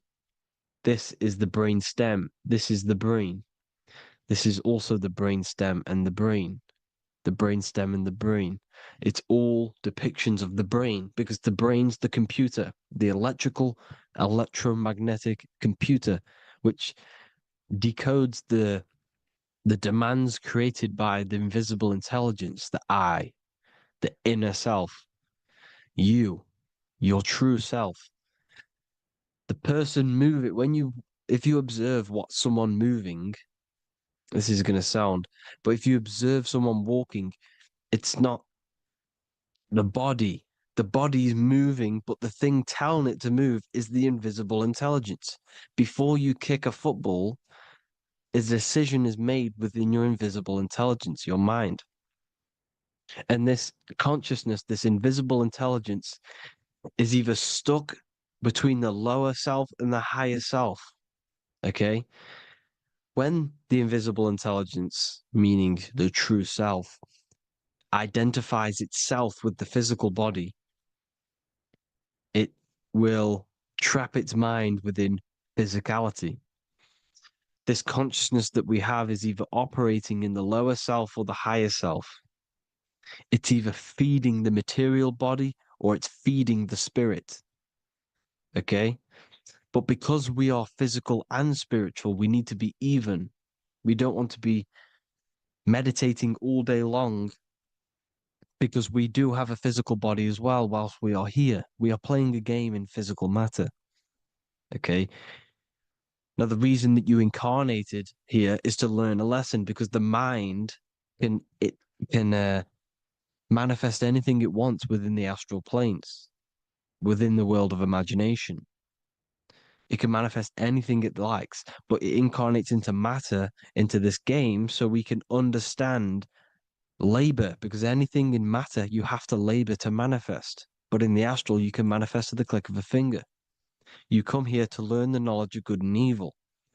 And your consciousness, I came out a bit off topic there, but your consciousness is experiencing the lower or higher self. The lower self is manifested in the lower parts of the body. Sex, food, and power, the lower three energy centers. These centers are like mini brains. You are literally thinking with these centers. And when your mind is stuck within these lower centers, you'll think. Have you ever heard the term of thinking with your penis or thinking with your, you know what, as a man? Even females maybe, but mainly this is a boy saying you're thinking with your penis. This is a truth. It's truth in plain sight. You think with these energy centers. When you're living off the lower three centers, all you care about is sex, food, and power, eating, sleeping, and greed. Power's kind of like greed. Now, when we move up to the higher parts of the body, when we live our life within the higher parts of the body, this is considered heaven, love, expression, intuition, and wisdom. This is what we need to be aiming to do, moving out of the lower half of the body and living our life within the higher self, the higher parts of the body, thinking with the higher energy centers, thinking with love, expression, intuition, and wisdom, spreading love, expression, intuition, and wisdom to others. Heaven is even. This is why Jesus is pointing at the heart chakra, always pointing at the heart. Earth rearranged his heart because in earth you're manifested as a physical being. You're in the heart, good and bad. You need to be balanced between the good and bad. Because love can be a demon too. That's a whole nother video, but love can be a demon. Now, the seven chakras are known as the seven seals in the Bible. When the Lamb opened the seventh seal, there was silence in the heaven for about half an hour. This is a verse from the Bible. The Lamb is Aries, which is the higher brain, the cerebrum, the cerebram. Ram, Aries. Because when the Ram opens the seven seals, you enter the kingdom of heaven. Because these chakras seal your invisible intelligence. They seal your true self. You are behind these 7 seals, your true invisible self, your true consciousness. Because behind these 7 seals, you do not think about anything materialistic. Your intelligence is not material. It's not physical. It's not from the physical world. It does not desire the physical world. The body is the beast. The body's the animal, the lower self, which can corrupt our intelligence. It can corrupt the intelligence. Okay? Now, we need to balance these chakras so that we gain a deeper connection between this intelligence and the brain. Because when there's a strong connection between the brain and the intelligence, your body and the intelligence, you have a strong connection. Therefore, you can manifest what the intelligence is saying at all times. Meaning, when, for example, your higher self, this is intelligence, the higher intelligence is always speaking to you. It's always guiding you. It's always telling you the right thing to do. You can feel it when you're doing something wrong. You can feel that you're doing something wrong because this higher self, this intelligence knows what it needs to do here. And when there's no connection between the body and this our intelligence, our true self, when we strip away, when you close your eyes for long periods of time, you will figure out you are this invisible, infinite, creative being. There's no words that I can't describe what it is, but it's the voice inside of your head that you can feel when you close your eyes. You are this being inside of the heaven, because this is heaven, this intelligence. And when there's a strong connection between the body, you can manifest everything it's saying. When everything is balanced, when you're no longer thinking with the lower centers, when they're all balanced, you're not thinking in particular with every center, you balance them all, you can manifest everything it says. Your body will act out what the intelligence is always saying. This is God in the brain, the intelligence, trying to touch Adam, representing the lower self. This is why they're not touching. Notice how Adam is resting, but the intelligence is always reaching out, stretching, symbolizing metaphorically saying it's guiding. I'm always reaching out. The intelligence, your intelligence is always guiding you. It's always reaching out to you. But Adam is ignorance of it. The lower self is ignorant of it. And that's why he's so relaxed and God is so stretching out. Because at our highest self, that when you think of when you want to better your life, that highest true version of yourself is God. When you're manifesting this, your highest self, this is God. Your truest form, your most perfect form, that is God. Your highest version of yourself, that is God. Emotions are not what you've been taught. Emotions are not something that should be reactive, okay? You should not let the emotion be you, except that you should experience them instead of letting them become you. You need to understand there's a separation in our consciousness. You have the soul, which is the person who is observing your thoughts. When you think a thought, who's the one observing that thought? The soul, you, the I am, the I, the inner self, the one and only. And inside of every single body, inside of me, inside of you watching this video, there is this same intelligence that is inside of me, inside of you. And it's the exact same intelligence, experiencing a different body. And this is what we mean by the universe is mental. We all experience, we are all sharing the same ball of consciousness in a different body. The animals, the fish, the cells, all expressing this one consciousness. Me and you are the same. This is why the golden rule is treat others like others should be treated, because I am you and you are me in a different body. Now, going back, you need to identify that there's different levels of consciousness: soul, mind, emotion, and body. Okay? Your emotions are on a separate layer than the body, the mind, and the soul. So when you identify there's a difference between all of these, you do not let them become you. You do not let your mind rule you, because your mind can be corrupted. Your soul is the one that is pure good, pure love, but your mind can be corrupted. Okay? Your emotions can be corrupted. The body can be corrupted, but the soul can never be corrupted, only layered on top. You can only throw piles of programs within the subconscious, layering the soul down, but deep, deep down inside of every single one of you, there is a loving being. Because the love comes from the heart. Love is the universal emotion, expression. Now, your thoughts can become bondage, your emotions can become bondage. Now, what do I mean by bondage?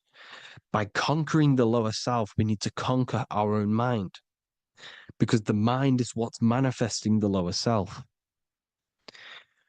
When you're thinking with the lower half of the body, when you're becoming your emotions, you need to experience the emotion, not become the emotion. Do not let the emotion become you. Do not let your thoughts become you, because your thoughts are tools that you can manifest. Your thoughts are the idea. Your emotion is the energy that you can use to manifest that thought. Your emotion is energy in motion, emotion. You use emotion to manifest, to feel as if you already have the thought. Therefore, you become that vibration.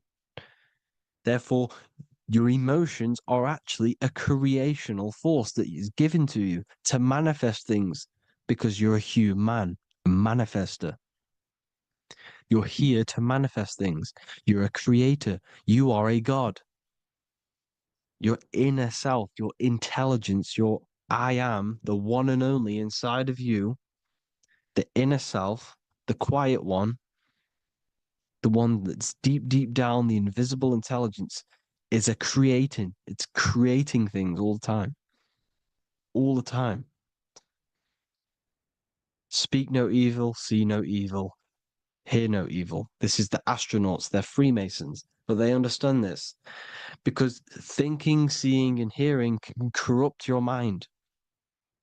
And when you have a corrupted mind, you'll have a corrupted subconscious. The subconscious will manifest into the body, because 90% of your behavior comes from the subconscious mind. So you got to speak, see, and hear no evil. But sin, what is a sin? To overcome our lower self, to overcome our lower self, the 7 deadly sins are not something that goes against an external God. A sin is something that goes against your inner guide, your inner conscience, the inner self that is always speaking to you. It's always telling you the right thing to do. A sin is something that goes against this inner guide. And this is why you can feel something where you can feel you're doing something wrong, because the inner guide is speaking constantly. And when you commit these 7 deadly sins, which are 7 internal states which keep your invisible intelligence bound to your physical body. Because evil, right? Evil love bondage. This is why they stay in this realm and they control this realm, because they love the bondage of the body. They like matter. They want to stay in matter for eternal life. They don't want to ascend back into the heavenly realms where you do not have a physical body. You can explore the universe within the astral planes. They stay bounded to the body, bounded to the 3D construct of the physical world. They have greed, lust, envy, gluttony, wrath, sloth, pride. They want all of this. And if you want that, that's okay. But deep, deep down, you don't want that because your soul is always telling you the right thing to do. Your soul knows what to do to get out of here. It needs to detach from the external world. Detach from all of these 7 internal states which bound you to your lower self, your lower centers. That's what a sin is. You know, you have a left and right brain. The left brain is always analytic. The right brain is metaphorical. So the right brain is producing a holistic view of reality. Now, what do I mean? And not view, perception. When you see, because your eyes are parts of the brain, sorry, when you look at something and you look, that image is produced in the back of the brain in the visual cortex. And then the right brain produces a perception, a holistic, it breaks down what you're seeing into a holistic image, a holistic perception. So, for example, if you're in a woods, the right brain sees the whole woods as one big woods. The left brain is breaking that perception down into individual trees, branches, and leaves. So the left brain's to do with duality, the right brain's to do with wholeness, unified. The left brain's dualistic, analytic. This is necessary so that we can pick things up and manipulate them and break things down. We need the left brain, we need the right brain. I'm not saying any of them's bad, but the left brain, sinister in Latin, means left. Because when you're left-brained, you see everything in dualistic. You see everything is dual, when everything's actually one. We need to be focusing and strengthening our right hemisphere. I'm not saying sit in the right hemisphere all the time, but we need to be strengthening our right hemisphere. And this is why left is sin and right is right. Because when you focus on the right hemisphere, you see the holistic perception of creation. The right hemisphere sees humanity as one unified consciousness. The left hemisphere sees everyone as individual persons and egos. Because the left hemisphere is dualistic. And this is why the Bible says, cast the net onto the right side of the ship and ye shall find. John 21:6. What does that mean? Cast your energy, cast your perception into the right hemisphere of the brain, and ye shall find unified consciousness. You shall find your higher self, the one and only. If then you have been raised with Christ, seek the things that are above, where Christ is seated at the right hand of God. Wow. Powerful. What does this mean? Seek the things that are above, where the Christ is seated at the right hand of God. God is your consciousness, your invisible intelligence between the 2 hemispheres. The right hand of God is the right hemisphere. Seek the things that are above the heart. Love, intuition, expression, and wisdom. Seek the things that are above the heart, the higher self, the higher part of the body. Because when you seek the things of love, expression, intuition, and wisdom, you create a strong aura. You attract the same frequency. And this frequency is heaven, God. This is the Sumerian artwork showing the Lamb. This is a step symbolizing stepping upwards, raising up. He's stepping over the Lamb up to the bird. His hand is going to the bird. The Lamb symbolizes the lower self. Okay? The bird with the wings is in the sky. It represents the higher self. This is why angels always have wings, because it represents the higher self in the sky. The lamb is a ground animal, symbolizing the lower self. He's stepping over the lamb to the bird, his higher self, his invisible intelligence. Horus and Set, Jesus and Satan. Look, Horus has an evil brother, Set, just like Jesus and Satan. Horus is a bird, higher self. Set is a ground animal, lower self, which is the devil and the angel on your shoulder. You see? The right and the left hemisphere, the two wings. So the devil and angels always speaking to you. The higher and the lower self. It's the battle between the higher and the lower self, between the invisible intelligence and the physical body, because the body's the one that wants the sugar, it wants the pleasure, it wants the sex, it wants the porn, it wants all of the materialistic things, it wants the 7 deadly things. Okay, it wants this. There's a battle between the higher and the lower self, your intelligence and the body. This is why you need to become balanced, so that there's a deep connection between the body and the invisible intelligence, the I am. You need to master your mind with discipline, and you gain a connection between the brain, the body and the intelligence. Resurrection, transmuting sexual energy. Okay, this is important. Res is Resh, which is Hebrew. The early Hebrew Resh symbol is the head. This is the head. Resh, erection. Erection is a sexual stimulation. Resurrection is rise erection. You got to raise your sexual energy up the base from the spine to the head. This is the Christ, the Christos. Because there's a psychophysical germ, psychophysical oil produced in the brain every month. Go and watch my other video on raising the chrism. Okay? And every month there's this fluid produced in the brain, which takes 2 trips, because one's produced by the pituitary, one's produced by the pineal, magnetic female, magnetic and electric charge.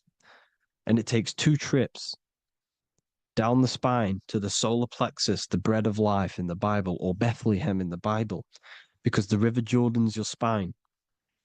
Goes down to Bethlehem. It gets born in Bethlehem, just like Jesus. Because when this oil travels to the solar plexus, it creates the seed, the seed of life, and it feeds the blood, does all sorts of good things for the body, this oil. Now, when you save your sexual energy and you raise your resurrection, you awake the Christ, you raise it from the solar plexus or the sacrum bone up to the brain, you activate 100% of the brain, and this is the true resurrection of Christ. Instead of wasting the energy and giving away your sexual fluids, because behind the fluids is the energy. So when you release that fluid, the energy is out there. You've released the energy. Your sexual energy is the most potent emotional force a human could possibly feel. Same with any animal or anything. The sexual urge, the sexual emotion is the most powerful, potent emotion that you can feel. It takes over the whole body. When you feel sexually aroused, it takes over everything because it's so potent.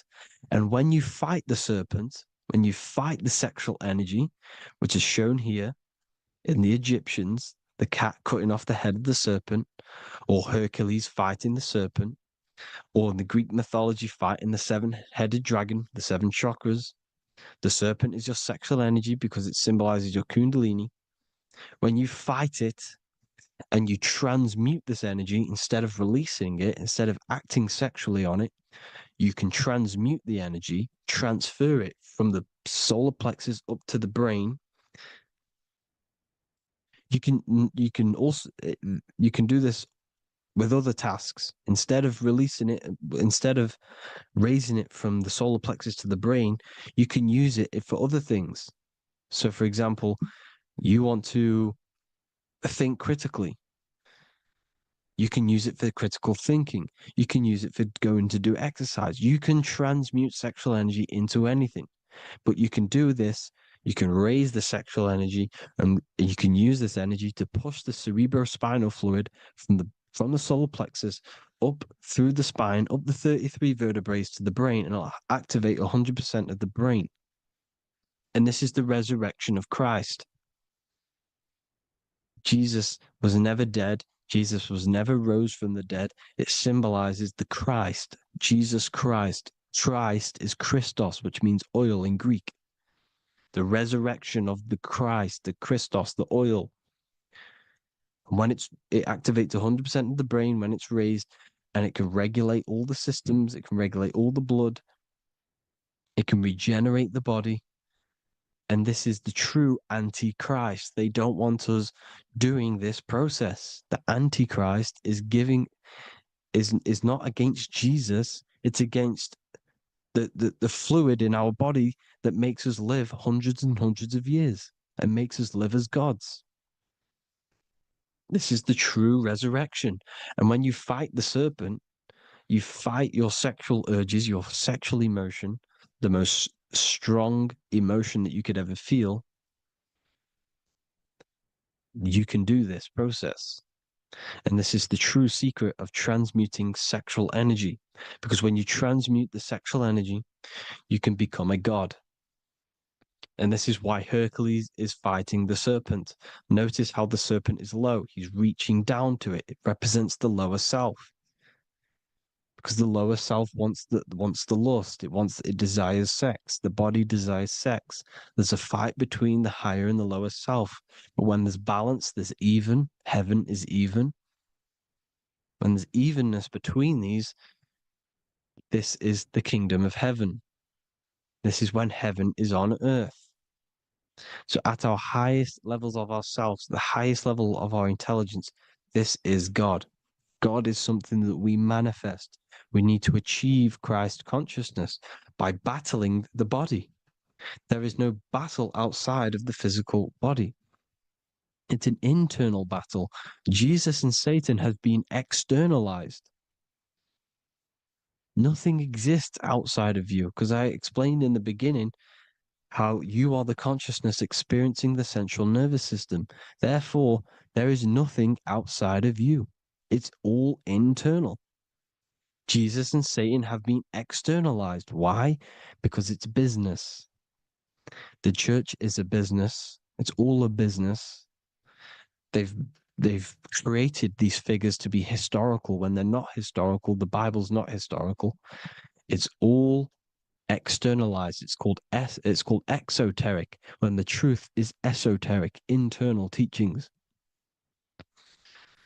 So anyways, people, balance the chakras, balance the two hemispheres of the brain, balance the conscious and the subconscious. Balance is perfect, the yin and yang. You are spiritual and physical. You live in day and night. You need to be balanced. Oneness. Seek oneness. And this is the true kingdom of heaven. And when we all realize that we are all the same intelligence, the same consciousness expressed in different bodies, when we all realize this, we all realize we're all one. Doesn't matter what race you are. It doesn't matter what race you are, where you're from, your nationality, because none of you are actually from here. None of you are from the physical world. You're manipulating the physical world through the physical body. You are the I am. We all have a soul. Every single one of you has a soul. We all have souls. The reason why they say some people don't have souls is because they're trying to suppress your mind. They don't want you to know that you have a mind. That sounds crazy, I know. But a lot of people haven't realized that they have an infinite intelligence called a mind. And behind that mind, if you can observe your thoughts, the person who is observing the thoughts, you have a soul. Everyone has a soul. Don't listen to all these people saying some people don't have a soul, some people do. We all have a soul. Every single one of us. So anyway, you need to break the lower nature of yourself. At our highest levels, we are gods. Our intelligence, our universal intelligence, the I am, the intelligence that's inside of the brain, is God. Our minds are being corrupted within believing that you are the body, and by the result of this is a society like today, because everyone thinks they're the body, and everyone's living in the lower nature of self, where everyone only cares about themselves. But when we realize we're all one big consciousness ball, we're all the same consciousness expressed in different bodies, there will be peace. So thank you all, people. If you do want to learn more, if you do want to read my book, it's called The Book of Wisdom. I'll put it in the description. It's an amazing book, people. It's going to give you the best understanding possible about creation, yourself, and the world. It's amazing. The Bible, everything. I have just launched a new cymatic library. A friend of mine has just added this to the website. He creates beats, and he creates the purest beats. So they are actually the frequency that it tells you. Most of the stuff on YouTube and Spotify and Apple Music it says it's a certain frequency, but we know these major platforms are all playing with the frequencies of the apps. So if you want a real binaural beats, solfeggio scale frequencies to meditate on or listen to throughout the day, join the Occult Library. You can get a 2-day free trial. I'll put the link in the description. Thank you all, people. Hope you all enjoyed this video. God bless you all.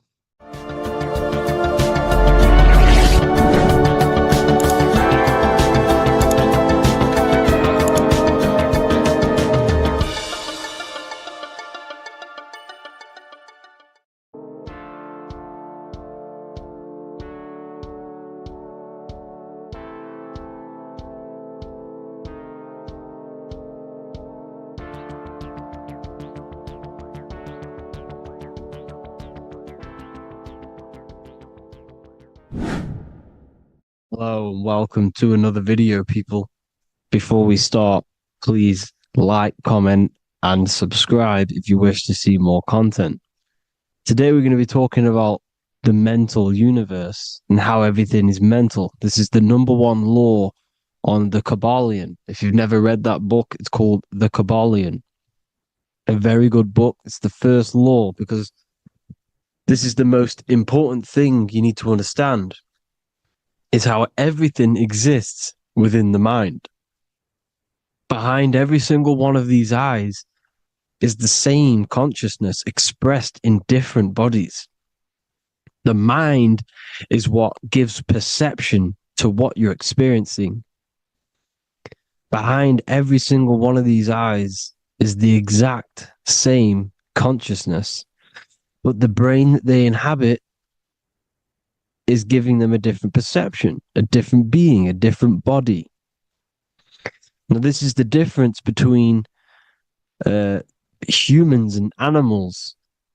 Humans possess a advanced consciousness, an advanced mind that gives us the ability to be aware of ourselves mentally, physically, and spiritually. We can reflect on ourselves. When a dog looks in the mirror or an animal looks in the mirror, it doesn't know what it's looking at. It doesn't realize it has a consciousness. It can't reflect on itself. It can't say, I want to improve in this area.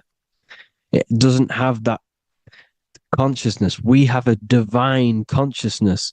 Take away the N for divine, and you get with a D, put it with a D, you get divide, because we have a divided two-way consciousness. An animal only has one.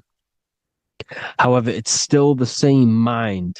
We're all mind. We're all mental. We all exist within the mental plane. Look at this person walking. The body, the brain is sending electrical signals through the 12 cranial nerves, which the 12 disciples that spread the gospel of Jesus, right? You have 12 cranial nerves in your brain. There are 12 disciples which spread the gospel of Jesus. Jesus represents the mind, the intelligence, the invisible intelligence that we all are, the same intelligence, the same exact consciousness, which then sends a command into the brain. Then the brain sends these 12 these 12 electrical signals through the 12 cranial nerves to control the rest of the body through the nervous system. This person walking is not, the body is not walking. The mind is telling it to walk. And the brain is it's a supercomputer which is decoding these demands given to it by the mind. Because the pineal gland will have something to do with the ether, because the ether is physical and non-physical. The mind is sending the commands through the ether to the pineal gland, which is then getting broken down into electrical codes within the brain and sent throughout the nervous system to control the body. And this is why in the Sims simulation, because the body's the simulation, it's a false reality. It's the fake reality. It's not the real you. You are formless. There is no form. But the third dimension is a dimension within your mind. Matter, mind, light is all a product of your mind. It's all in the mind. Now, this is why the Sims has this green little diamond on top of the head. Because this is you. This is your invisible intelligence controlling the character. Okay? It's controlling the character. And this character is in the world. Your consciousness isn't in the world. The world exists within you, but the body is a vehicle for that realm that you land in. When you have a dream, your mind transcends this body into another body, duplicates your body into another universe, unite. Unite is one. We're all one. It's all one universe, expressed in many different ways, infinitely. And the vehicle that you land in is the body to operate in that realm. This is the all-seeing eye, as you see here. The eye, this is all the intelligence. This is the ball of consciousness, God, expressed in different bodies. We're all this same one in different bodies, as you can see here. And this intelligence is expressing infinitely throughout the universe. An infinite universe. There's no beginning, no end. There was no beginning of the universe. There is no end. It's infinite. Always has and always will. But the mind is what gives you the ability to explore the universe, to make perception of it. We are God in disguise. We are God in disguise. We are God in flesh. But the body can become attached to the mind, can become attached to the body if the mind is not aware of itself. When the mind is that blinded by matter, and we lack knowledge and understanding of what we truly are, a formless, infinite being, a traveler. This is why Freemasons are called Freemasons. Mason means traveler. Free. You're a free traveler because your consciousness is a traveler of the universe. When we lack understanding, our mind bounds to the body. because we don't separate the body with our different layers of consciousness. When we separate them and identify that we are mind, body, emotion, you then can apply this knowledge to when you want to astral travel and explore the different realms of your mind, because the mind is the universe. People, this is what we need to understand. The mind is the universe. I am you and you are me. This is the Egyptians showing you this. The Ankh is the symbol of life. This is the one ball of consciousness, mind, giving it the Ankh life to all the different life forms. The cows, the birds, the snakes, and the big Ankh given to the humans, because the humans are the most intelligent. We have the most advanced consciousness. We have the most advanced consciousness. This is why the one is giving a big Ankh to the humans here. Here you see again, this is not the sun. This is also showing Ankh giving out its life to all things infinitely. And this is the most high. We are the most high in disguise. When we strip off the body, we strip off the desires for the physical world, we strip off all of these fake identities that the mind gets attached to. That is God, the universe. You are the universe experiencing itself. I and I.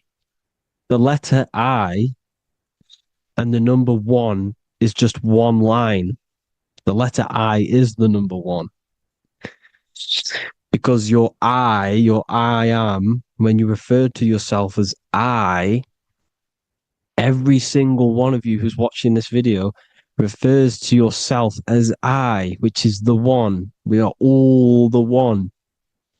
We are all intelligence. We are all invisible. We are all the one. 1 is the only number.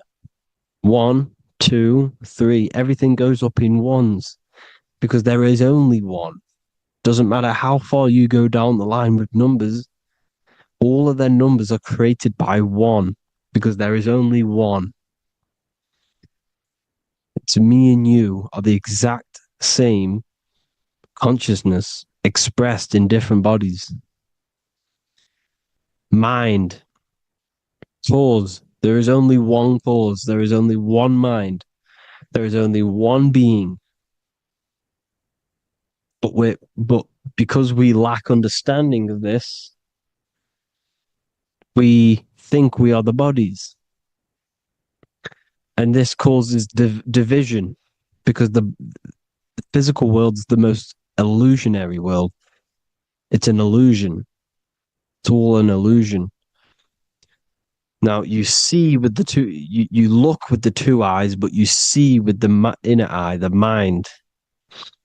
Okay, the mind is the mental plane is a shared plane, and it gives perception to what you're looking at.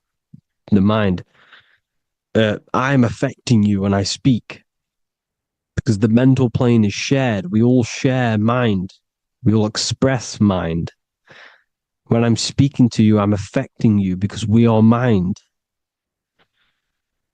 So the words that I'm saying, which are being manifested from my mind, are being manifested through my body into vibration,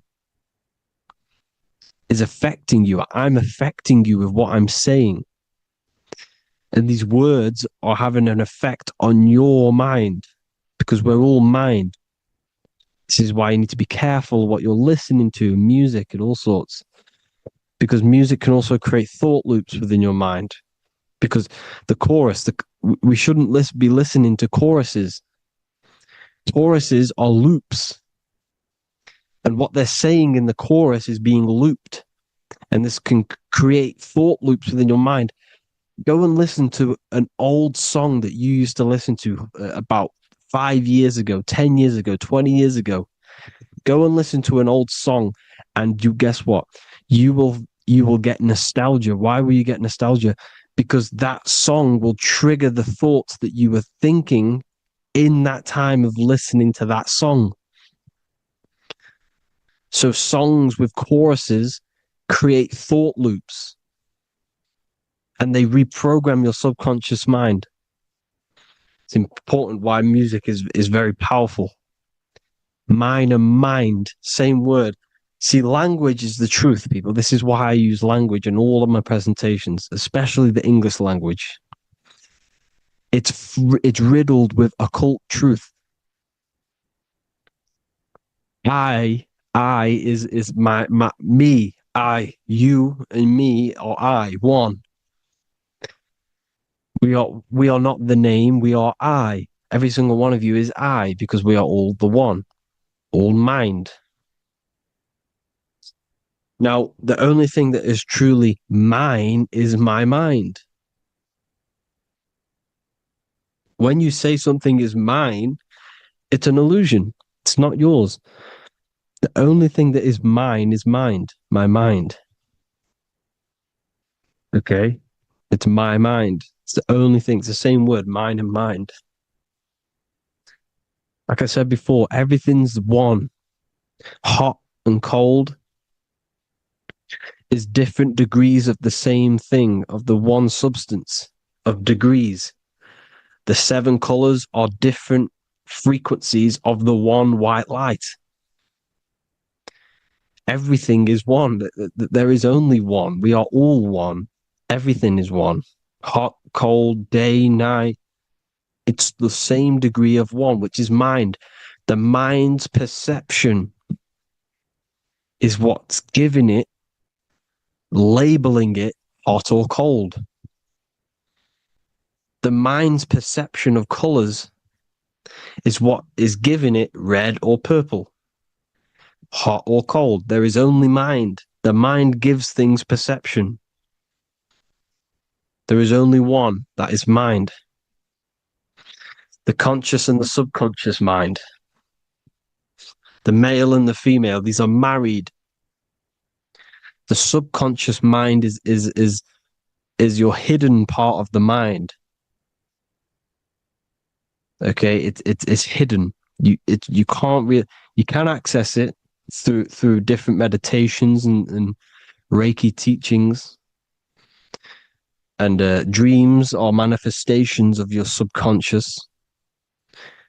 This is how you know mind and matter are one, because your mind creates matter in dreams. Your subconscious manifests everything in a dream, in the astral realms. The conscious is what you're conscious of, what you're consciously thinking of. So me, I am conscious that I am speaking into this mic and creating this video. My subconscious mind is the hidden part of the mind, which is speaking to my heart, telling it to beat. It's telling my food to digest. It's regulating all my blood. It's doing everything in my body without me being conscious of it. Without me being conscious. The subconscious is the feminine. The conscious is the male. The Bible, of course. Proverbs 12:4. Helpful, not helpful, an excellent wife is the crown of her husband, but she who brings shame is like rottenness in his bones.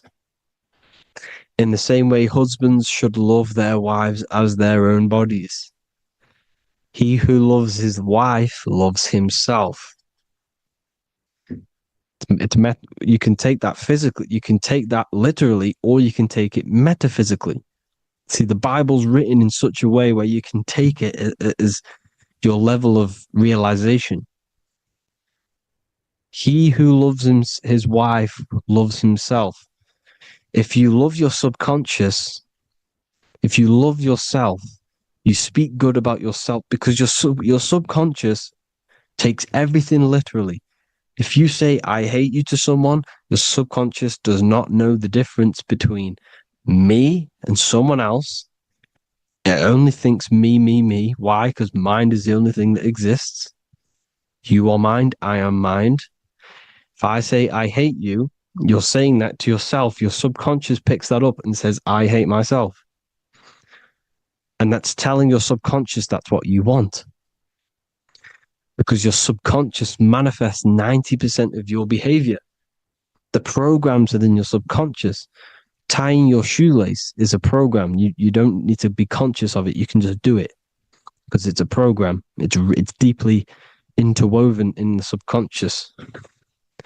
Driving your car, texting on your phone. You don't have to think about what letter. You just do it because you know where the letters are. It's a program.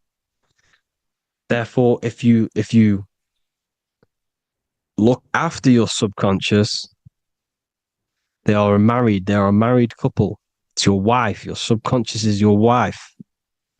And it manifests 90% of your daily basis thought patterns, actions, behaviors, emotions, all the things that you all the trauma that you've experienced is stored within your subconscious, which is affecting you. So let's say you were in a car crash 10 years ago, and you had a really traumatic event, you really hurt yourself, and you had a very, very, very strong emotion that you felt of pain, that will still affect you today. And why? Because it will manifest into your behavior. How? Well, you'll be cautious of what cars to go in and who. You'll be cautious because of that event that stored within your subconscious, because of that feeling you felt was so painful and so strong. It's still manifesting into your behavior today. For example, you won't go in certain cars, you won't go with certain drivers. The subconscious stores everything, all your memories, the programs, and everything. So if you trick the subconscious, that's how you manifest your life. If you trick the subconscious, you already have something. And therefore it will manifest into your life and into your behavior, thoughts, and actions. This is why the golden rule is to treat others like you want to be treated. Because I am you and you are me. We are all subconscious. We all have subconscious. Whatever I do to you, I do to me. Because my subconscious picks that up and thinks I'm speaking to me.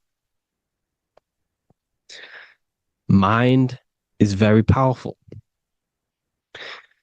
Whatever I do to you, I do to me.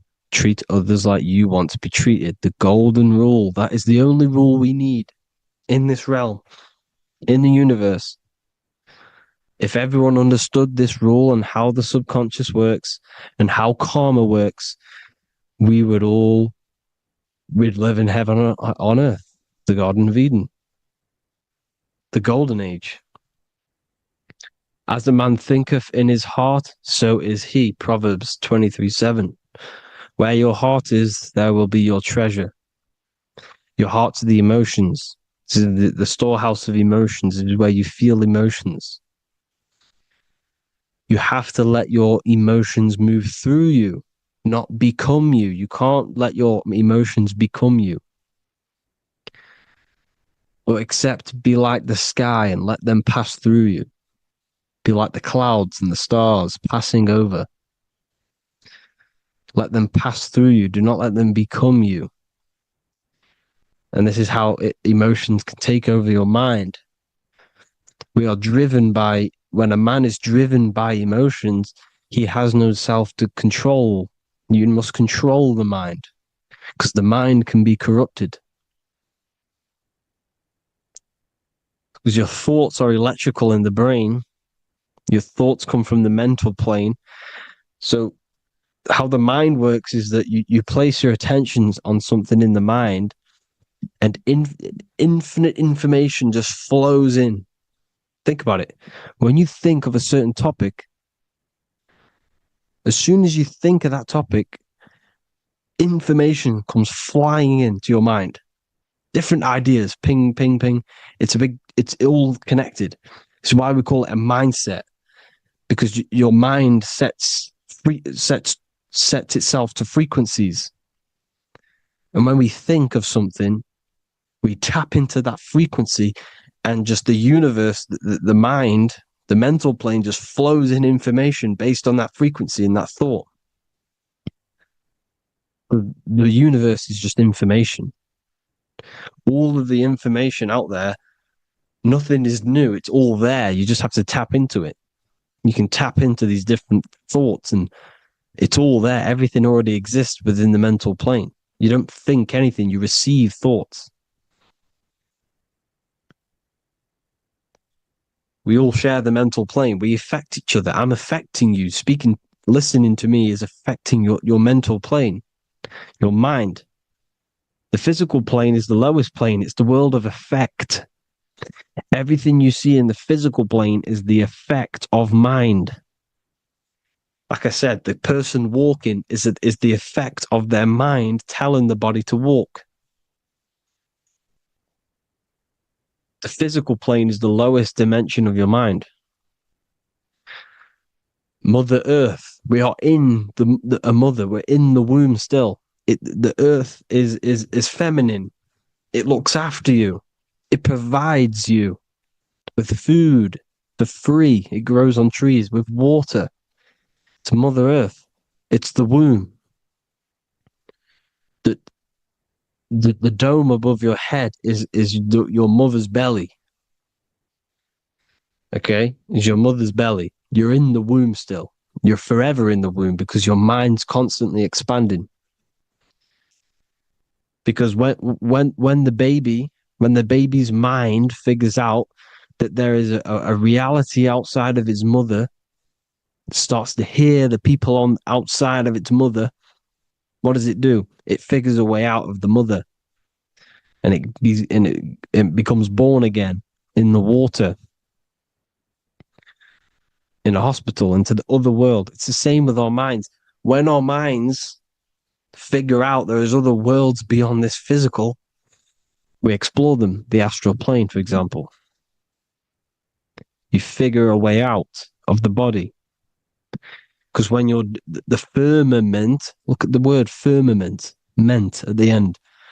Firm is firm, something strong, something like a rock is firm. If your mind is firm like a rock, you will be stuck under the firmament. So, for example, people who are very programmed and can't think outside the box, they have a firm mind and they'll be stuck under the firmament because your mind is the only thing that's keeping you under the firmament. It's the only thing. When you're doomed, doom is dome. This is the dome, which is your head. Your head is the dome. Above your head, above the earth is the dome, the ethereal barrier. But that's just an external manifestation of your head. You don't leave the earth, you leave your body to leave the earth. Because your body is the earth. It's a dimension within your mind. So when you're doomed, you're domed. Your reality is your level of realization. You realize something, or when you have an idea, the mind, in the EYE or I, same thing, mind, it's all mind. Reality is your level of realization. You realize there's other worlds. That's your reality. Your perception's your reality. Mind in Latin is mens. Jesus was known as the fisher of men, which is the fisher of minds. He was fishing minds worthy of knowing the higher truth, the deeper occult knowledge. Jesus figured out that we are all God. And he got killed for it because in that age they were trying to suppress this information. Jesus figured out he was God because we are all God, every single one of you, and they killed him because we're all mind. We are not the body. We're the invisible intelligence, which is God. But you are not God if your mind is attached to this physical world, to the worldly pleasures. If you master your mind and travel the depths of your mind, that is God. Mental and men. Look at the word mental. It has men in it. Men in the Bible means mind. Here you see Masonic, the Masonic symbol with the eye, the mind. Looking over, everything is the one. Everything comes from the one. All the lines coming off it, giving its life to all of the life forms. Down here on the bottom, you have duality, black and white. Up here, you have singularity. One and the two. Unification and division. The lower self is divided into the left and the right. So the Bible even says, I forgot what verse it is, but it says, it's better to go through life with one eye than to have two and be cast into the fiery abyss of hell. I'm not sure what verse it is, but you can research it yourself. It's better to go through life with one eye, to be unified. Unified consciousness. Dimension. No brainer. No brainer. The language tells you the truth, people. Dimension. The dimensions are in your mind. Entertainment. Entertain the mind. Disappointment. It's all in the mind. Environment. The environment that you are in is a product of your mind. Within, rearranged spells high twin. Within is your mind, and your external world is mirrored from the decisions you make in your mind. Advertisement, commitment, it's all meant, it's all mind, everything is mind. Everything. So, this is important. The collective thoughts and collective beliefs. The collective, because we all share the mental plane. And because of this is why we are in a weakened state of consciousness at the moment. Because the collective thoughts and the collective minds overall are asleep. And they don't believe in anything. You see, everything is true within the mind. You think of something, it is there instantly. You think of a chair, it's there in your mind. You think of anything, it's there instantly. So everything's true within the mind. Anything can happen in the mind. Anything can happen on the physical plane if the collective consciousness, the collective minds, believe it to be true. This is why back in the days, in the ancient days, you look at all the old world stuff, you see all this crazy technology, and it's because as a collective, as humanity back then, they believed that they had much more open minds. Therefore, the things manifested in the physical world were a lot more out of the box, so to say, compared to today. For example, magic is not as powerful today because the masses don't believe in it. It's still powerful, don't get me wrong. But if the masses believed, or if everyone knew magic could be real, because it is, anything's real in the mind, it would be a lot more powerful. You see? So and what they're trying to do is create a hive mind worldwide. They're trying to make one religion, an external God. What happens when you worship something external? You give energy to it, because where attention goes, energy flows. Where your mind gives attention to, energy goes there. And when we all believe in external gods and give our worship and our power to these external things, we all give energy to it, which will manifest as a demon in the astral planes. It's a hive mind. They're trying to make a hive mind to summon our energy. Trying to summon our energy. And it through mind, through collective thoughts. The hive mind. They want one religion, one government, one currency, one belief system. And that will create a hive mind, which will limit our consciousness, which will limit what we can do in the physical world. Because if everyone doesn't believe in certain things, it cannot happen because it's all in mind. Mind is so powerful. I am you and you are me. I hope you all enjoyed this video, people.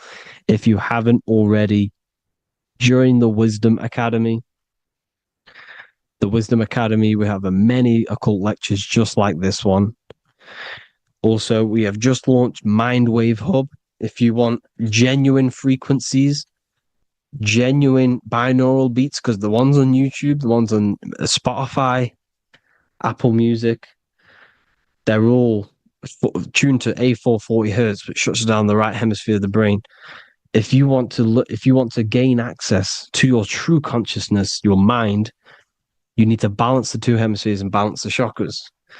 You can do that externally by listening to binaural beats. If you want true frequencies, true binaural beats to hemisync the chakras, hemisync the brain, to gain access to the different dimensions of your mind, well, you can gain access anyway, but it's going to help you if you're trying to learn this. Join Mindwave Hub. The link will be in the description. Listen to the binaural beats, meditate to them, listen to when you go to sleep. They'll massively benefit you. Thank you all, people. Hope you had an amazing, lesson. Hope you learned a lot. And please subscribe. God bless you all.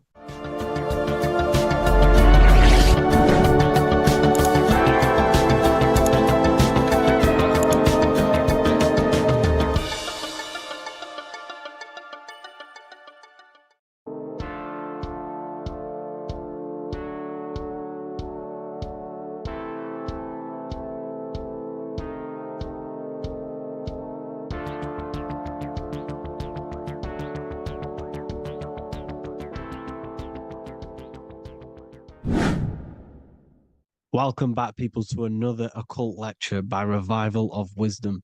Today we're going to be talking about magic and how it's being used on us for the New World Order. Magic has the word mag within it, which is magnetism. Magnetism is the force. Magic is influencing forces, natural or supernatural forces, and using it for a certain agenda to gain something out of it. Now, magic is not what everyone's being thought. It's not some sort of fantasy thing. It's actually very common, and we all do it, whether you believe it or not. Magic is all to do with the mind. As I said, always say in my lectures, your mind is what creates matter. Your mind is what creates your external world.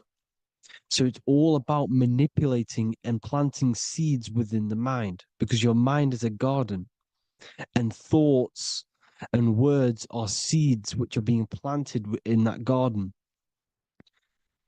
Your life, your physical life, the people you have in your life, your friends, your car you own, the job you have, is all a reflection of the thoughts that you've been thinking in the past. You are where you are in life because of the thoughts that you've been thinking. Therefore, your life is a direct reflection and manifestation of your mind, the Garden of Eden. Okay? The mind is what they are targeting. What you see, say, and hear has a direct effect on your mind. Me talking to you is influencing you. The words I'm saying is planting seeds within your mind. Now it's up to you to consciously act on these thoughts or these words, or to maintain these words. As above, so below. As within, so without. What's inside of me is outside of me. What comes into the storehouse comes out of the storehouse. You have the left, you have the right, you have the up, and you have the down. As above, so below.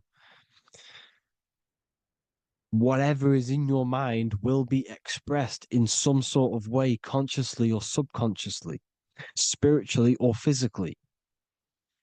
The mind is what manifests everything. And this is what we need to understand. We need to understand is that the mind is not physical. All things spiritual manifest physical. All things seen come from the unseen. The words you're thinking, that everything you have is coming from the unseen. The actions that you do come from the unseen mind. Another expression for as above, so below is you are the universe itself. You are a universe, a mini universe. But just because you are mini does not mean you are the whole thing. If I take a little piece of infinite, let's say there's an infinite light source. Let's say I take a little chunk of that infinite light source. That little chunk I took is still infinite because it's been taken from infinite. You are the universe. Your awareness, your mind is the universe. It's information. You are the universe experiencing itself. This is why we say we are all God. As above, so below. What is in me is outside of me. The sun, the physical manifestation of the sun is your soul. The 12 constellations are manifested in the physical body. The 5 elements are manifested in the physical body. They're manifested in the 5 fingers you have. As above, so below. This is manifested, well, this is a symbolized in Freemasonry and secret societies as the 2 pillars. The mirroring reflection, the reflection of reality, the mirror, as above, so below. What happens in the mind, what happens in the astral, happens in the physical. This is Aleister Crowley. This is all symbolism. This is the 2 pillars with the all-seeing eye and the triangle at the top. Aleister Crowley was a master magician, very powerful dark magician, black magician. There's 2 types of magic. You have white and black, just like the checkered board, the Masonic checkered board. You have white and black. You have good and evil. White magic is influencing natural forces to gain something that will help the collective consciousness, help the collective, help the earth, help other people. Black magic is something you manipulate something so you can get something personal out of it. Doesn't matter if it's good or bad. It's still considered as black magic because you're being selfish. Everything you do should be contributing towards the collective consciousness and helping others. And this is why the ancients lived in a system where everything was in unity. We understood that I am you and you are me. What I do to you happens to me because I am you and you are me. We are the same mind substance on the inside. We're all the same mind substance being expressed in different bodies. So what I do to your mind will have a ripple effect on my mind because all of our minds are connected within the mental plane. So this is why they know all this knowledge. They know all this knowledge. So yeah, this is the mirroring effect of reality, the 2 pillars, or symbolizes the number 11. The number 11. We'll go deeper into that. The technology we're using is magic. It's a form of magic. Television is tell-a-vision. They're telling a vision into your subconscious mind, into your memory. And when you turn on the television, you get a program because they're telling a vision to create a program within your subconscious mind. You see, the conscious mind is only 10% of your mind.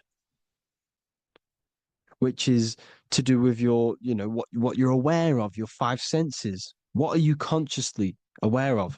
Well, I'm aware I'm here, I'm talking. I'm aware of what I'm wearing, the five senses, what I can hear, taste, smell, hear. What I'm wearing, I'm aware of what I think of. But the subconscious mind is the 90% of your mind. It's the hidden part of the mind, which is telling your heart to beat, telling your body to breathe. It's storing all of your emotions. It's storing everything you see, storing all the belief systems that you have. It has everything. It stores all of the habits you have, the values. It stores everyone's name that you know. All the words that I'm speaking right now is all coming out of the subconscious. Everything is subconscious. And it literally manipulates 90% of your daily basis behavior. Most people don't know this. What you did yesterday is what you will do today because of these beliefs and mental programs within the subconscious, stored within the subconscious. So the subconscious is what they're aiming at. They're trying to create programs within the subconscious because the subconscious manifests 90% of your thought patterns, 90% of your actions and words. They know all this stuff. So the subconscious mind is the most powerful part of the mind. Another way the subconscious manifests and influences your life is, let's say you were in a car crash years and years ago, 10 years ago. Let's say you're in this car crash, right? And you really hurt yourself. The emotion you felt in that time when you were injured in that car crash had a great impression on your subconscious mind. You see, the stronger you feel something emotionally, the stronger impact it has on the subconscious. You can remember and recall that moment and very vividly because of the impact it had on the subconscious. For example, you become that terrified of cars that it manifests into your life today, that you are wary to go in certain cars. You don't want to go in cars at all, maybe, because of that moment that stood within the subconscious. And it will manifest into anxiety. It will manifest into not going into cars. It will manifest into depression, maybe. These things, these emotional, very emotional, traumatic events have a great impression on our subconscious and they control your life. This is why you need to meditate and let go deep within yourself and let go of these internal, deep emotions that you may have repressed and keep pressing down and ignoring. But you need to address it and let go of these subconscious impressions you have, which are controlling your life, like anxiety, depression. All of these things are stemming from things that are stored within your subconscious years and years ago, more than likely. Broadcasting. They're casting spells to a broad audience, to news, north, east, west, and south. They're casting spells. No, if you watch the news, everything's red. Breaking news in red writing or the red background. Everything's red. Why? Because red's the root chakra, which is all to do with survival. They want to stimulate this root chakra because they want you down there in survival mode. They want you in survival mode because you're easier to control. They control out of fear. And not only they're casting these spells as if, because most of the things they cast in the news hasn't already happened. They're constantly bombarding you with, there might be a war breaking out, war this, war that, kill here, kill there, murders. It's impressing, it's casting spells on your subconscious mind. So when the event does turn up in real reality, in physical reality, you're less emotional, You're less surprised. You're not as surprised because you've already heard it before. Your subconscious has already heard it all before. If you never heard of a war and then a war broke out, you'd be going crazy. So they subtly program your subconscious mind through the words, because the words they say is impressing your mind. It has an effect on your mind, which will have an effect on your behavior, your words, your conversations you have with people. They're casting spells to north, east, west, and south on the tell a vision. They're telling a vision by broadcasting, by saying spells. This is why we call it spelling. Even the word, listen, the words we say cast spells. Bless. Oh, bless you. That's be less. The subconscious mind only picks up literal things. You see, when I say bless you, your conscious mind picks that up as, oh, thank you, you're blessing me. But your subconscious picks up as be less. You see? Because the subconscious it has no filter. It's just, it is what it is. Everything is factual in the subconscious. Therefore, if I call you an idiot, your subconscious, my subconscious will think I'm talking to myself and calling myself an idiot, and it will take that as true. That is truth. Everything is truth within the subconscious. And the subconscious manifests your behavior. The devices this is the biggest one. Black scrying mirrors, device, the devil's vice, the device. Okay? Black scrying mirrors, black screen is scrying. Black scrying mirrors were used to communicate with spirits within the astral plane in the medieval times. They're still being used now by black obsidian mirrors. And look at your phone, it's a black mirror. And there's some sort of, I'm not saying this is fact, but personally, I believe these are portals for spirits and ethereal entities to come into your life, to come into your surroundings. So this is the next big thing: the TVs, your iPhone, your iPod, all black mirrors. And mirrors are very, very powerful. Even just a normal mirror. Mirrors have an effect. Whatever you say into a mirror, what you say is energy. And when you say something into a mirror, you're saying it into yourself. It's an infinite cycle of words of energy because it's being reflected infinite times. When you say something into a mirror, it has a massive effect. You're saying it directly into your eyes, into your mind. So what you say in a mirror should be said with precaution. Never say anything negative into a mirror, because mirrors are very, very powerful ways for you to reprogram your subconscious mind for the good. You can say very positive things into mirrors and it will reprogram your subconscious mind. Okay? Manifesting is all magic. It's all magic. Everything is magic. But consciously doing it is what they're doing. They hid this knowledge. Your phone is magic. It manipulates your mind. The iPhone. Okay. See, magic isn't all of this with wands and see, Harry Potter. Okay, that was created to give you this perception of a mystical and amazing form of magic with magic wands and all sorts of stuff like that. Yes, that stuff was true when the collective conscious minds were on a higher level and our belief systems believed in these things, because the universal mind, all of our minds contribute to reality.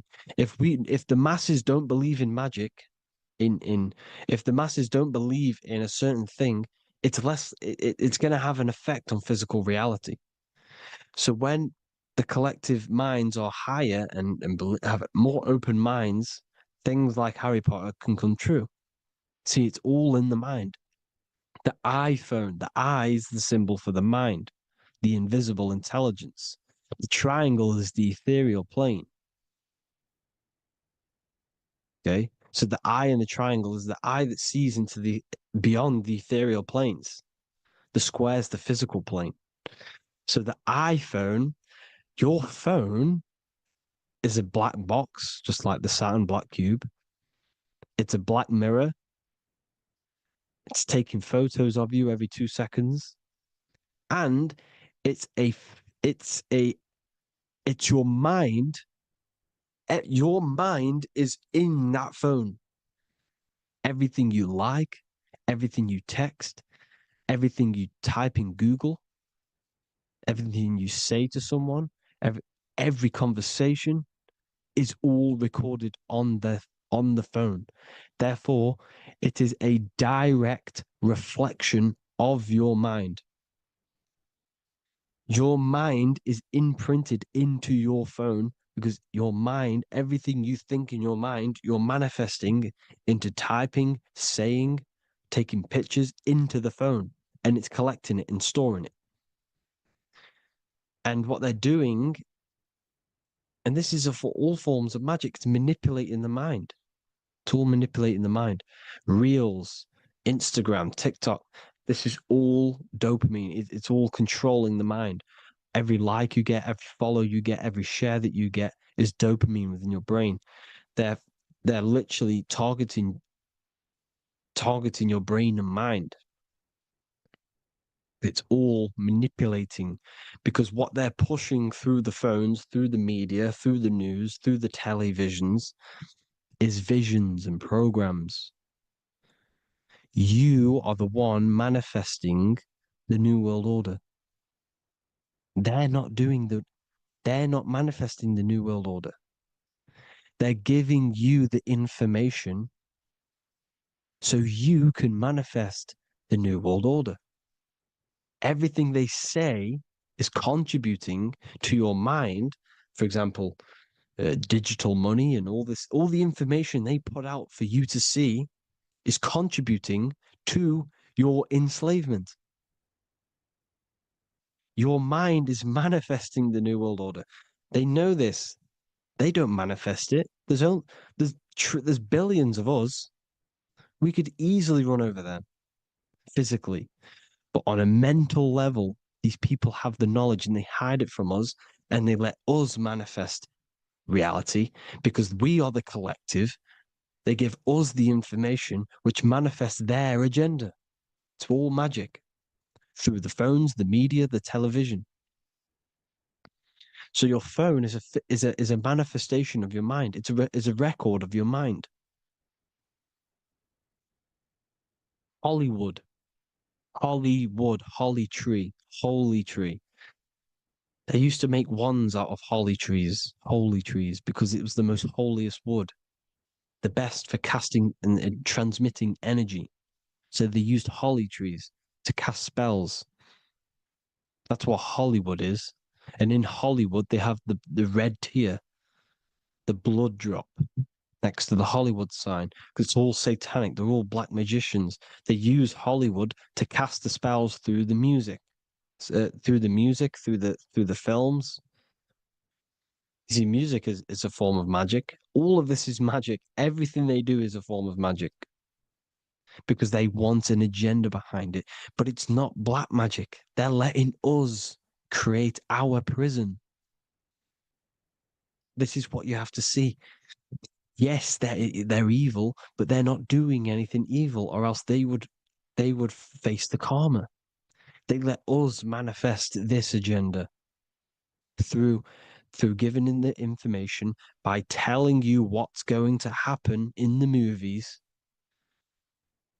Everything that happens in a movie, it's all there on purpose to program your subconscious, to plant a seed within your garden, your subconscious, your mind.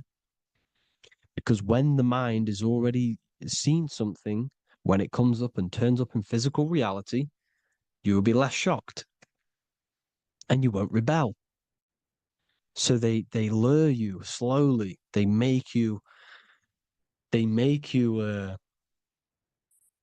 aware of these things over time. They make you gradually think it's okay. Like the technology, we never used to use these phones.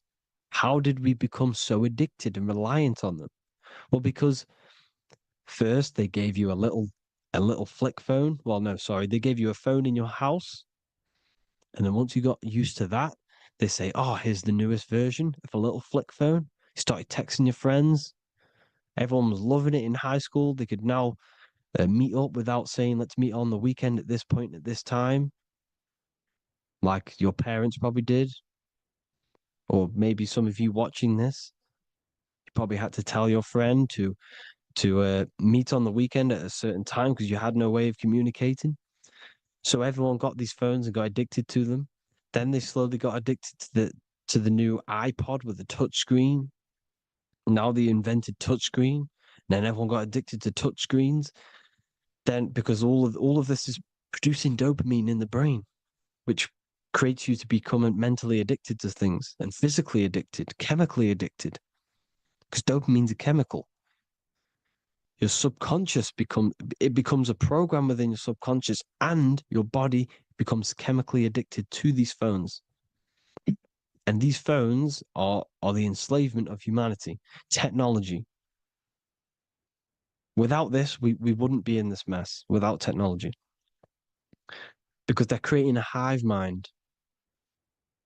We're creating a hive mind. So back on track anyways,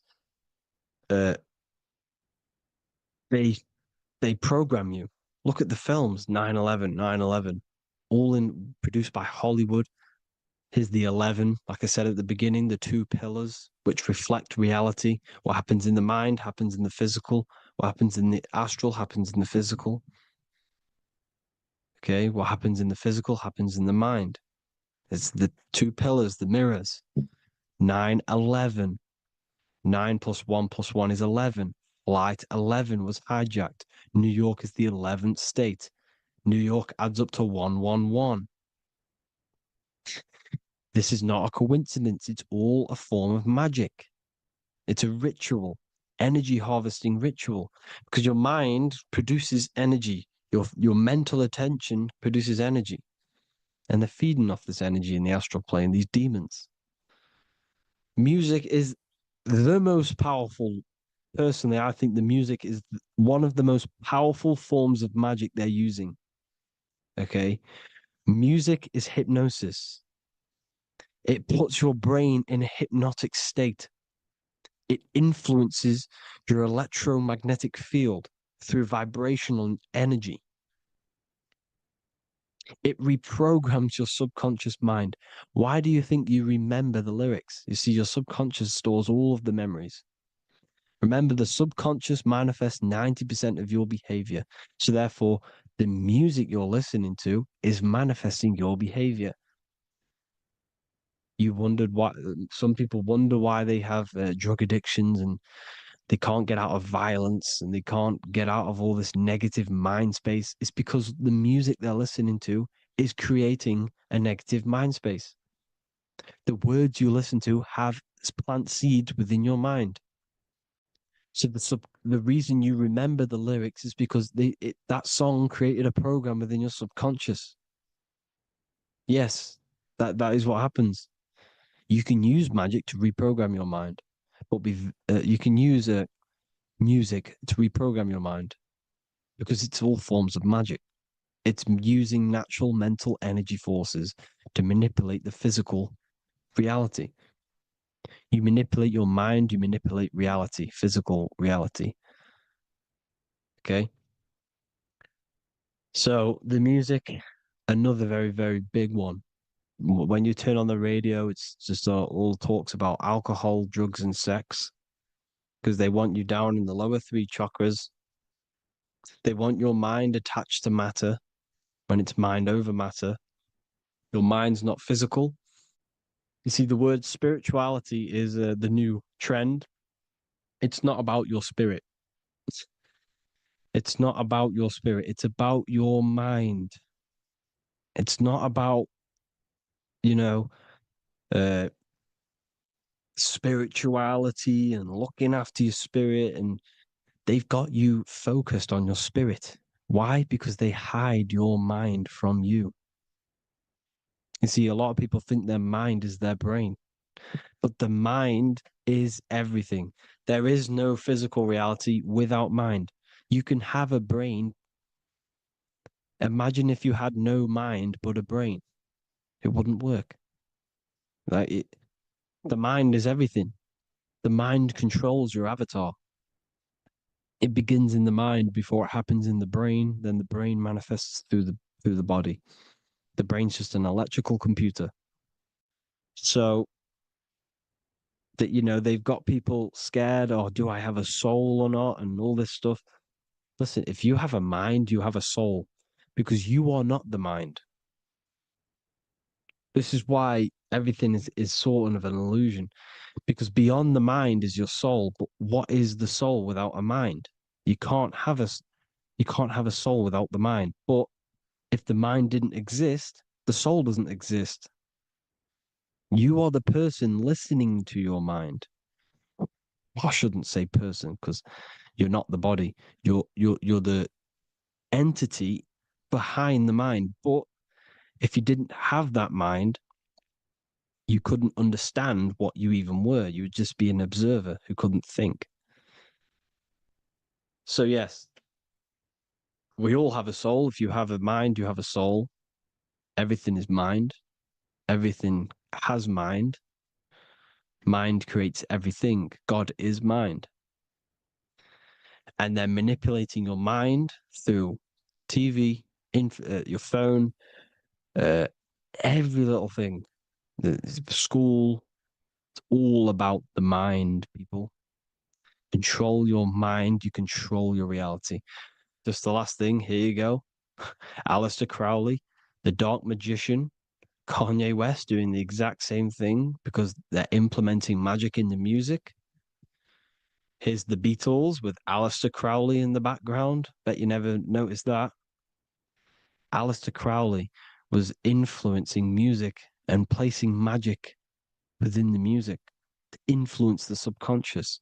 This is what Baal worship was. This is why they kill children. They sacrifice these children. Why?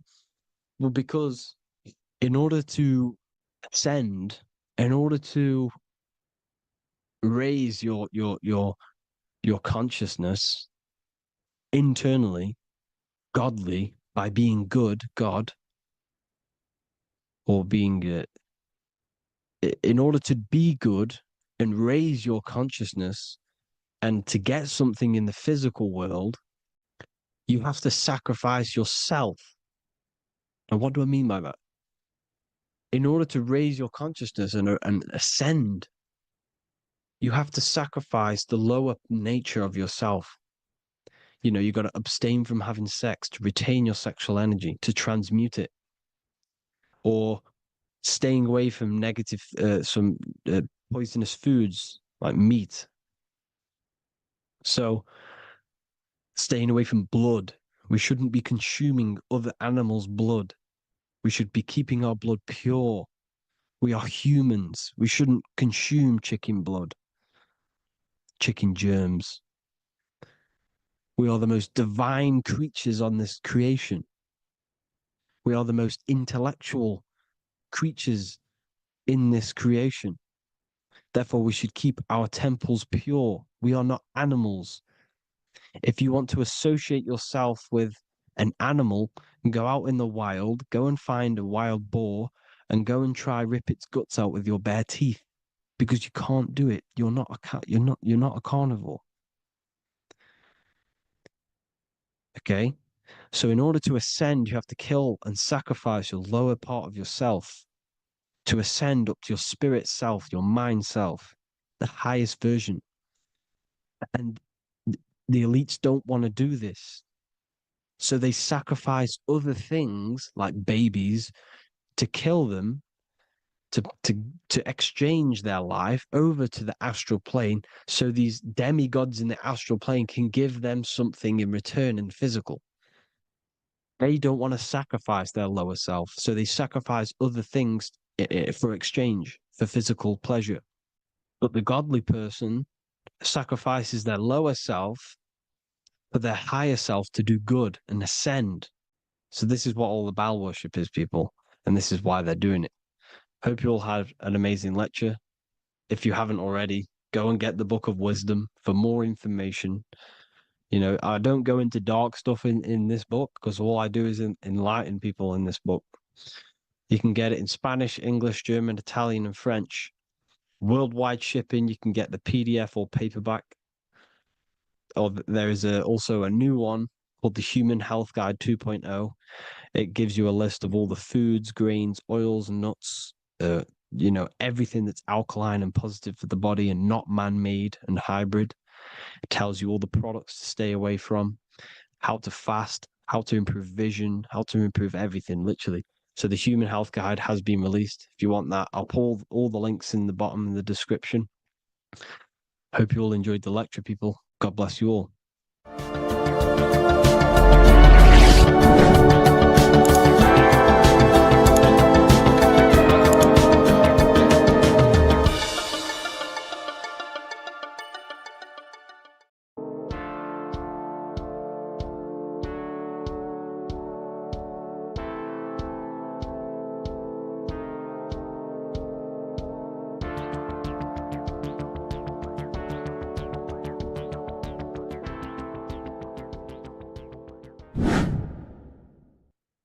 Left and right hemisphere, and what are they doing? How does it contribute towards your perception in this world? And this is what we're going to be talking about in today's video. We're going to be breaking down the two hemispheres of the brain and how they function in your life. So first, we have the left hemisphere.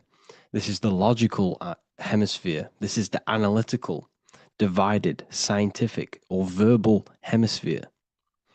The right hemisphere is creative, wholeness, artistic, symbolic, and metaphorical. The right hemisphere does with non-verbal things. It produces a holistic perception. It is more to do with creativity. Because what you must understand is that we are not in the external world. The world is produced by our brain. We see with our brain. Our eyes are a part of the brain. What we touch is the brain's interpretation of electrical signals on the nervous system. What we smell is the brain's interpretation of smell through the nose. What you taste is your brain's interpretation of chemical reactions on your taste buds. So what you are experiencing is the brain. The brain is a computer creating a simulation. And you have two hemispheres which breaks down this reality. So essentially, the brain is the perception creator. It creates perception. So if the brain is creating this, who is the one experiencing the brain? Well, that is you, the consciousness, the mind, the all-seeing eye. You are the all-seeing eye experiencing the brain, the observer behind the brain, behind reality, behind the emotions. So if you're walking through a woods, this left brain sees individual trees. The right brain sees the whole woods. It sees the biome. It sees the bigger picture. So when you are walking through this woods, the right brain picks up a holistic perception of reality. It creates the woods as one unified woods. The left brain's job is to break this down and analyze it so that we can see individual things. And this is also necessary for humans to have the ability to break things down and manipulate things in this world. So without this left hemisphere, we could not manipulate things and break things down. So this right hemisphere is important because it sees the whole woods. It sees humanity as one unified consciousness. However, the left hemisphere sees individual egos. So the left hemisphere is the place of the ego because it only understands it sees the world very divided. Okay, so for example, here's another example of the left and right hemisphere. If someone pulls out in front of you in traffic, your left brain's going to start going crazy and analyzing them, calling them names. The right hemisphere, however, sees the bigger picture. Maybe he didn't see you. Maybe it's just a mistake. Maybe he's in a rush. You see how the two brains are very different. They do the same thing, but they function in different ways. The right hemisphere is feminine, the left hemisphere is masculine. So, like I said, this person pulls out in front of you, you start to think with the left. If you start to perceive that in the left brain, you're going to start analyzing them, you're going to start going crazy and calling them names because you're analyzing it. You're not seeing the bigger picture behind it. You're not seeing it from his perspective. So there is a crossover. So the left hemisphere of the brain controls the right side of the body, the right ear, the right eye. Everything to do with the right side of the body is connected to the left hemisphere, and the right hemisphere controls everything on the left side of the body, including your eyes, your arms, your legs. So everything is crossed over, and even your visual field is crossed over. So this is your visual field, as you can see here, and even the left side of your visual field goes to the right brain. There's a crossover. No one really knows. There's not really a reason for this. However, this is how the human body is designed. As we all know, the human body is the most advanced piece of technology on the face of the earth. They cannot replicate the human body. And they tell you it has no creator. This is crazy. People are that brainwashed, they can't even understand that their body is the most advanced piece of technology. Your body is so advanced, the computers that you use are mimicked of the body. Everything they create is mimicking nature, but they don't show you how intelligent nature is because they don't want you to understand you're in an intelligent design. So anyways, let's get back on track. There is a crossover in the brain, and this is why they teach you to write with your right hand. And I was speaking to someone who's in a nunnery, or whatever you want to call it. They were a nun, or they knew someone who was who was a nun, and they forced these people, these nuns, to write with their right hand. You had to write with your right hand. This is why, I'd say at least 70% of the world, or 80%, is right-handed and right-legged, because they taught us this to activate the left hemisphere more because of this crossover that happens in the body. So when we are using this right side more, we are using that left hemisphere more. Why? Why are they doing this? Well, they also called it writing. Writing is a spell, to cast a spell on you, to use that right side of the body so that you use this left hemisphere, because they want you to see the world as a divided perception. They don't want you using the right hemisphere, using that left side of the body to activate the right hemisphere to see the bigger picture and see how everything is all one and everything is created. This left hemisphere domination keeps you from seeing the connections between everything, because that left hemisphere analyzes, it breaks things down. So when we are left hemisphere dominated by using the right side of the body, we are essentially seeing everything as divided. And this is why so many people will not understand my work, because my work connects dots and connects fields of knowledge, and makes you see the bigger picture. So people who are left hemisphere dominated will see my work and think this guy's crazy. But everything, it's all about activating that right hemisphere. So they called it writing because every word you say is molding your mind in some sort of way. The things you see is molding your mind. Everything you take in through the five senses is molding your mind. And language is a massive spell, especially the English language. They called it writing so that you use that right side. It's a spell because your subconscious mind picks up everything you say. And 90% of your daily basis behavior and thought patterns is produced by these subconscious programs within the subconscious mind. Essentially, your conscious mind is only the 10% of you. The conscious mind is just what you're aware of, what you're wearing, how you're feeling, what you're thinking. That's your conscious mind. The subconscious mind is controlling every system in your body. It's telling your heart to beat without you being conscious of it. So essentially, this is what they're programming. They're programming this system in the back of the mind which is controlling everything through the words. And this is what spells are, because it's all about creating perception in the subconscious. So they want you to use that right side more. I truly believe the ancients, they were balanced. They used the left and the right side of the body. They didn't have a stronger side because they understood this science of the body and how the body works. So this is actually called phonetics. It's not etymology. Etymology is the study of root words. Phonetics is the study of how words sound similar. The way words are spoken. So phonetics, phone is why we call them a phone, because you speak into a phone. So this is write and writing, to use that right side to activate the left hemisphere more. So your hands are a manifestation of your brain. The left hand is the right brain, the right hand is the left brain.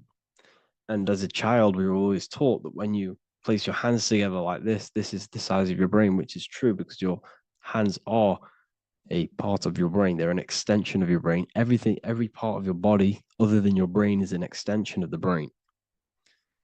Everything's working and feeding back information to the brain because you're experiencing the brain. So another trick that you can do, or another exercise, is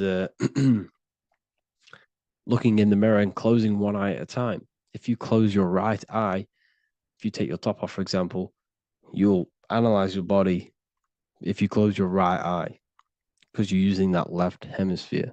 Sorry, other way around. If you look at yourself through your right eye, you'll use that left hemisphere, which will analyze yourself. You'll see individual body parts. If you close the right eye and use the left eye, you'll see your body as a whole. You won't really analyze it.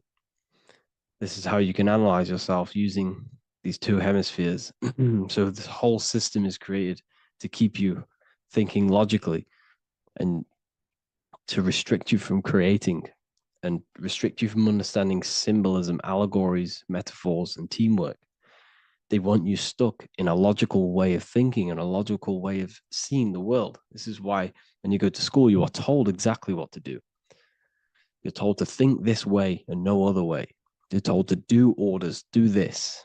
It's a very left-brained system, because if we all started to open up this right hemisphere, we'd all see, wow, everything is all one, everything's all connected. And this is what my work is doing. I'm showing you everything is one. The physical world is an illusion of duality, but everything comes from the one source, the one mind. The universe is a giant mind. I am mind, you express mind. We all possess mind. Behind the physical body is the same mind consciousness. And we are all expressions and fractals of this infinite consciousness called mind. And this is what they don't want us to figure out, is that we are all just one consciousness expressed. It's an infinite consciousness. It's even in the squirrel, it's in the dog. All of these different animals, they're just different bodies, but behind the bodies is the same consciousness, which is mind.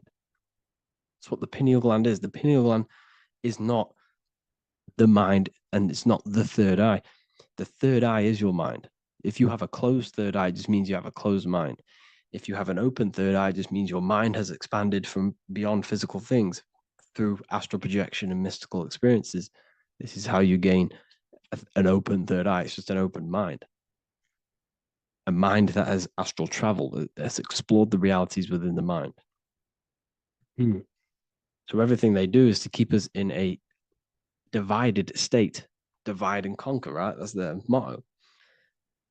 All to keep you thinking how everything is divided. Everything they've done is division. Postcodes, countries, everything is divided. Like football teams and all this stuff. It's also a natural process when you grow up, because as you grow up, your brain is constantly analyzing the world. So this is sort of a natural process of how you become more left hemisphere dominated, because your brain is always analyzing. And unless something awakens you, you can awaken that right hemisphere where you can start to see the bigger picture. Even the music, it's all tuned to 440 hertz, shuts down the right hemisphere of the brain. 440 hertz, Spotify, Apple Music, the radio. Every time you turn on the radio, it's tuned to 440 hertz. This was specifically tuned. It never used to be tuned to this. It was in the 1950s. It was changed. The standard music tuning was changed to 440 hertz because it shuts down that right hemisphere of the brain. They don't want you thinking, seeing the world in this way and perceiving things as one. And I'm going to show you. It tells you this in the Bible. Cast the net onto the right-hand side of the boat and you will find the fish. What was Jesus saying? This is, you see, people read the Bible and they don't understand it. If the Bible is not talking about you, then it has no meaning. The Bible, everything you read in the Bible is about you and how it can better your life. It occurs to you. So if Jesus says, cast the net onto the right-hand side of the boat, this is an allegory. The boat is your body. Cast the net. It's the awareness, the perception onto the right hemisphere of the brain, and you will find the fish. What's fish? What do fish do? They swim deep in the ocean. It represents the knowledge, deep knowledge. Cast the net onto the right-hand side of the boat and you will find fish. You will find the wisdom. You'll gain understanding when you cast that your awareness into that right hemisphere. You will see that I am you and you are me. We are all one consciousness. You will see everything. You'll see that the trees are the same patterns as the nerves in your body. You'll see everything is connected. Everything is a fractal of the one infinite consciousness. And how many fish did they catch? 153. That adds up to 9. This is now numerology. The Bible's filled with numerology. Adds up to 9. What's 9? Human consciousness. It represents consciousness. You're in the womb for 9 months. Feminine. It's all about consciousness. And in Revelation 14, and I looked and behold, the Lamb standing on Mount Zion. That's the spines, the mountain. With him, 144,000. 144 adds up to 9. It represents consciousness on top of the spine. You see?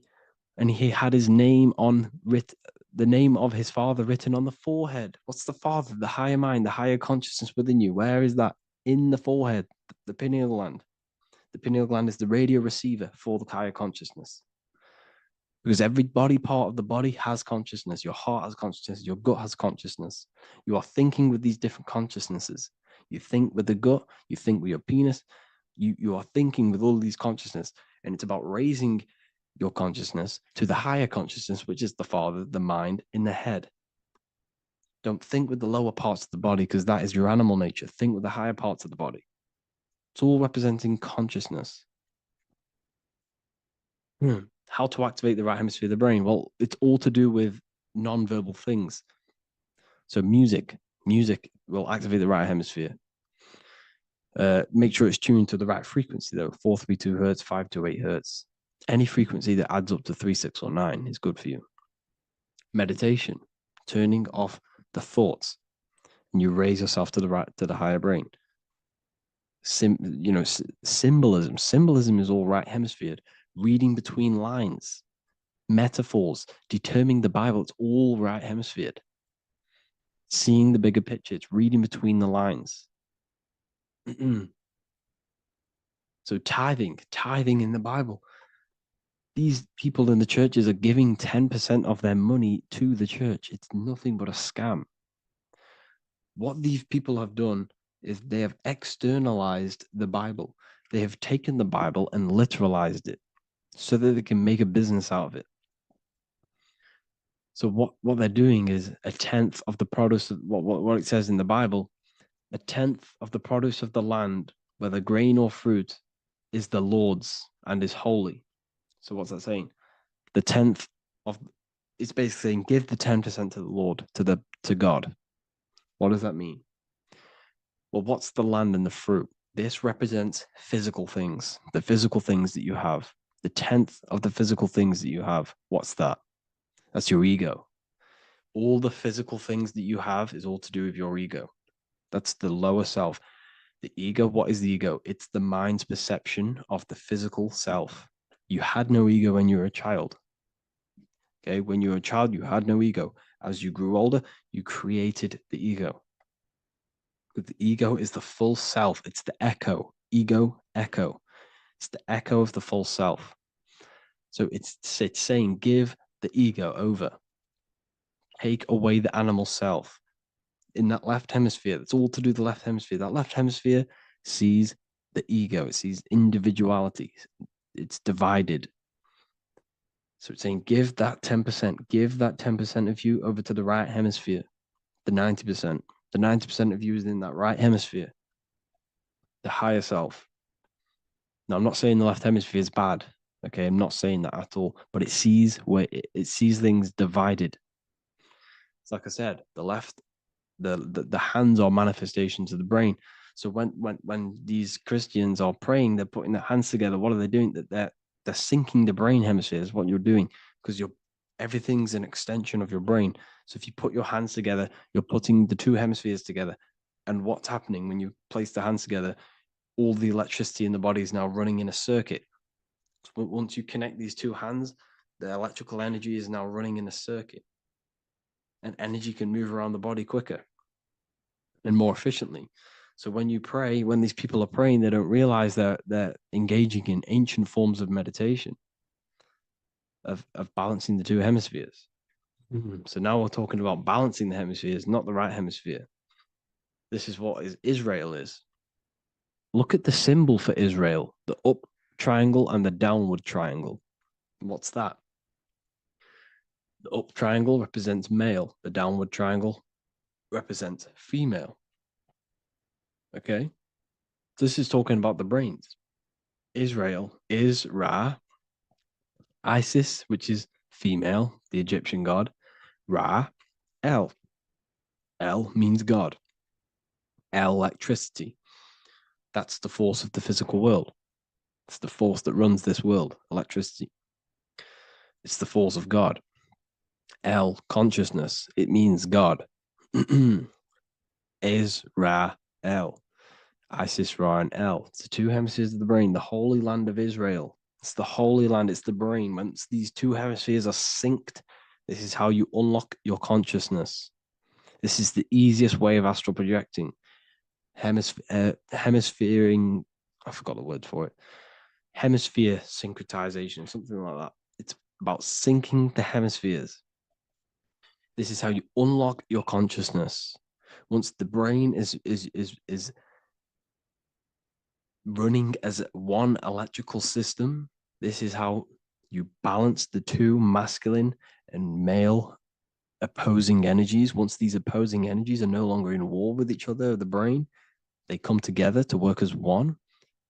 You unlock your consciousness. You are born again. What happens when a male and female have sex? It creates a new child. It becomes one.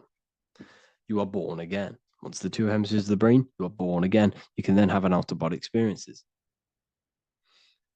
So this is why the symbol of the Holy Land, Israel, is the up and down triangle back combined together, because it represents unification of the male and female, unification of the hemispheres. You're born again. You unlock consciousness. And you can get this for free. It's called the Gateway Tapes on my website. Basically, it's a audio track from the government, and they did this in the Gateway Experience. It's a CIA document, and what they do is there are different forms of meditations you go through. I think there's about 5 waves of meditations you do, half an hour each one, and it will teach you. It will sync your hemisphere, because what does it do? They understood that playing one frequency into one ear and another frequency into the other, they understood that the right ear is connected to the left hemisphere, the left ear is connected to the right hemisphere. So when you play 2 different frequencies into both ears, what happens? The brain picks this up, the 2 hemispheres of the brain picks this up, and it syncs it. It syncs these 2 hemispheres, these 2 frequencies together. So now the brain is working as one to sync this frequency. So this is how you can sync your hemispheres, through listening to these frequencies. Okay, you can get them for free and do the meditations yourself. This will definitely help you. This is an easy way to astral project. So it's all about syncing the hemisphere and seeing reality from a unified perception.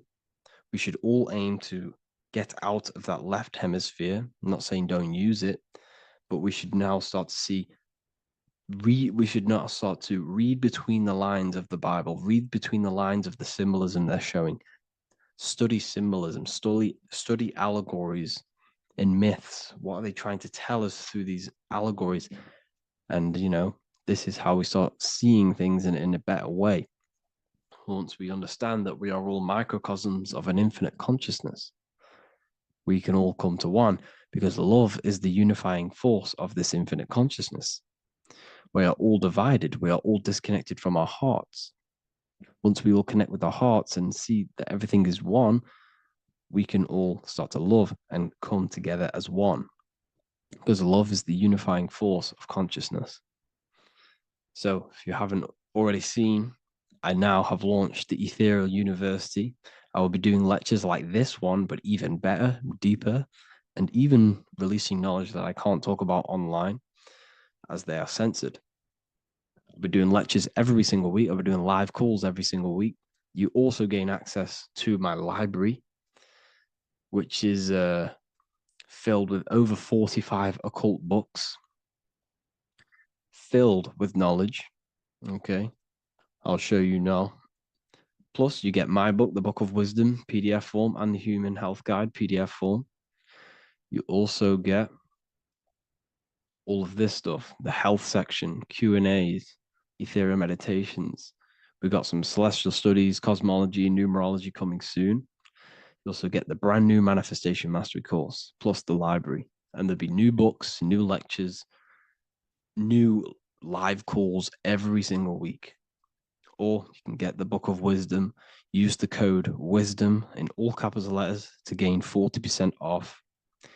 This sale will be ending very, very soon. So if you're watching this, be very quick to get yourself a physical version or a PDF of my book. You can get it in all these languages. Hope you enjoyed this video, people. I'll see you inside the Ethereal University, the real university. Have an amazing day.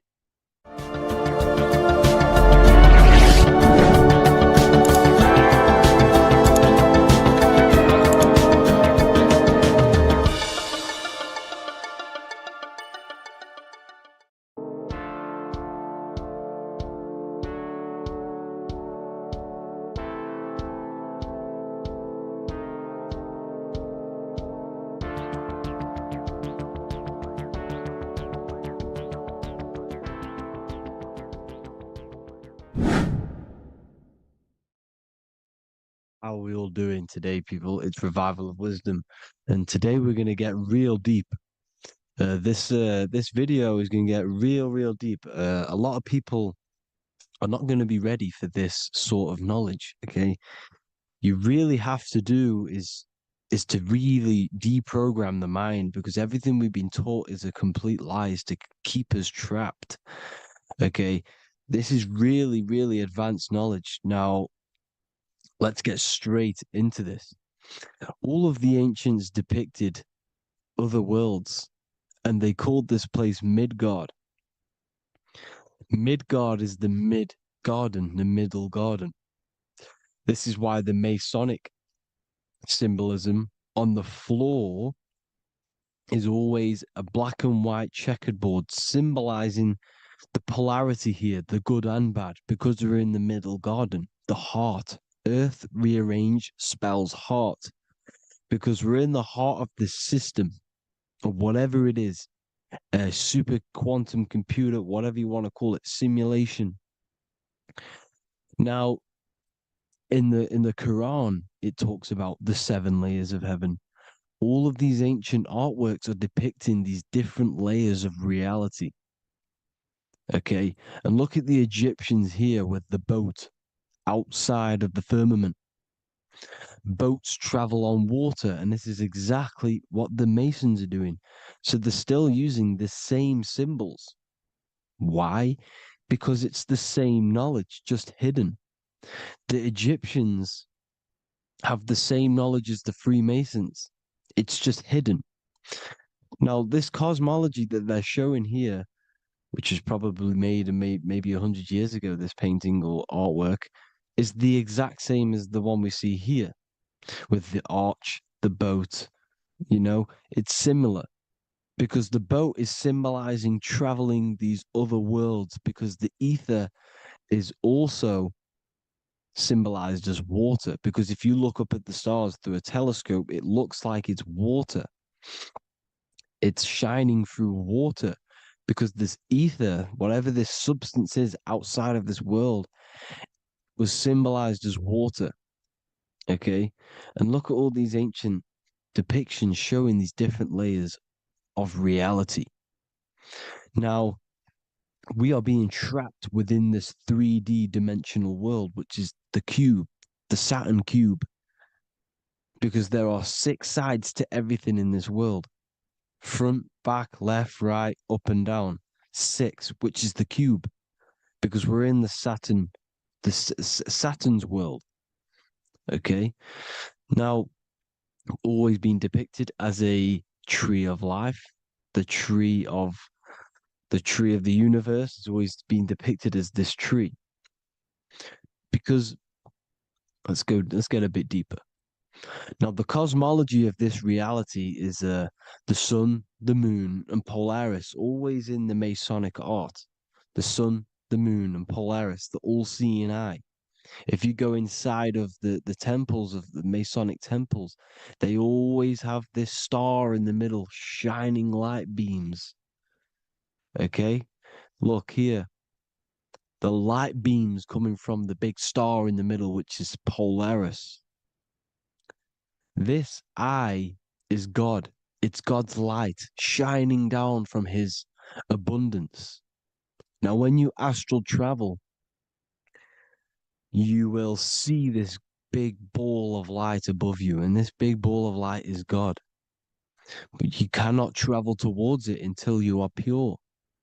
It doesn't work like that. You have to become formless. You have to become pure before you can become one with the light. In all these Masonic artworks, it's all depicting the star in the center. This star is Polaris, because Polaris is the way out of this place. And this is why you see the stairway to heaven all the way up to the light beam, the light source. What does it say in the Bible? God is light, because everything is made out of one substance, and that substance is light. And it symbolizes the eye, because God is an eye. All things that are alive have an eye. And we all say, I am. We all see these realities through eyes. God is an eye. He's the all-seeing eye. He sees all things at all times. And he is projecting this light. And this light comes down to create all the different levels of the worlds. And this is what the 2 pillars symbolize the number 11. 11, the number 1, is just a vertical line. It's the 1. It's a 1 point. 11 symbolizes the mirror nature of reality. Everything's mirrored. As above, so below. Now, the 11 also symbolizes openings, doorways. And as you can see here, an opening to the all-seeing eye. And you see here again, an opening to the stairway all the way up to the light. This light is the light of God in the astral worlds, beyond this world. Now, Polaris has also been symbolized as the UFO. They put the truth in plain sight. So, you know, in the films, how the UFOs suck people up. That's what Polaris is doing if you ascend beyond this world. If you do not ascend beyond this world, you will be reincarnated in this world. The whole thing is to outgrow this consciousness to the plane above. And I'm not just making this up. I'm going to be bringing in scriptures after this. But you can see with the Christmas tree, we always put a high, big star at the center, at the top, which is the star of Polaris, which is exactly what the Masons are doing here. The star at the top. And it's on top of our Christmas trees. And all of these symbolize the other stars, because Polaris is the most high star. And all the other stars are wrapped around the firmament lower than Polaris. And that's exactly what the Christmas tree is. And it's a triangle. It's a triangle, just like light beams travel from one point in the triangle, just like the all-seeing eye. It's a triangle. The light is coming from one point and sending its rays downward. You see, it's kind of like you see here with the water. And the lower you go, the darker it gets, the more evil it becomes. And this is what the ancients would call hell. Now, this all-seeing eye is Polaris. And below Polaris is Mount Meru, the North Pole, the magnetic North Pole. The Tower of Babel, which is in the Bible. The etymology of the word Babel, Ba meaning spirit, which gives the ability to move the soul through the worlds, which is that's the ancient Egyptian description of the word Ba, meaning of the word Ba. You have the Ka, the Ba, the Ak, but the Ba is the one that gives the ability for the soul to move through the worlds. Your soul can't speak into a world without incarnating into it.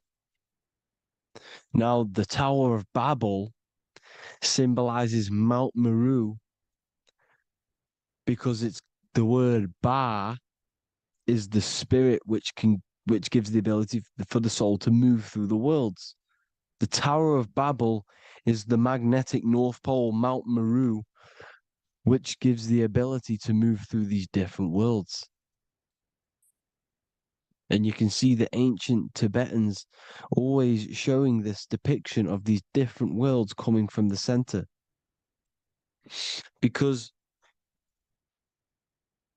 we have to ascend our consciousness. It's not about how good you are to reach heaven.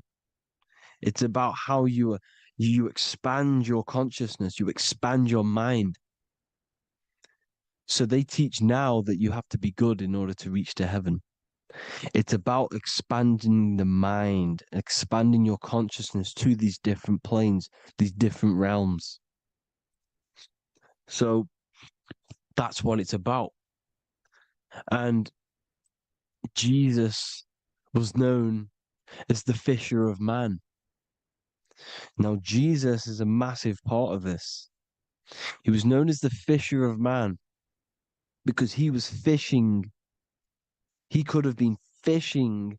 He could have been one of these deities that had come down from these different higher realities and pull people up. So they would so they called Jesus the fisher of man. And he says unto them, follow me and I will make you fishers of men. So these deities that we see in the past, like Buddha, Krishna, Hermes, Thoth, Jesus, could all be these entities who were coming down to pick up the minds that were worthy enough to see the higher planes of reality. And this is why they called him the fisher of man. Now, when Jesus walks on water, there is a parable with Paul. And he says, but Jesus immediately said unto them, take courage, it is I, don't be afraid. He's talking about astral travel here. He's talking about leaving the body. Because when you leave the body in astral travel to see these alternative realities, you can't be afraid because fear is a bondage, which is what the Emerald Tablets talks about. Lord, if it's you, Peter replied, tell me to come to you on the water. The water. Come, he said. And Peter got down from the boat, walked on the water, and came towards Jesus. But when he saw the wind, he was afraid and began to sink. When you become afraid in astral travel, you sink back into your body. Lord, save me. So this is talking about Jesus pulling people up into different realities. And you can see the fish is the symbol of Jesus, is another symbol of Jesus, a fish. Because fish symbolize deep occult knowledge, because fish travel the depths of the ocean. And they symbolize us because we are fish underneath the ethers. And Jesus was pulling people up. You see, so the Bible is a people today believe the Bible is a book telling you how to reach to heaven, how to become godly and reach heaven. But you've got to become the Jesus Christ to see these alternative realities. Now look at the emerald tablets is a massive part, and it speaks so much about these different realities. Look what it says here. This is in Emerald Tablet 3. Then in my heart grew a great longing to conquer the pathway that led to the stars, which is exactly what the Masons depict in all of their art. Look, the ladder to the stars.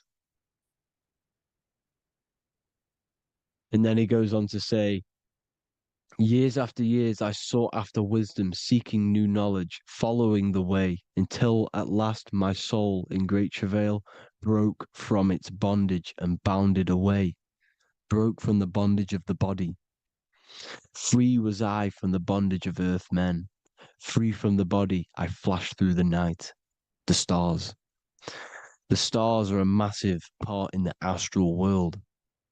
Each star is a different reality. And the true astrology is the star that you came from. You came through a star to reach this, to reach here. There is a reason why you are here. There's a reason why you have the personality traits, because your soul came from a specific star. This is why we call them stargates, because they are gates in and out of this reality. And Polaris is the way out to the higher worlds. Now look, far into space, my soul traveled freely into the infinite circles of light. Beyond knowledge were some planets and great gigantic beyond dreams of men. Then he goes to say, lift up your flame from out of the darkness, fly from the night and ye shall be free. Lift up your flame. Your flame is your soul, because it has to be lifted up out of the darkness. This is the darkness, this world, this body is the darkness. Because it's a bondage. You need to break free. You need to learn how to astral travel, people. You have to learn this. If you want to get out of this world, you have to learn how to astral travel and see the other realities.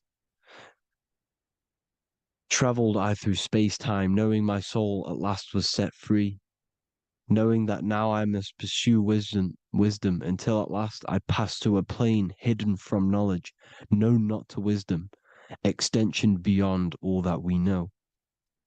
So he's talking about he went to a place where we cannot even comprehend here, a place that is not even known to Earthmen.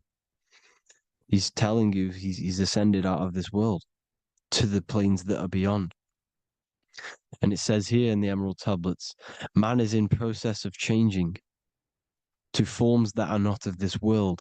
Grows he in time to the formless, a plane on the cycle above. Know ye must be one, ye must become formless before ye are one with the light.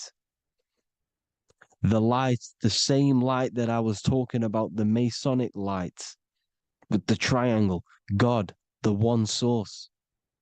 Ye must become formless before ye are with the light. Formless, you have to leave the body. You have to leave the body. You have to gain the ability to leave this body and travel to these other worlds. Now, it says here, not as man am I, for free have I become of dimensions and planes. In each I take on a new body. In each I change my form. Know I now that the formless is all there is of form. You see, all things created come from the things that, all things that you see come from the things that you cannot see. All of us have the same spark of consciousness, the same I am. Every dog, every animal, every human has this same I, this same thing which sees through the eye. It's formless. It takes this formless entity is the same entity of us. We are all the same entity in different bodies. And this entity it was represented as the flame, the cosmic flame, which is inside of all of us. And this is why the Masons depicted your spine as a candle or the Holy Grail. You would either see this or a candle with a flame on the top, because the Holy Grail is your consciousness, which is on top of your spine, which is the candle. Now, Jesus, Thoth, Buddha were all these deities which were coming down to lift people up because they were fishermen of men. And he would lift you up to the higher worlds, out of this world, to the ones above. Now, Thoth, you can see him here, he's leading the way. He's holding someone and he's leading the way with knowledge and power. He was leading the way to other worlds, out of this world. There's no point trying to change this world. This world will stay the same. It will stay the same. You have to get out of this world. And that's what they're telling you. That's what they're keeping you from. They're keeping you stuck within this thin layer of reality. So what the Masons are doing, they have the ability to astral travel. They're living not stuck and bound to one reality, but living within the different layers of reality. And this is what Morpheus was doing in the Matrix. Morpheus was going into the Matrix to go and get Neo, which is exactly what Jesus was doing, pulling up people out of this world to the ones higher. And that's exactly what Morpheus is doing in the Matrix. If you haven't watched the Matrix, go and watch it. It will blow your mind. Everything I'm saying in this video, you will see it. Except that you don't need to use a machine to enter the Matrix. You just use your body. Well, you use your consciousness to leave this body. You see, Neo was also uploading himself into the simulation to pull people out of the simulation. And this is exactly what all of these gods were doing. The fisher of man. Look, he was pulling people up out of this reality with the knowledge. Now, Jesus was always depicted with the mushrooms. Look at all this mushroom art. Mushrooms were literally the origin of Christianity. You can see it everywhere. There's mushrooms in all of the ancient art. Every single one of these paintings you see here, there's mushrooms on them. Mushrooms have the ability to see alternative states of consciousness. Now, if you go and do them and you go to sleep, if you pop mushrooms, you go to sleep and you will wake up in another reality. You will wake up in another reality. Don't try it if you don't want to do it. But if you've got the heart to do it, do it. Eat them and go to sleep. You'll wake up in another reality. And Jesus was handing out mushrooms to the bright minds, to the minds that he wanted to fish out and pull up to the higher realities. He was giving them mushrooms to see themselves in an alternative state, in an alternative reality. This is why there was so much mushroom art. And it's not just ancient Christians, it's Sumerians, it's the Mayans, the Celtics, the Egyptians. all used mushrooms. All of them. Look at all this art. It's on stones. It's everywhere. Because mushrooms, see, everything in nature is a micro macro. Look at the form of a mushroom. It's literally your spine and brain. Because they alter your consciousness. Your body is just a radio receiver. Everything that you're experiencing is a program being ran by the central nervous system, and your consciousness is experiencing this program, these electrical impulses of the nervous system, because it's all feeding back to one point, which is the pineal gland. And this is the candle with the light on it. Type in Masonic candle and you'll see it. It's your spine with your spark of consciousness on top of the spine. And it's a mushroom because this sends you to alternative states of consciousness, alternative realities. Now, they were all doing this, the Egyptians, the Mayans. Now, there's more symbolism which goes into this. Look at the Christmas trees we use. The Christmas tree with the presents underneath them. Magic mushrooms grow under trees. And these are the presents under the trees that we symbolize today with Christmas. Santa's red and yellow for the red and yellow mushrooms. The same mushrooms Mario has to collect. And when he gets enough mushrooms, he levels up. And then what does he do when he go past the world?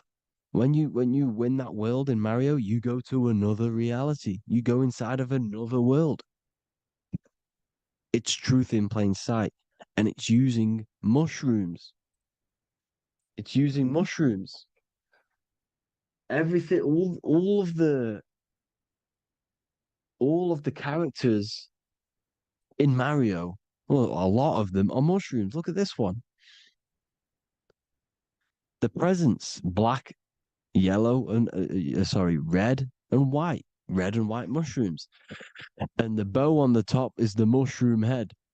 That's a bit of a reach, but you know, the symbolism never lies, is what you need to understand. And it's as above, so below. Now look at the Sumerians. The Sumerians were also multi-dimensional beings. Okay, look at how they have the double faces. They had 1 foot in this reality and 1 foot in another reality. And look at this one, a double-headed god inside of like a portal. You see? Because and look at these with the wings, the astral travel. Birds, ancient birds symbolize the soul. Because the soul is a bird, it flies to different worlds, it flies around the cosmos. And mushrooms gave you the ability to see these alternative states of consciousness, these alternate realities. Because you exist in infinite realities. You exist in infinite realities. Now look at the 33rd degree Ordo Ab Chao badge. You get this badge when you become a 33rd degree Freemason. And it's a double-headed eagle. A double-headed eagle. And you can see this in Sumeria first. Sumeria have the same symbol. A double-headed, bird. You can see it here as well. And the Masons are still using this symbol today. And when you become a 33rd degree, 33 vertebrae on the back of your spine, above the vertebrae is your consciousness, and it's a double-headed eagle. One reality in one, you become a multi-dimensional being in the 33rd degree. And I've heard many interviews of Masons say it becomes Luciferian.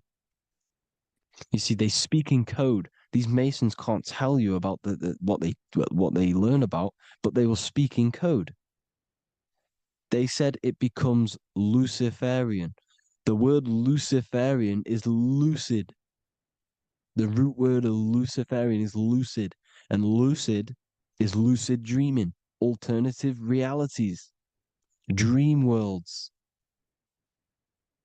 You become a god. Luciferian means you're becoming your own god, pretty much. Because you are becoming a multidimensional being living in between the different layers of reality at the 33rd degree of Freemasonry. And look at the double-headed eagle, because the birds symbolize the soul. And they reach high, they fly high, just like the soul wants to fly high to the light, to become one with the light, like the Emerald Tablet says. Now look at Janus. Janus was another god, and he's known as the god of doorways. Janus always depicted with a double head. Janus is why we say janitor or January. And January is entering a new year. Janus is known as the god of doorways with keys, always got a key, because keys open doors. That's why the janitor holds all the keys.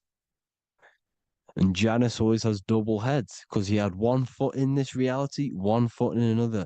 He was a multi-dimensional being, a Luciferian,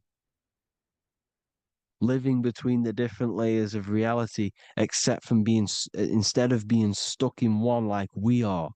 Well, a lot of people. And that's the whole point. You see, all of this stuff is about like changing the world and stuff like that. This world will probably never ever change. It's probably been like this forever. Well, forever, for a long time. But it's about moving out of this reality to the higher states. And the Masons always depict the ladder to the luminaries, the stars, with a key, the same key of Janus. The Vatican is a key, and it's in charge of all the religions. Why is it a key? Because they're holding back the key. They're keeping you stuck within this reality, keeping you stuck as identifying yourself with the body, identifying yourself with this world. You are not in the world is within you. This is a program being ran by your central nervous system, and your consciousness is experiencing this reality. Now, this is going to be a mind-blowing video for some people. You have to have an open mind. You have to let go of all the programs. I'm repeating what the ancients are talking about and the ancient symbolism.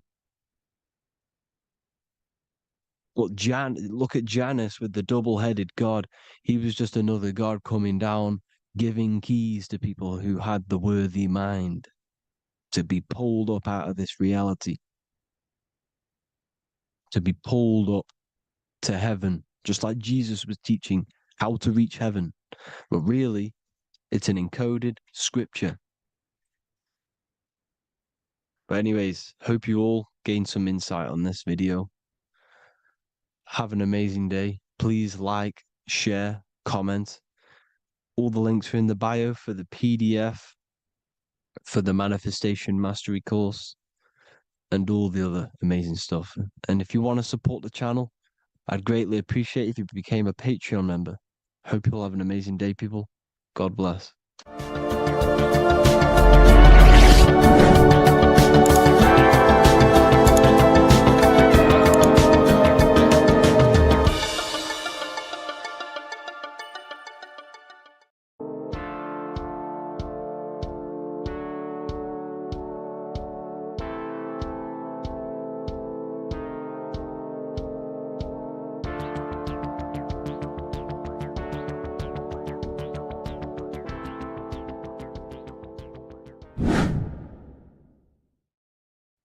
What is up, people? How are we all doing? Today, we're talking about the flat earth cosmology. So let's jump straight into this. Please drop a follow and leave a like to help the algorithm. So we live in a torus field. Everything's made out of torus fields. And every torus field has motion. It's what it is. It's the motion of energy. And every torus field has a center, which is the black hole. It's a womb of creation. It's counter space. Now, this is why the North Pole is magnetic, because the center of this torus field is the most magnetic part, the strongest part of the field. So this is why all compasses will point you to the center. And the Earth's magnetic field is spread across the whole of the Earth. And it's spinning, as you can see here, it's like a tornado at the center. And this tornado is the force which is spinning the sun and the moon around us. You got the sun, the moon, Polaris, just like in the Masonic cosmos here. The sun, the moon, Polaris, the all-seeing eye. Now we'll get into Polaris a bit later, but the sun is the magnetic force, is the electric force. Because every field is electromagnetic. Now, the sun is electric. It's positively charged. It's going to give you energy. It's feeding energy. The moon is more magnetic energy, which is taking your energy away from you. And this is why you become sleepy when the moon comes out. Because it's taking away your energy. So, these two forces is the balance. It's the yin and yang. It's the balance. Everything in this creation is balanced. Because the torus field is the Earth is the plane of inertia, the 0 point within the field. Because physical matter is a result of two opposing forces equalized on the plane of inertia. And that is where matter crystallizes into physical results. And this physical plane is the plane of inertia, planet Earth. And at the center of this plane is the black hole, the womb of creation. And outside of this black hole gives birth to light. So the torus field is constantly rotating, going into counter space, the black hole, and then out of counter space gives birth to the white hole, white light. You see? So it's going around, black hole, birth again, black hole, birth again. And it just keeps going around. It's an infinite cycle of energy. And this is where the infinity sign comes from. This is the motion, this is the force which is creating everything to spin inside of this circle. Okay? And it's making the stars spin. It's making the sun and moon spin around us, around this center point. Now here you see Horus and Set. Horus and Set putting their feet inside of this dome. This is the royal arch, the arch of the dome above us, which like you see in the Masonic cosmos, the royal arch of Freemasonry. This is the dome above us, the firmament that the Bible talks about. You see, they're putting their feet in because Set symbolizes the moon and Horus is the sun. Horizon, Horus. Horus is rising, the sun. So they're both putting their feet around this center magnetic pole, which is the pole, North Pole. And above the North Pole, you have Polaris, the pole of electromagnetic energy. You see? And this is how we get the sun and the seasons. Because the sun, for us, when it becomes summer, it's on the Tropic of Cancer. Then it spirals outwards, going out and out and out, then goes to the Tropic of Capricorn. That's winter for us. Then it comes back in and creates summer again. So it's constantly spiraling around this center magnetic North Pole. You see? So this roof above our heads is the firmament, and this is what they've taken off of us. They haven't physically taken it, but mentally they have taken this away from you. It's a female energy, and this is what the Egyptians called Nut, the sky god Nut.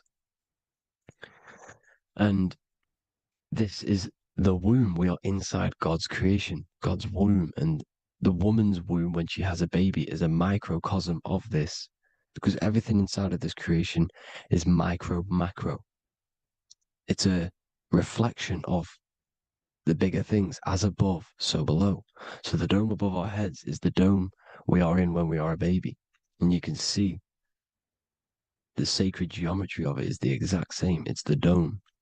And when we are inside of the womb, the woman, the sacred maker, which is the M, the Masonic M, this is the G-male symbol. The Masonic M is maker, mason, matter, male. She delivers the male, you see. She delivers the male because it's the maker, the female, the magnetic. The woman is magnetic in nature, the male is electric in nature. So when we are in this womb, the female, we are being fed by the center umbilical cord, by the center of the mother's stomach. We're connected to the center of the woman's stomach, just like we are when we are in the earth. The center is where the aurora borealis is being emitted from, the electromagnetic aurora borealis, the northern lights. This is our spiritual umbilical cord, connecting us to counter space, connecting us to the realms beyond this world. Because at the center of every torus field is counter space. And at the center of the earth is our spiritual umbilical cord. And this is the earth's belly button, as you see. As above, so below. We had a physical umbilical cord. We have a spiritual umbilical cord. And this gets cut when we die, when we're cut away from the physical reality. You see, here's the ancient Egyptian tablet showing this female. You can see the hair, it's a female above us, because the female energy is nurturing, helping, looking after. And that's exactly what the dome is. It's protecting us. It's the Ark of the Covenant, the Ark covering us, you see? And this is what they've taken away from us. By you believing in space, it completely destroys the idea of this being a sacred creation. They've taken the roof off your head, whether if you believe in space, you believe that there's chaos, there's planets, there's asteroids that could kill us at any moment. But this isn't true. They've made you fear your own creation that you're inside of. They've made you fear what's above you. You see, and it's to hide the power of astrology, the power of the lights in the firmament, which are constantly flowing through the ether. These powers which are above us are sending rays down to the earth, which are influencing our psychology and how we behave. And this is what astrology is. It affects human consciousness. It interacts with our consciousness. And there's a different energy every day because the planets are in different houses, different alignments. And this is, we'll go into this a bit deeper later on. So the world tree, this magnetic north pole, the pole of electromagnetic energy, was symbolized as a tree, the great tree at the center of the earth. You see? And this tree is symbolized everywhere. You can see here how the center person, this Egyptian person, is holding up the sky. This is the North Pole, the hyperboloid, at the center of every torus field. And this tree was in the Mayan cosmology. This is an ancient depiction. This is the torus field. Here's the plane of inertia. Here's the center tree. Here's the tree in the center, the magnetic North Pole, the woman holding the stars. Here's the Hindu with the two birds symbolizing the sun and the moon revolving around this center tree. The Mayan tree, his Horus and Set around the North Pole. They all knew this flat earth cosmology. They knew these secrets. It's so sacred you understand the creation that you're inside of. Because if you don't, you'll be led astray. You don't know where you are. You're lost. You see? And here's the Masonic art with the rays of the stars coming down with the tree in the center. So it was personified as a tree. And we are in Asgard, Midgard, the middle garden, where there's good and evil. So the 7 layers of heaven, which is talked about in the Quran. Each planet has a different layer of the firmament, and this is the 7 layers of heaven, and these are our 7 layers of the energy centers in our body. So we start in the stars, so we are stars in a physical body. And this is why we say Mr., Sister, Fraudster, Sinister. Stir is star, and we are in the stars, and our star descends into the soul system, not solar system. And as we descend into the soul system, we enter Satan's kingdom, Satan's world. As it says in the Bible, Satan is the god of this world. Well, if you've been into my research for a while, you know Satan is Saturn. Saturn's world, because Saturn's the outermost ring. He's the Lord of the Rings. And you enter his kingdom, the kingdom of time. And this is why Saturn's the time god. As soon as you go past the rings of Saturn, you're now in the soul system. You're now in time. You're now bound by space and time. and you're bound to the earth plane, the heart. Earth is heart. It's a rearrangement, it's an anagram for heart.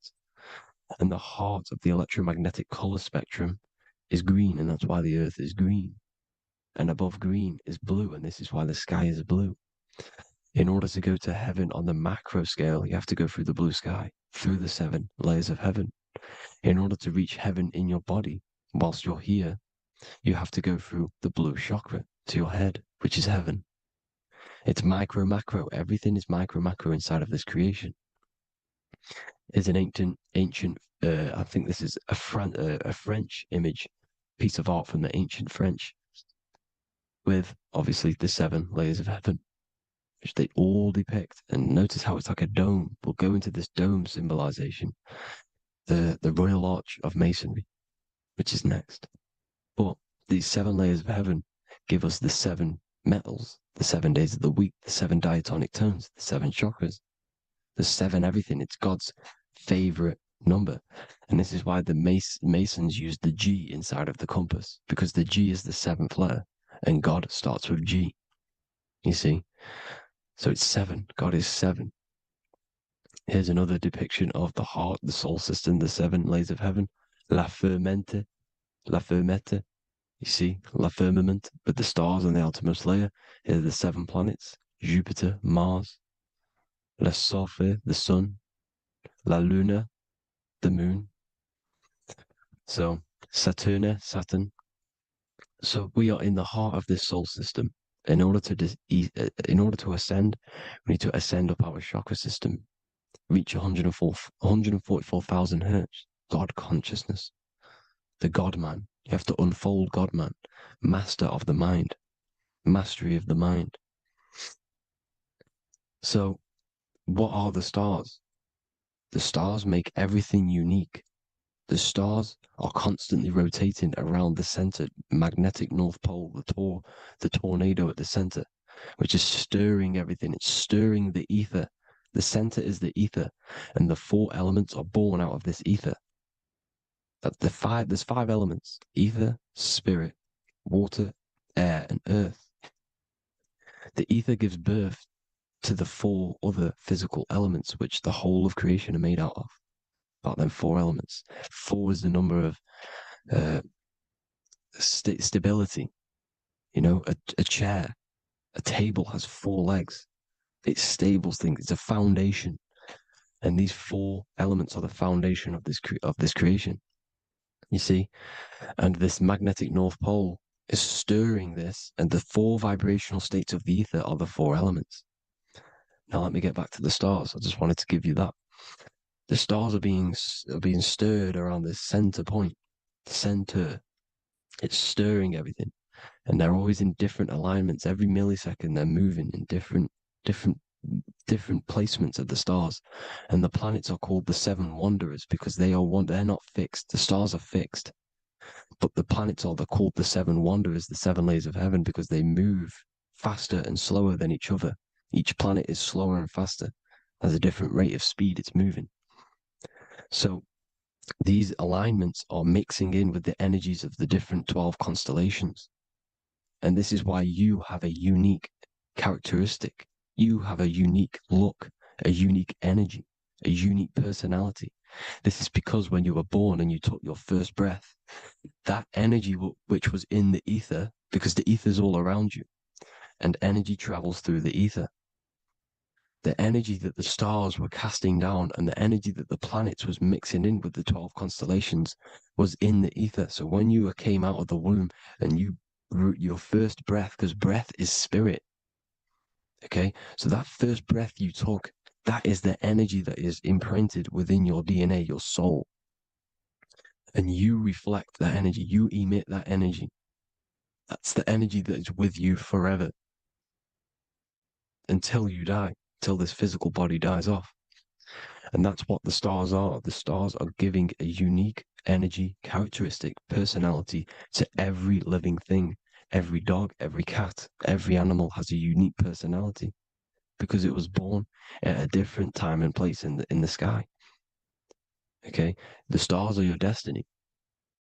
Now, the stars are constantly changing as well.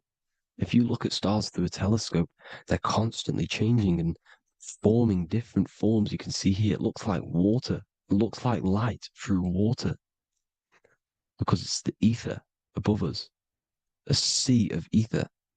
And this light is being emitted through it, and it's just constantly changing, giving different energies, each star. So this is why this is what the zodiac is. It's the expression of energy. It's the expression of the stars. And each constellation has many different personality, different energies, different traits. Each planet has different traits, depending where your planets are, depending what energies you hold. No same person, no two person have the same energy. There's no one. It could be similar, but no one's the exact same. It's because of the stars. The stars are never in the exact same split place. The planet's always in different houses. So here's some Royal Arch symbolism. Here's the Royal Arch of Masonry, as it says here. The sun and the moon, the constellations. Here's Cancer, the 7 planets, the 7 stars. Here's the Royal Arch. This is the firmament. Here's the duality. Black and white, duality, good and evil, rest and motion, dielectricity, magnetism. See? So this is what the Royal Arch is. It's symbolizing the cosmic dome above us. The womb we're in. We're inside God's womb. And here's George Washington, the Freemason, inside of the Royal Arch. See? With the G, the Masonic G, God, 7. Here you see another depiction of George Washington with the stars in the dome above his head, his Polaris, the sky vault, Polaris. We'll get into that later. Go inside of all of your ancient churches, you will see the dome. Go to the Vatican, you'll see the dome. All of your ancient churches have this dome because it's the dome above your head. The ancients knew this. This was known. We did not live in space. It was known back then. They all knew. This is Crown Court, which is one of the most important courts in the UK. You can see it's clearly so much Masonic symbolism. You've got the 4 pillars of Masonry. The Royal Arch is like an arrow pointing upwards to Polaris. His Disney World is under a dome. In his Polaris, the sky vault. You see? And also 666 in the symbol. Here's more 7 layers of heaven. Here's an ancient depiction. The firmament. Here's the astral plane outside of the firmament. The Royal Arch. You see? It's everywhere. Here's Polaris, the 8-pointed star. Polaris is in between the sun and the moon. It's at the center of the Taurus field. And Polaris corresponds with the pineal gland as well because it's the all-seeing eye. See? So, is Polaris, the 8-pointed star, which is at the very top. It's the very center. It's on top of the North Pole. And it's an 8-pointed star that's always symbolized as an 8-pointed star. Here you see the Vatican. The Vatican is a giant key with an 8-pointed star.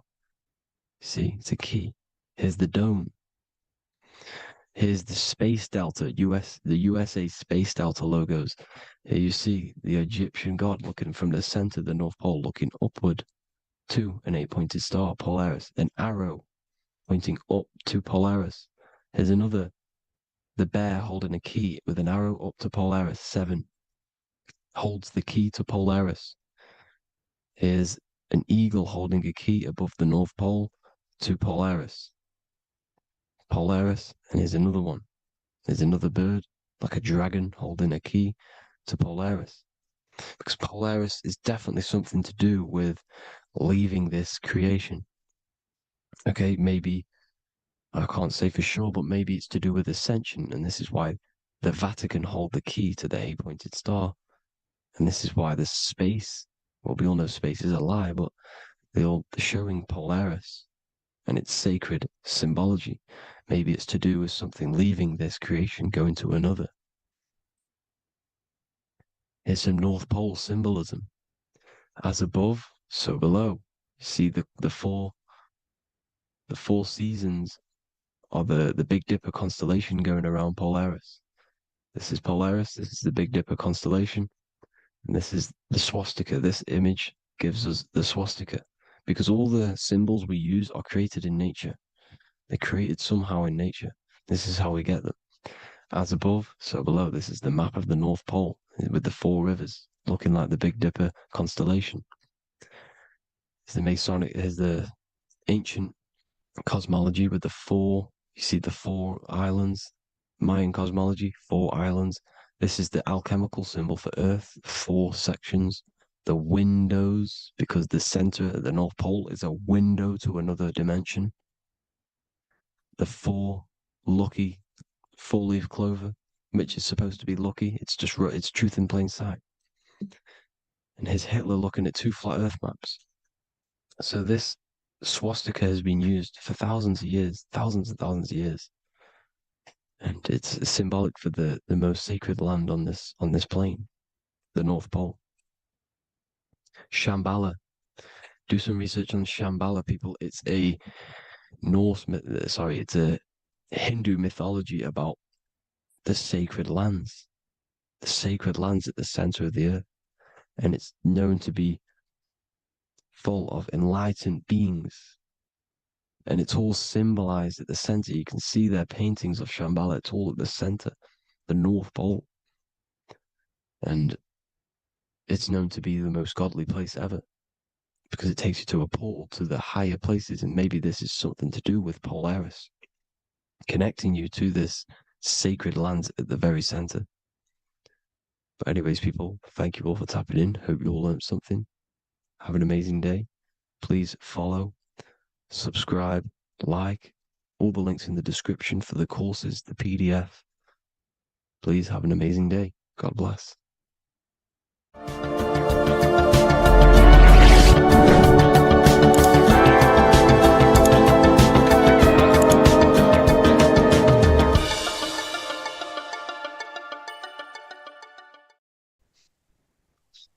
Matthew 21:1, Jesus went into the temple of God. Corinthians 3:16, do you not know that you are the temple of God? Now what is this telling you? That God is within you. Hence why in Luke 21:12 it tells you the kingdom of God is within you. And the side of your head region is called a temple for a reason. Because the brain encapsulates the mind. The brain is a physical manifestation of the mind. The heart is a physical manifestation of emotion. So we have these different layers of our consciousness. We have an intellectual, communicative aspect of our consciousness, which we would call the mind. We have an emotional aspect of our consciousness, which is the heart.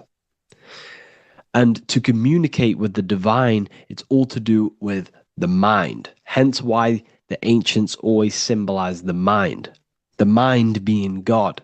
This is why Michelangelo always placed God inside of the brain on top of Sistine Chapel in the middle of the Vatican. He understood that God is in the brain. God is within you, not outside of you. The church tells you that God is in the sky because they are creating a externalization of the truth to create a business and a distraction, so that you don't find the divinity within you, so that you don't find your power. Now you have Adam, the physical man, the physical body, the ego, the lower self. And he is resting. He's not trying to reach to God, but God is reaching, because the higher consciousness within you is always trying to communicate with you. It's always trying to wake you up to your divinity. But the lower mind, the lower self, Adam, the physical self, is always in ignorance of truth, always in ignorance, and stays in a materialistic way of thinking, which is the lower animal self. And this is what we call a sleep, or an NPC. This is the lower mind of man. But all you have to do is to move your finger to touch God. You have to look within yourself, within the brain, meditate, and you can find God. This is why in the Bible we see many references to the human body and anatomy to truly connect with God. Kings 6:8, the door to the middle chamber was in the right side of the house, which is the right hemisphere of the brain. The middle chamber is the pineal gland, where the seat of your consciousness is, or the seat of your higher consciousness is, the mind. And they went up the winding stairs, which is your spinal column, into the middle chamber, and out of the middle chamber into the third. So they went up the winding stairs. This represents raising your consciousness up the winding stairs. Your spinal column acts as a stairway of consciousness. Depending on what sort of consciousness you are operating in, depends on what part of the spinal column you are using. Because the spinal column ascends and descends consciousness. What do I mean?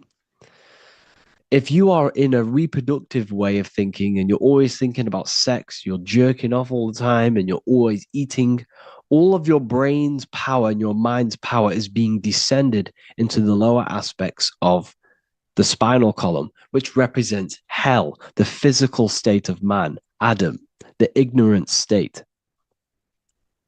We're basically living off low-level pleasures like an animal. And the stairway to heaven is your spinal column. They went up the winding stairs into the middle chamber, which is your mind, your pineal gland, and out of the middle into the third stage of consciousness, physical, etheric, astral.